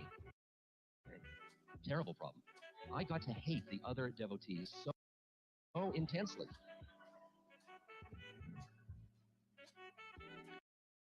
But then he took me through this trip, which most of you know that have read any of the stuff I've written. And I'm just going to take you through because it's so delicious as a teaching. Even if you've heard it, think of how many times I've heard it. This was in the early 70s when a number of people like Mira and Danny, and we were with Maharaj, we were kept in the back of the temple ashram. We were paraded in the bus in the morning. We got there, he'd be sitting outside, we'd have darsh, we'd hang around him and love him, and he'd throw fruit at us. And you just couldn't get it. You were drunk with love, and everything he said to anybody applied to everybody. And then after about, I don't know, 5 minutes or a half hour, he'd say, Ciao, and he'd throw us all in the back, where we'd be fed. We were known as only useful for 5 things: drinking tea, gossiping, sleeping, eating, and moving about. That was our practice. So in the back of the ashram, that's all we do. And then late in the afternoon, we'd all be brought back just before the bus was leaving, have another time together, and then be thrown out. And in the course of the day, he'd call people up from the back. There was one woman who sang beautifully, so he'd call her up and say, sing, and she'd sing. It was like little performing animals, you know, you wind up and out come. We were the Westerners, you wind up and out you come. And so we had the Indians coming, and they'd be hanging out, and he'd say, you want to see a Westerner, you know, perform, and it'd be brought forth. And some of us were scholars, and we'd be scholarly, and some of us were pundits who could recite Hindu things, and some of us could sing Hindu kirtan, and he'd bring us forth. And I was like a professor from Harvard, and there I'd come. The fact I'd been thrown out was irrelevant to Maharaji, you know. So then one day he called me up, and I come, and each time you're getting called, you've been called out of this massive, you know, unworthy people. You've been chosen to go up and be worthy. And so you rush up because you realize this is going to be your chance to get the juice. This is it, you know, and you run up and you kneel down and you look up. I mean, this is all a game. You understand. This is all forms. First, when I went to India, I thought, I'm not going to touch anybody's feet. What a bunch of, you know. Now I couldn't do it fast enough. I used to try to grab one of his feet, and then it would go under the blanket quick, and I'd think I'm not pure enough. I mean, it was like it's a whole routine you play out. So I go up and he'd look and he'd say, Ramdas, love everyone. I'd say, yes, Maharaj. He'd say, Jow. So you go back, and that was what you got that day. You'd sit there, love everyone. Boy, I don't love everyone. I should love everyone. The next day, he called me up. I got called 2 days running. Came up, and he leaned way down. He held my beard, and he said, Ramdas. Yeah, this is in Hindi. Ramdas. Okay. Ramdas. Ramdas. Ramdas, tell the truth. Yes, Maharaji. Ciao. So I was left that day with what a liar I was. I decided I'd really tell the truth. Well, he kept doing this. Each day he'd alternate. It was either love everyone or tell the truth. And it took me about 4 or 5 days because of my density before I realized the peculiar predicament I found myself in. That he was giving me 2 contradictory instructions. Because the truth was I didn't love everyone. So I thought about which one shall I do? And I thought, you know, what I always do is I love everyone, even if it's not the truth. I make believe I love them. I love you. Oh, yes, we love each other. Oh, it's okay, I love you. I thought maybe it'd be good to try telling the truth. That'll be refreshing. And as I looked at all my guru brothers and sisters, I realized I hated them all. Because they all took me away from him. And I had spilled the beans about him in the first place, would be here now, and now I was set with all these unworthy, people that were hanging around taking his time. I mean, they were nice people, but I had a good reason. I mean, I just didn't hate them generally. I'd find reasons for each one. You know, that one was too arrogant, and that one had, you know. After a week or two, the truth was, I found I didn't like anybody. I even had a sign on my door, do not enter. Okay? Now, at the same time, I was doing another sadhana, another practice, which was that Maharaji said, Ramdas should not touch money. You can interpret that at many levels. Now I interpret that my mind shouldn't cling or fixate on money. That allows me to have a credit card. But in those days, I took it literally. I shouldn't touch money. So what I did was one of my friends, my guru would be a bag person. They carry my money. So we get on the bus, they pay my bus fare. That worked out fine until I got to hate them all. Now I was in a predicament because I had nobody who I didn't hate, who I hadn't alienated, to be my bag person. Now, from the hotel to the temple is 8 miles. So what I found was I got to the position where there was a day where everybody got on the bus and I had no money to get on the bus, so I had to walk. All the way to the temple, I walked knowing what fun they were all having at the temple. They got there in about half hour, and it was going to be about 3 hours for me. It was through the backwoods. And so I was getting more and more angry. I was getting furious. And when I came over looking down on the temple, I saw them all laughing. And they were all hanging around Maharaji. And he had obviously spent much more time with them today than any other day.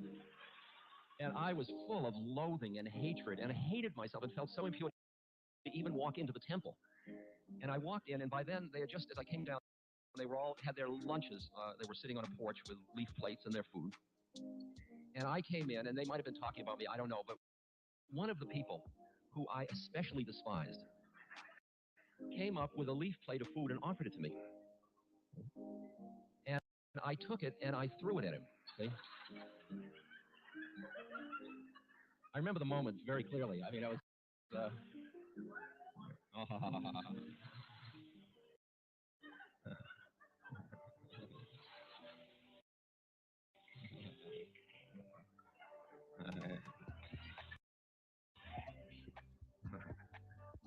And I heard Maharaji from across the courtyard. Ramdas. Ramdas. Ramdas. And I looked over at him, and at that moment, I hated him too, right? And I went across the courtyard pissed. I mean, I was really angry, and I sat down in front of him, and I looked up at him, and I was like, my bones were aching. You know how that gets when you're really constricted. And he looks at me and says, something troubling you? I said, yeah. Yeah. What is it? I said, I hate all of them.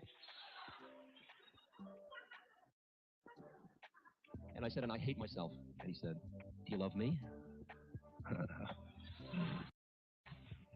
And I looked at him, and it just fell apart. I opened and I started to sob, absolutely sob. I said, I love you. And I was sobbing, and he went and he sent for milk, and he was pouring milk down my throat, and he was patting me on the head. And I went through the whole catharsis and all of that. And then he came up to me, kind of nose to nose. He leaned over on his tucket, and he said, I told you to love everyone. I said, but you told me to tell the truth. And the truth is, I don't love everyone. And he leaned forward and he said to me, Ramdas, love everyone and tell the truth. At that moment, what I experienced were two things. First was I experienced a coffin in front of me, in which who I thought I was in the coffin. Who I thought I was somebody whose truth was that they didn't love everyone. And what he was describing to me was who I would be when I finished being who I thought I was. Do you hear that? Is that? And the other thing was that at that moment, I turned and I looked over at my fellow screw-by, sisters and brothers, and I saw that at one level I had all this righteous indignation about them, but one little flip of consciousness, and I saw how incredibly beautiful each one of them was, and I loved them so deeply. Jiao. And that was the teaching. And I realized that since that time, for 20 years, I have been learning that teaching. I have been letting, and what I realize is that when I don't feel that love for another human being, I hear Maharaji saying, Ramdas, love everyone and tell the truth. Then he said to me afterwards, he said, Ramdas, give up anger, and I'll help you. He didn't say, as I would say as a psychotherapist, let's work through your anger. He said, give up anger. And I took that as a spiritual charge, as a message. And that when I experience anger, instead of trying to figure out why I experienced the anger, which kind of investing it, I would just start to do breathing and Ram and start to go into devotional practice and just let go. Even though the same anger would come back up again. At one point, I was studying with a very beautiful man named Anagorika Manindra. He was a Theravadan Buddhist teacher. Lovely, lovely man. And I came to him one time, and I said to him, Manindraji, I am so angry, because I had so much anger in me for so many years, and keeping grudges, those deep things that always touch you up. Every time that person's conscious, the thought of that person goes through your head, you constrict. And he said, Ramdas, don't hold on to it, it's just old karma running off. Your anger is just old karma running off. And one of the traps that I saw that I was caught in was the trap of righteousness that I used to justify my anger. But I saw that love freed me back into the ocean, and that anger didn't. And that I would rather be free than right. And that's a scary and big one. And that if somebody does an abhorrent action, I have to cultivate the capacity to, as Kabir said, and Maharaj used to quote, Kabir said, do what you do with a being, but never put them out of your heart. Do what you do with another being, but never put them out of your heart. That is a total prescription for social activists. Oppose, stand up, defy, confront, do what you do with another person. You stop their action. You may have to imprison that person so that they don't hurt other people. You do what you must do, but you do it without closing your heart. And I don't mean the fraudulent, oh, I didn't close my heart. I mean, really, the quality of do what you do, but do it always in the presence of the beloved. There is an incredible poem that most of you know by Thich Nhat Hanh, a very beautiful Vietnamese monk. Do not say that I'll depart tomorrow, because even today I still arrive. Look at me. I arrive in every second to be a bud on a spring branch, to be a tiny bird whose wings are still fragile, to be a caterpillar in the heart of a flower, to be a jewel hiding itself in a stone. I still arrive in order to laugh and to cry, in order to fear and to hope. The rhythm of my heart is the birth and death of all that are alive. I am the mayfly metamorphizing on the surface of the river. I am also the bird which, when spring comes, arrives in time to eat the mayfly.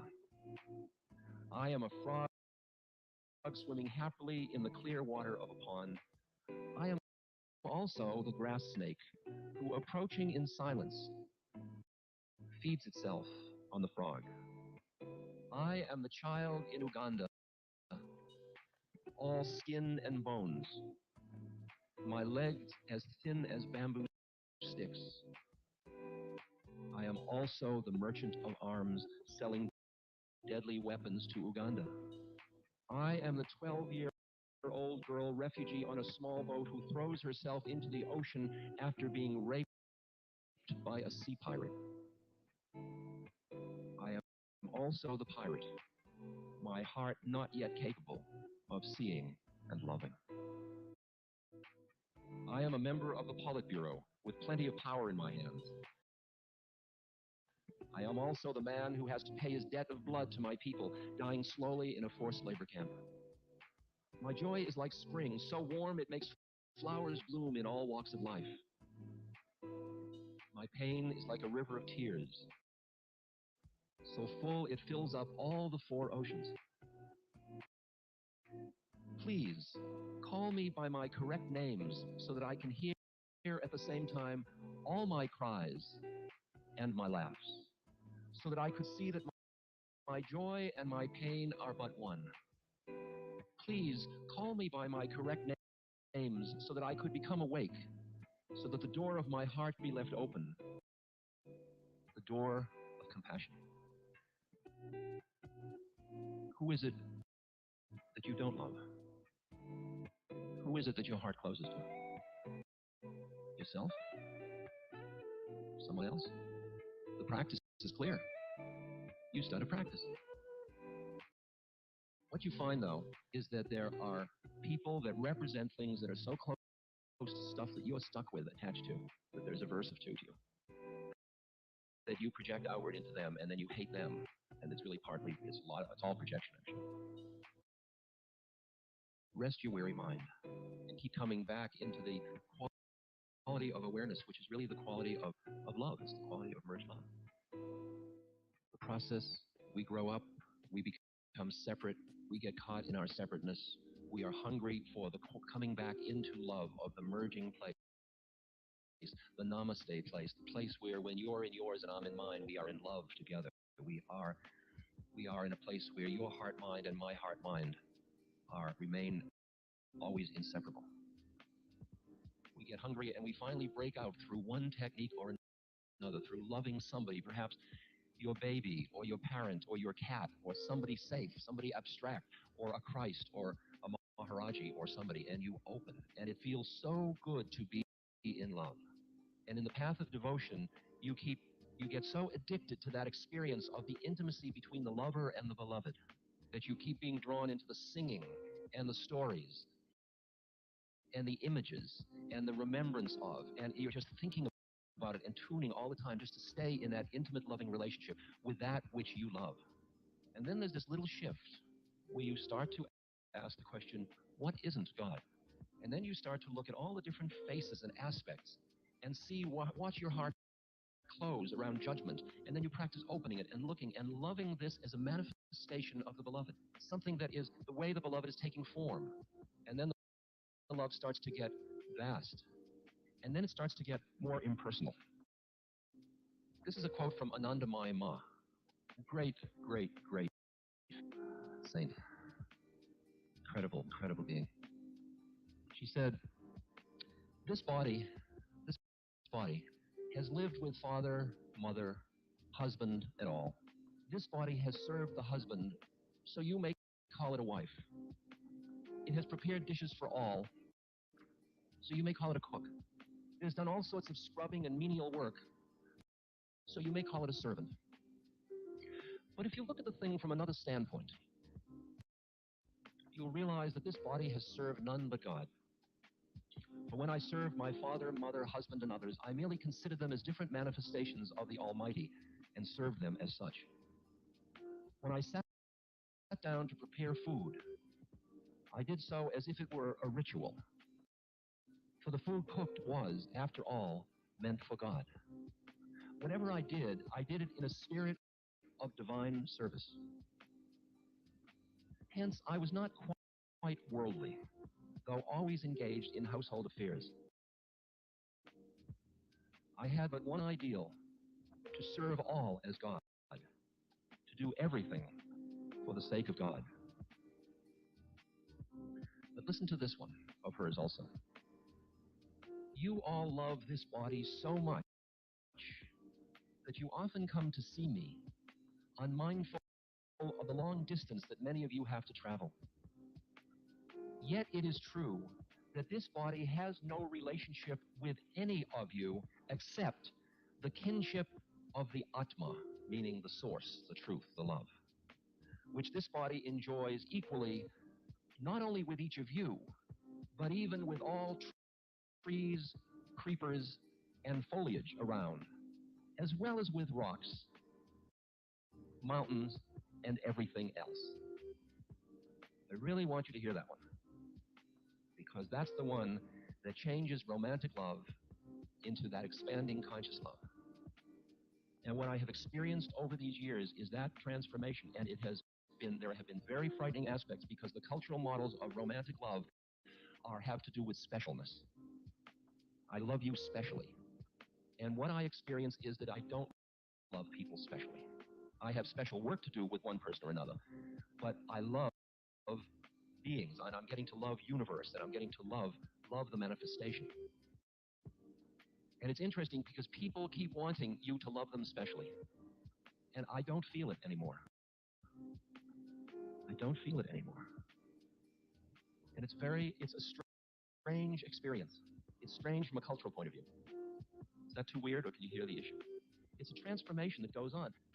That because you have initially identified that feeling of love to somebody else with a quality of possessiveness, or collecting them, or wanting them around. I'll tell you what happened to me. I started to guide people through acid trips back in the 60s. And I take the acid with them, and we both go into the place of merging, of just beyond separate. We were in love. And then the session would be over, Saturday night would be over, and there'd be Sunday. And then we'd be partying in the beautiful morning mist, listening to the Messiah. And they had never had a thing like this before. And they would say, when can I see you again? Imagine, you just been with somebody in total love, and then you're about to part, and you say, see, there's where the fear comes in, and the lack of faith and the doubt. When will I see you again? Like just a little bit of. And I'd say, well, why don't we have dinner Wednesday night? And then it became like every Wednesday night we'd have dinner, because that's what you do with a beloved, like, let's hang out. So then I ran a second session, and the next day the person said, when will I see you again? I said, well, how about Thursday night? Okay? And after I had run 6 sessions, I went to my teacher, Tim Leary, and I said, Tim, I don't think I can guide any more sessions. I don't have any more evenings free. And at that point, I realized I was going to have to up-level the thing. I was going to have to take it up to another level of loving people, where if we have a moment of truth of love, this is what we've got. And the clinging of the mind comes out of the fear that says, I want to possess it because I may run out of love later. And when you leap out of that and go into the next space, realizing that every time you turn around, there is another form of the beloved. It's interesting because I'm a wanderer. Maharaji said Ramdas should not stay in one place. He should keep moving around because yogis, like water, tend to go bad if they stay in one place too long. And not bad in the evil sense, but bad in the clinging, habitual way of building around you a kind of a cocoon of safe emotional space. And it's much different when you're on the road all the time and you're meeting motel keepers and they're your host for that moment, and on and on and on, and airport people and all that. Is that the beloved? Are you traveling with the beloved, or are you waiting to get home to the beloved? And there was a moment where I was sitting in a motel in middle America, and it was one of those really plasticky Holiday Inn type places, and I had arrived, and I went into my room, and I sat down, and I was starting to set up my little puja table on the plastic thing, and, all that stuff, moving the menu and stuff, and sitting there, and it was kind of depressing, and I thought, well, a few more weeks, and I'll be done with this tour, and I can go home. And then I saw the pain that thought was creating for me. And I got up, and I walked out of the room, closed the door, walked down the hall, turned around, came back, unlocked the door, and yelled, I'm home. Okay. And I came in, and I sat down, and I looked, and, I wouldn't have decorated particularly this way, but, what the hell, I thought, if I'm not at home in the universe, boy, I got a problem. I got a problem. I say, I can only be home here, not there. What is home? Home is where the heart is. Home is the quality of presence, it's the quality of being, wherever you are. But when you've gone from the hungry sponge, looking for somebody to love and finding somebody and then wanting to hold them and have them around because you're afraid you might run out later, and you know how horrible that is. And then you start to cultivate these inner qualities of spaciousness and awareness, and you begin to feel this love, not in a possessive way, but in a, like, light pouring out of you. And you just love people just because they are. You love things because they are. You see the manifestation, the awe, the mystery of the divine in form. When that starts to happen, you still have your old models of possession going. They haven't been burned out yet. So when you love the second person, you want to collect them too. And then the third person, you want to collect them too. I usually kid about my story is that you fall in love with somebody and you nest, and you collect feathers and build a nest and straw and drapes and stuff. And then you need to go to the supermarket and you get yogurt and beer, and you're at the checkout counter, and you look into the eyes of the person at the checkout counter, and the thing happens again, because the eyes are the windows of the soul. And you're in love. because now you're starting to function from this place. When you're in this place, everybody you look at is your lover. When you are in love, you see love where you look. So you look, but your old model is, I got to collect this. My God, this is great. We are in love, and it's the checkout person. Okay? So the question is, have you considered a menage a trois? Are you opposed to open marriages? You know. But then what's going to happen? You walk down the street and you look, and there's another one. Pretty soon you're the Adamite community or one of those kind of things, you know, and the politics gets so complicated. Plus the emotions of everybody that thinks they're the special, you know, the first of this, the first one. And you realize you've got to graduate from a deprivation model to an abundance model. And I don't mean that in the kind of cheesy way it's often used. It's abundant so I can have it. It's abundant because you are it. That as you become love, you get to the point where you walk down the street and somebody comes and it is the most beautiful thing again that you have ever seen again. And you look and you look and you appreciate and you love, and your eyes may meet and you both recognize the love and you don't have to do anything about it. So you go through from come live with me to let's have coffee together to would you give me your number to how about a calling card to a wink to are you experiencing what I'm experiencing? Wasn't this great? Fantastic. Or God is love or and then you just looking at your beloved. And it's nothing special to be in love. It's nothing special. It's very ordinary. How alien that is in this culture to think that being in love with the universe is ordinary. It's ordinary. Just take all these words back into the silence behind the words. Kabir said, since the day I met with my Lord, there has been no end to the sport of our love. I see with eyes open and smile, and behold the beauty everywhere. I utter the Lord's name, and whatever I see, it reminds me. Whatever I do, it becomes worship. The goddess is everywhere. Anybody you have ever touched in true love, that love still is present. Where can it go? Anyone who you've closed your heart to with your mind, rest your weary mind.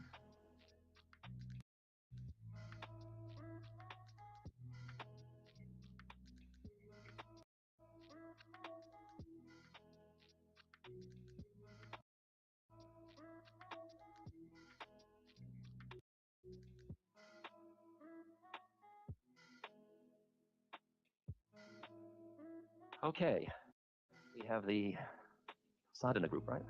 Spiritual practices. Sadhana. And including psychedelics. Of course. And we've got 5 questions. The first one is the psychedelic one. First one is the psychedelic one. Right. And it's under which circumstances and to what extent can psychedelics be an enhancer of the process of the evolution of consciousness? And what are the risks? And what are the risks in using psychedelics for this? When is it appropriate to use psychedelics and what are the risks? For those of you that just joined us, I know some new people have arrived. And it's an interesting question to start off with. Some of you might not even know what psychedelics are. So let me start generally.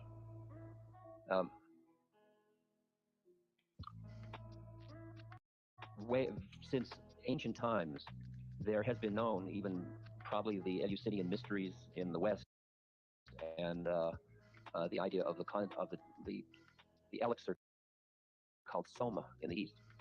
There has been reports of the use of various natural herbs and medicines that are used in rituals for religious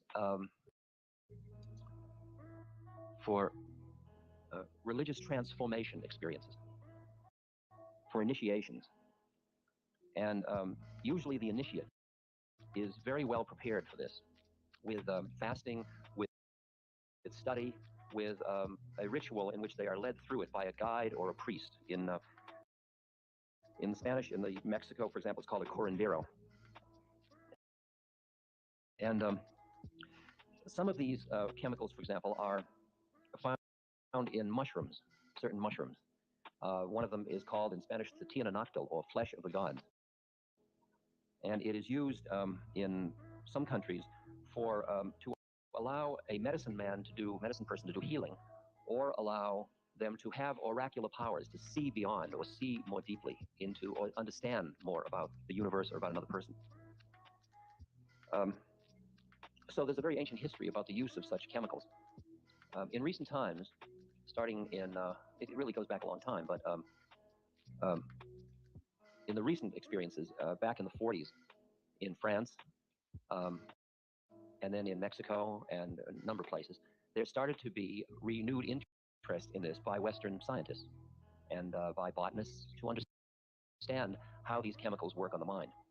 And in Switzerland, in Basel, Switzerland, a man by the name of Albert Hoffman, who was the head of research for the Sandoz pharmaceutical company, was working with some chemicals that were to be used for, in relation to women's menstrual cycles and pregnancy.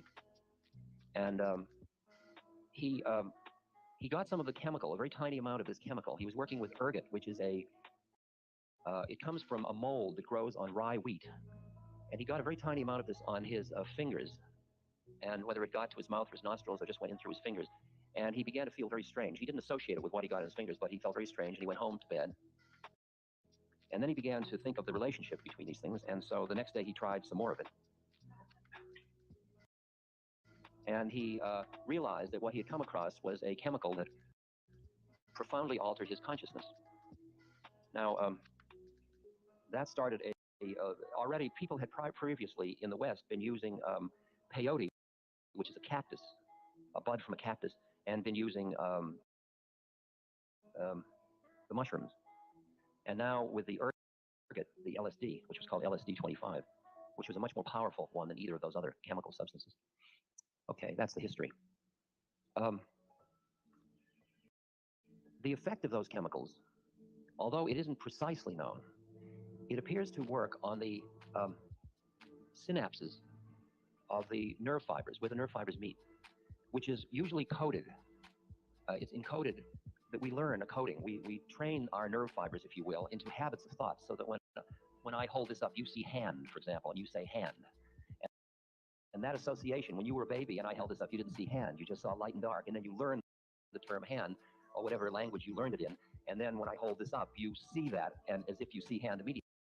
But actually, that's a whole encoding of your brain that does that, and it happens extremely fast. Are you hearing this all?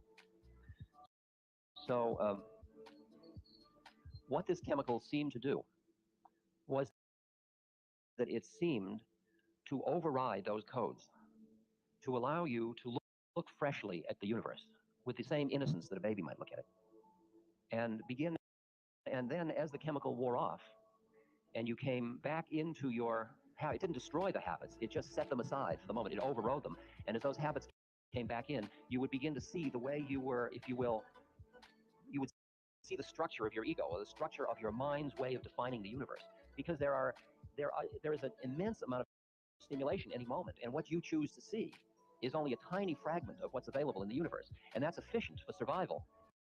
But it also makes you walking a very narrow path through reality. It's not, and you keep beginning to see, as you come back into your normal waking consciousness, you see the way in which your mind is defining your reality. Like you and I are each walking through an entirely different universe. And if you had, for example, a good father figure, when you see a man, you have one reaction. If you had a bad father figure and you see a man, you have another reaction. If you were scared by a dog as a child, when the dog comes towards you, you have one reaction. If you always had a puppy when you were a baby and you played with it and a dog comes towards you, you have another reaction. These are learned responses based on your habits and your history.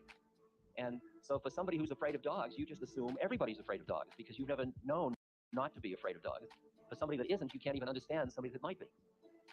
So in a way, this was a great leveler. It allowed people to come out of their egocentric predicament for a moment and see the universe freshly.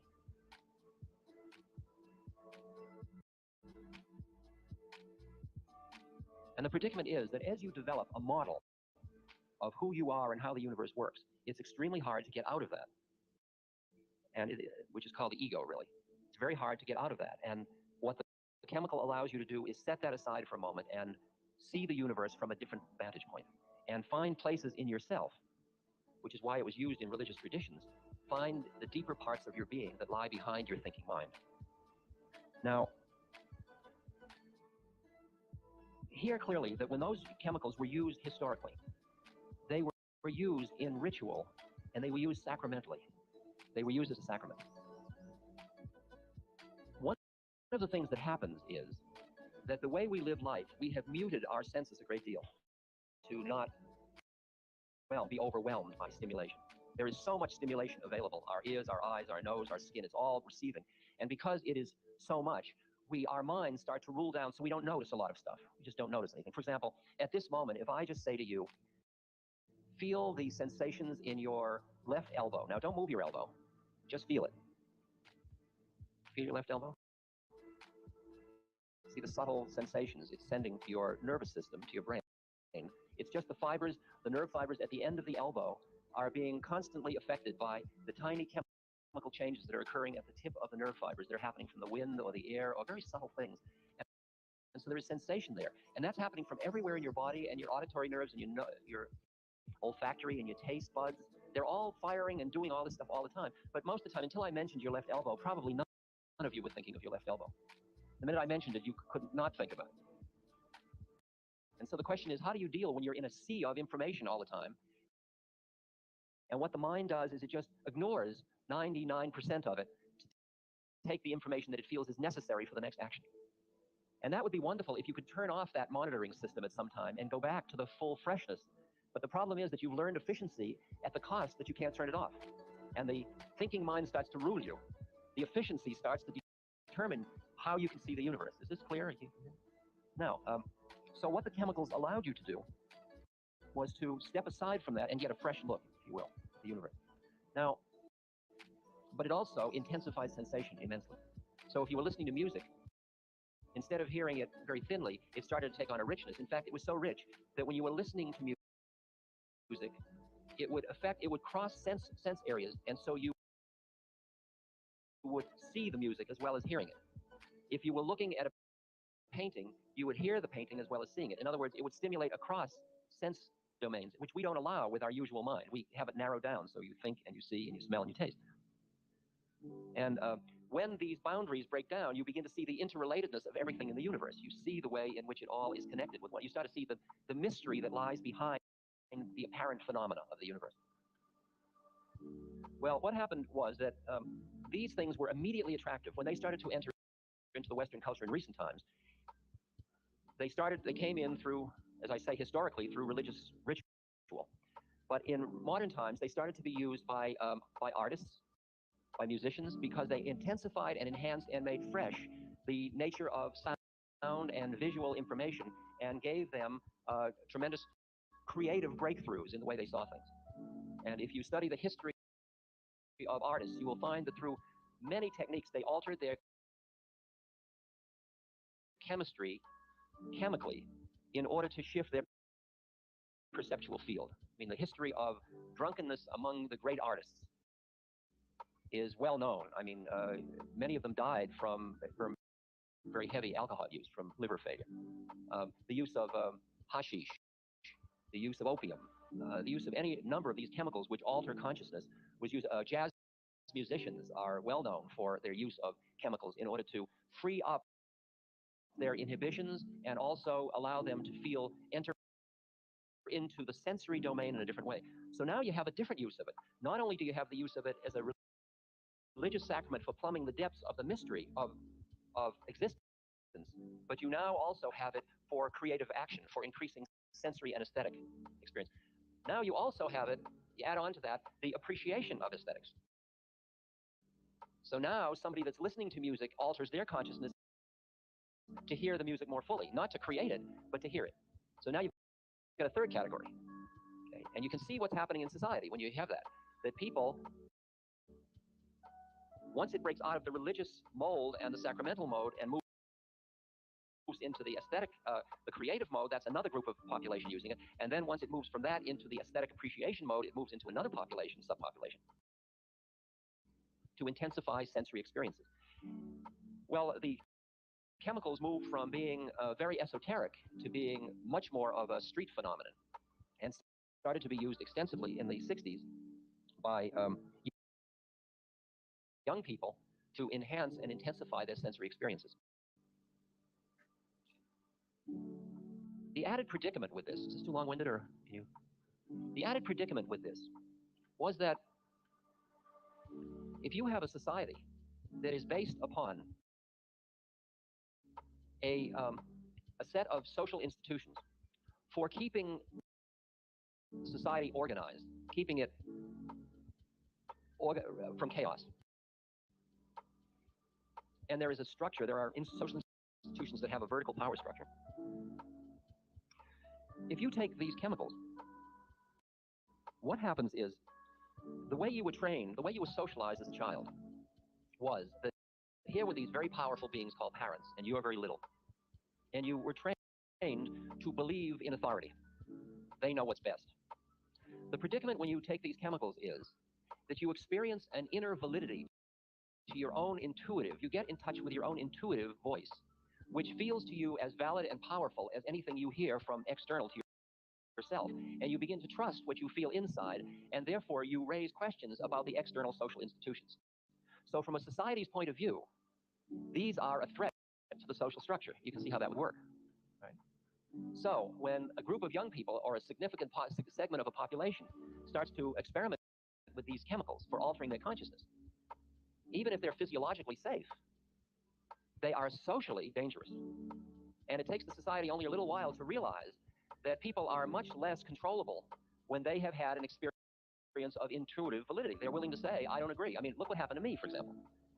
I was a professor at Harvard University in a very reputable institution. I had spent my whole life wanting to get there. And it was a very highly valued position in the United States, and I had the promise of permanent position till I died there, and I could just become old Mr. Chips. It was lovely, and smoke my pipe and do my whole number. And then I had these chemicals, and when I had the chemical, I touched a part of myself that made me question the whole social structure and not be willing to play by the rules anymore. Because something was more intuitively valid to me, a part of me that I met was more intuitively valid than the part of me that had been part of the social game. In other words, I met something behind my own ego. And it didn't make me want to throw over Harvard necessarily, but it made me value these inner experiences. And that was so finally, the use of these chemicals at Harvard was so seductive that pretty soon all the graduate students wanted to explore with these in the psychology department. And pretty soon it was all too volatile. And to stop it, I was fired from Harvard. In the course of our work there, well, I won't tell you all the research, one of the studies was called the Good Friday study, which is an interesting study. It concerns the sacramental use of the chemicals. That on Good Friday, 20 theological students from a seminary, a nearby seminary, were divided into two groups. I mean, as a research thing, they didn't know which groups they were in. Half of them were given this chemical, this mushroom, in a pill form, psilocybin, and half of them were given a placebo. That is something that made their skin feel funny but didn't affect their consciousness. And then they all were placed in the basement room of the Boston University Chapel, where these Friday services were being beamed in through speakers. So these are seminary students who are hearing the Good Friday service, some of whom are on psilocybin and some of whom aren't. It's called a double-blind placebo study. It was being done by an MD who was taking his PhD at the Harvard School of Divinity. Right? In other words, it was quite an impressive game. It involved 3 universities. After this experience, all of the seminarians tape recorded what happened to them during that period. Those tapes were then typed. All references to chemicals were taken out. And then the protocols were given to leading theologians around the United States. And they were given a checklist of 9 criteria that the Bible puts forth of a religious revelatory experience. Okay? And they were to check whether these protocols reflected any of these 9 criteria. Is it clear what I'm telling you? Of the people who had the placebo, 1 of the 10 people had 1 of the 9 experiences. Of the people that had the psilocybin, 9 of them had 4 or more of the 9 criteria of a genuine religious revelatory experience. And the theologians concluded that these 9 people, in their estimation, they didn't know it had anything to do with drugs. These 9 people had had a genuine, in the biblical sense, a genuine religious revelatory experience. They didn't know whether this was a story from Ezekiel or where it was from. They just knew it was a protocol. Now, society had a difficult time dealing with this. In Time magazine, it was called instant mysticism, and it was presented as in a facetious, snide way, because for the religious institutions to accept the fact that somebody could have a genuine religious revelatory experience, I mean, what most of the religions are based upon is somebody historically having that, but nobody has them now, and the priests don't have them, and the priest class is merely helping the parishioner keep as a good person, because the mystical part of the direct mystical experience has been lost in the exoteric religious traditions. So this was quite a threat to the religious establishment, and you can imagine why, because there's a lot of power in the game, and when you shake up social power. So here was one example where the social power led people to have to interpret these experiences as dangerous to the society, and it was generally seen that these phenomena were dangerous to the social structures of the society, and society had to mobilize to stop it. And so what happened was that almost all of these chemicals were outlawed as fast as they appeared, and there were very creative people finding new things, and there was a complete continuous dance of outlaw and new thing and outlaw and new thing that went on for still till now. And at the height of it, there were tens of thousands of young people who were turning on, and as Tim Leary used to say, you turn on, you tune in, and then you drop out. You turn on, you tune in to how reality is, and then you decide you don't necessarily want to play the game of a society anymore, and then you figure out how to play in a different way. So out of that came new kinds of social structures, communes, bartering systems, whole different social structures were starting to emerge in the 60s. Now, the result of making them illegal were 2 interesting phenomena. First of all, in the 60s, these chemicals were passed from hand to hand, and they were passed along with a great deal of love. And people manufactured them and then sold them at cost and passed them on, feeling great joy that they were opening people to these experiences. As the illegality started to creep in, then a new group came into the market to manufacture, which was really organized crime in effect. And it started, as it became anything in a society, when it becomes powerful, it attracts power players who themselves don't want to alter their consciousness. They just want to use this as a way of gaining more power within the social structure. And so it started to change. And the chemicals started to be sold at higher and higher prices, which meant that when you got a chemical, you paid too much for it, which made you paranoid as you got it. And that paranoia started to affect the nature of your experience. Because what we found out was that what happens when you take the chemical is a function of the set and the setting. It's a function of the set of your mind. And that's why in the religious rituals, you were prepared so carefully with fasting, with ritual preparation before you had the experience. To just be out at a party and somebody says, here, drink this, that's hardly a ritual preparation. I mean, it is a ritual, but it's not one that assures that you're going to have a profound and beautiful experience, or a religious or mystical experience. And what happened was, more and more young people started to use these chemicals not to have a religious revelatory experience. They started to use them to enhance their sensory pleasure. They started to try to use these drugs, except they were too powerful for that. And so some of them started to have bad trips. What a bad trip was when you took something that you thought was going to make the music great, and suddenly the universe opened up and you were at the edge of the void. You hadn't planned for that. And you got completely disoriented from that, and you started to get frightened and push away, and you had nobody to guide you and no preparation to understand what was happening to you. You got frightened, and out of that fear came resistance, and out of resistance came closing down, and then panic, and then you were ended up often in a hospital having to be tranquilized, and then coming away saying that's a ghastly thing, and everybody's saying that's terrible. And the people that tranquilized you were people that never had that chemical. So now the question is, your question is, under what conditions would you take it, and what would be its merit? And I guess I would say that when you're taking a chemical in a society that is made illegal, first of all, you have to realize that there is an attendant paranoia to the whole phenomenon because of the social structures. Because as I said, it's set and setting. It's where your mind is at, and it's also the environmental conditions in which you take it. If you can override that, that is, you can create a system out in nature or out in a private space where you can be a setting, meaning surrounded by people who have had good experiences and who are guides or who are well understanding in this, or you yourself are well understanding, then it is possible to use these to benefit. Then the question is, what is it you want from them? That's the set. And If the set is to enhance pleasure, that's what it will do. And then low dosages are fine because they'll allow you to go into the astral planes. If you're going to use these chemicals for profound spiritual transformation, then you're going to use higher dosages. You're going to prepare your body with fasting and with study. And then you're going to do it in the presence of a guide.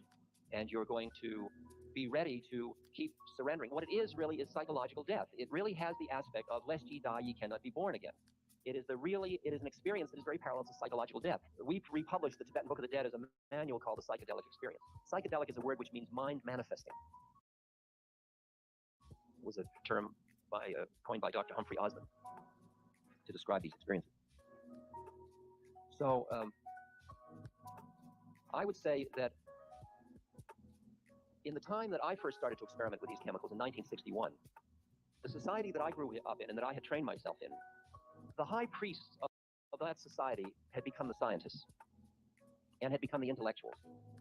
And what was valued was what you knew you knew. You understand what I'm saying? What you intellectually knew you knew. And science set up the criteria for what you know you know. It's public, it's reproducible. So that all of the techniques of introspection, which had been part of earlier science, were rejected, and things like behaviors, and where you measure things from outside, you treated the human being as an object and measure them from outside in, not from the inner experiences.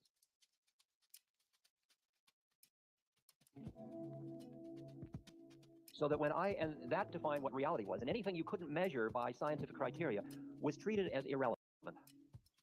It was treated as something that our tools didn't have anything to say about. So it was error or irrelevant or unmeasurable. So that the issues of the inner awareness or the soul or any of these things were not usable from science. Science had nothing to say with that topic. What happened to me was that I met a part of my being that I, as a psychologist, as a professor of human motivation and clinical pathology and so on, I knew nothing about this experience from my intellectual point of view. All my studies hadn't prepared me to understand what this thing was. The person that wrestled with this most closely in the psychological domain was Carl Jung. He really attempted to bridge the gap between the mystical part of ourselves and the psychological, and then Maslow, and there were a number of people after that. And there were a number of philosophers, of course, who were doing this. Going back all the way to Heraclitus.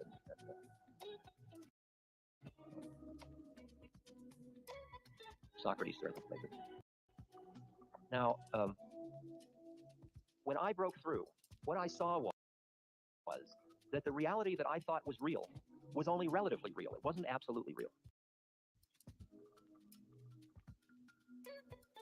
What happened in my mind was a shift in consciousness that was very parallel to what Einstein did to Newtonian physics. Newtonian physics treated a certain realm of reality as absolutely real, and Einstein said it all depends on where you're standing. That is real under certain conditions, and other conditions it isn't real. The reason I bring all that up is because over the years since that early 60s experience, the culture has changed. The worldview has changed. Relative reality is a much more acceptable place of consciousness than it was before. The intellect doesn't quite have the domain, the overriding power that it once had. People are aware of the limits of technology and science much more than they were 20 years ago. The result is that chemicals are more of an anachronism now. They are less necessary to alterations of consciousness than they once were. I work with teenagers in California, and I'm amazed to find some of these teenagers who have never taken any of these chemicals, never read Eastern philosophy. They've just grown up in rock and roll lyrics, for example. Because if you follow what happened, the way it was transmitted into mainstream society was that the rock and roll musicians started to work with these chemicals. Then their lyrics started to reflect the reality they were seeing. Millions of young people started to learn these lyrics, repeating them over and over again, with emotion from a teenage time when their chemistry is changing. I mean, I'm showing you the overloading of a phenomenon. And they, in effect, changed their worldview as a result of that, and experienced the relative reality that the Beatles or the Rolling Stones had done chemically, and they did it non-chemically through just listening to these music. And it got into a vast segment of society. So that in a way, it all happened. It's all over. It's very far out. I mean, it's very hard to perceive this because everybody says, oh, you're kidding, and nothing really changed. And I mean, I can do that trip too, but something did indeed happen, which makes these a little more irrelevant than they used to be, because there are more spaces to play with in the culture than there were before. And in these young people, I go to the Middle West in the United States, which is a very conservative area. of the country. And I give a lecture which 20 years ago I would have given only to people who had taken psychedelics, because they would be the only ones that would understand what I was talking about. And now I give it to a group, and I bet 70 to 80% of the people in my audience have never taken any chemicals. They haven't read Eastern philosophy. And I'm saying the same thing I was saying 20 years ago, and they're all going like this. Now, and I ask myself, how do they know? How could they possibly know what I'm talking about? And then I realized that it's entered into the culture. And because it's entered into the culture, these are less relevant than they were before. Now, I will, even though there has been a lot of pressure on me because of the misuse of chemicals. In other words, what's happened is, I'm sorry this is so long-winded, but I think this is the first chance I've had to really talk about a lot of these things, not just here, but in general, sophisticatedly.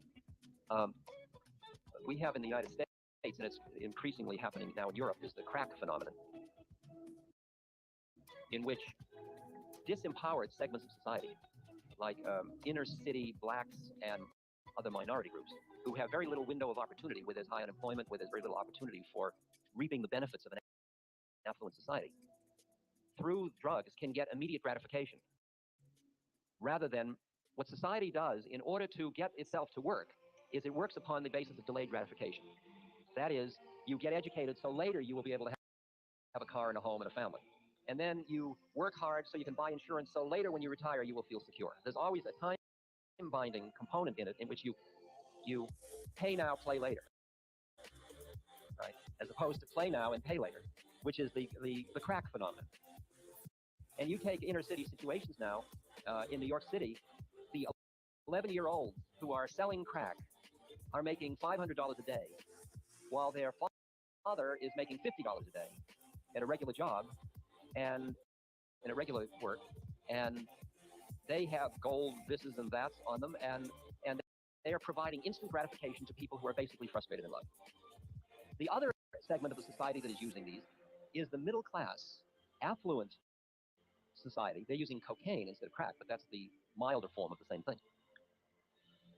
What they're using it for is because the myths of the culture promised them that if they got the home, the car, they did it all. They delayed their gratification. If they got all that stuff, they would feel a certain way. But the problem is they don't, because it's externalized stuff. It's not inner stuff. And they were promised, if you have enough money, if you have insurance, if your children are going to the right colleges, if you have this, you will be happy, and they're not. And so there is an increase in alcoholism. There is an increase in all kinds of drug use of people who are frustrated because the fantasy was not a real fantasy. So that's two segments of society that are very vulnerable to the use of drugs as immediate gratification, nothing to do with mysticism. That may happen along the way, but it's almost by error. So what I'm saying to you, there's the context in which we're talking.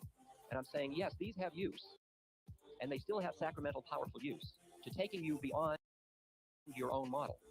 You realize the conditions in which you're using them in, which has a certain paranoia connected with it, and a certain cultural value and attitude towards what you're doing when you're doing that. The dangers are, one is the bad trip, that you're not prepared so that you'll be frightened. Most of the dangers are psychological. The dangers primarily are not chemical. The only predicament is when you get into chemicals that are, say, opium derivatives, and morphine, crack, things like that, and from coca plants. When you get into these, you're dealing with something that is so profoundly psychologically altering immediately that there is very quick and very powerful addiction to the experience. Because if you have a lousy life, a terrible life, the reentry from this experience of immediate fulfillment and bliss, when you come down, is so horrible that you just want to go back. So there are two places where you bad trip. One is on the way out, when it's more than you expected. The other is when it's on the way back, when it's too horrible to re-enter into, all right? And those are two places you can get stuck. And they're two different kinds of bad trips. The physiological stuff is much more of a political game than an actuality game. There is probably some short-term evidence that maybe MDMA will have some short-term suppressant effect on serotonin or something like that in the brain, but nothing long-term, no long-term effects that anybody sees as yet. I mean, that's all been political stuff. It's labs that are hired by the government to demonstrate danger. And we just don't have that yet. The psychological danger is that people just won't play the game of society. Kids won't get educated. And it seems to me that if I understand the spiritual sequence, you start out being part of the one with the universe, and then you're socialized into being somebody. And then you've got to get your somebody act together and get grounded and get becoming strongly somebody before you're ready to go into nobody training, which is what mysticism is about. If you try to go into nobody training before you're somebody, you lose your ground. sorry if this is too much shorthand for some of you, but you lose your ground, and the result is that you are disoriented. And you can't figure out, and a lot of kids seem like that. They take drugs when they're 11, 12, 15. And they get confused because they haven't yet become somebody, if you will. And so they can't get it together. They can't earn a living. They can't get educated. And they're, in a way, they're a problem for society and for themselves.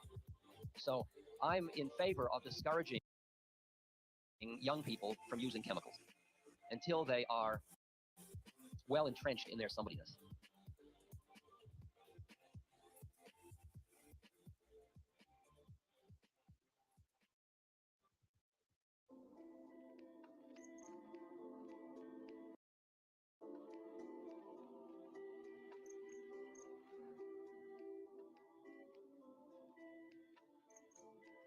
Innocence could be thought of as fresh or unmarked or unmanipulated, or before a structure is imposed on something.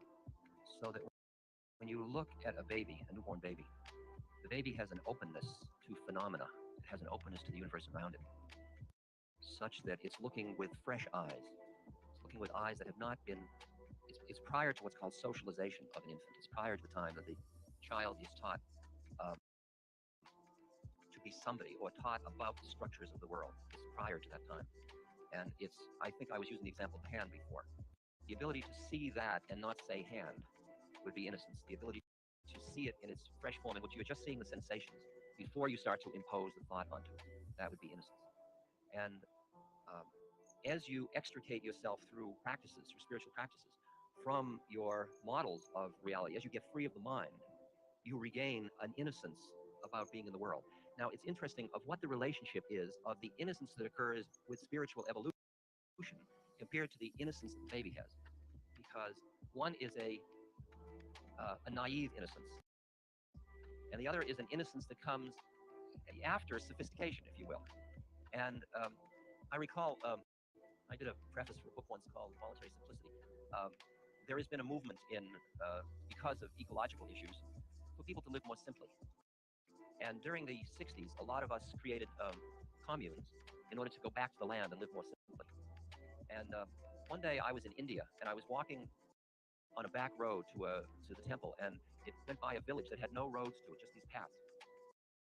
And I had come from America, where I had been living in a commune, in which we had no electricity, and we used outhouses, and it was very simple life. We grew our own vegetables, and it was just very simple. And here I was looking out in this village, and I sat down and I looked at the village, and the saris were drying on the roofs, and the chili peppers were drying on the roof, and the children were playing in the field, and the cows, the people were walking wooden plows behind water buffaloes, and the whole style of it was so simple and so earth connected, and it had a quality of simplicity that felt innocent at that moment. It felt uncluttered by culture, by technology, by industrialization. None of that had affected this village at all. And I looked at it, and I felt jealous in a way of the simplicity of these people's lives. And it was those of you that have read Thoreau, Henry David Thoreau, know that quality. He's American. Went back to living very simply. And I thought how these people were like the people in the commune I just come from in America. And isn't it interesting that the people in the commune in America were all people that grew up in New York City or Los Angeles or major urban metropolises, and then fled those to find this life. And here were these people who had grown up in this life, and their parents had grown up in it in India, and their grandparents had grown up in it. And I was seeing that they all looked the same to me. And I thought, aren't these people lucky? They don't have to go through all this. And just at that moment, I heard this sound that seemed very cacophonous with the village. And this young fellow came around the bend in the path, coming up from the village. And he had on a little portable radio to his ear, and he was listening to the cricket matches between Australia and India. And he had on a gold wristwatch that was shining in the sun. And I saw the pain of his desire systems coming out of that village as a young person. And that was starting the whole process that was going to take him and that whole village ultimately through, pretty soon they'd have Coca-Cola, pretty soon they would have on and on and on until they put a road in and change. And then they get to the point where we got to where we'd say, oh, for simplicity, and then we go back to the village. And what a major circle that whole process was, and to get to see the beginning of the circle and the end of the circle at the same time. And I realized that theirs was an innocence, and the other was having gone through it and then trying to regain the innocence. The question is, can you regain the innocence? And you can't regain it with your intellect, clearly. But when I was with my guru, I got a sense that when your awareness gets free of the stuff of your mind, you are like a baby again. There is a quality of innocence, and yet it doesn't. It's innocent wisdom. It's simple wisdom. It was a quality of innocence, as if he was looking at everything freshly each moment, as if he was not carrying a history of stuff with him. And there was a quality of like a baby, like quality. And I realized that we all work to regain our innocent way of being with the universe because it is not mediated by self-consciousness. The baby doesn't have a sense that it's a baby relating to the world. It's taught that. It doesn't start with that. And innocence is before self-consciousness. There's no self-conscious innocence. So it's interesting how we play with that issue to regain the immediacy of life so that we're really in the present moment all the time without mediating it with the self-consciousness. And we started from there, and then we attempt to return to there. So innocence is very much part of the spiritual journey, the way we play with it. It's right at the edge of that all the time. I would say that it's not awareness of God. I would say it is awareness in God. It is, they are one with it. Only later when a baby comes in, the baby is, it's like the door, they come in, the door is open. They are still part of the universe. Then they start to learn separateness, then the door closes. And you watch a baby develop, and you see, they say, for example, in the Gita and a lot of the holy texts, that a fortunate baby is one that's born into a family of yogis. What they mean are beings who are in yoga or in union with God, who are not caught in separateness, so that they don't, like when you see your baby, usually you go, my baby, and this is an entity, and you forget that it's part of the one, because you get so preoccupied with this separate entity, and you teach it its separateness. If you, on the other hand, are not caught in your separateness, and you see that it is only the dance of the one in these two forms in which you happen to be the father or happen to be the mother, and this happens to be the baby, but it's the one dancing with the one. When you come with that sense, then you relate to the baby in a way that the baby, your mind doesn't close the baby's mind down so fast. That's what it means to be in the family of a yogi.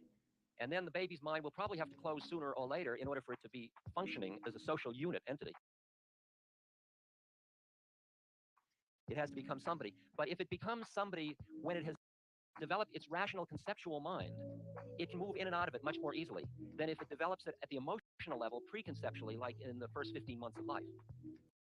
But the problem is most parents are so attached. Like the story of Krishna and his stepmother. Krishna and his stepmother. Krishna's a baby, Gopala, and his stepmother. And at one point, she's holding Krishna, who came fully conscious and stayed fully conscious all the way through. Nothing closed for Krishna. And she's holding Krishna, and he opens his mouth, and she looks into his mouth, and she sees the entire universe. She sees the planets and the stars and the whole thing, because it's God. I mean, it's got everything in it. And she freaks. She completely falls apart.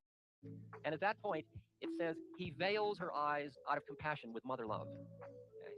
In other words, he covers it over back into dualism, so that she could see that it's just her child, and masks it.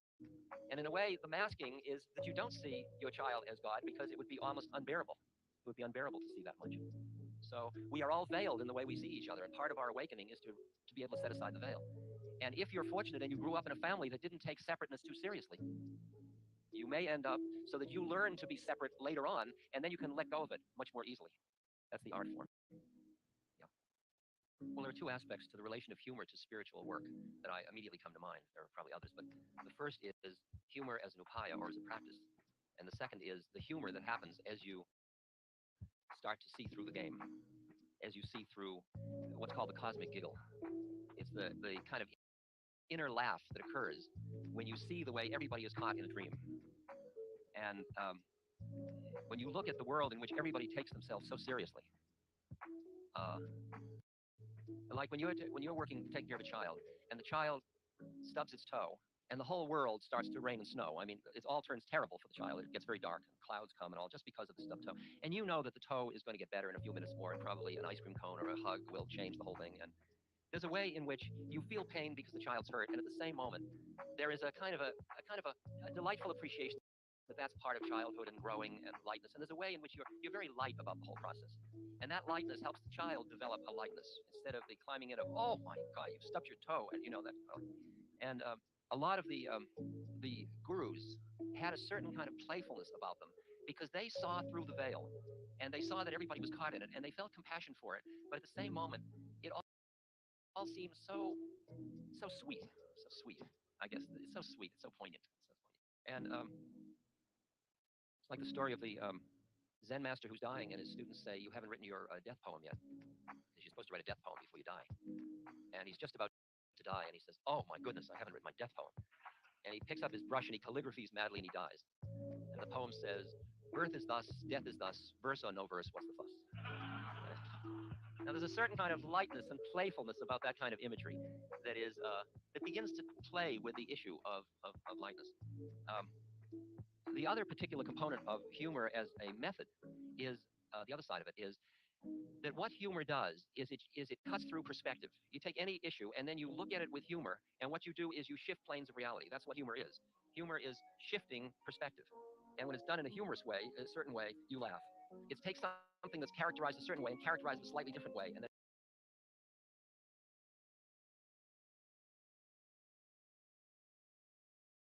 You know, where's that? Now they're taking advantage. You know, more people watch the internet now than they do the TV. So that means they're going to be in here screwing with us on social media and do we gaslight and psyops on everybody. So they probably come up with these weird ass stories like all these satellites, which are, you know, probably are balloons or something, but they bet amongst each other. I wonder how much we can. I'll bet you 5 million that they're going to buy this one. And I wonder how much, you know, how much they've won on COVID. Then people bought into all that crap on the CVID or whatever you call it. I'll say it out loud, right? But they sit in the background. It's got to be a joke. Just all that stuff is just ridiculous. And then we buy it, or I don't buy it, but so many people do. And the guy's a good example. The guy grows It's a teeth shit back. show, bro. The guy grows Hold his on, teeth I'm gonna put him in the back. Rob, sometimes when I'm doing my stream, I feel like I'm like losing my mind, dude. like I feel like it's like the stream just takes over and like the metaverse just like starts to invade my fucking consciousness, and I need to like take a break. It's a weird thing that happens to me, everybody. I don't even know quite how to explain it. Like, you probably wouldn't be able to understand it unless you you fucking kind of did what I'm doing, but it's like the metaverse just becomes too much. I'm like, oh my god. It's fucking crazy.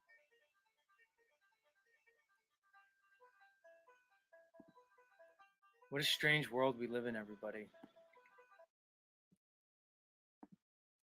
Where's OTW? But I'm about It's to time get my for black OT. ass up out of here, Z. You have a good day. Chat, have a great day. I'll see y'all later. As always, Rob. As always. Much love. Rob Cleveland, everybody. Let's get Roper back. Oh, that's There about he is. all.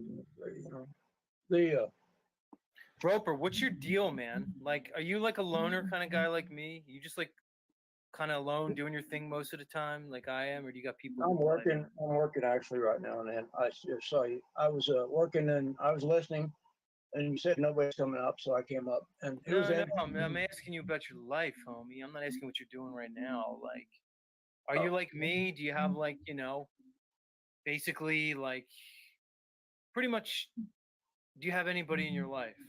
Yes, I have a wife and I have 4 children, and Oh, you're married. You're a married guy. I have Let a me mother ask you, dude. who Hold just bought on. another tractor. Hold on. So you're married with 4 kids. What do they think that you're like? What do I hear in the background? What's going on in the background? Is your TV on or something? It's air conditioner. I'll shut it Oh, off. all right. I want you to stay cool. I don't want you to overheat. So, no, it's something else, dude. There's another fucking sound going on. Yeah. It doesn't matter. It wasn't your air conditioner. Anyway. Do you guys hear it? I'm losing my mind, everybody. I don't want to scream. I'm losing my fucking ever cotton loving mind. What I'm trying to ask you, homie, is what does your wife think of like all the things you're into, dude? When you talk about shedding and the vax and stuff, most wives are normies, bro. I realize that. So how do you deal with it? She agrees with all of it. She's just same. She's the same place I am. Really? Interesting. Yep.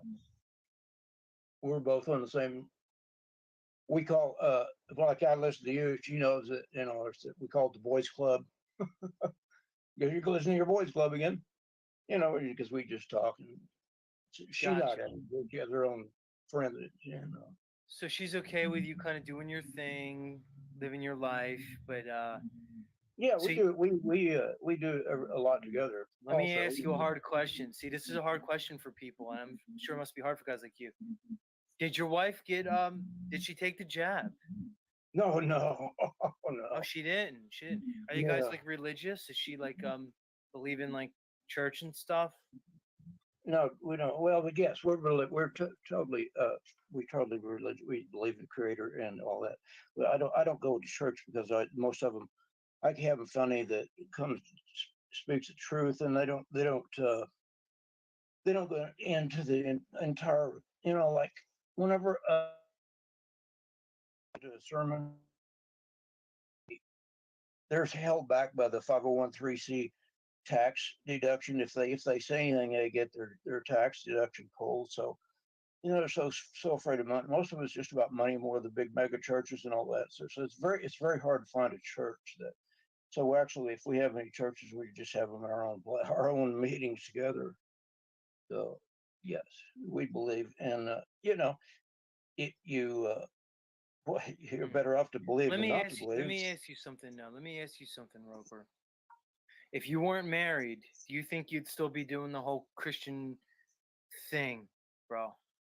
Yeah, See, I'm the worst. See, this is my problem, guys. Is like I can't just let people have it. Look, maybe you're right about you and your wife, but I find in these times it's difficult to be yoked up with anybody, dude, because people are I don't feel changing. yoked. Go Yeah, I ahead. understand. I don't feel yoked at all. I went through a marriage first. That's where 3 of my kids were from. Okay, okay, all right, interesting. So this is a second wife. Yeah, I learned. Did it again. This is like the first wife was 18 years, took forever. The second one, we've been married 22, and it's like yesterday. We got married yesterday. So. All right, sounds like you're doing all right, bro. I don't want to be the turd in your fucking matrimonial Oh no, punch I bowl. understand. It's unbelievable. I'm thankful. Actually, I did. I got a. Well, I said, I'm ready to find someone, and 2 weeks later, did.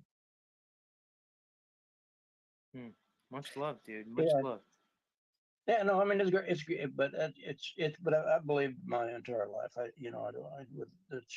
And then I run into questions, and answers come from somewhere. I don't know exactly where. I think I know where I believe it. But like say for instance, where's the Nephilim come from after the flood? Well, there was a little part of the Bible that Noah got caught with his 2 sons, and it was a really weird. No one understands what happened. Oh, when he was drunk and his son saw him naked and all that stuff. There was extra goats on board, and I was like half dreaming one night. And where are you going with this, Roper? We're going to Nephilim. Are you saying Noah fucked goats and created like basically chimeras and shit, because bro?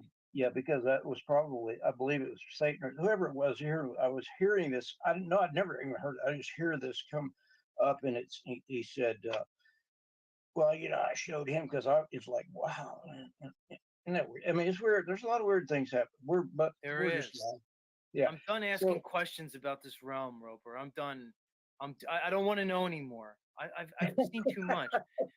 Okay, if Noah was fucking goats, I don't even think I really even want to know about it at this point. No, it's just that's where the Nephilim came from, the second wave, because everybody's going, well, if it have the flood wiped them out, which they did, because the first fallen angels had created donkeys, everything else they'd screwed the.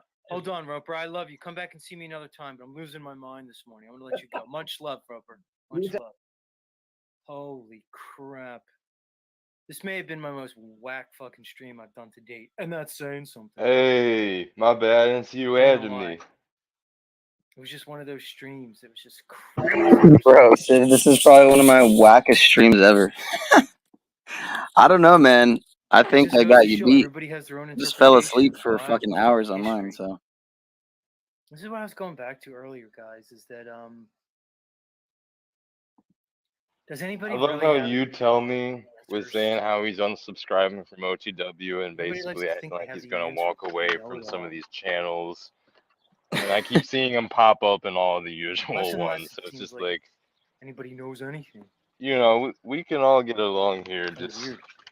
don't be flip flopping on us, talking You about, guys are going off in the you chat. know, we're this and that. But then you want to come back and hang out with us. So it's Anyway. like, which one is it, bro?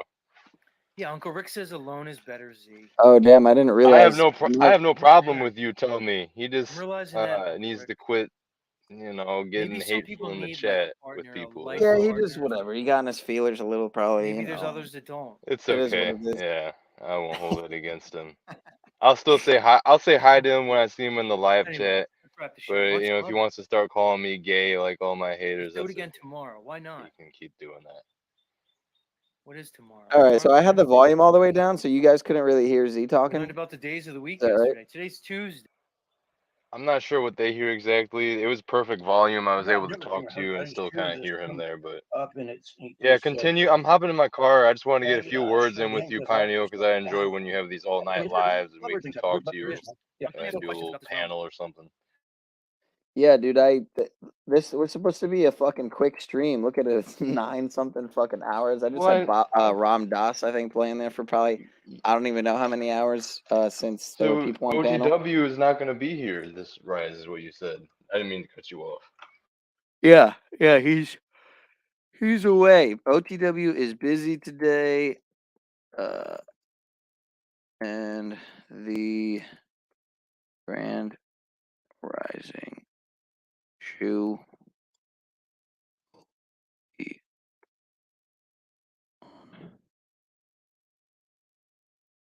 Yeah, I wish I could have it on the other on Pineal Power, but just not there yet. Oh yeah, you got strikes and stuff. Yeah, bullshit, fucking bullshit. But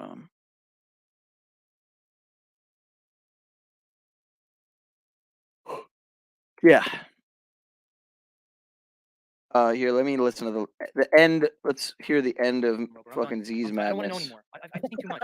Okay, if Noah was fucking goats, I don't even think I really want to know about it at this point. It was just that's where the next one came from, the second wave, because everybody's going, well, if it have the flood wiping out, which they did because they first fallen angels had created donkeys, everything else they screwed the Hold on, Roper. I love you. Come back and see me another time. But I'm losing my mind this morning. I'm gonna let you go. Much love, Roper. Much love. Holy crap! This may have been my most whack fucking stream I've done to date. I'm not saying something. I don't know why. It was just one of those streams. It was just crazy for some reason. It just goes to show everybody has their own interpretation of the Bible, history. This is what I was going back to earlier, guys. Is that does anybody really have any answers? Everybody likes to think they have the answers. That we know it all. Well, less and less it seems like anybody knows anything. It's kind of weird. And you guys are going off in the chat. I can't even keep up with it. Anyway, yeah, Uncle Rick says alone is better, Z. And he's married. I'm realizing that, Uncle Rick. Maybe some people need like a partner, a life partner. Maybe there's others that don't.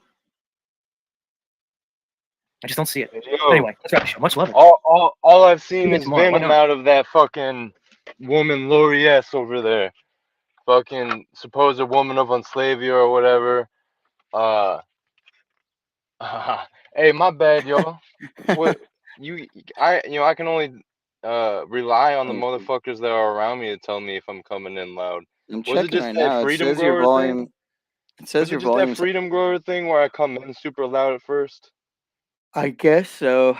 I mean, I don't hear it as much on my end, but sometimes it seems like it's on the YouTube end. So, but dude, oh man, you should have heard Mitch last night. Mitch and I were having a fucking contest. He would turn the volume all the way up to 200 like an asshole, you know, and then I would turn him down, and then he'd turn it up. Like we were literally going. We were doing like click Tug of wars. war. Yeah, like he was literally it's fucking childish, yeah. But yeah, man, his mic was terrible last night, and yeah, I fell asleep, man. I think it was like Snafu and Mitch and fucking David, Wolfie, and Rob might have been on there too, and I just couldn't. I said like 5 times that I didn't want to, that I wanted to end it, and they were just not. They weren't responding to me, so I just fell asleep, man. Fuck it, you know. All This right, was I'm last listening. night, you said? Yeah, dude. This was I wanted this to be a couple hour stream. It turned into like 4 or 5 hours plus, and then I passed out. So I must have been asleep there for at least 4 hours. But I'm probably going to shut this down after I end Z's show here, and then take a little nap, and then wait, and then I get up and start the show. I gotta get a little more Z's in me for What the goodness fuck? sakes. Did you seriously correspond with OTW and like he's gonna have you fill in for his Grand Rising stream? I don't have keys to the studio Well, or not anything. literally, but I mean, you're gonna do a Grand Rising stream of your own. Yeah, I mean, he could have Or you given me were. keys.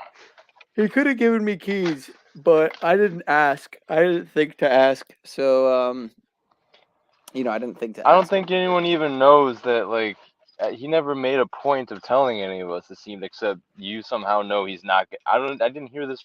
No, I just made it. I just thought of it like towards the very end. You were on the panel. Oh, I should have ended it right there. 9:36. Damn. What do you call it? It was last minute, man. I just came up with it. I just thought about it because I figured if you're not gonna do it, but I'm not gonna name it like number 50, whatever. Well, yeah. I understand. You're just having a little fun and Yeah. playing off of that. I get Yeah, it, bro. might as well. I would only be helping him to keep the thought alive. So It's just funny though, because you stayed up all night. Well, wait, how many hours of sleep did you get during your stream, do you think? I don't know, man. Probably 3 or 4, maybe 4, 5 at the most. Are you gonna go to bed for another 3 hours or something and then come back and stream? Probably like maybe 1.5, maybe. Oh, hey, dope, bro. Hopefully we can get something going. I'll try Yeah, to I share want it to out. be I want it to be AM, at least still in the AM. Luckily I'm on the East Coast, so I could even start at 11 and it would still be 8 AM fucking Western time. So Hey, do you hear like an underwater gurgly sound whenever you were talking there and my mic was unmuted? I just want because I'm in the car right no, now. So. I didn't hear it. Okay. So again, sometimes it's different though on the YouTube side, but True. Just I've noticed like video quality isn't always as good coming through on YouTube sometimes if I'm on a certain device, but it'll look fine on StreamYard. Yeah, bro. I've been walking on cloud 9 since 2 days ago. Wait. Yes. Right, since 2 days ago. I'm mixing up my days and shit, but I hung out with a good friend of mine Saturday, and we went out to get drinks, and she took me out. She bought all the drinks.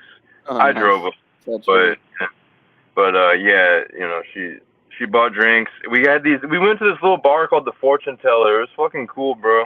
I went down to this area where I live, more kind of towards the city, where there's different streets that have all types of like different bars and shops and whatnot. And this place is called the Fortune Teller, and then it had like kind of like a hermetic looking sun or whatever, and it had a bunch of tarot themed stuff inside. Now, like, so it was like kind of mystical. It had that kind of like spiritual, magic vibe, whatever, but it wasn't super out there. Like, it was kind of subtle.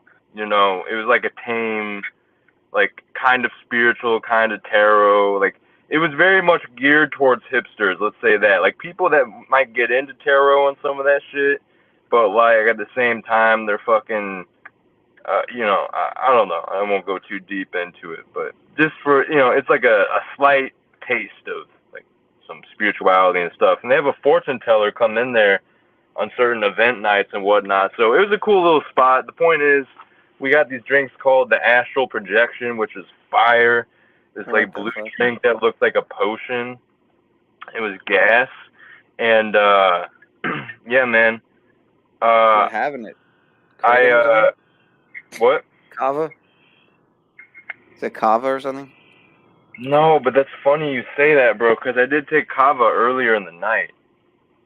So that's funny you say that. No, it was just like alcohol drink. I haven't drank in a while.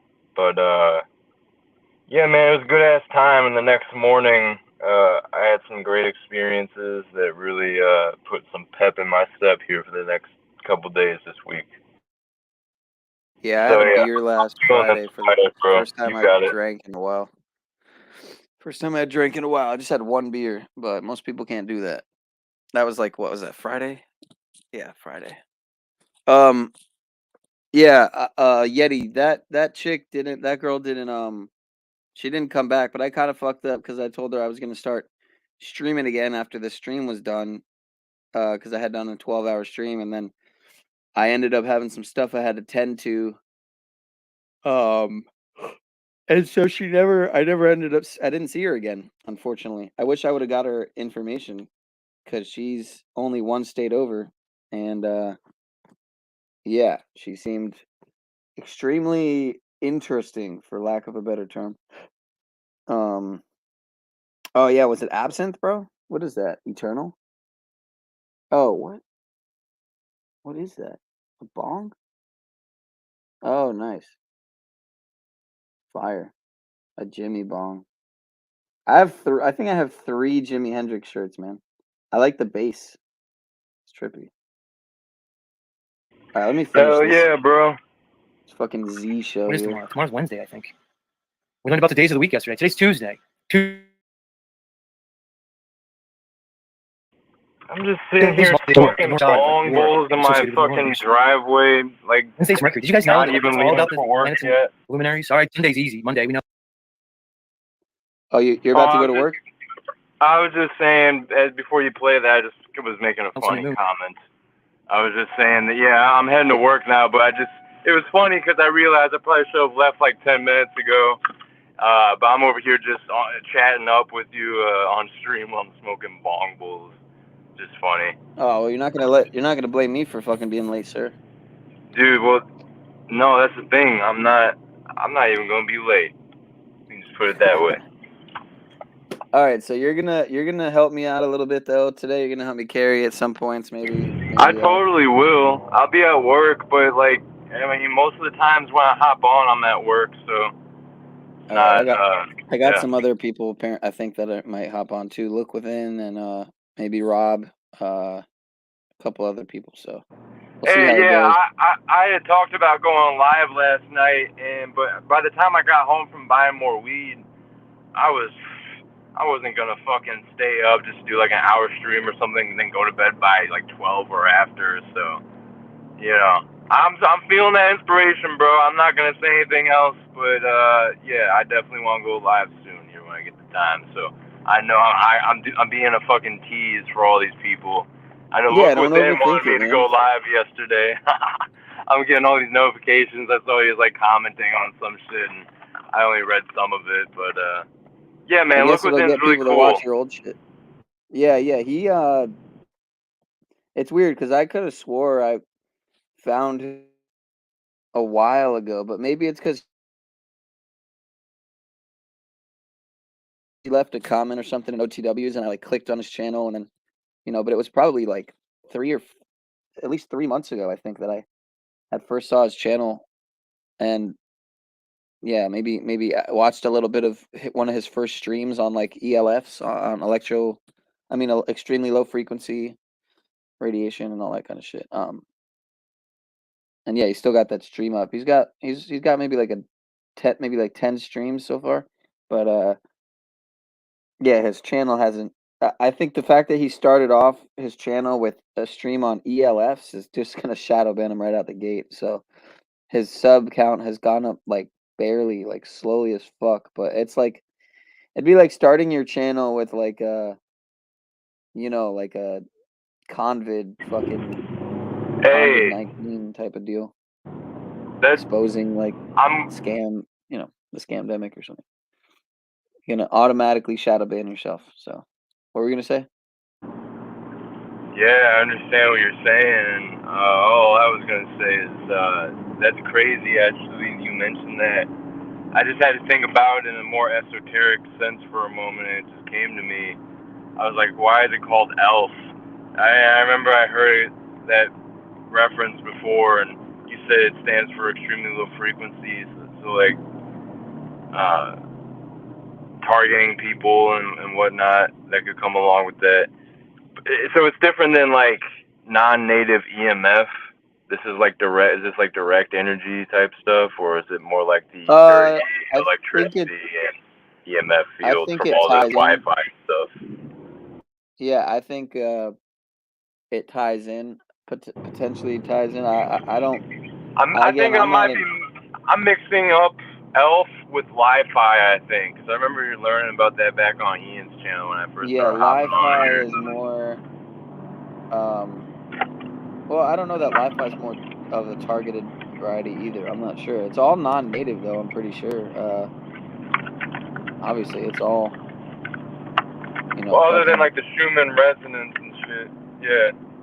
I don't know if it's all necessarily weaponized. I think it depends the use, but yeah, it obviously can be weaponized, including ELF.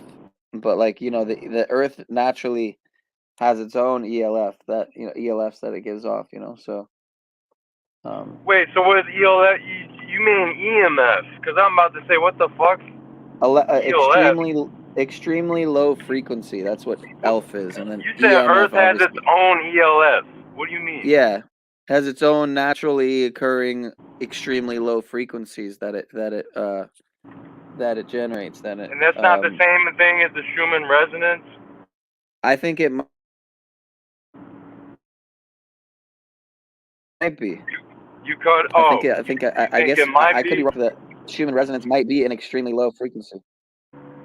Well, yeah. Now this is going to show that I need to do a little more research here, probably now that I'm asking these questions. But this is good.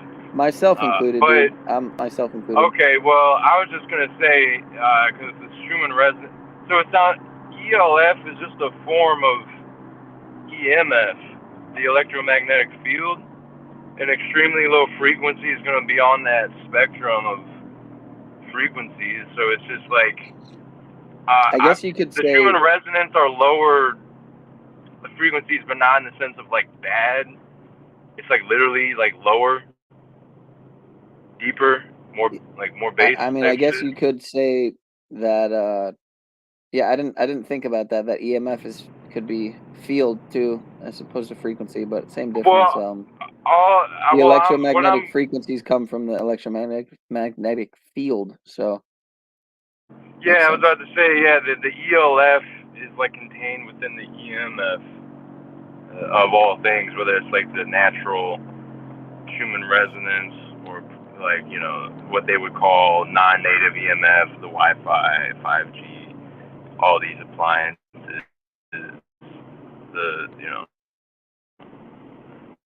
the whole grid that we created. So I just realized. I don't know. Bro. Hey, this is good shit. I'm gonna be able to. What's up?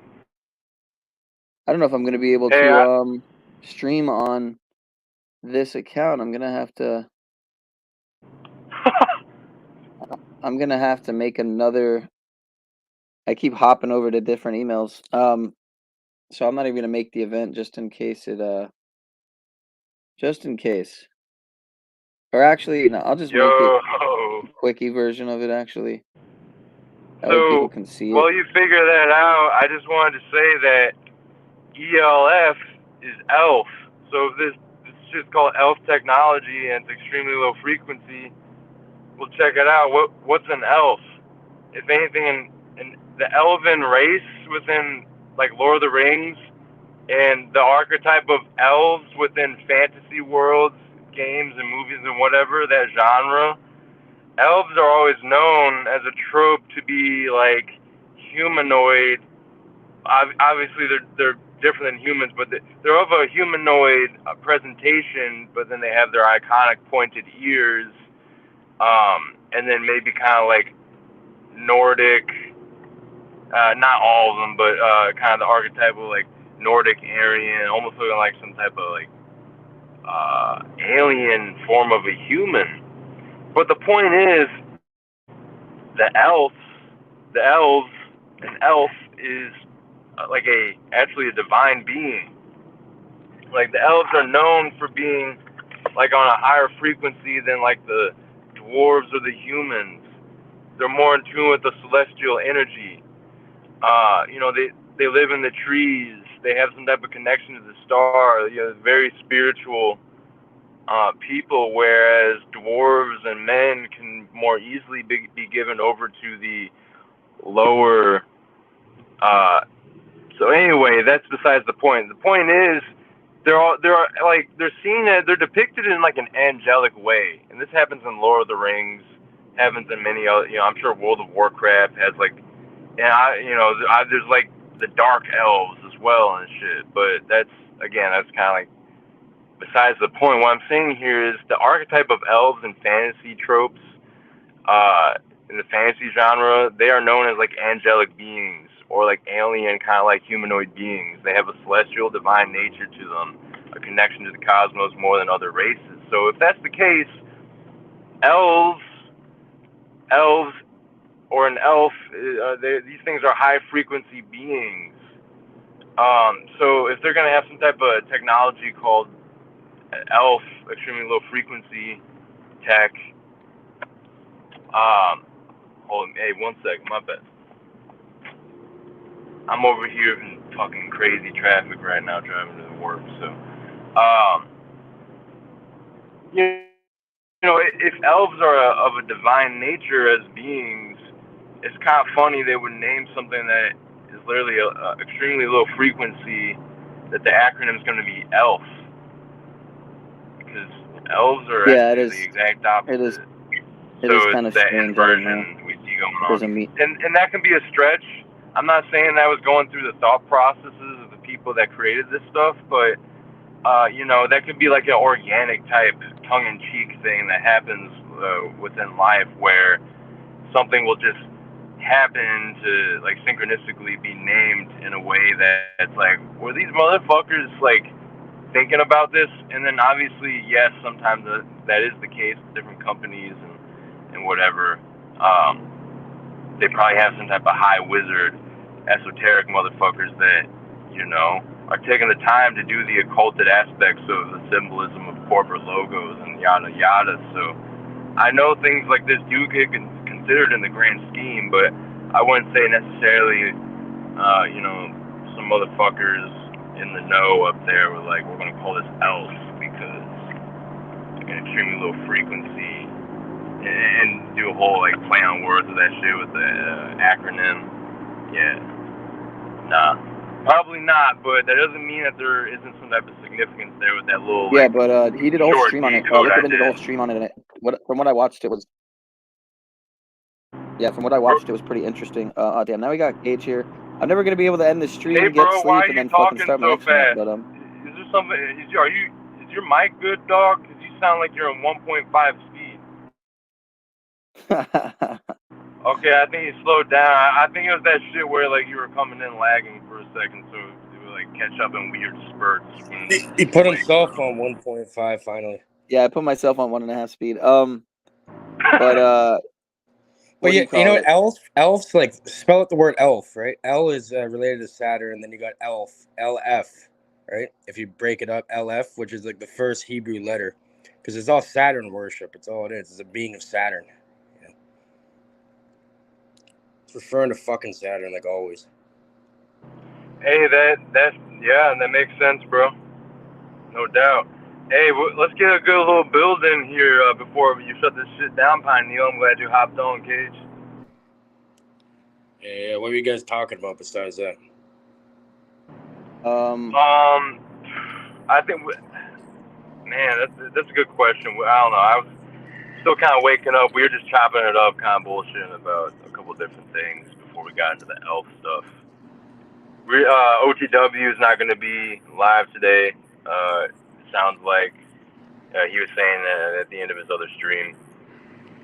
So, yeah, bro. I don't know. What's on your mind, Cage? We're just kind of freestyling right now. Nothing really. I'm just looking into what you guys are talking about, the whole elf thing, and it made me think of LF, which is the first, Hebrew letter. Has to do. It's all Saturn type of magic. Were you there when I talked about the Jack in the Box, Cage? No. On OTW? No, it wasn't. Oh, okay. All right, cool. Hey, when I'm talking, y'all, is there like, I'm sure it's not that bad. You guys would have said something, but how No, much you're background noise are you hearing? Okay, I'm good. good. A bit, yeah. You're good. All right, cool. So I was just talking about a DMT experience I had a couple of years ago. One of the first ones I had, and just long story short, one of the first things I saw as everything was coming on, like calm before the storm, within the second or two before it starts to overcome you from the fucking big hits you did. I had my eyes closed. I was in lotus position on my couch listening to music with my headphones, or maybe there's a speaker, but in my mind's eye, off in the distance, I saw this small little dark, translucent, holographic mixture of green and blue Jack in the Box. And this jester, and because it had the three pointed with the little jingle balls on the end, like archetypal jester hat, and it was kind of a cartoonish looking thing, and it was like, yeah, translucent, holographic, green and blue. It popped out of the box.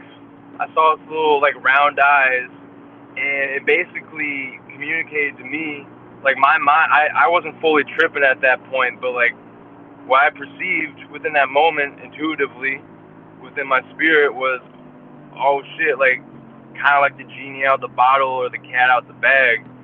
You know, the jack is out the box, the jester has popped out, and right as I saw that, that's when everything ensued. It was almost as if when the jester popped out of the box, that's what created the trip. That's what entered me into the world.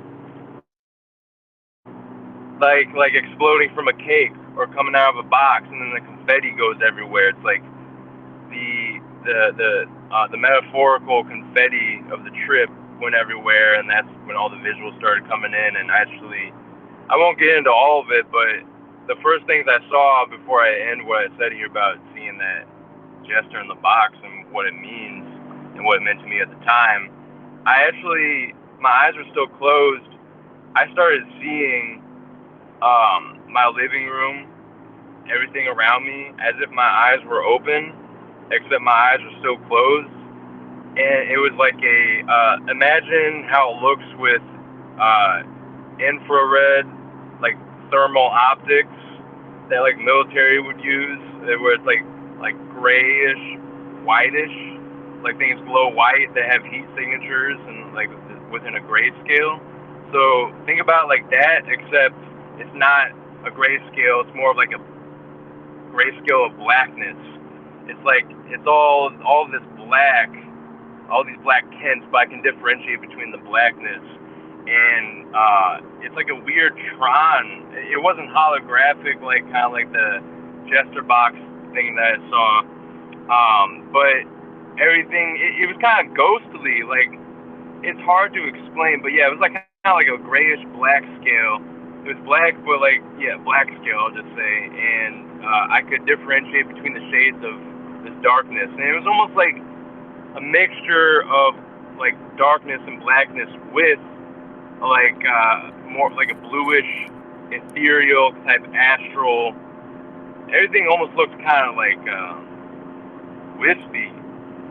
I don't know. Anyway, everything started turning in, like becoming alive, almost like the broom and the candlestick and the clock from Beauty and the Beast, Disney cartoon movie. You know, seeing that shit as a kid. That's a good little reference to how motherfucking things look.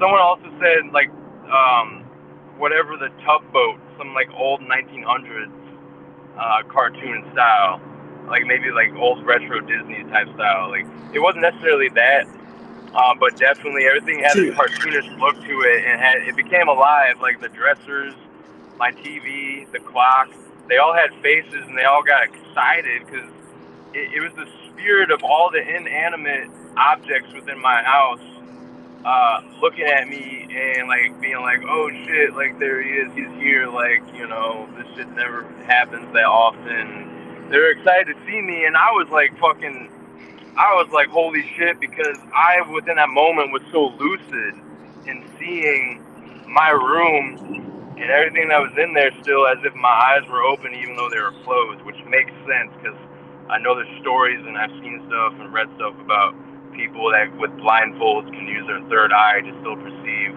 the exterior world around them. So yeah, man, it was very fascinating, and there's probably a couple more things I could say, but I'll land it there and hop back Hey, in and ask Christos, more questions. do you think doing this can open up something in your mind? Like, you think it could be dangerous taking this shit? Like, interacting with this shit? I think it can be if you're not taking the right precautions or protocol. But I've had probably 8-to-2 ratio of good to bad experiences. So, yeah, man. I mean, when I did this, I allegedly was tripping on acid before I even took the DMT. I was peaking, tripping off L, and And then yeah, put the man. DMT too. That's crazy, bro. Holy fuck. Yeah, it was like one tab's worth. It was very, very clean, very pure. Like And then you took it was amazing. You know, it'd be fun to look into on stream is considering I was watching, we were listening to Ram Dass there for a few hours, but he was involved too allegedly. But the ties between Ram Dass and Terrence McKenna and some of those types with the CIA movement at the time with the psychedelic era. There was something good I had listened to, and I wish I knew where to find it, but it basically was implicating all of them and being involved and whatnot. And again, it's not to say that uh, they necessarily knew what they were Or they're pushing a certain agenda, right? a part of, but I bet they did. Because again, it was a pretty well-known thing at the time, apparently, that was going on, and that it was a social engineering kind of program that had just kind of, I think what happened really is that it got bigger than they had intended it to be, really. I think it got, oh, here we go, sweet. I'm trying to save the Grand Rising show background here. Yeah, we know about all the fucking how they psyop people with psychedelics. And it's funny how YouTube pushes that shit. Right, yeah, like with psyched substances or whatever, and Rogan and all them. I mean, look how big your buddy's channel got there. See Fucking what I mean? They're pushing it for a reason. Why? And yeah, he was in the military too, which is also really weird. Really? He was like high level military. Huh, interesting. Interesting. Yeah. But again, I mean, psychedelics do have the obvious potential to, expand levels And of the mind consciousness. heal you and shit in certain ways, but Yeah, there's a multitude of benefits. I guess obviously the obvious fault lies in misuse and irresponsibility with use, obviously. But that's true. Yeah. Rand, Yeah, it's kind of weird though how they do push that. And they want look. You see how YouTube censors like Sony, even if it's like anything against their narrative, they censor. So it's obviously a part of their narrative for some reason. Why? I don't think it's to help people.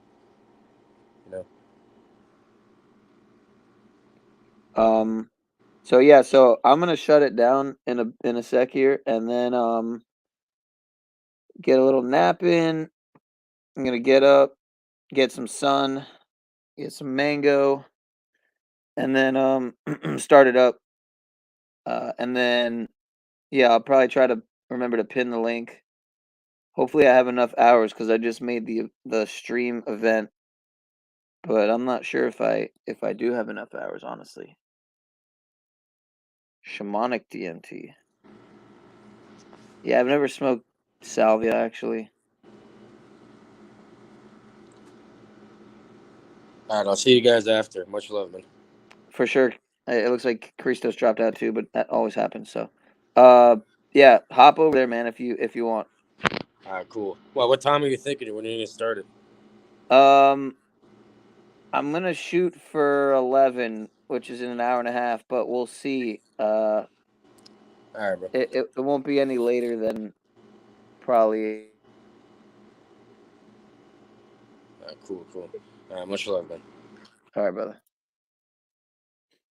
All right, y'all. Grand Rising show starts soon, and all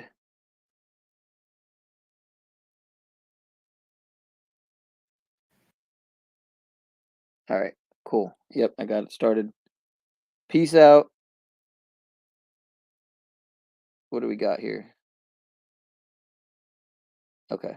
Peace and blessings. I'll see y'all soon. Much love. What better time to end than 10 hours and 7 minutes on 7-Eleven? I've been surrounded by 1s and 7s lately, it seems. All right, where am I at?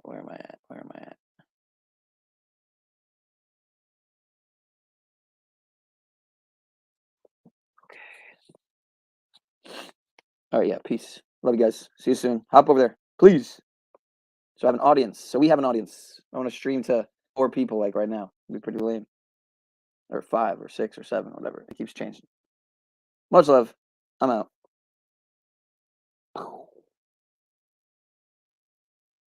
Join the cult. Join the cult today. I'm out. Have I gematriaed your name? Nah, we could do that. If you remind me, we could do that. Peace. I need a nap. See you soon.